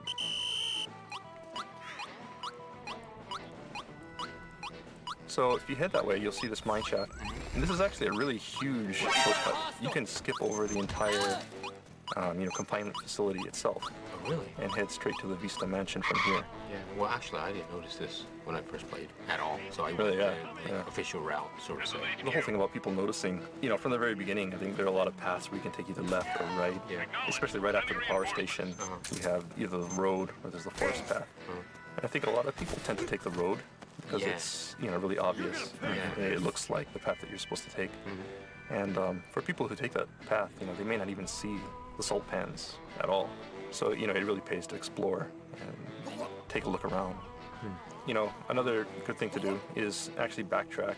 Once you come here and rescue the prisoners, if you want to get all the items, take the road back to the confinement facility. Yeah. And there are some cool items back there as well. Oh, multi-path. Right. So it's up to you. If you want to get through the stage as quickly as possible, say you want to earn a certain badge for finishing the game within a certain amount of time, then you should probably take the shortcut and head straight to the mansion. But if you want to take the more complete route and gather all the items, then you can take the road heading to the right, and you can pick up some cool items there, like the M870, which is a shotgun that you can load with V-ring rounds to knock people out. Okay, so we just picked up VSS. Can you explain a little bit more about the VSS? Yeah, it's basically it's a silent sniper rifle, and it's basically just a really useful sniper rifle because you can take people out without them noticing you. Okay. Anyways, in the mansion, there's a couple of points you want to There's some point out. cool little things. It's nothing that'll affect your game at all, but there's some hidden things in the mansion some fans might want to find. There's been posters in Metal Gears before with like swimsuit models and things like that. I think most notably people will remember them from Metal Gear Solid 2, 3 and things like that. What the fuck? If you go into Vista Mansion, there's one of a very popular Japanese swimsuit model, right? Yeah. What was her name? Akina. Akina, right? For people who want to see who Akina is, you can go into the Vista Mansion, and if you go in through the front door, take a right, there'll be some pictures on the wall. And you go ahead and shoot those pictures, and behind one of the picture frames, you'll see a hidden Akina poster. And so you can see one there downstairs. Then also, when you head upstairs... it was hidden before? It's not hidden anymore. You head outside on the second floor. There's a bed, and if you lay down on that bed and look up, there's actually an Akina poster on the ceiling right above the bed. So, so for people who want to know who Akina is, that's a good place to find out. Well, also, if you recently come to Japan, she's really becoming really, really popular. So you'll see Akina all over on cover of magazines, famous TV programs. She's really, really popular. So I think no doubt that you should check this out in the Vista Mansion. People who want to know a little bit more No, about it's not what's Pistol popular in Caliber. Japan, who's popular in Japan. Okay, so one thing about these Akina posters, aside from being nice to look at, if Snake looks at them, just like looking at a Playboy, he'll recover some of his stamina. So, if you don't want to take the time to use an item, you can just stare at these posters and it'll help you out a little bit. Yeah. Definitely another reason to look at. Look at her. It's just an excuse. Oh, there's other magical thing about this Akina posters that Ken mentioned. Right. Yeah, this is very magical possibly. That's because normally you shoot a gun and then you got the wall or there's a bullet hole. There's no hidden posters behind pictures. They moved it. It's in plain view now. Akina is all powerful. Oh. Yeah, she's very powerful. Another And change, I plus, guess. You will listen to the Snake. Right. Yeah. When you look at the poster, you'll say Akina. Or it's Akina. It's Akina. Yeah. So you can hear, I guess, an unusual line for Snake. When we're planning this stage early on, there was another shortcut that we were thinking of putting in earlier on after the power plant. Yeah. There's the left path and the right path, and there's the road. One of the ideas that was being tossed around at that time was maybe you could sneak onto one of the trucks that was taking the road, and you could actually take a shortcut by climbing onto a truck and just riding along with those guys as they went into the Vista Mansion. But the problem with that, of course, is that it's a little bit too much of a shortcut. You bypass this whole area, so we decided not to do that. But yeah, this one is still here. This one is pretty good because it's hidden, and I think if people don't free those POWs, it's kind of hard to find. Okay, so whether you take the path back to the confinement facility and get more items, or whether you take the shortcut, I think we'll wrap it up here.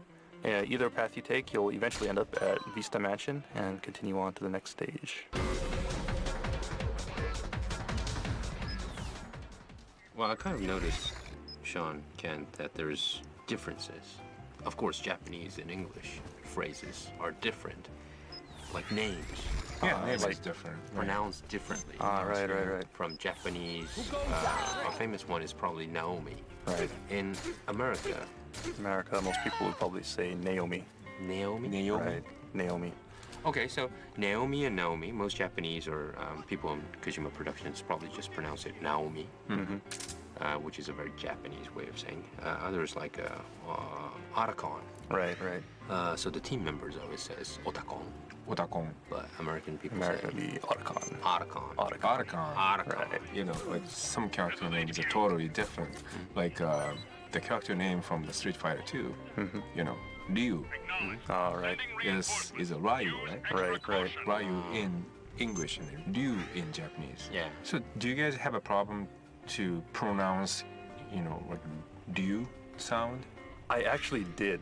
You know, before I learned Japanese, you know, I played Street Fighter and stuff, and I always said Ryu. Oh, really? Ryu. It's just because in English, when you write R-Y-U, that's what you would say. You know, there's no Ryu sound in English. Oh. You know? Okay. And so, like, unless you speak to somebody who speaks Japanese or you listen to an example, I don't think anybody would think of pronouncing R-Y-U as Ryu. Oh. They would always say Ryu. Because that's the way it would be pronounced.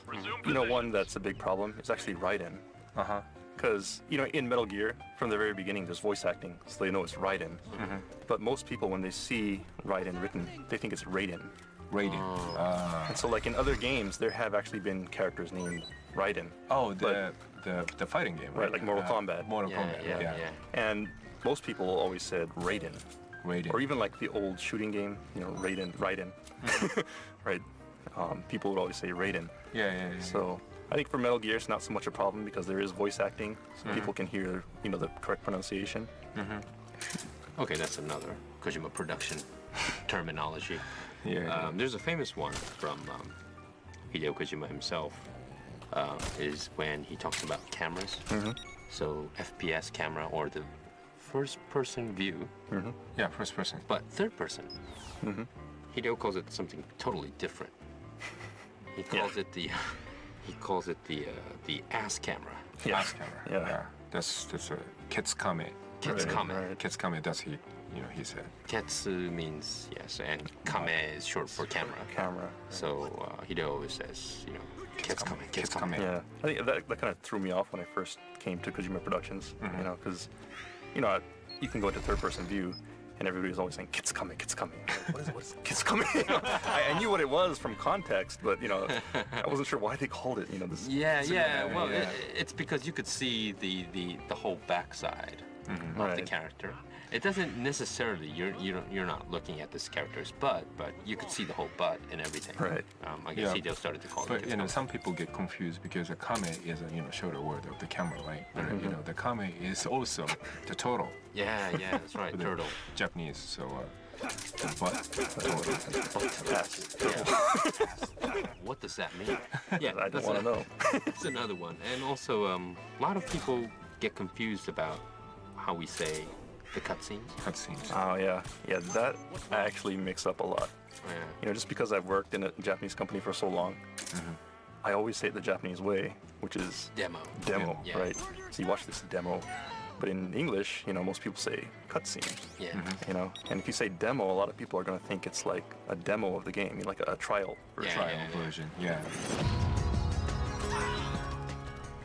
Okay, what do we have planned for episode 6? Okay, episode 6, we're gonna jump to Europe, and we're gonna do the stalking mission. Yes. Which is one of my favorite sequences in the entire game. That is a very controversial. It's a very divisive stage. Yes. So make sure you tune in next time. So where's our meeting point? Okay, so we'll just start from the beginning of the stage, basically. So go ahead and get to Eastern Europe, and you're going to have to track the Resistance member as soon as you exit the train station, and we'll pick up from there. Okay. See you right after demo. Right. Yeah. After that demo ends. That means cutscenes. Okay, thanks, guys. See you next time. See ya. Bye. All right. Alright, that's gonna wrap up this edition of the Metal Gear Solid 4 Integral Podcast. Check back next time for more tips, tricks, and insider info on Metal Gear Solid 4. Brought to you by Kojima Productions and Hideo Kojima himself. Make sure to send in your comments to... Yeah. Like and subscribe. God, I had to do this in an era where enemies respawn endlessly. See you next time. We're under attack! Who was that? HQ! HQ! This is HQ. Okay? What? We're under attack! Acknowledge. Sending reinforcements. Metal Gear Solid 4 Integral Podcast. Shut up. We got a bit of work to do now to get the rest of the rose calls.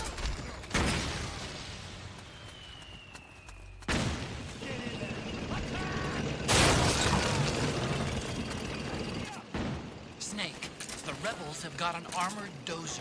I don't care. They're probably gonna use it to bust their way into the mansion. I'm going the other way. Cover and it might get you inside the compound.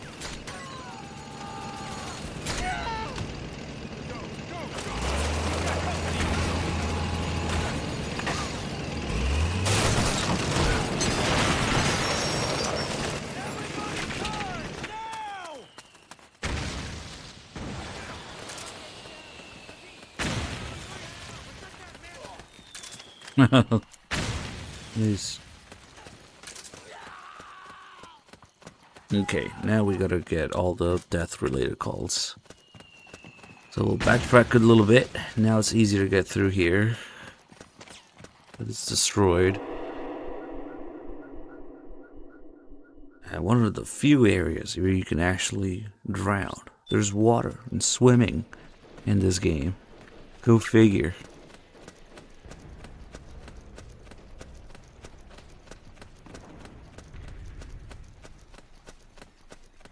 Ah, yeah, they fucking destroyed everything here. It's all rebels. Okay, cool. Here we go. And Snake screams underwater when you drown. So weird.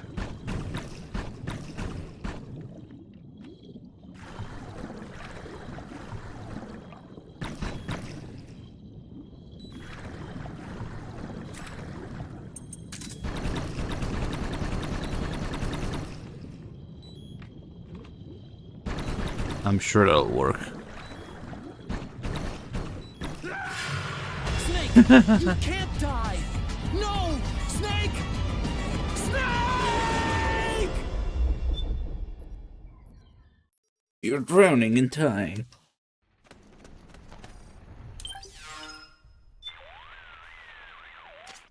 Rose, I know it sounds weird, but I can't shake this feeling that I've drowned before. Like deja vu? Well, more like I have this gut feeling like I died underwater at some point. Are you afraid of water? I'm not afraid of anything. Then I wonder what it could be. Except now it feels like I'm more aware than ever of drowning. I'm paying more attention to my O2 gauge and coming up for air more regularly. That's a good thing then. As long as you're aware of that danger and how to avoid it, you'll be able to respond more effectively to real-life crises. You're right. No more risky underwater maneuvers for me. Good to hear it, Snake. That's what we're all hoping for. That you'll finish the mission and come home safely. That'd be nice. Anyway, sorry to bother you. Not at all. You can call me anytime, Snake. So weird that they have a call about drowning. Alright, let's do the call about just getting shot to death now. I gotta piss this guy off before he starts shooting me at all. Hello? You're a friendly? No. Damn it. He's okay with that. He's okay. Hey! That really hurts, you know. Oh my god.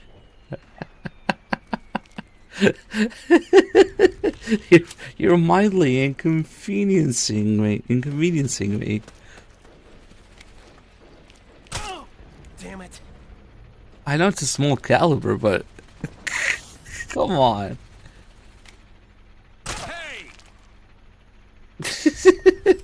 This is like one of the weakest handguns in the game, so he's just mildly inconvenienced by it. That really hurts, you know. Fucking kneecap him now. Damn it. Dude.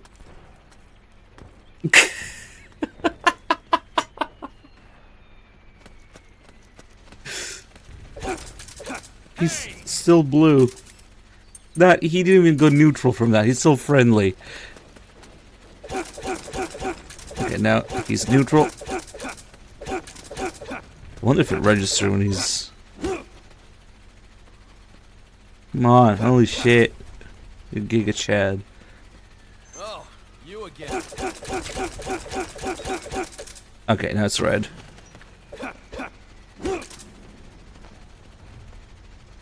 Time to dodge. It's the enemy.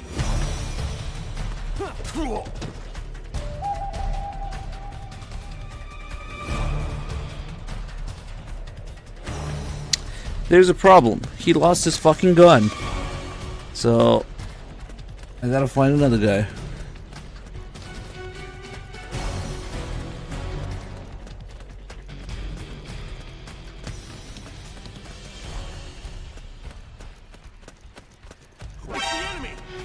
God damn it, it's him again. Will somebody please shoot me? Why is it so difficult to get shot at?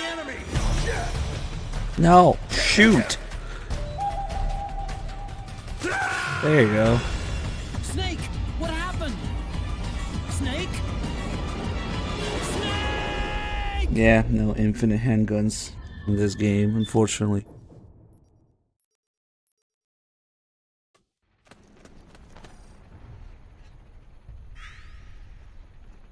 Okay. There's actually two different calls for getting shot to death. One when it's directly like this, and one when it's indirect by stray fire in a war zone. Rose, something's going on. I've been getting this weird feeling, like I died once already, and it was from a gunshot. Just seeing an enemy carrying a gun has been putting me on edge. Snake, your decades of experience might be trying to tell you something. Maybe it's a warning that the bullet that will finally kill you is coming when your back is turned. Tell me, what would you do if you saw a teammate engaging in risky behavior? Say, recklessly charging the enemy, or letting their mind wander in the middle of a firefight? I'd tell him not to get himself, or me, killed. Well, think of it this way. There's another you inside your subconscious that's telling you the same thing. I see. Get back to the basics. Use the right stick to look for the enemy. Move cautiously and stay out of sight. I should start listening to my other me. Exactly. Take care of yourself out there, Snake. Alright. Next we'll do the explosion call. Do some C4, I guess.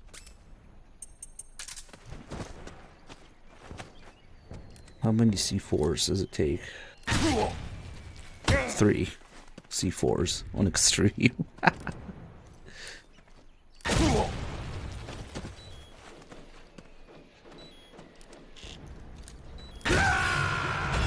Snake, are you all right? Snake? Snake!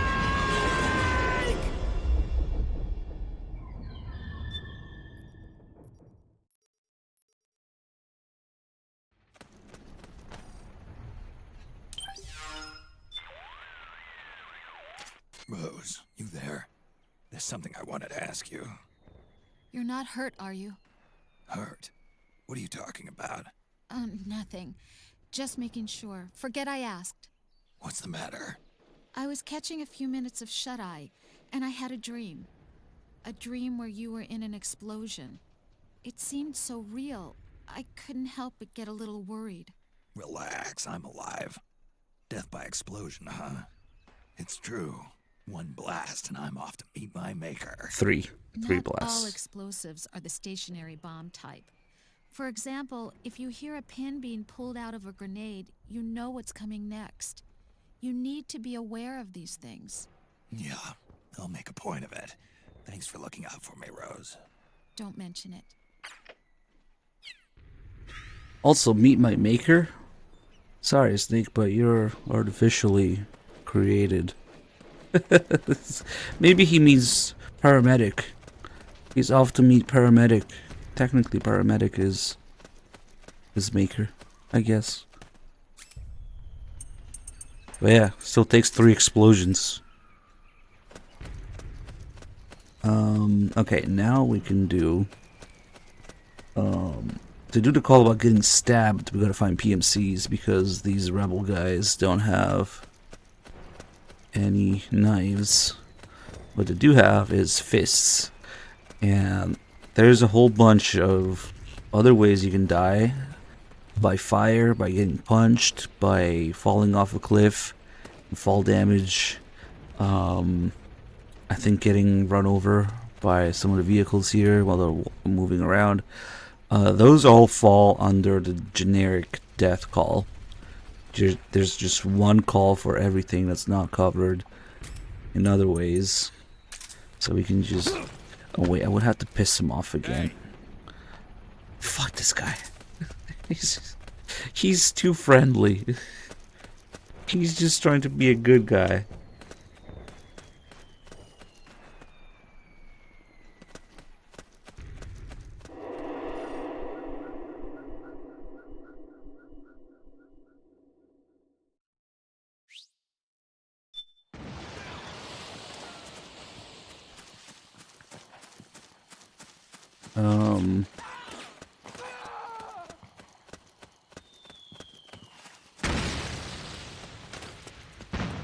Let's find PMC guy. Oh, I guess it doesn't matter.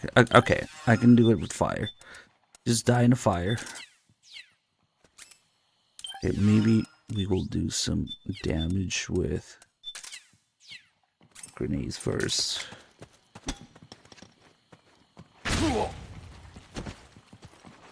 Wow. Some pretty weak ass grenades.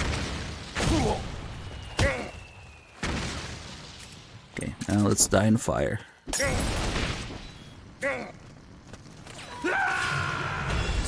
what's wrong? Answer me, please. Nice, the strings too. Snake? Snake!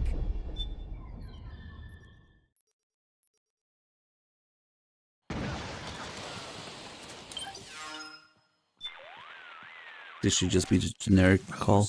I feel kind of dumb bringing this up, but It's okay. You can tell me. you see, I died recently. Died? Well, I can't shake the feeling that I've died before. I can't quite describe the sensation. It's like I died and then restarted the mission.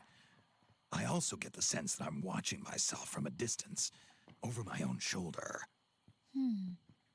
It may be a mild case of depersonalization disorder. Meaning? It's nothing to be concerned about. It could be caused by some trauma you suffered in the past. In the past?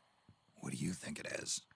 I can't say for sure, but this feeling that you've died before, Snake, maybe it's a warning about death in real life. What do you mean by warning? Your subconscious is constantly trying to get you to visualize death in your explicit conscious. So I should what? Act carefully? Avoid death? That's right. It's making sure you know that even you should fear death. After all, everybody's praying for you to come back safely. So please, Snake, be careful out there. Use your head before you act. I'll be more careful. Thanks. Alright, let's go find a guy with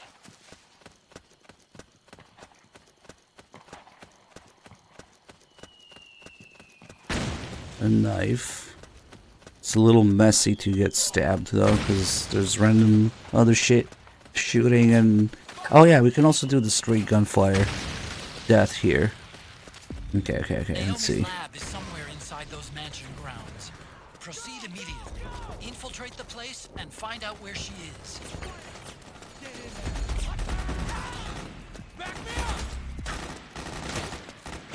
Okay, this is one of those damage over time areas where you just take damage even though nobody's particularly aiming at me. It's just supposed to just simulate stray gunfire of the battle.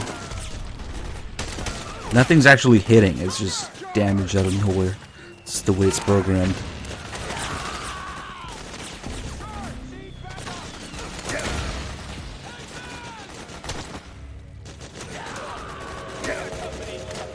But yeah, if we die through this, stop fucking generating.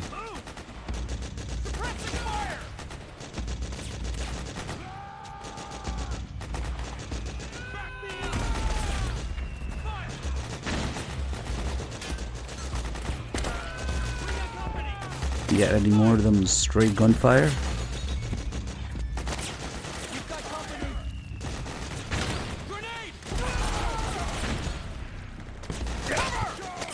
There's another one. There you go. You can't die. No. Nice. Snake!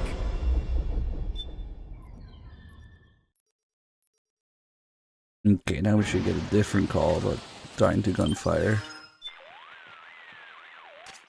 Rose, got a sec? Well, this is a surprise. What's the occasion? I've been having these dreams where I get shot and die. I'm sneaking around and suddenly someone shoots me from behind. Or I'm in a gun battle and I get shot through the heart. You've faced being shot at countless times before, haven't you? So? In psychology, dreams are interpreted as messages from your subconscious. They may be trying to tell you that if you keep this up, you'll die like you do in your dreams. So, it's telling me not to repeat the mistakes I've made in my dreams. Okay. I'll have to be more careful when I see enemies with guns. Maybe spend more time sneaking around their backs, especially when there's shooting going on. That sounds like a good plan. Be careful, Snake.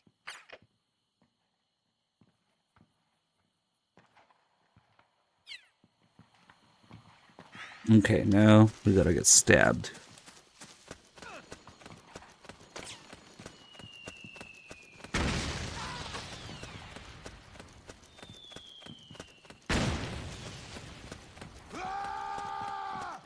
Nice scream from that guy.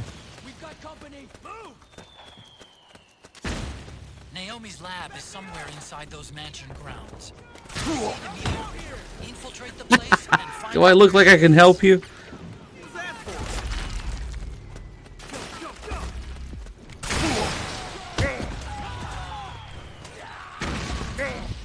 Imagine if you saw an old man on fire. You ask him to help you. It's the first thing you do.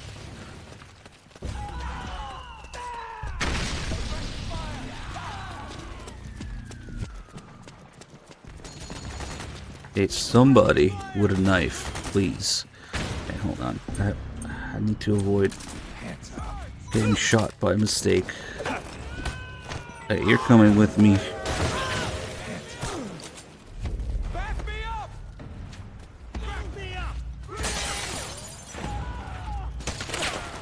God damn it. Fucking assholes.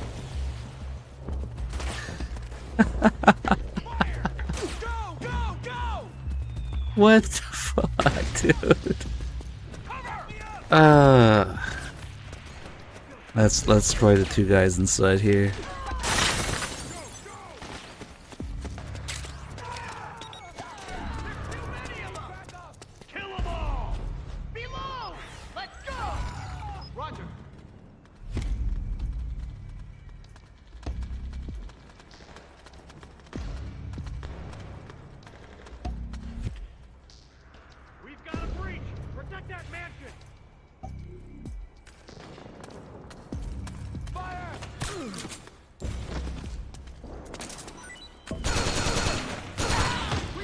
Oh shit, you can't shoot the pictures. But... oh. For some reason, I completely forgot that this poster was hidden behind the picture. They mentioned it in the podcast, and I was like, oh no, that's another change. It's gotta be. Yeah, this is just me brain farting there. That's right, that's right. It is hidden behind the picture. I thought it was just in plain view for some reason. And not all of these fall down.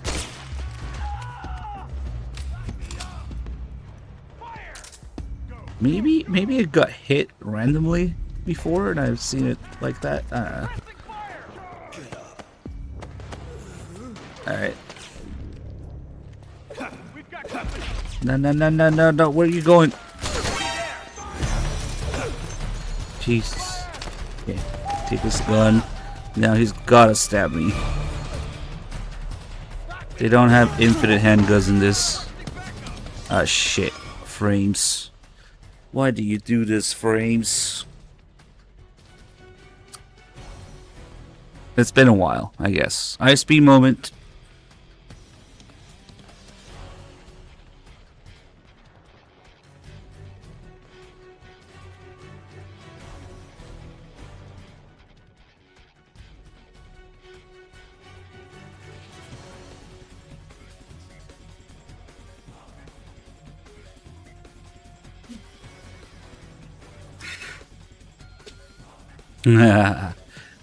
I see some green. Let's try turning up the bitrate again. Fuck. It's derping again.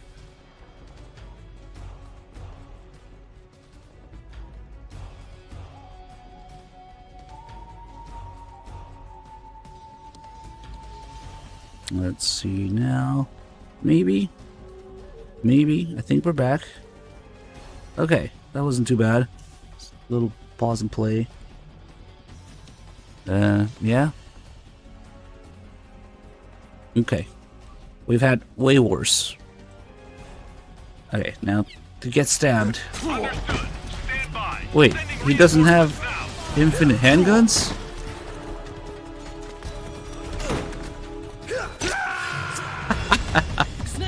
Fucking shanked. Snake?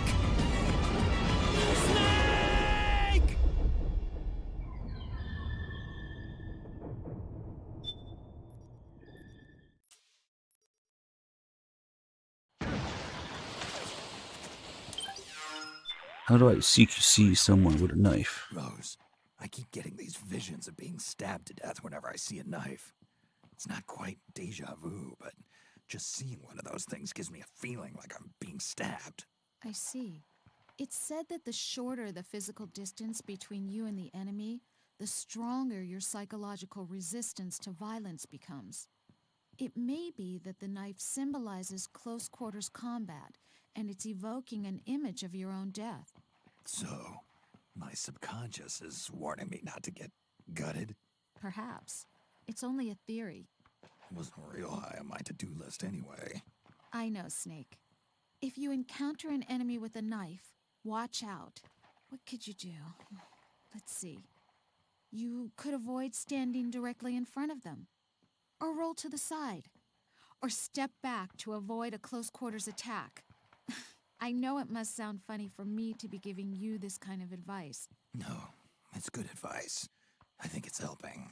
Contact me anytime. I think that's all of the death calls, right? I did 2 gunfire ones. I did the explosion, the stabbing, and the generic one. That's 5. Oh, and the drowning one. That's 6. I think that's all of them. Kinda wish there was one for fire and for fall damage. Punches. That would have been nice. For getting run over. There's so many other ways you can die.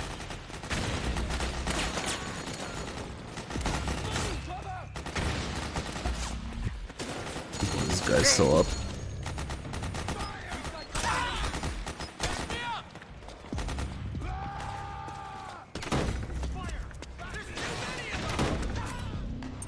Oh shit, I don't have the stun grenades. Fuck it.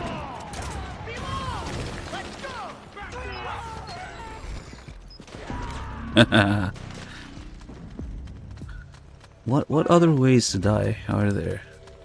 I think that's all of them. I'd be really surprised if we could find a new death call. Somehow, something I can think of.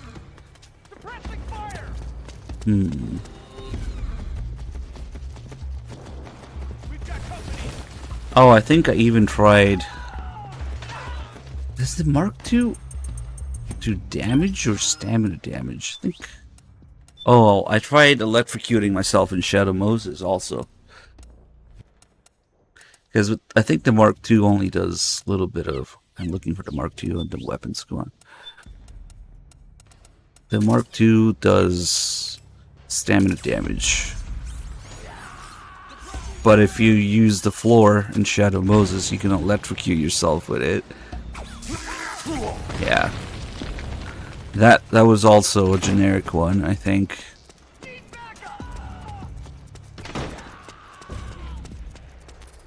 Dying to the gecko. I think. There's either no call or it's just a generic call. You'd think they would have one about geckos though. Come on.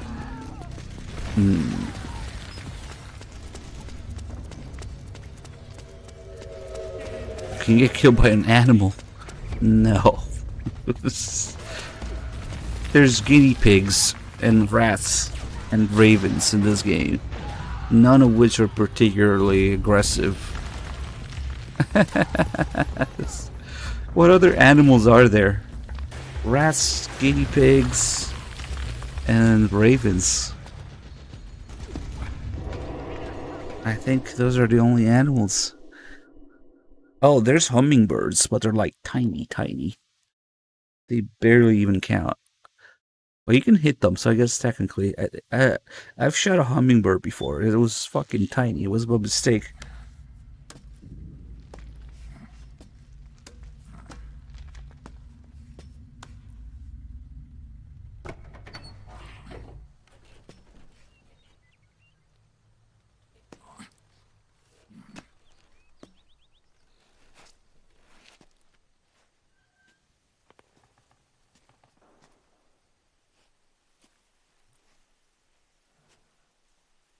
Then we'll have to make a lot of changes. Yes, that's right.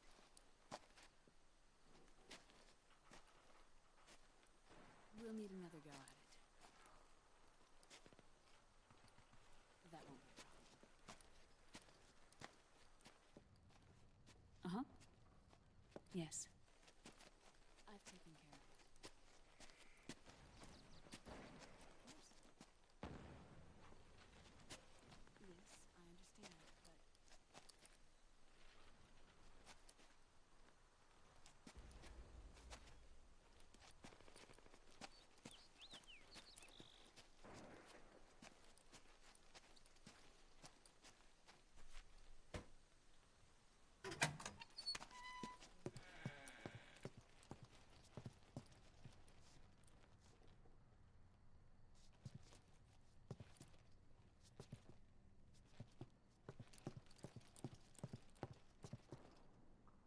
Yes, the next test. Naomi. And things on your end? I see. We're on schedule here as well. I know. Me too. Until then.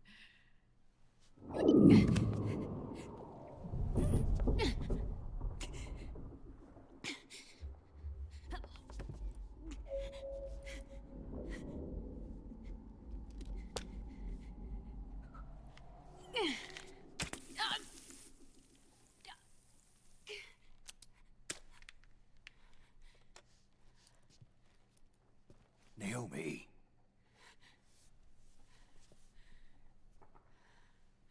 Snake. knew you'd come. You and I, neither of us can escape our fate.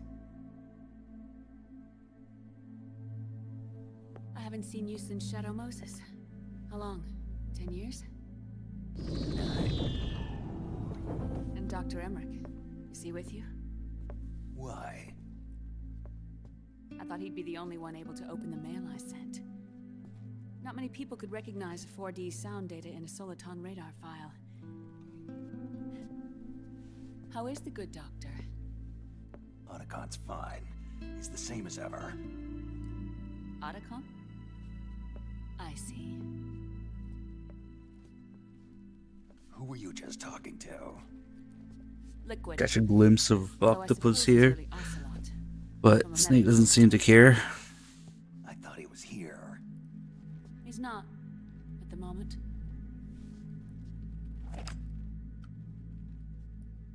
Where are all the guards? They know I won't escape. I'm powerless to resist. I have no choice but to cooperate.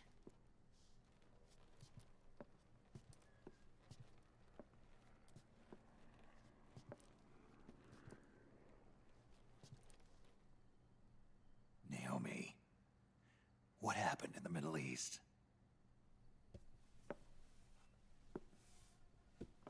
What you saw was the soldiers' emotions run amok. Another product of the system.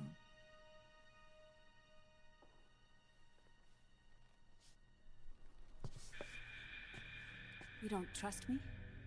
I'm not sure yet. And if I answer your question? Let's hear it first. Liquid.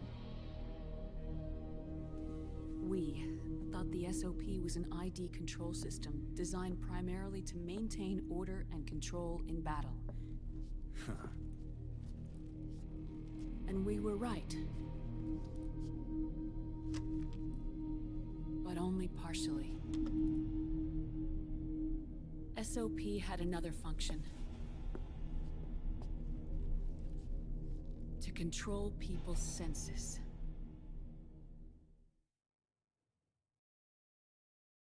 The nanomachines inside soldiers' bodies adapt to different conditions, promoting the release of neurotransmitters, hormones, and stimulants, giving them an edge in battle. They can create an artificial combat high by releasing endorphins at the same time a soldier kills an enemy. Or they can suppress hormones to neutralize the soldier's emotions, prevent them from panicking and engaging in friendly fire or needless massacres. It's all controlled by the system's core AI. It artificially controls the soldier's pain, emotion, senses, in other words, the essence of his being. The skyrocketing demands of the war economy have fueled the demand for more soldiers and more fighting. This in turn led to the development of technologies to rapidly improve their combat abilities and control their actions. The system ensures a steady supply of battle-optimized soldiers at a minimum of cost. But you, of all people, must understand, Snake, that unlike combat technique, a soldier's senses can't be taught. They must be earned through experience. Does this have something to do with that test of yours? The goal was to release the soldiers' nanomachines from the system, but we didn't know about the mental control. And the nanomachines went berserk? No. Our test was a success. At least it confirmed our hypothesis at the time. Just as we predicted, the nanomachines stopped functioning, and the PMC soldiers were freed from the grips of the system. But the moment the system stopped, all the pain and fury and sorrow, all the trauma and stress, all the hatred, regret, guilt, all the sensations that had been suppressed were unleashed within their hearts.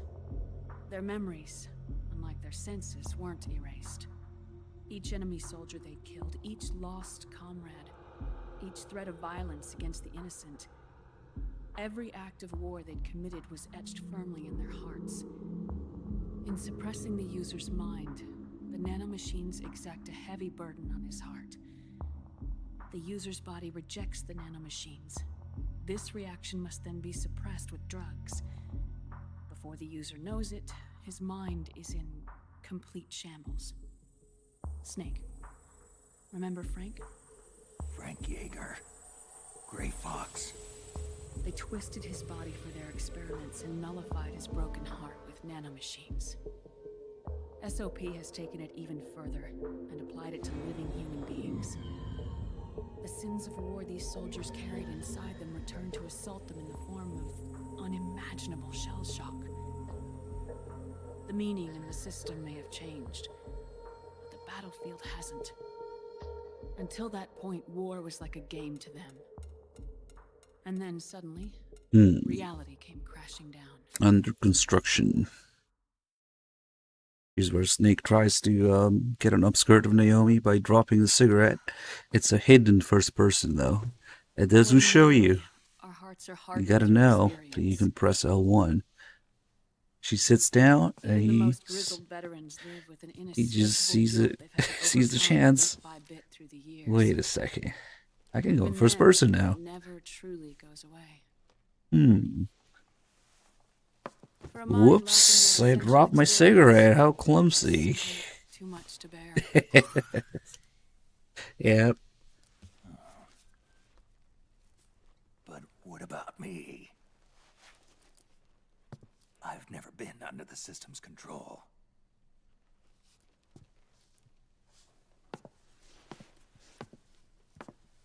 That's why I want to examine your body. You need to know too.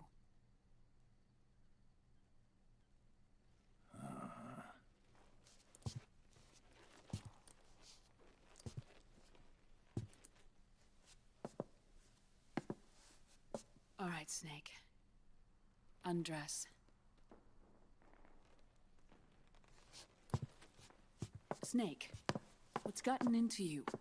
Hurry up.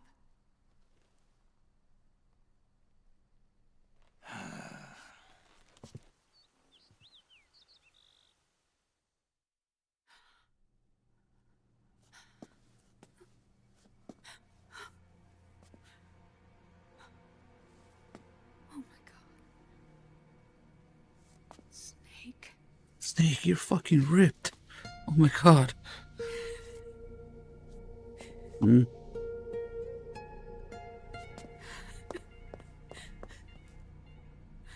right, let's just get this over with. Yes. Of course. I'm sorry.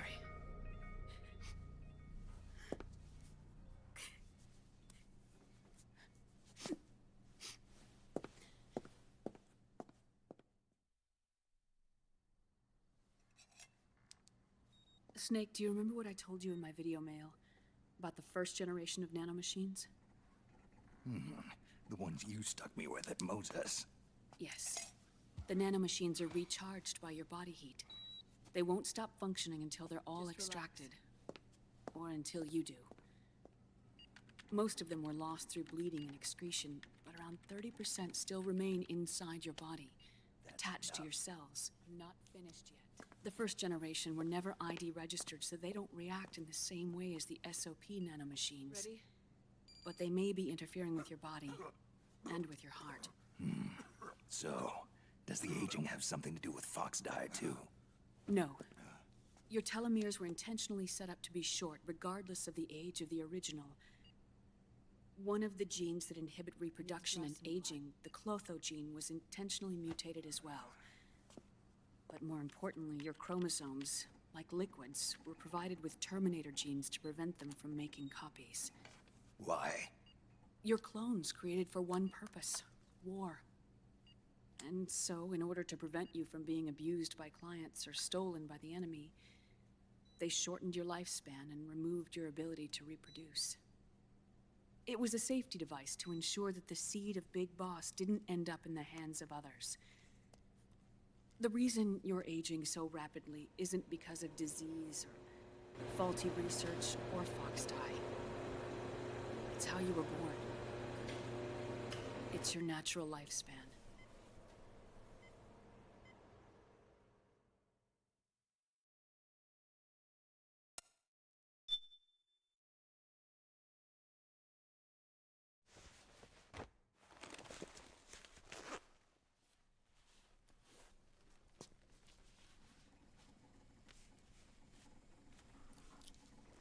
truth, Naomi. How long is my body gonna hold out? Your cells, blood, organs, nerves, skeletal system, muscle tissue. Every part of your body is aging rapidly. An ordinary man wouldn't even be standing by now. Snake, the only thing keeping you together is the strength of your will. How long do I have? Half a year. Oh, that's really sad news, but nothing a little cleavage won't fix.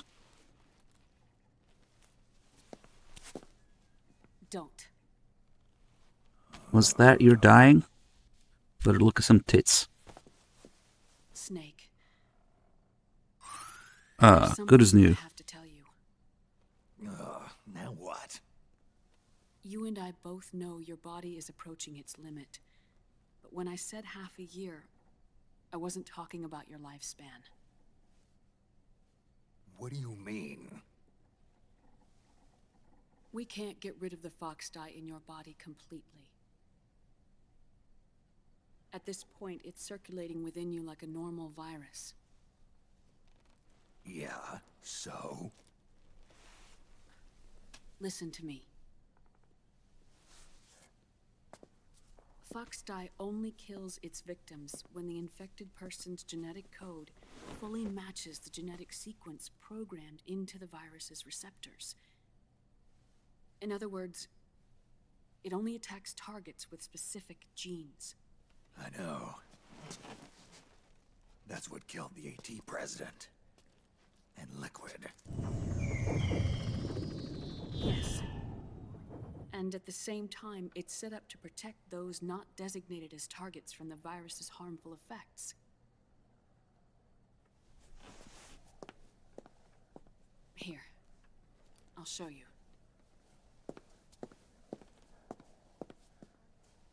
The receptors on the fox dye inside your body are breaking down.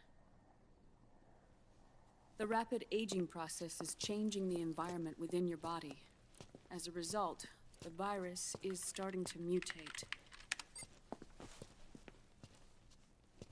The viruses on the left are fox dye in its original form.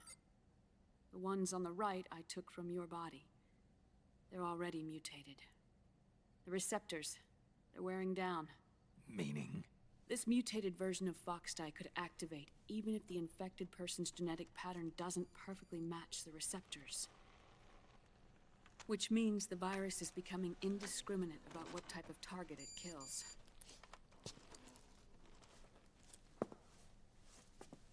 Ever since Shadow Moses, fox dye has been breeding continuously in the nanomachine colony inside your body and dispersing into the air. But there are no more targets to attack, so there haven't been any more outbreaks. However, if the receptors continue to wear down, it'll become a killer virus that attacks untold numbers of victims. What if we kill them all? Remove them from the body? There are no antibodies either. I don't know what percentage of the receptors have to break down, or how many people will be targeted when that happens. But what is certain is that people will begin to catch fox dye through airborne transmission. It'll start with those closest to you. Then, one by one, they'll lose their lives. The part of the virus that distinguishes between individuals will start to break down in about... half a year. No. 3 months at the most. 3 months? Ironic, isn't it? You've spent your entire life saving the world from Metal Gear, from nuclear annihilation. And now, you're becoming a doomsday device yourself. I can't predict exactly how devastating the epidemic will be. Whether just 1% of the human race could unlock the broken receptors, or whether we all can. In either case, 3 months from now, you'll be a walking biological weapon.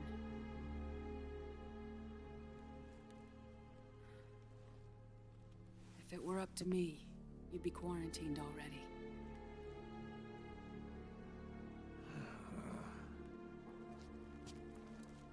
It's not over yet. I know. You still have a job to do.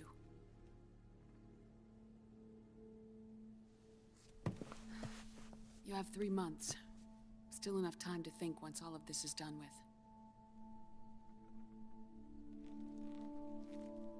And if I choose death first, will that stop Foxdie from spreading? When the host dies, the virus dies with it.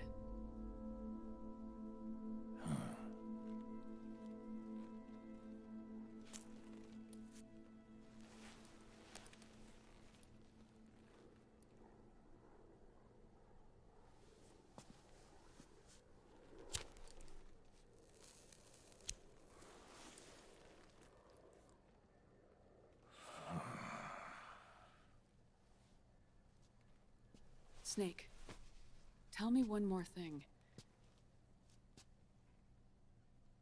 Have you been to a hospital lately? Yeah. While you were there, did they give you an injection? Don't they always? Take a look at this. These came out of your body as well. It's a new strain of Foxdie, one I've never seen. Someone must have put them in you recently. Do you have any idea who? Him. The new Foxdie strain is starting to multiply rapidly. What's in it? I can't say for sure. I'll need to do some more tests. Here, take this. It contains the same substance the soldiers' nanomachines secrete inside their bodies. It's a drug that inhibits the nanomachine's ability to regulate the senses. The nanomachines inside the body malfunction when the system interferes with them. It triggers a reaction in the body, which is why you're having the seizures. Give yourself a shot whenever they get bad.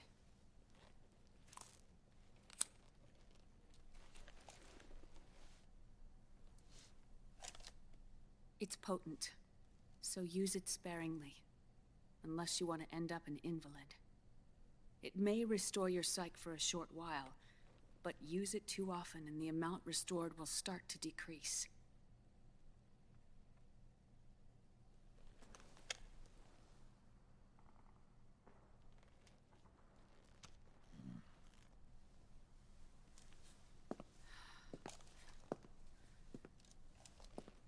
I've been a fool. I let myself drown in my nanomachines, and now I'm trapped by them. You said yourself we mustn't allow ourselves to be chained to fate. I can't slip free.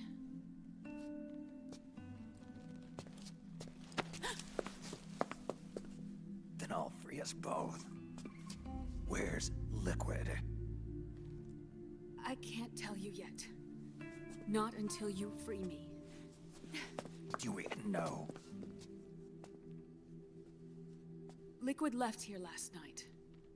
Where was he headed? Those are my terms. I can't leave this place of my own will. What are you talking about? I'm being watched.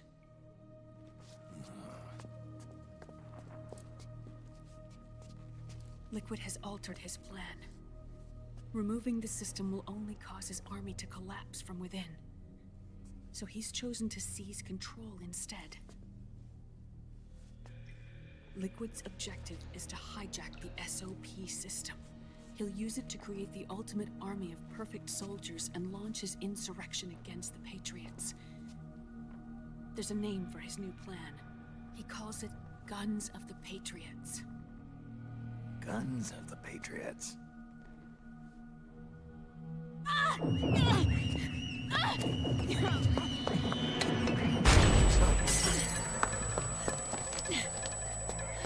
This place isn't safe. Come with us.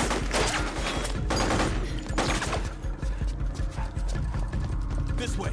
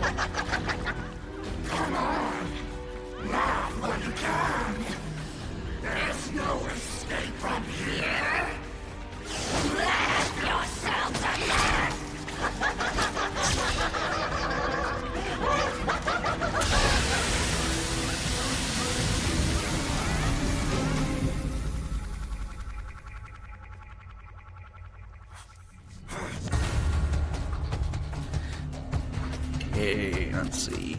You're surrounded, Snake. Yes, yes. You're backseating, Otacon. Shut the fuck up.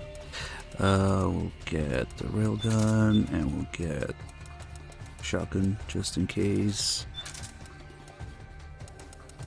Oh man, I haven't been picking up ammo. It's okay, there's enough.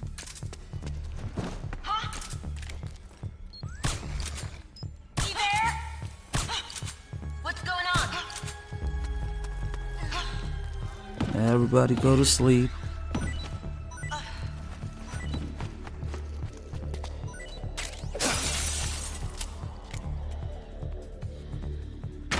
Why is she not naked? Because it didn't let me. I wanted to. Believe me.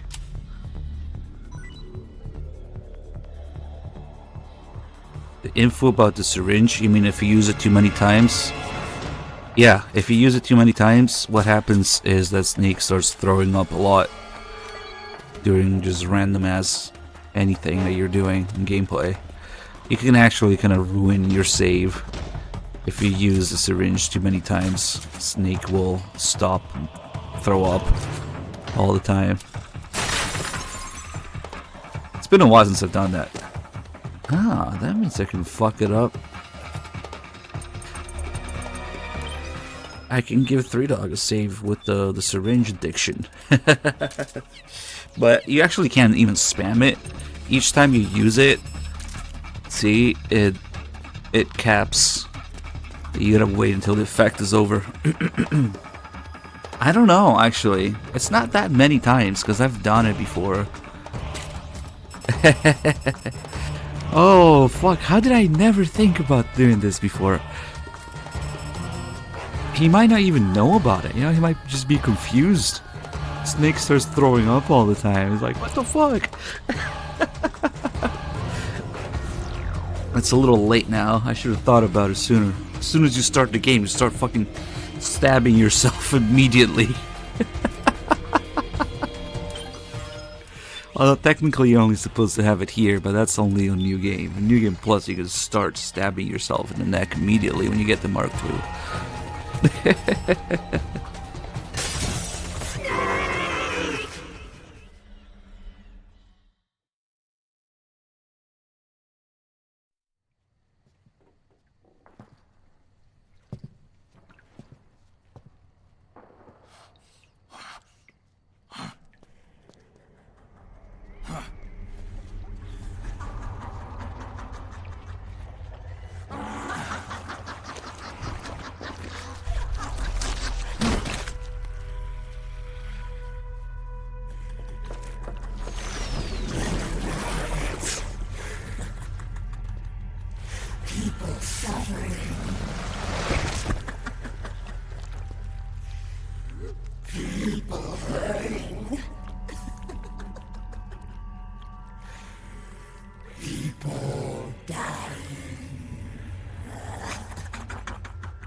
It's all so fucking hysterical.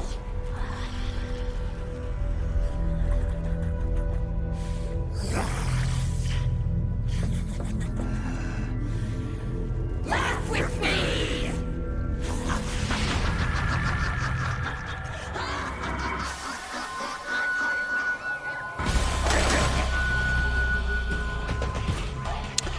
Let's see if I can charge a railgun. Nope. Flinched. That's annoying. Now she's gonna get away before I can charge it all the way. Probably. Wait, maybe not. Ooh, okay, cool. She usually does.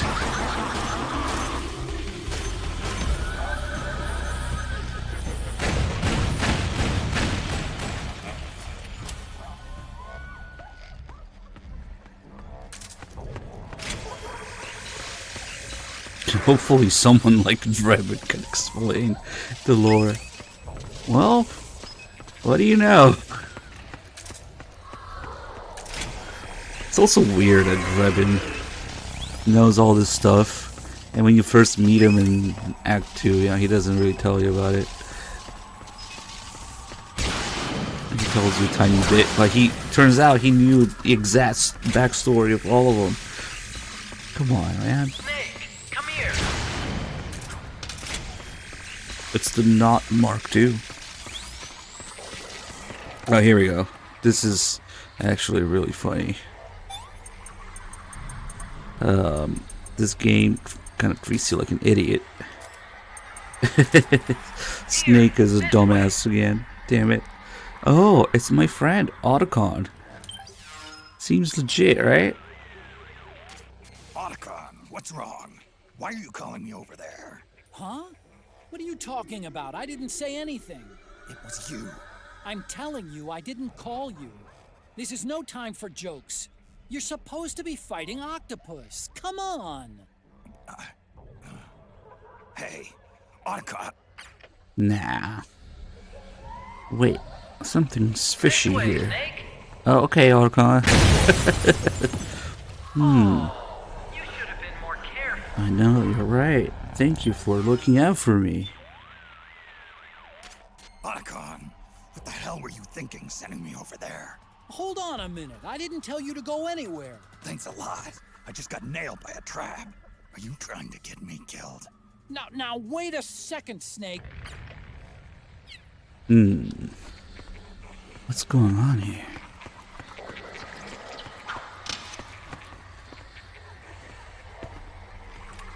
Well, surely this is a new and improved version of the Mark II, which is even bigger, so it can help me better, right?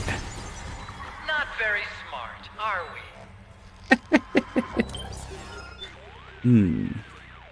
Something's fishy here. Someone keeps calling you, No. but it's Really? not me. Octopus. Think about what she can do. It's a fake. It sure is possible. It sure is possible. Watch out, Snake. Oh my god, but what if the fake Otacon is the one in the codec? And this is the real Otacon? I don't know who to trust anymore. This way, Snake. Yeah, I mean, Otacon wouldn't do that to me, right? Not very smart, are we? Not very smart, are we? Snake, you've got to be more careful. Those are traps laid by Octopus. Use your head, man. Use your head, man.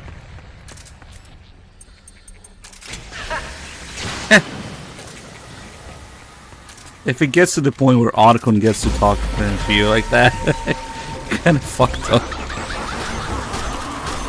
Use your head, man.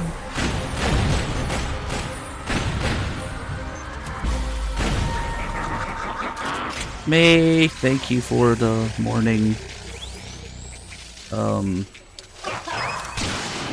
morning alert. It's like a bat signal. It's the May signal.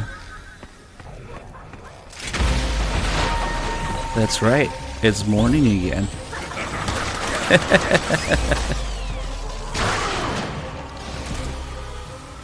Snake. It's Naomi. What makes you think I don't want to shoot her? It's another mimic. Oh fuck. Watch out, Snake. Oh shit. That's from one move that really hurts. If you don't have the metal camo, that thing one shots on extreme. Come on, get back here.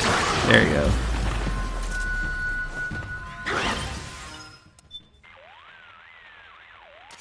That beast seems to laugh at everything. Should have tried to disguise a rose too. Say to her, she'll only respond one way. The symptoms resemble those seen in Ganser syndrome. It's a type of dissociative disorder characterized by irrelevant responses to the situation at hand. It often manifests itself in soldiers under extreme battlefield stress. You mean she's not having a good time out here? I doubt it. I'm starting to wonder if she might not have some kind of deep-seated psychological trauma.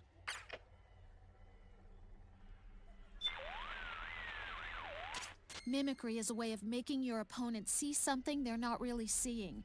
It can be very effective in rendering your opponent psychologically vulnerable. It's easy to think she couldn't possibly be here. Be careful you don't fall into that trap. You may think you've got more important things to worry about, but your psych level can have... Yes, you're right.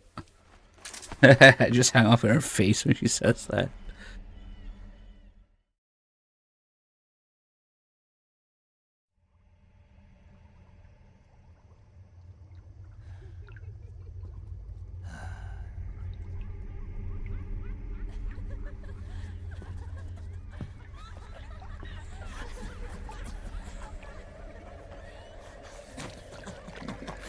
I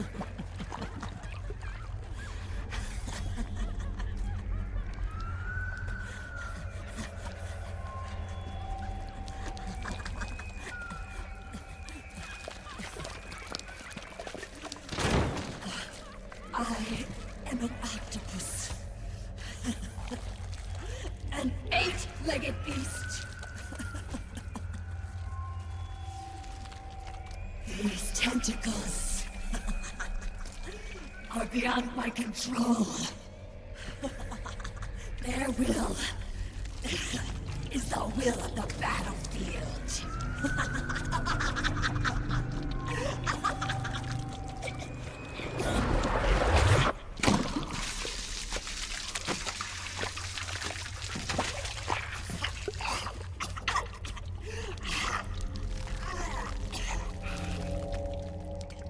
Funny. So funny. It's all so funny. No. It's not funny.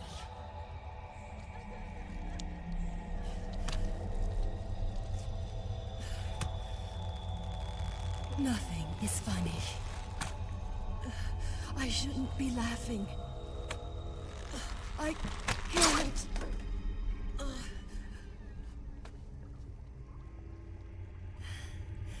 The truth is, I'm not laughing. Not laughing at all.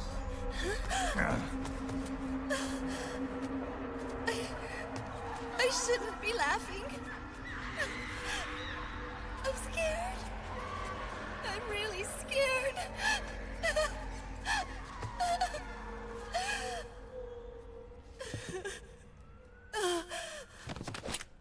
I'm sorry. I'm sorry. So sorry I laughed. I'm sorry. I won't laugh anymore. I can't. I don't want to.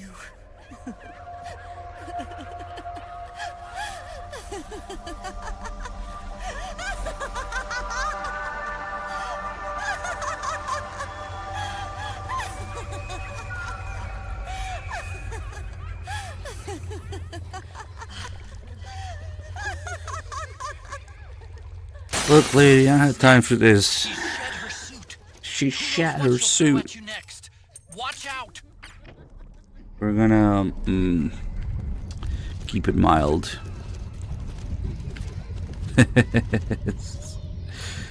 There's a number of things we can do here, but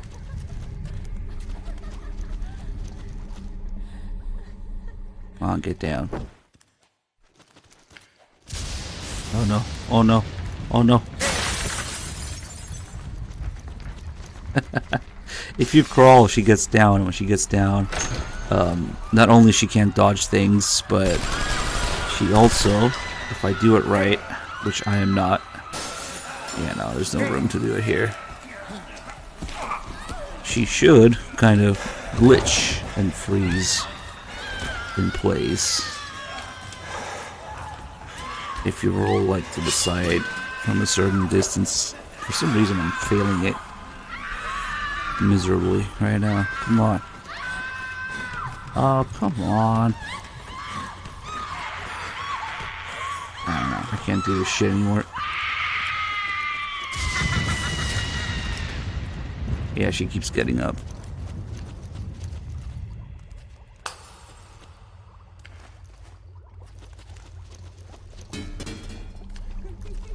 There we go, finally. Holy shit.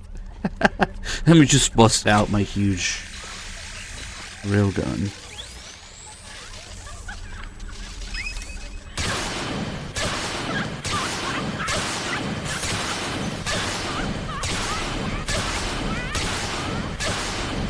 Yeah, she can take it. Maybe not.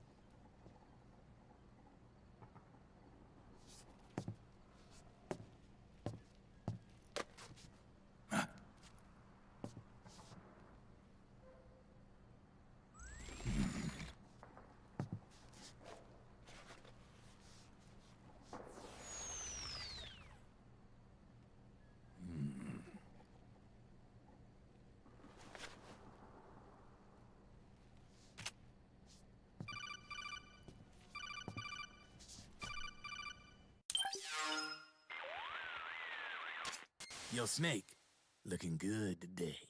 Drebin, what do you want? That's cold, man. And here I was about to tell my very best customer about face camo. Face camo? That camo skull cap you just picked up from Tentacle's shell. It utilizes the same kind of technology as your Octo camo suit. Using the two together can get you even better results. I'd hang on to it if I was you. Doesn't fit. It's not my size or shape. Yeah, looks like it could use a bit of tailoring before you can sport it. Not my line of work, but... Ain't you got a buddy who specializes in that kind of thing? Somebody's done their homework. Hey, it's my job. Is that the real reason you injected me with those nanomachines? To spy on me? I prefer the term customer data management myself. Drebin. Relax. It's strictly confidential.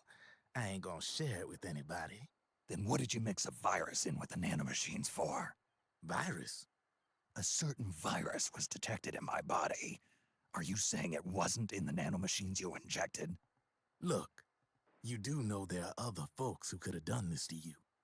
And besides, what would I gain from infecting you? Better for me that you're out there kicking ass on the battlefield. I was watching you, Snake. You're a real piece of work. Never thought I'd meet the man who could take down Laughing Octopus single-handedly. She just kept on laughing. Now why do you suppose that is? Something in her past. You got it. She's from a village in Scandinavia. Little seaside hamlet known to all the locals as the Devil's Village. Place wasn't known for devils, though. It was known for octopus. See, this was one of the few places in Europe where they ate octopus customarily. Anyway, there's this cult of crazies who for some reason hate the village with a passion. Then, when she was just a teenager, things get bad. These nutcases get their hands on some weapons and attack the village. Overnight, her sleepy little fishing town becomes a war zone. They round up all the villagers and execute them one by one. Except for that girl. They had something else planned for her. Something a whole lot worse than dying. Calling her the Devil's Child, they forced her to do the kind of thing you'd expect from one of Lucifer's own. After they made her torture her family and friends, they made her kill them. The whole time they were forcing her to laugh, howl like some sort of demon. Like she was enjoying it. What was she gonna do? Say no? They'd kill her too. So she let fear take control and did exactly as they told her. She butchered the bodies of the ones she loved and laughed while she did it. And as she bathed in their blood, it gradually turned from deep red to jet black. To her, it looked like the ink of an octopus. The experience scarred her deep. Ever since then, she hasn't stopped laughing. Only, that ain't really laughter. Why are you telling me this? You expect me to feel sorry for her? Nah. I know you got no room for that stuff in your world. And besides, this is war. Right? In a way, though, I guess it was the right thing to do. What was? Fighting you cleansed her mind. All right, enough chit-chat. There's other beasts out there in them woods. Watch your back. All right, now you just change the location, the animal, and the emotion, and you got yourself a copy and paste story for each B&B. Anyway, there's this cult of crazy for some reason hate the village. Anyway, they get some weapons. Anyway, things get bad. Peak writing. Yeah.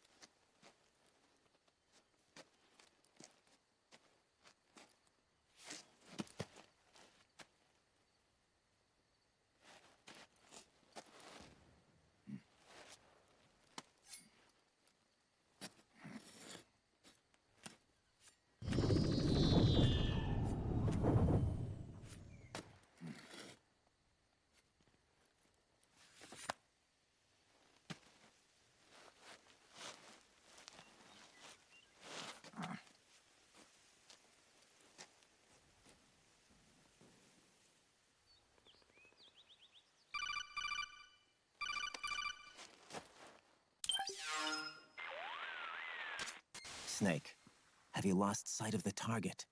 Whenever something moves, it leaves a trail behind. Track and find Naomi's trail. I'm not like Big Boss.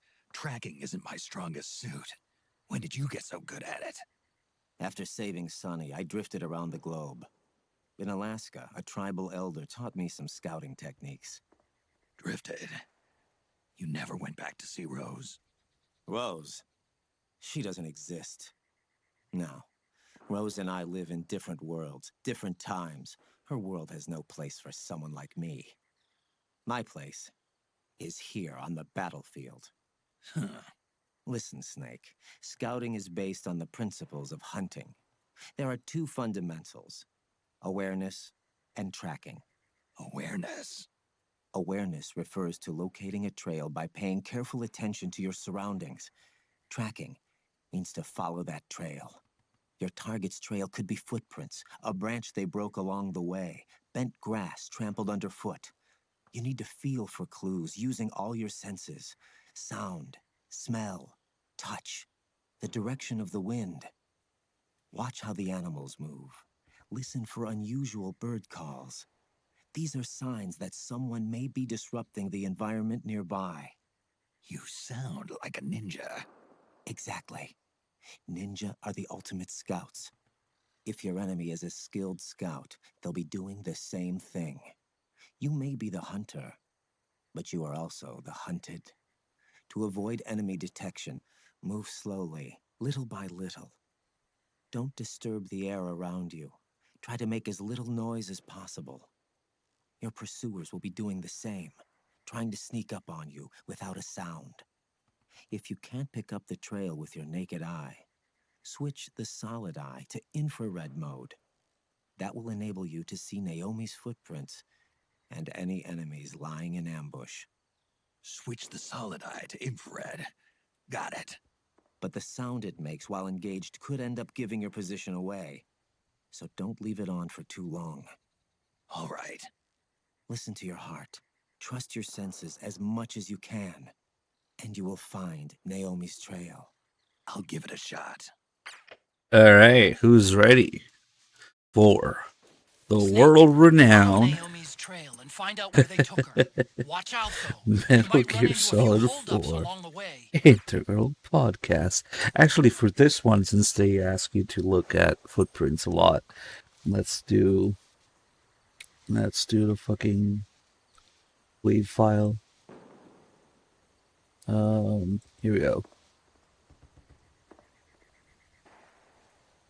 Let me see, how long is this shit? Oh god, it's gonna take a long time. Metal Gear Solid 4 Integral Podcast. Broadcasted from Konami HQ in downtown Tokyo, it's the world-renowned Metal Gear Solid 4 Integral Podcast. Hello everyone, welcome to the second episode of the Metal Gear Solid 4 Integral Podcast. I'm here with Aki Saito. Hi everyone. And producer Kenichiro Imaizumi. Hi. Hi, okay, this is our second episode. And just we gotta remind everyone what we're gonna do today, actually. Okay, today we're going to do the Mountain Trail. Okay. In South America. So everyone should have prepared their staves ahead of time, as we announced last time. And go ahead and load that up, and we'll guide you through this Mountain Trail stage. Okay. Just one note that I want to make before we begin is that, we discussed it last time. While you're doing this stage, you won't be able to have your iPod equipped while you use the solid eye. So you won't be able to use night vision and things like that. So what we want people to do is just unequip it, and the podcast will pause, and then later on you can resume right where you left off. Okay. Especially important this time is the fact that there are enemies in this stage. Yeah. Last time there wasn't anyone around, so you could just kind of scroll through at your leisure. But this time there's actually some danger involved. So if you get spotted by an enemy, or you get into a fight, that also works. To pause the podcast, just go ahead and switch to whatever item you want to use during battle. Finish the battle, and when things calm down, then just come back and continue. Okay, that's cool. Anyways, we're in South America. South America, yeah. Sean, this is right after we defeated the Laughing Octopus. Right. So you defeat Laughing Octopus, and then there's a cutscene after that, and Snake follows the trail out to the rear of the research lab, and you see some footprints on the floor, on the ground, I guess, and that's where we're going to pick off. I really like the Laughing Octopus. What? Yeah. Oh, she's your type, huh? We went to the shoot. Actually, Ken and I. Right. You know, Hideo. She was quite cute. Yeah, she was pretty. Yeah. You know, personally, I think she's my favorite beauty in the game also. Oh, really? Yeah. Really? Not Yumi Kikuchi? No, I mean, in person, I think, whatever, no, not to say anything like that, but, Can I call you a wife? Okay, let's move on. All right. Okay, everybody, are we set? We're at the starting position, just right after the event, and okay, we gotta go find Naomi. So we're gonna have some little bit tips and fun throughout the scouting event. Oh my God. Anyways, Sean, let's shall we move on then? Okay, well, before I move a little bit, let me just point out that for those who just came in here from the cutscene, you may not know this, but you can actually backtrack and go back to the research lab. So for those who want to pick up an item, there's a Hide-chan ramen there. Oh, it's tasty. It's tasty. I didn't know that. Oh, you could go back. Well, I was so Can't go back. just urged to just go find Naomi and things like that. But So anyways. just a small tip. Okay. But anyway, so if you want to move on, let's go ahead and equip our solid eye. Take a look at the footprints here. Okay. So go to night vision mode and look at the ground. Okay. We're looking at the ground right now, and we see lots of footprints. Yes, we do. And remember, we're looking for Naomi. Yeah. You'll notice that one of the footprints is a little different from the others. Small feet, big One feet. set. Well, No. not necessarily small, but do you remember what Naomi was wearing? Yeah. She was wearing a white shoe. She was wearing high heels. Right. Yeah, right. yeah. So you want to look for the high heel footprints. Oh, okay. Yeah, footprints is kind of separated. Right? Yeah. And it's kind of like a, smaller than the normal footprints, kind of like a little triangle. Triangular shape. Yeah, there's one here, yeah. Yeah. So those are the ones that you want to follow. And basically that's the gameplay, throughout this stage, is you follow these footprints and try to find Naomi. The thing that you want to be careful of, though, is if you get too carried away looking at these footprints, you may get ambushed by the enemy because there are guards posted around the stage. So look at the footprints and proceed, but with a little bit of caution. Okay. Okay, so what I'm going to do now is I'm just going to follow the trail. All right. This is just a one path. So Right. this is Just- quite easy right now. Just yeah? one way. Until you get to like this big kind of dead tree. Yeah. There's like a little like dead end to the right. Just go ahead and pass that. To the left, right? So we're proceeding to the left. Right, left side. right, Yeah. the left side. Ah. Okay. Okay, and it kind of And then it opens up. opens up. Now, if you look at the ground here, you'll see that the footprints kind of vanish. Yeah. But that doesn't mean you can't track. Oh, really? Because if you look closely, you'll see that actually Closely. some of this grass You have to look kinda closely. pushed over and trampled. Oh. So if you ever lose footprints, just look for the trampled grass, and that'll tell you which way to go. Oh, I see. So Yeah. you don't have to use the night vision to see this. Right. actually. Well, yeah, the grass you can see with your naked eye. So, Yeah. it's And the normal grass, the color is a little different too. a little different. Yeah. Yeah. It's like when you trample grass, it kind of gets a little Green and smushed. Yeah, kind of yellowish, brownish, Right, kind of. right, Yeah, right, yeah. I right. see. so this is a basic scouting technique. Wow. Okay, we come here and it kind of opens Wow. up a little at this point. You'll They hear, really treat you like an footage idiot. from It's not Hong Kong. just a- So, if you look at the footprints here, you should be able Oh to see my the correct God. route. Right. You see the footprints, and you see Naomi's footprints heading off to the left, Right. which is the correct route. But for now, we're going to head to the right because there's something here that I want to show you. Sean, could you, go back to the point where we were? trail Okay. splits There up were into several multiple- paths. Okay. How many paths are there from Okay, here? so you come up. Yeah, from the grass. There's a huge boulder in the center here. Yeah, that's right. This huge rock, yeah. Yeah. So the left is the correct path. The right actually leads to that dead end that we saw earlier. Oh, I see. It's like a little drop off. Yeah. So what you want to do is take the center path. Okay, let's go to the And center path. Okay. yeah, you'll see a single set of footprints heading in that direction. Okay, got it. So go ahead and follow that. Okay, let's go there. You'll come across some trampled grass. And you'll see an item in the distance. And when you get to this bend, just kind of slow down a little bit because there is someone on the other side. And when you get there, just stop for a minute. Don't get too close. What is he doing? Okay, so we see someone here. Yeah. And what is he doing? I hear water. Water. Yes. He's peeing, Ken. Yeah, I know. Ever since the original Metal Gear, it's always been a tradition to have somebody peeing somewhere. in the game, somebody, yeah. Right. What is it? Yeah. It's very natural. Very natural. Just in this game. Add more realism.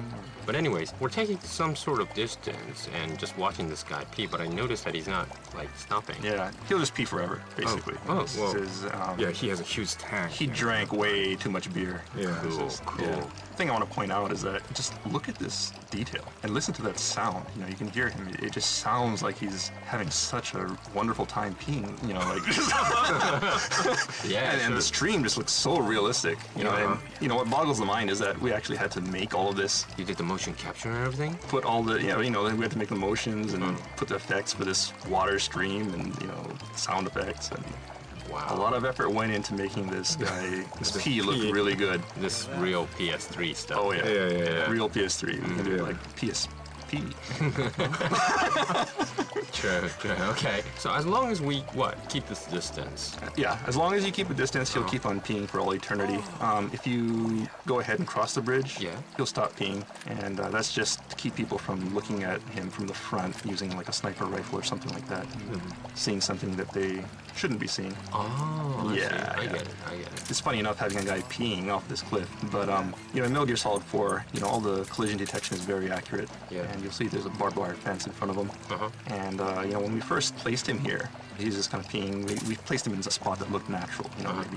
And what happened was, you know, the urine stream kind of hit the barbed wire fence. So he was just splashing urine all over himself. It was really disgusting. So, yeah, unfortunately, we had to adjust his position and move him forward a little bit.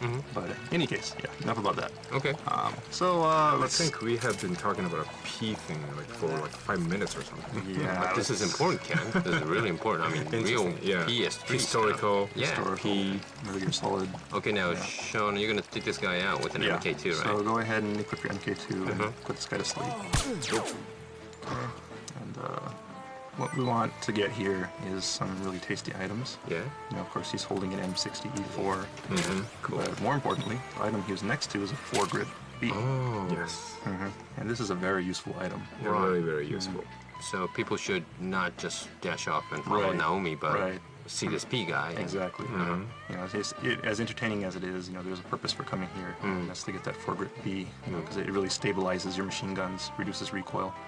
Very useful. So now you're going back. Okay. So now I'm going to backtrack. So just go ahead and go back the way you came, out towards, you know, the boulder. All right, then we're gonna head the correct path, right? Yeah, So, you know, you'll see some boxes off. I guess, you know, when you come in from this angle, it's to your right.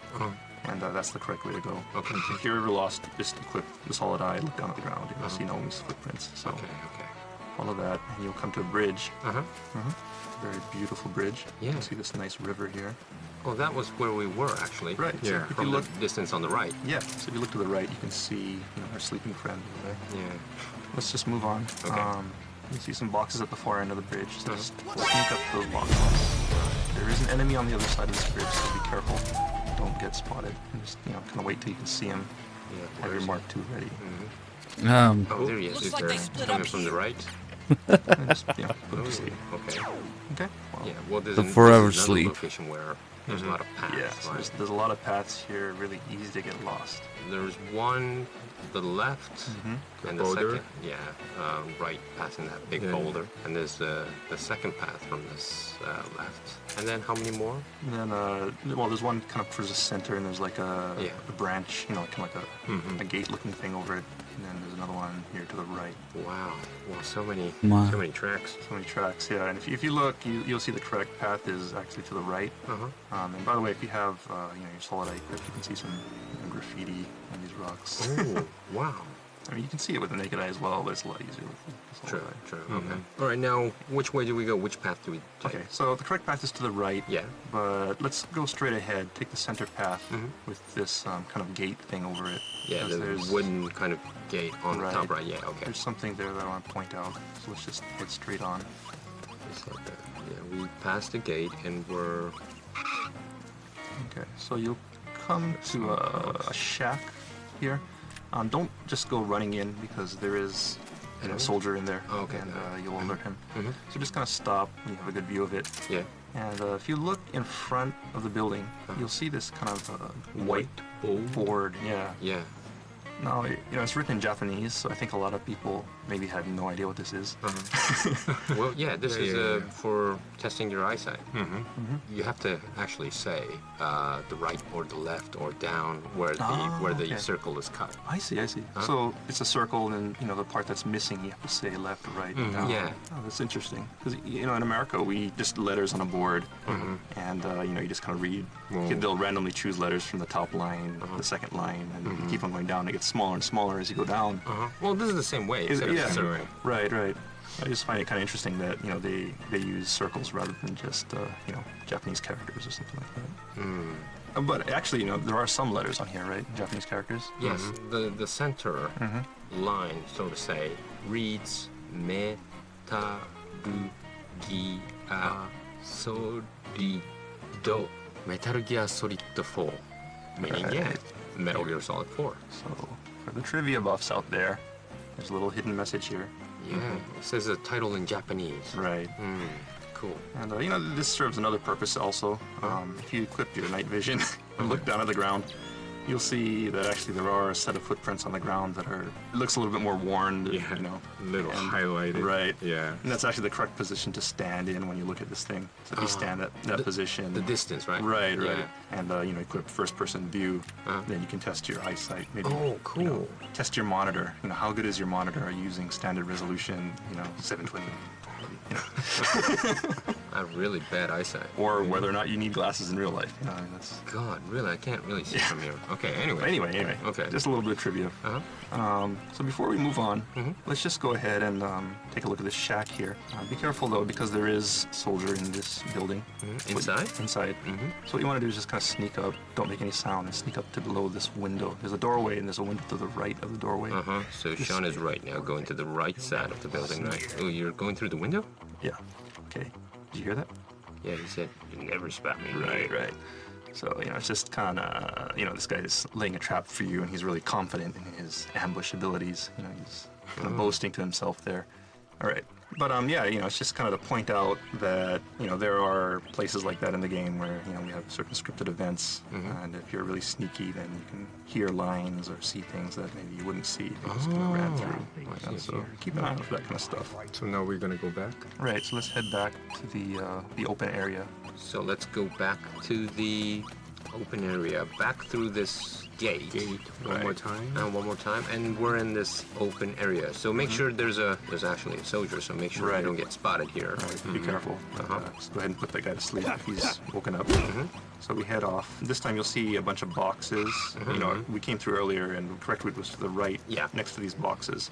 So let's just go ahead and take that route.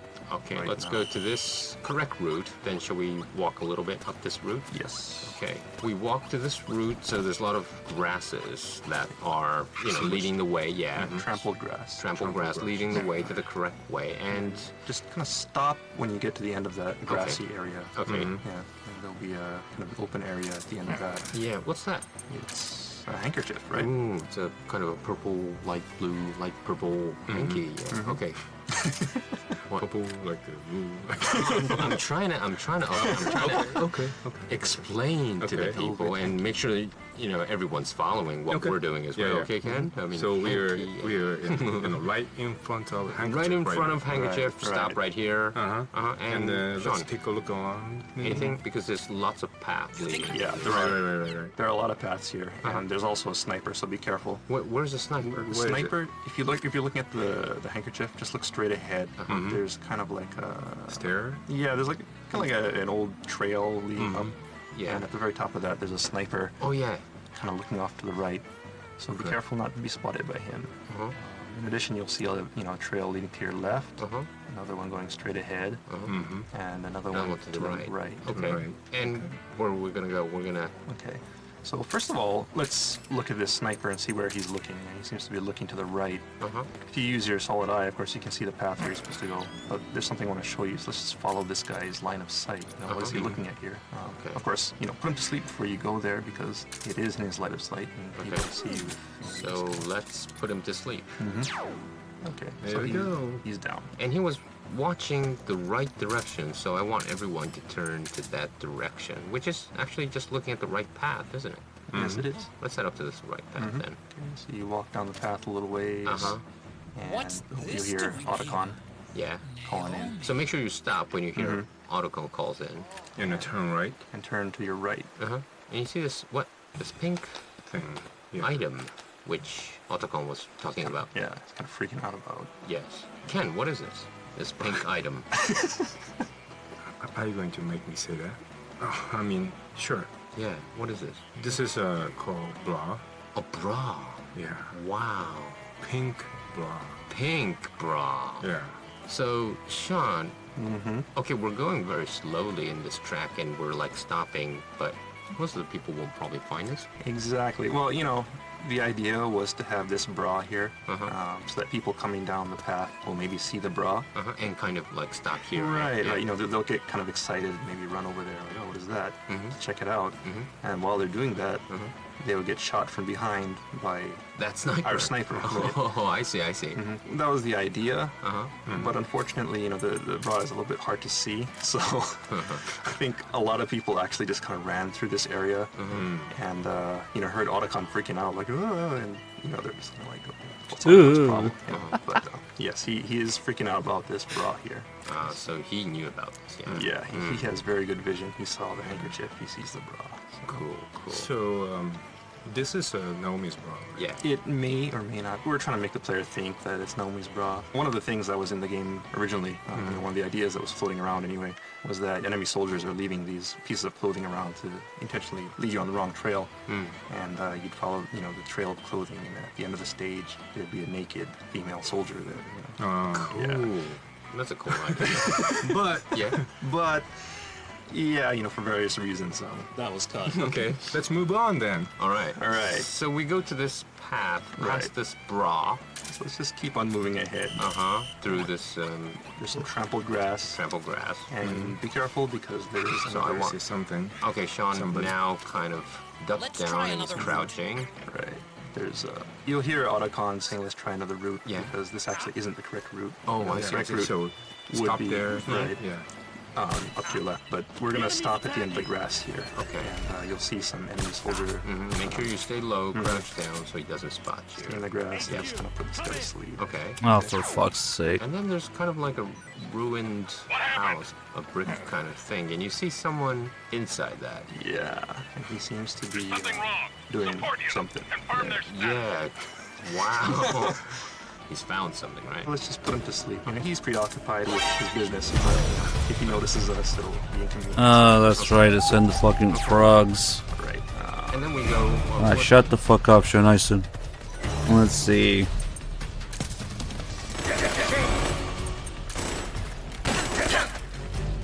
Nice. Missed the one. What? That's your grenade.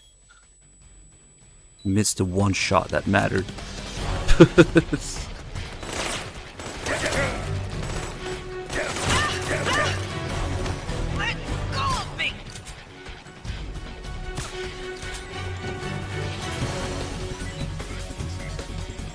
But here's the other one.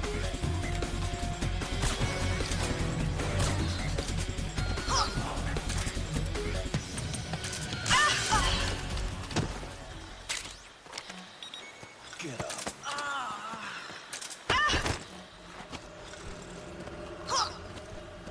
Hands up. Please be. Fuck, it's not. Really? It's fucking. Wasn't the goddamn. I've got nothing. See? I've got nothing. I've got nothing. I've got nothing.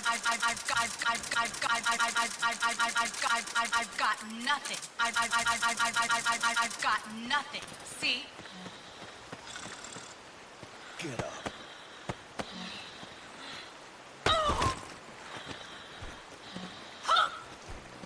Hands up.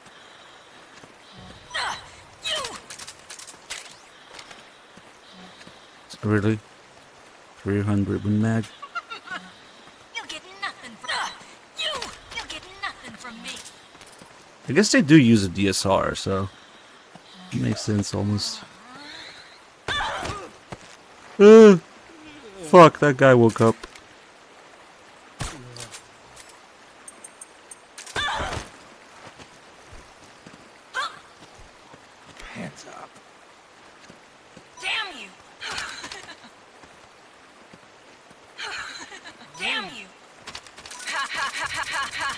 Nothing. Ha! Nothing. Ha!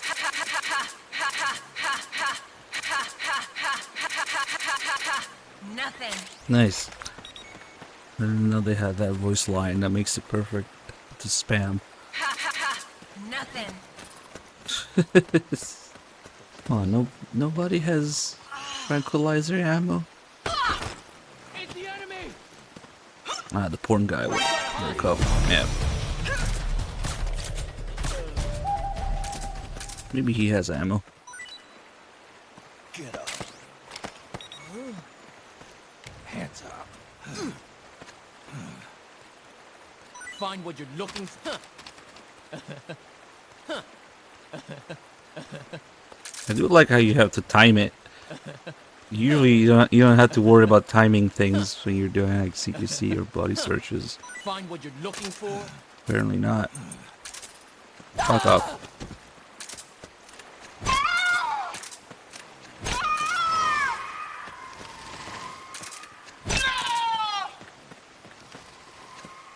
I don't have. Damn you!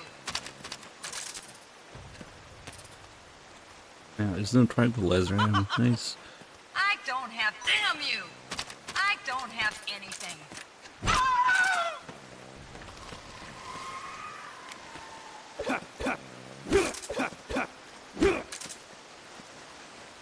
There he is.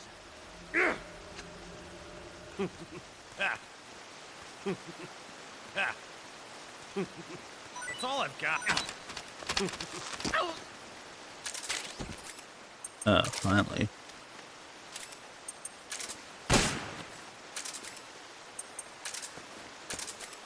Where was I? Where are you heading? You're heading to the right side of this building. Right. Uh-huh. Let's just go around to the back of the building because there is a little. Oh, tree there was ammo here. behind Oh, okay. Let's go to the back end. Stop here to pick up an RPG. Yep. So there's an RPG in behind of this. Okay, so I'll go ahead and grab that RPG. And then go around the house. Yeah, just go around and there's only two paths leading to this house, so let's take the other path, not the one that we came from. The path leading on ahead. All right. So we're moving to this path that was. Where does this lead back? First of all, I should say stop. Don't just run out. Okay. Follow the path until it opens up, and you'll see some grass up to your right. Just kind of take cover behind that grass because you'll notice that there is a soldier behind this pile of boxes. Yeah, there's 1, 2, 3, 4, 5 boxes here. Yeah. So what you want to do is just kind of take this guy out because if you ever see guys aiming their gun at you from behind these logs or boxes, then that's a sign that you're on the wrong trail. Oh, I see. I see.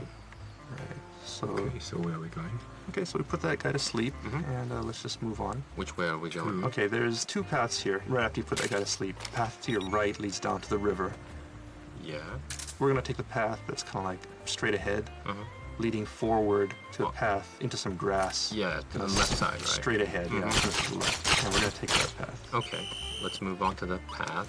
Trample grass, and there's an open. There's an open area. Something. So let's stop at this open area. Sean, what is this? We see something in the middle. Is actually a crop circle. I had a couple of miles to go. I And looked each up step and into saw the an crop orange object in the sky. We hear sounds when you step into this. Someone talking about an alien abduction. Fans of the series will recognize this line from Metal Gear Solid 2. Right. For those of you who don't know what he's talking about, suggest you go and play the game because it's a lot of fun and you'll be a spoiler if we explain anything. Yeah, sure. Can you hear that again every time you go to that? No, actually. No, just the once. You hear it once, and the reason for that is if you listen to it all the way to the end, you actually get a little bonus. You get some driven points for that. You want to make sure to listen to the end of that flashback. So be sure, don't just run through onto the river because if you keep on moving ahead, the audio will cut out and you won't get the driven points. Oh, I see. So you have to kind of stay within that. Okay, then where should we go? Okay, so the next thing is, you're going to cross this river and continue on with the second half of the stage. Okay. Look at this beautiful water. So let's stop in front of this river. Okay. Yeah, first of all, just look at this water. This is just great.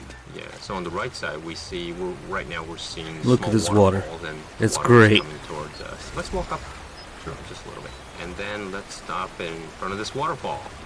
Okay, let's stop, guys. Wow. It's beautiful.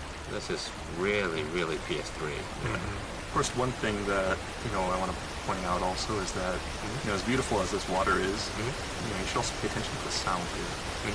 Because there really is a lot of stuff going on with the sound via the program. It's not just like, a standard waterfall sound looping and the volume getting louder when you get closer. There's actually a lot of subtle sounds that kind of only play when you get within a certain proximity of the waterfall. Kind of really simulate that feeling of being right there in a waterfall. So just kind of, the details that go into making these environments.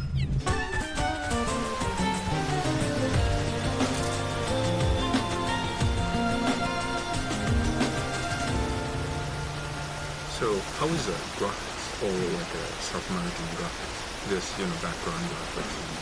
Well, you feel like you are in South America.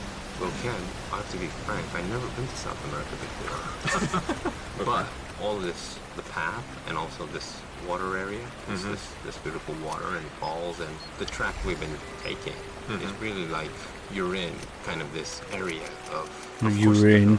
Definitely not Europe. This is really somewhere you don't want to go just by yourself. Right. Some of the team member went to Peru. Yeah. And they took lots of pictures. Yeah. And they stayed there like a whole week or something. This whole atmosphere is probably created because the team members went to Peru. Right. They spent a long time to create this background graphics. And especially this water. There's a lot. It was challenging to make it look really realistic. Especially, if you walk around through it, you see ripples. And, this is really high standard, isn't it? I mean, you could kind of like half see it, really see it. The depth of the water. Yeah, it's really cool.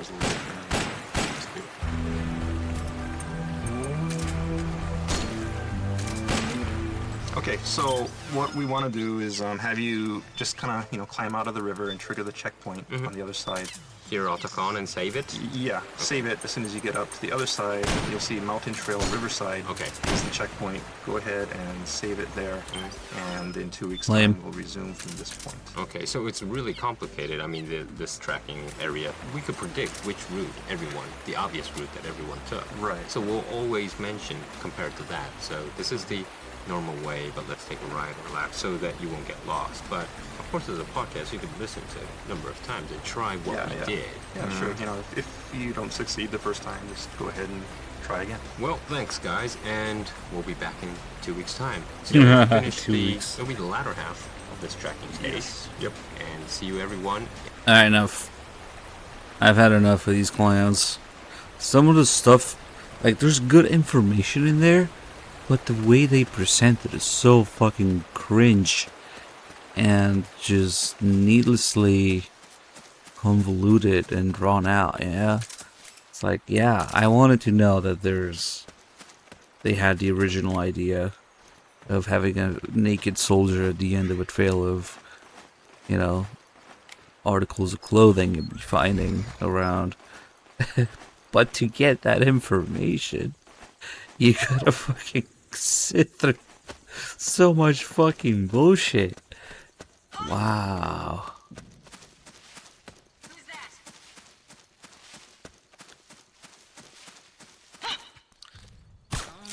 There's a really good one in the Eastern Europe, though.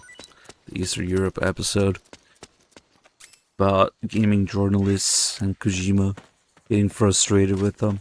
They must have gone separate ways here. I could just see the look on his face. Probably piss his pants. Mm. Damn it!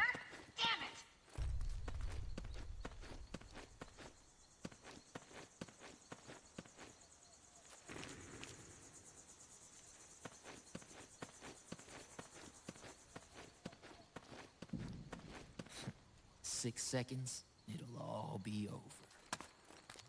1, 2, 3, 4, 5, and 6. I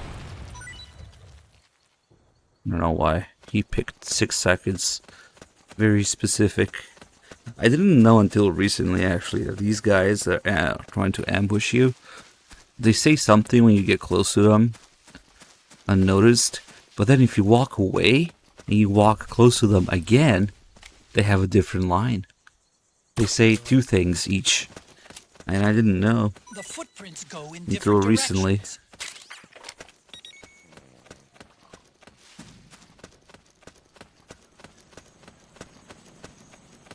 Alright, I think...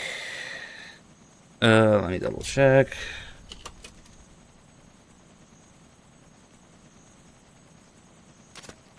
I'm noticing more footprints now. Security's getting tighter. We could be getting close to Naomi. I think I have given 3 Dot plenty of time.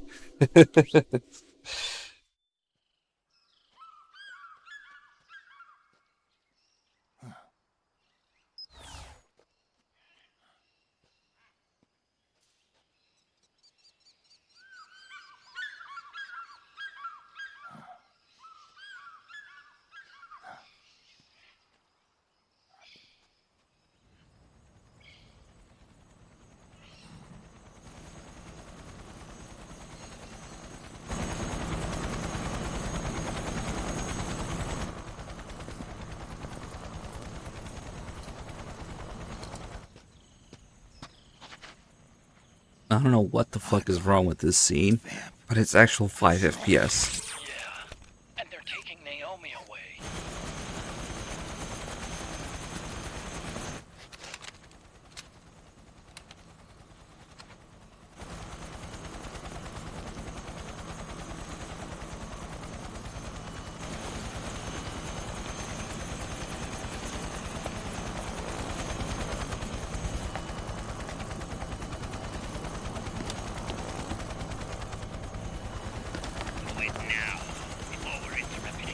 We don't know what will happen. Remember the last time. I'm willing to make a few sacrifices. As you wish. We begin shortly. I do like how you can see the selector going from full auto to semi-auto for this shot. And then Snake lines up the sights with the solid eye, yeah.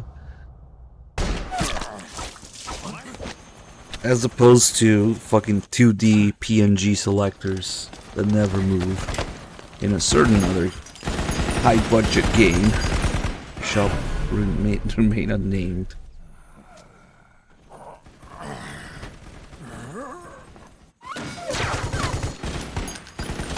We've got the go-ahead. Begin. We'll use his blood. It could get intense. Brace yourselves. Shots, all of you. Yes, sir. I'll be taking in half.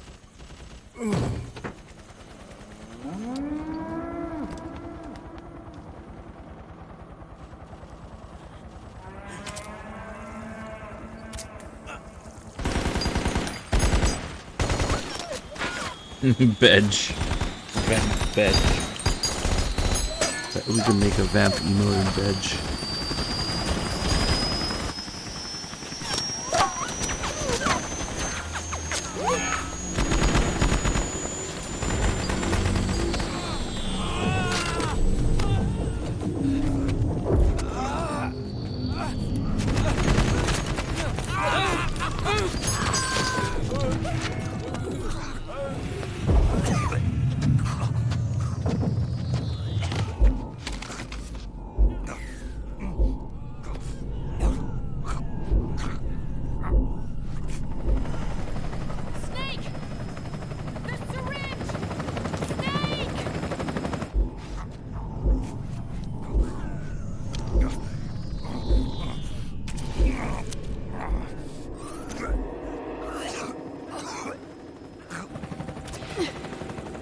Oh no, we're getting politically fictionalized. It's not working. The emotional controls aren't stable enough yet.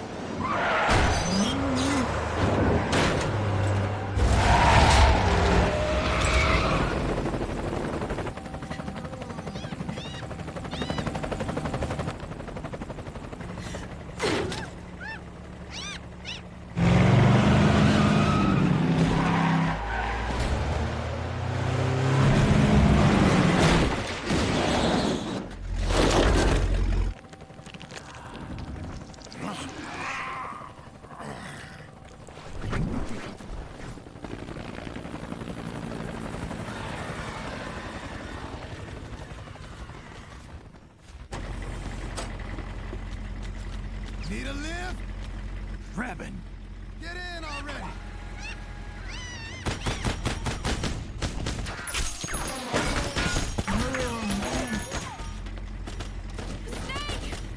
Nail me!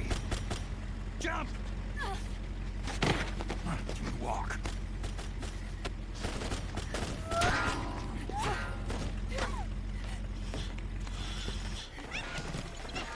It's gonna be a bumpy ride!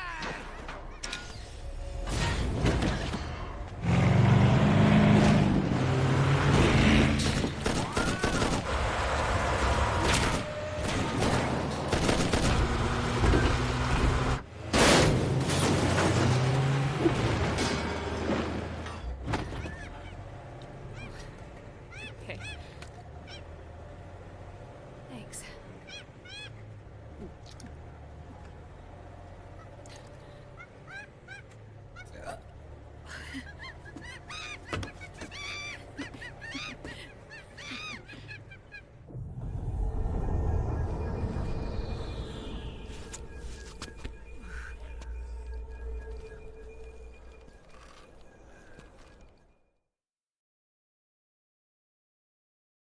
All right, guys, we're gonna switch streamers here.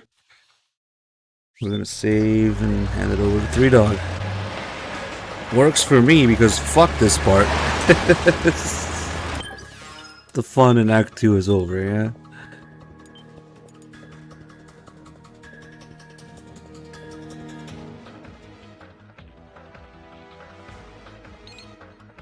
I'll miss the gate boss. I know. Alright, we're gonna put this... Oh shit, now my USB drive could be on my PC, my PS3, or my PS4.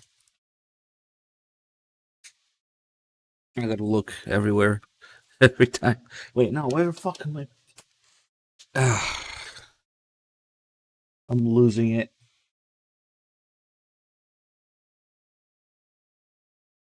Alright. I have a feeling if they really do fix and release all the games on PS5, now it's impossible. The controller's never gonna work. Never mind. On PC, if they mod all the controls, then never mind. We'll just do the same thing because it's file sharing anyway. I don't know. I don't know if there's enough people who care about pressure sensitivity to mod it into the PC version. But it's my only hope of being able to play the games on modern hardware. So, yeah, if that doesn't happen, PS3 for life.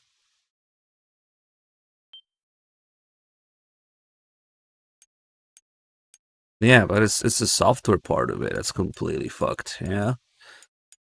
Anyway, have a Cuervo.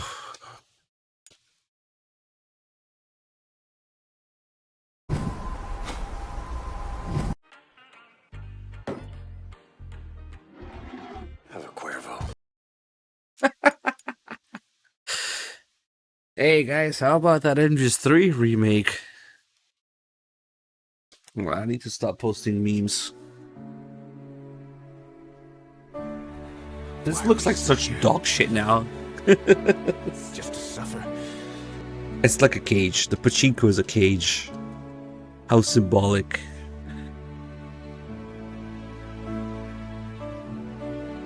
Things can't get any worse. Face it, Snake. We've lost. This was back when people were really salty about the pachinko.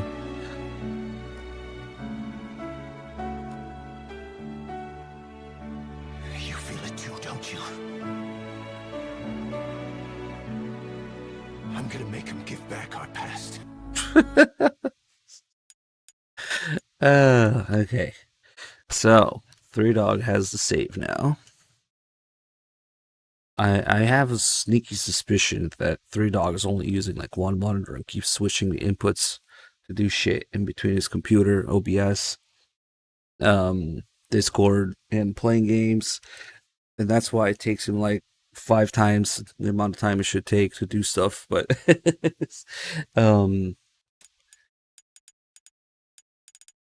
like, come on, man. Every time he has to hand over a save, he has to put on 10 minutes of music. It takes like 2 seconds.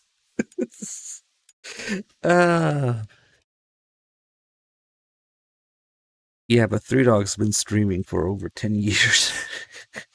I think that warrants a second monitor eventually. I don't know. Let's stop talking shit about Three Dog. Okay, while we wait, we can play some VR missions. Nah.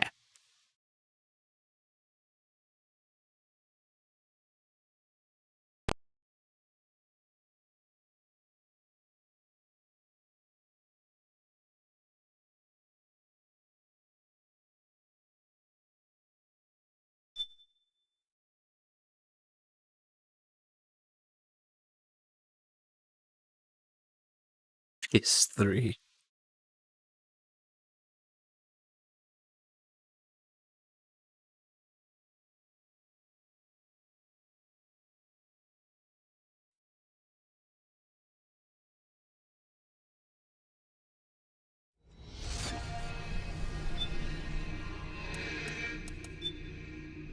I wonder what other saves I have.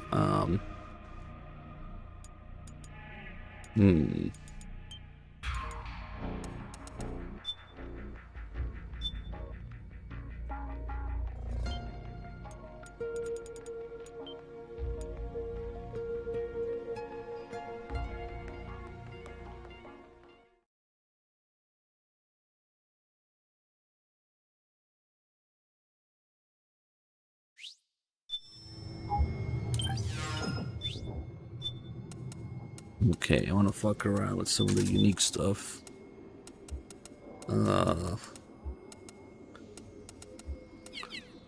Fuck it. Let's just fuck around with Javelin right now.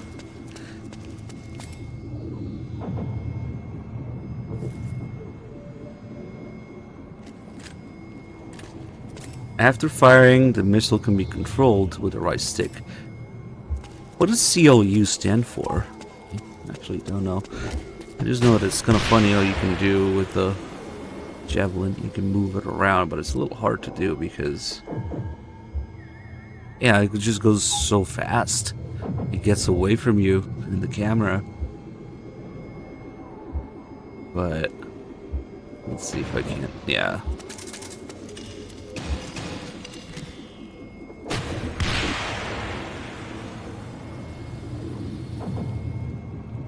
Oh shit.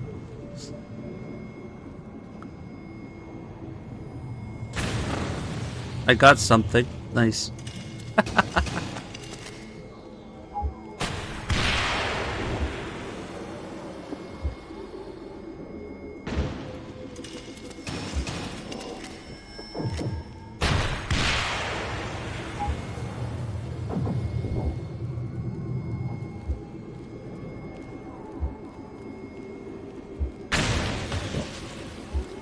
Nice.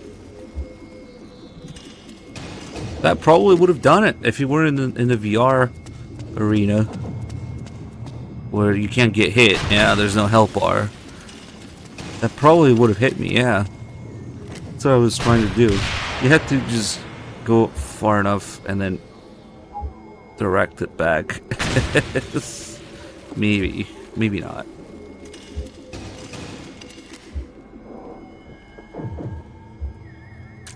Okay, Three Dog is ready. One of the reasons that there's so many guns in this game is because the original idea was to have 108 guns, 408 sins, but they fucked up and they only got up to like 70. So now there's like this meaningless but insanely high amount of guns anyway. If they were trying to get to 180 originally, I mean 108. Sorry.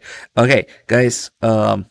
Stream's gonna go down a few seconds. Don't go anywhere. Three Dog will be back in just a few seconds.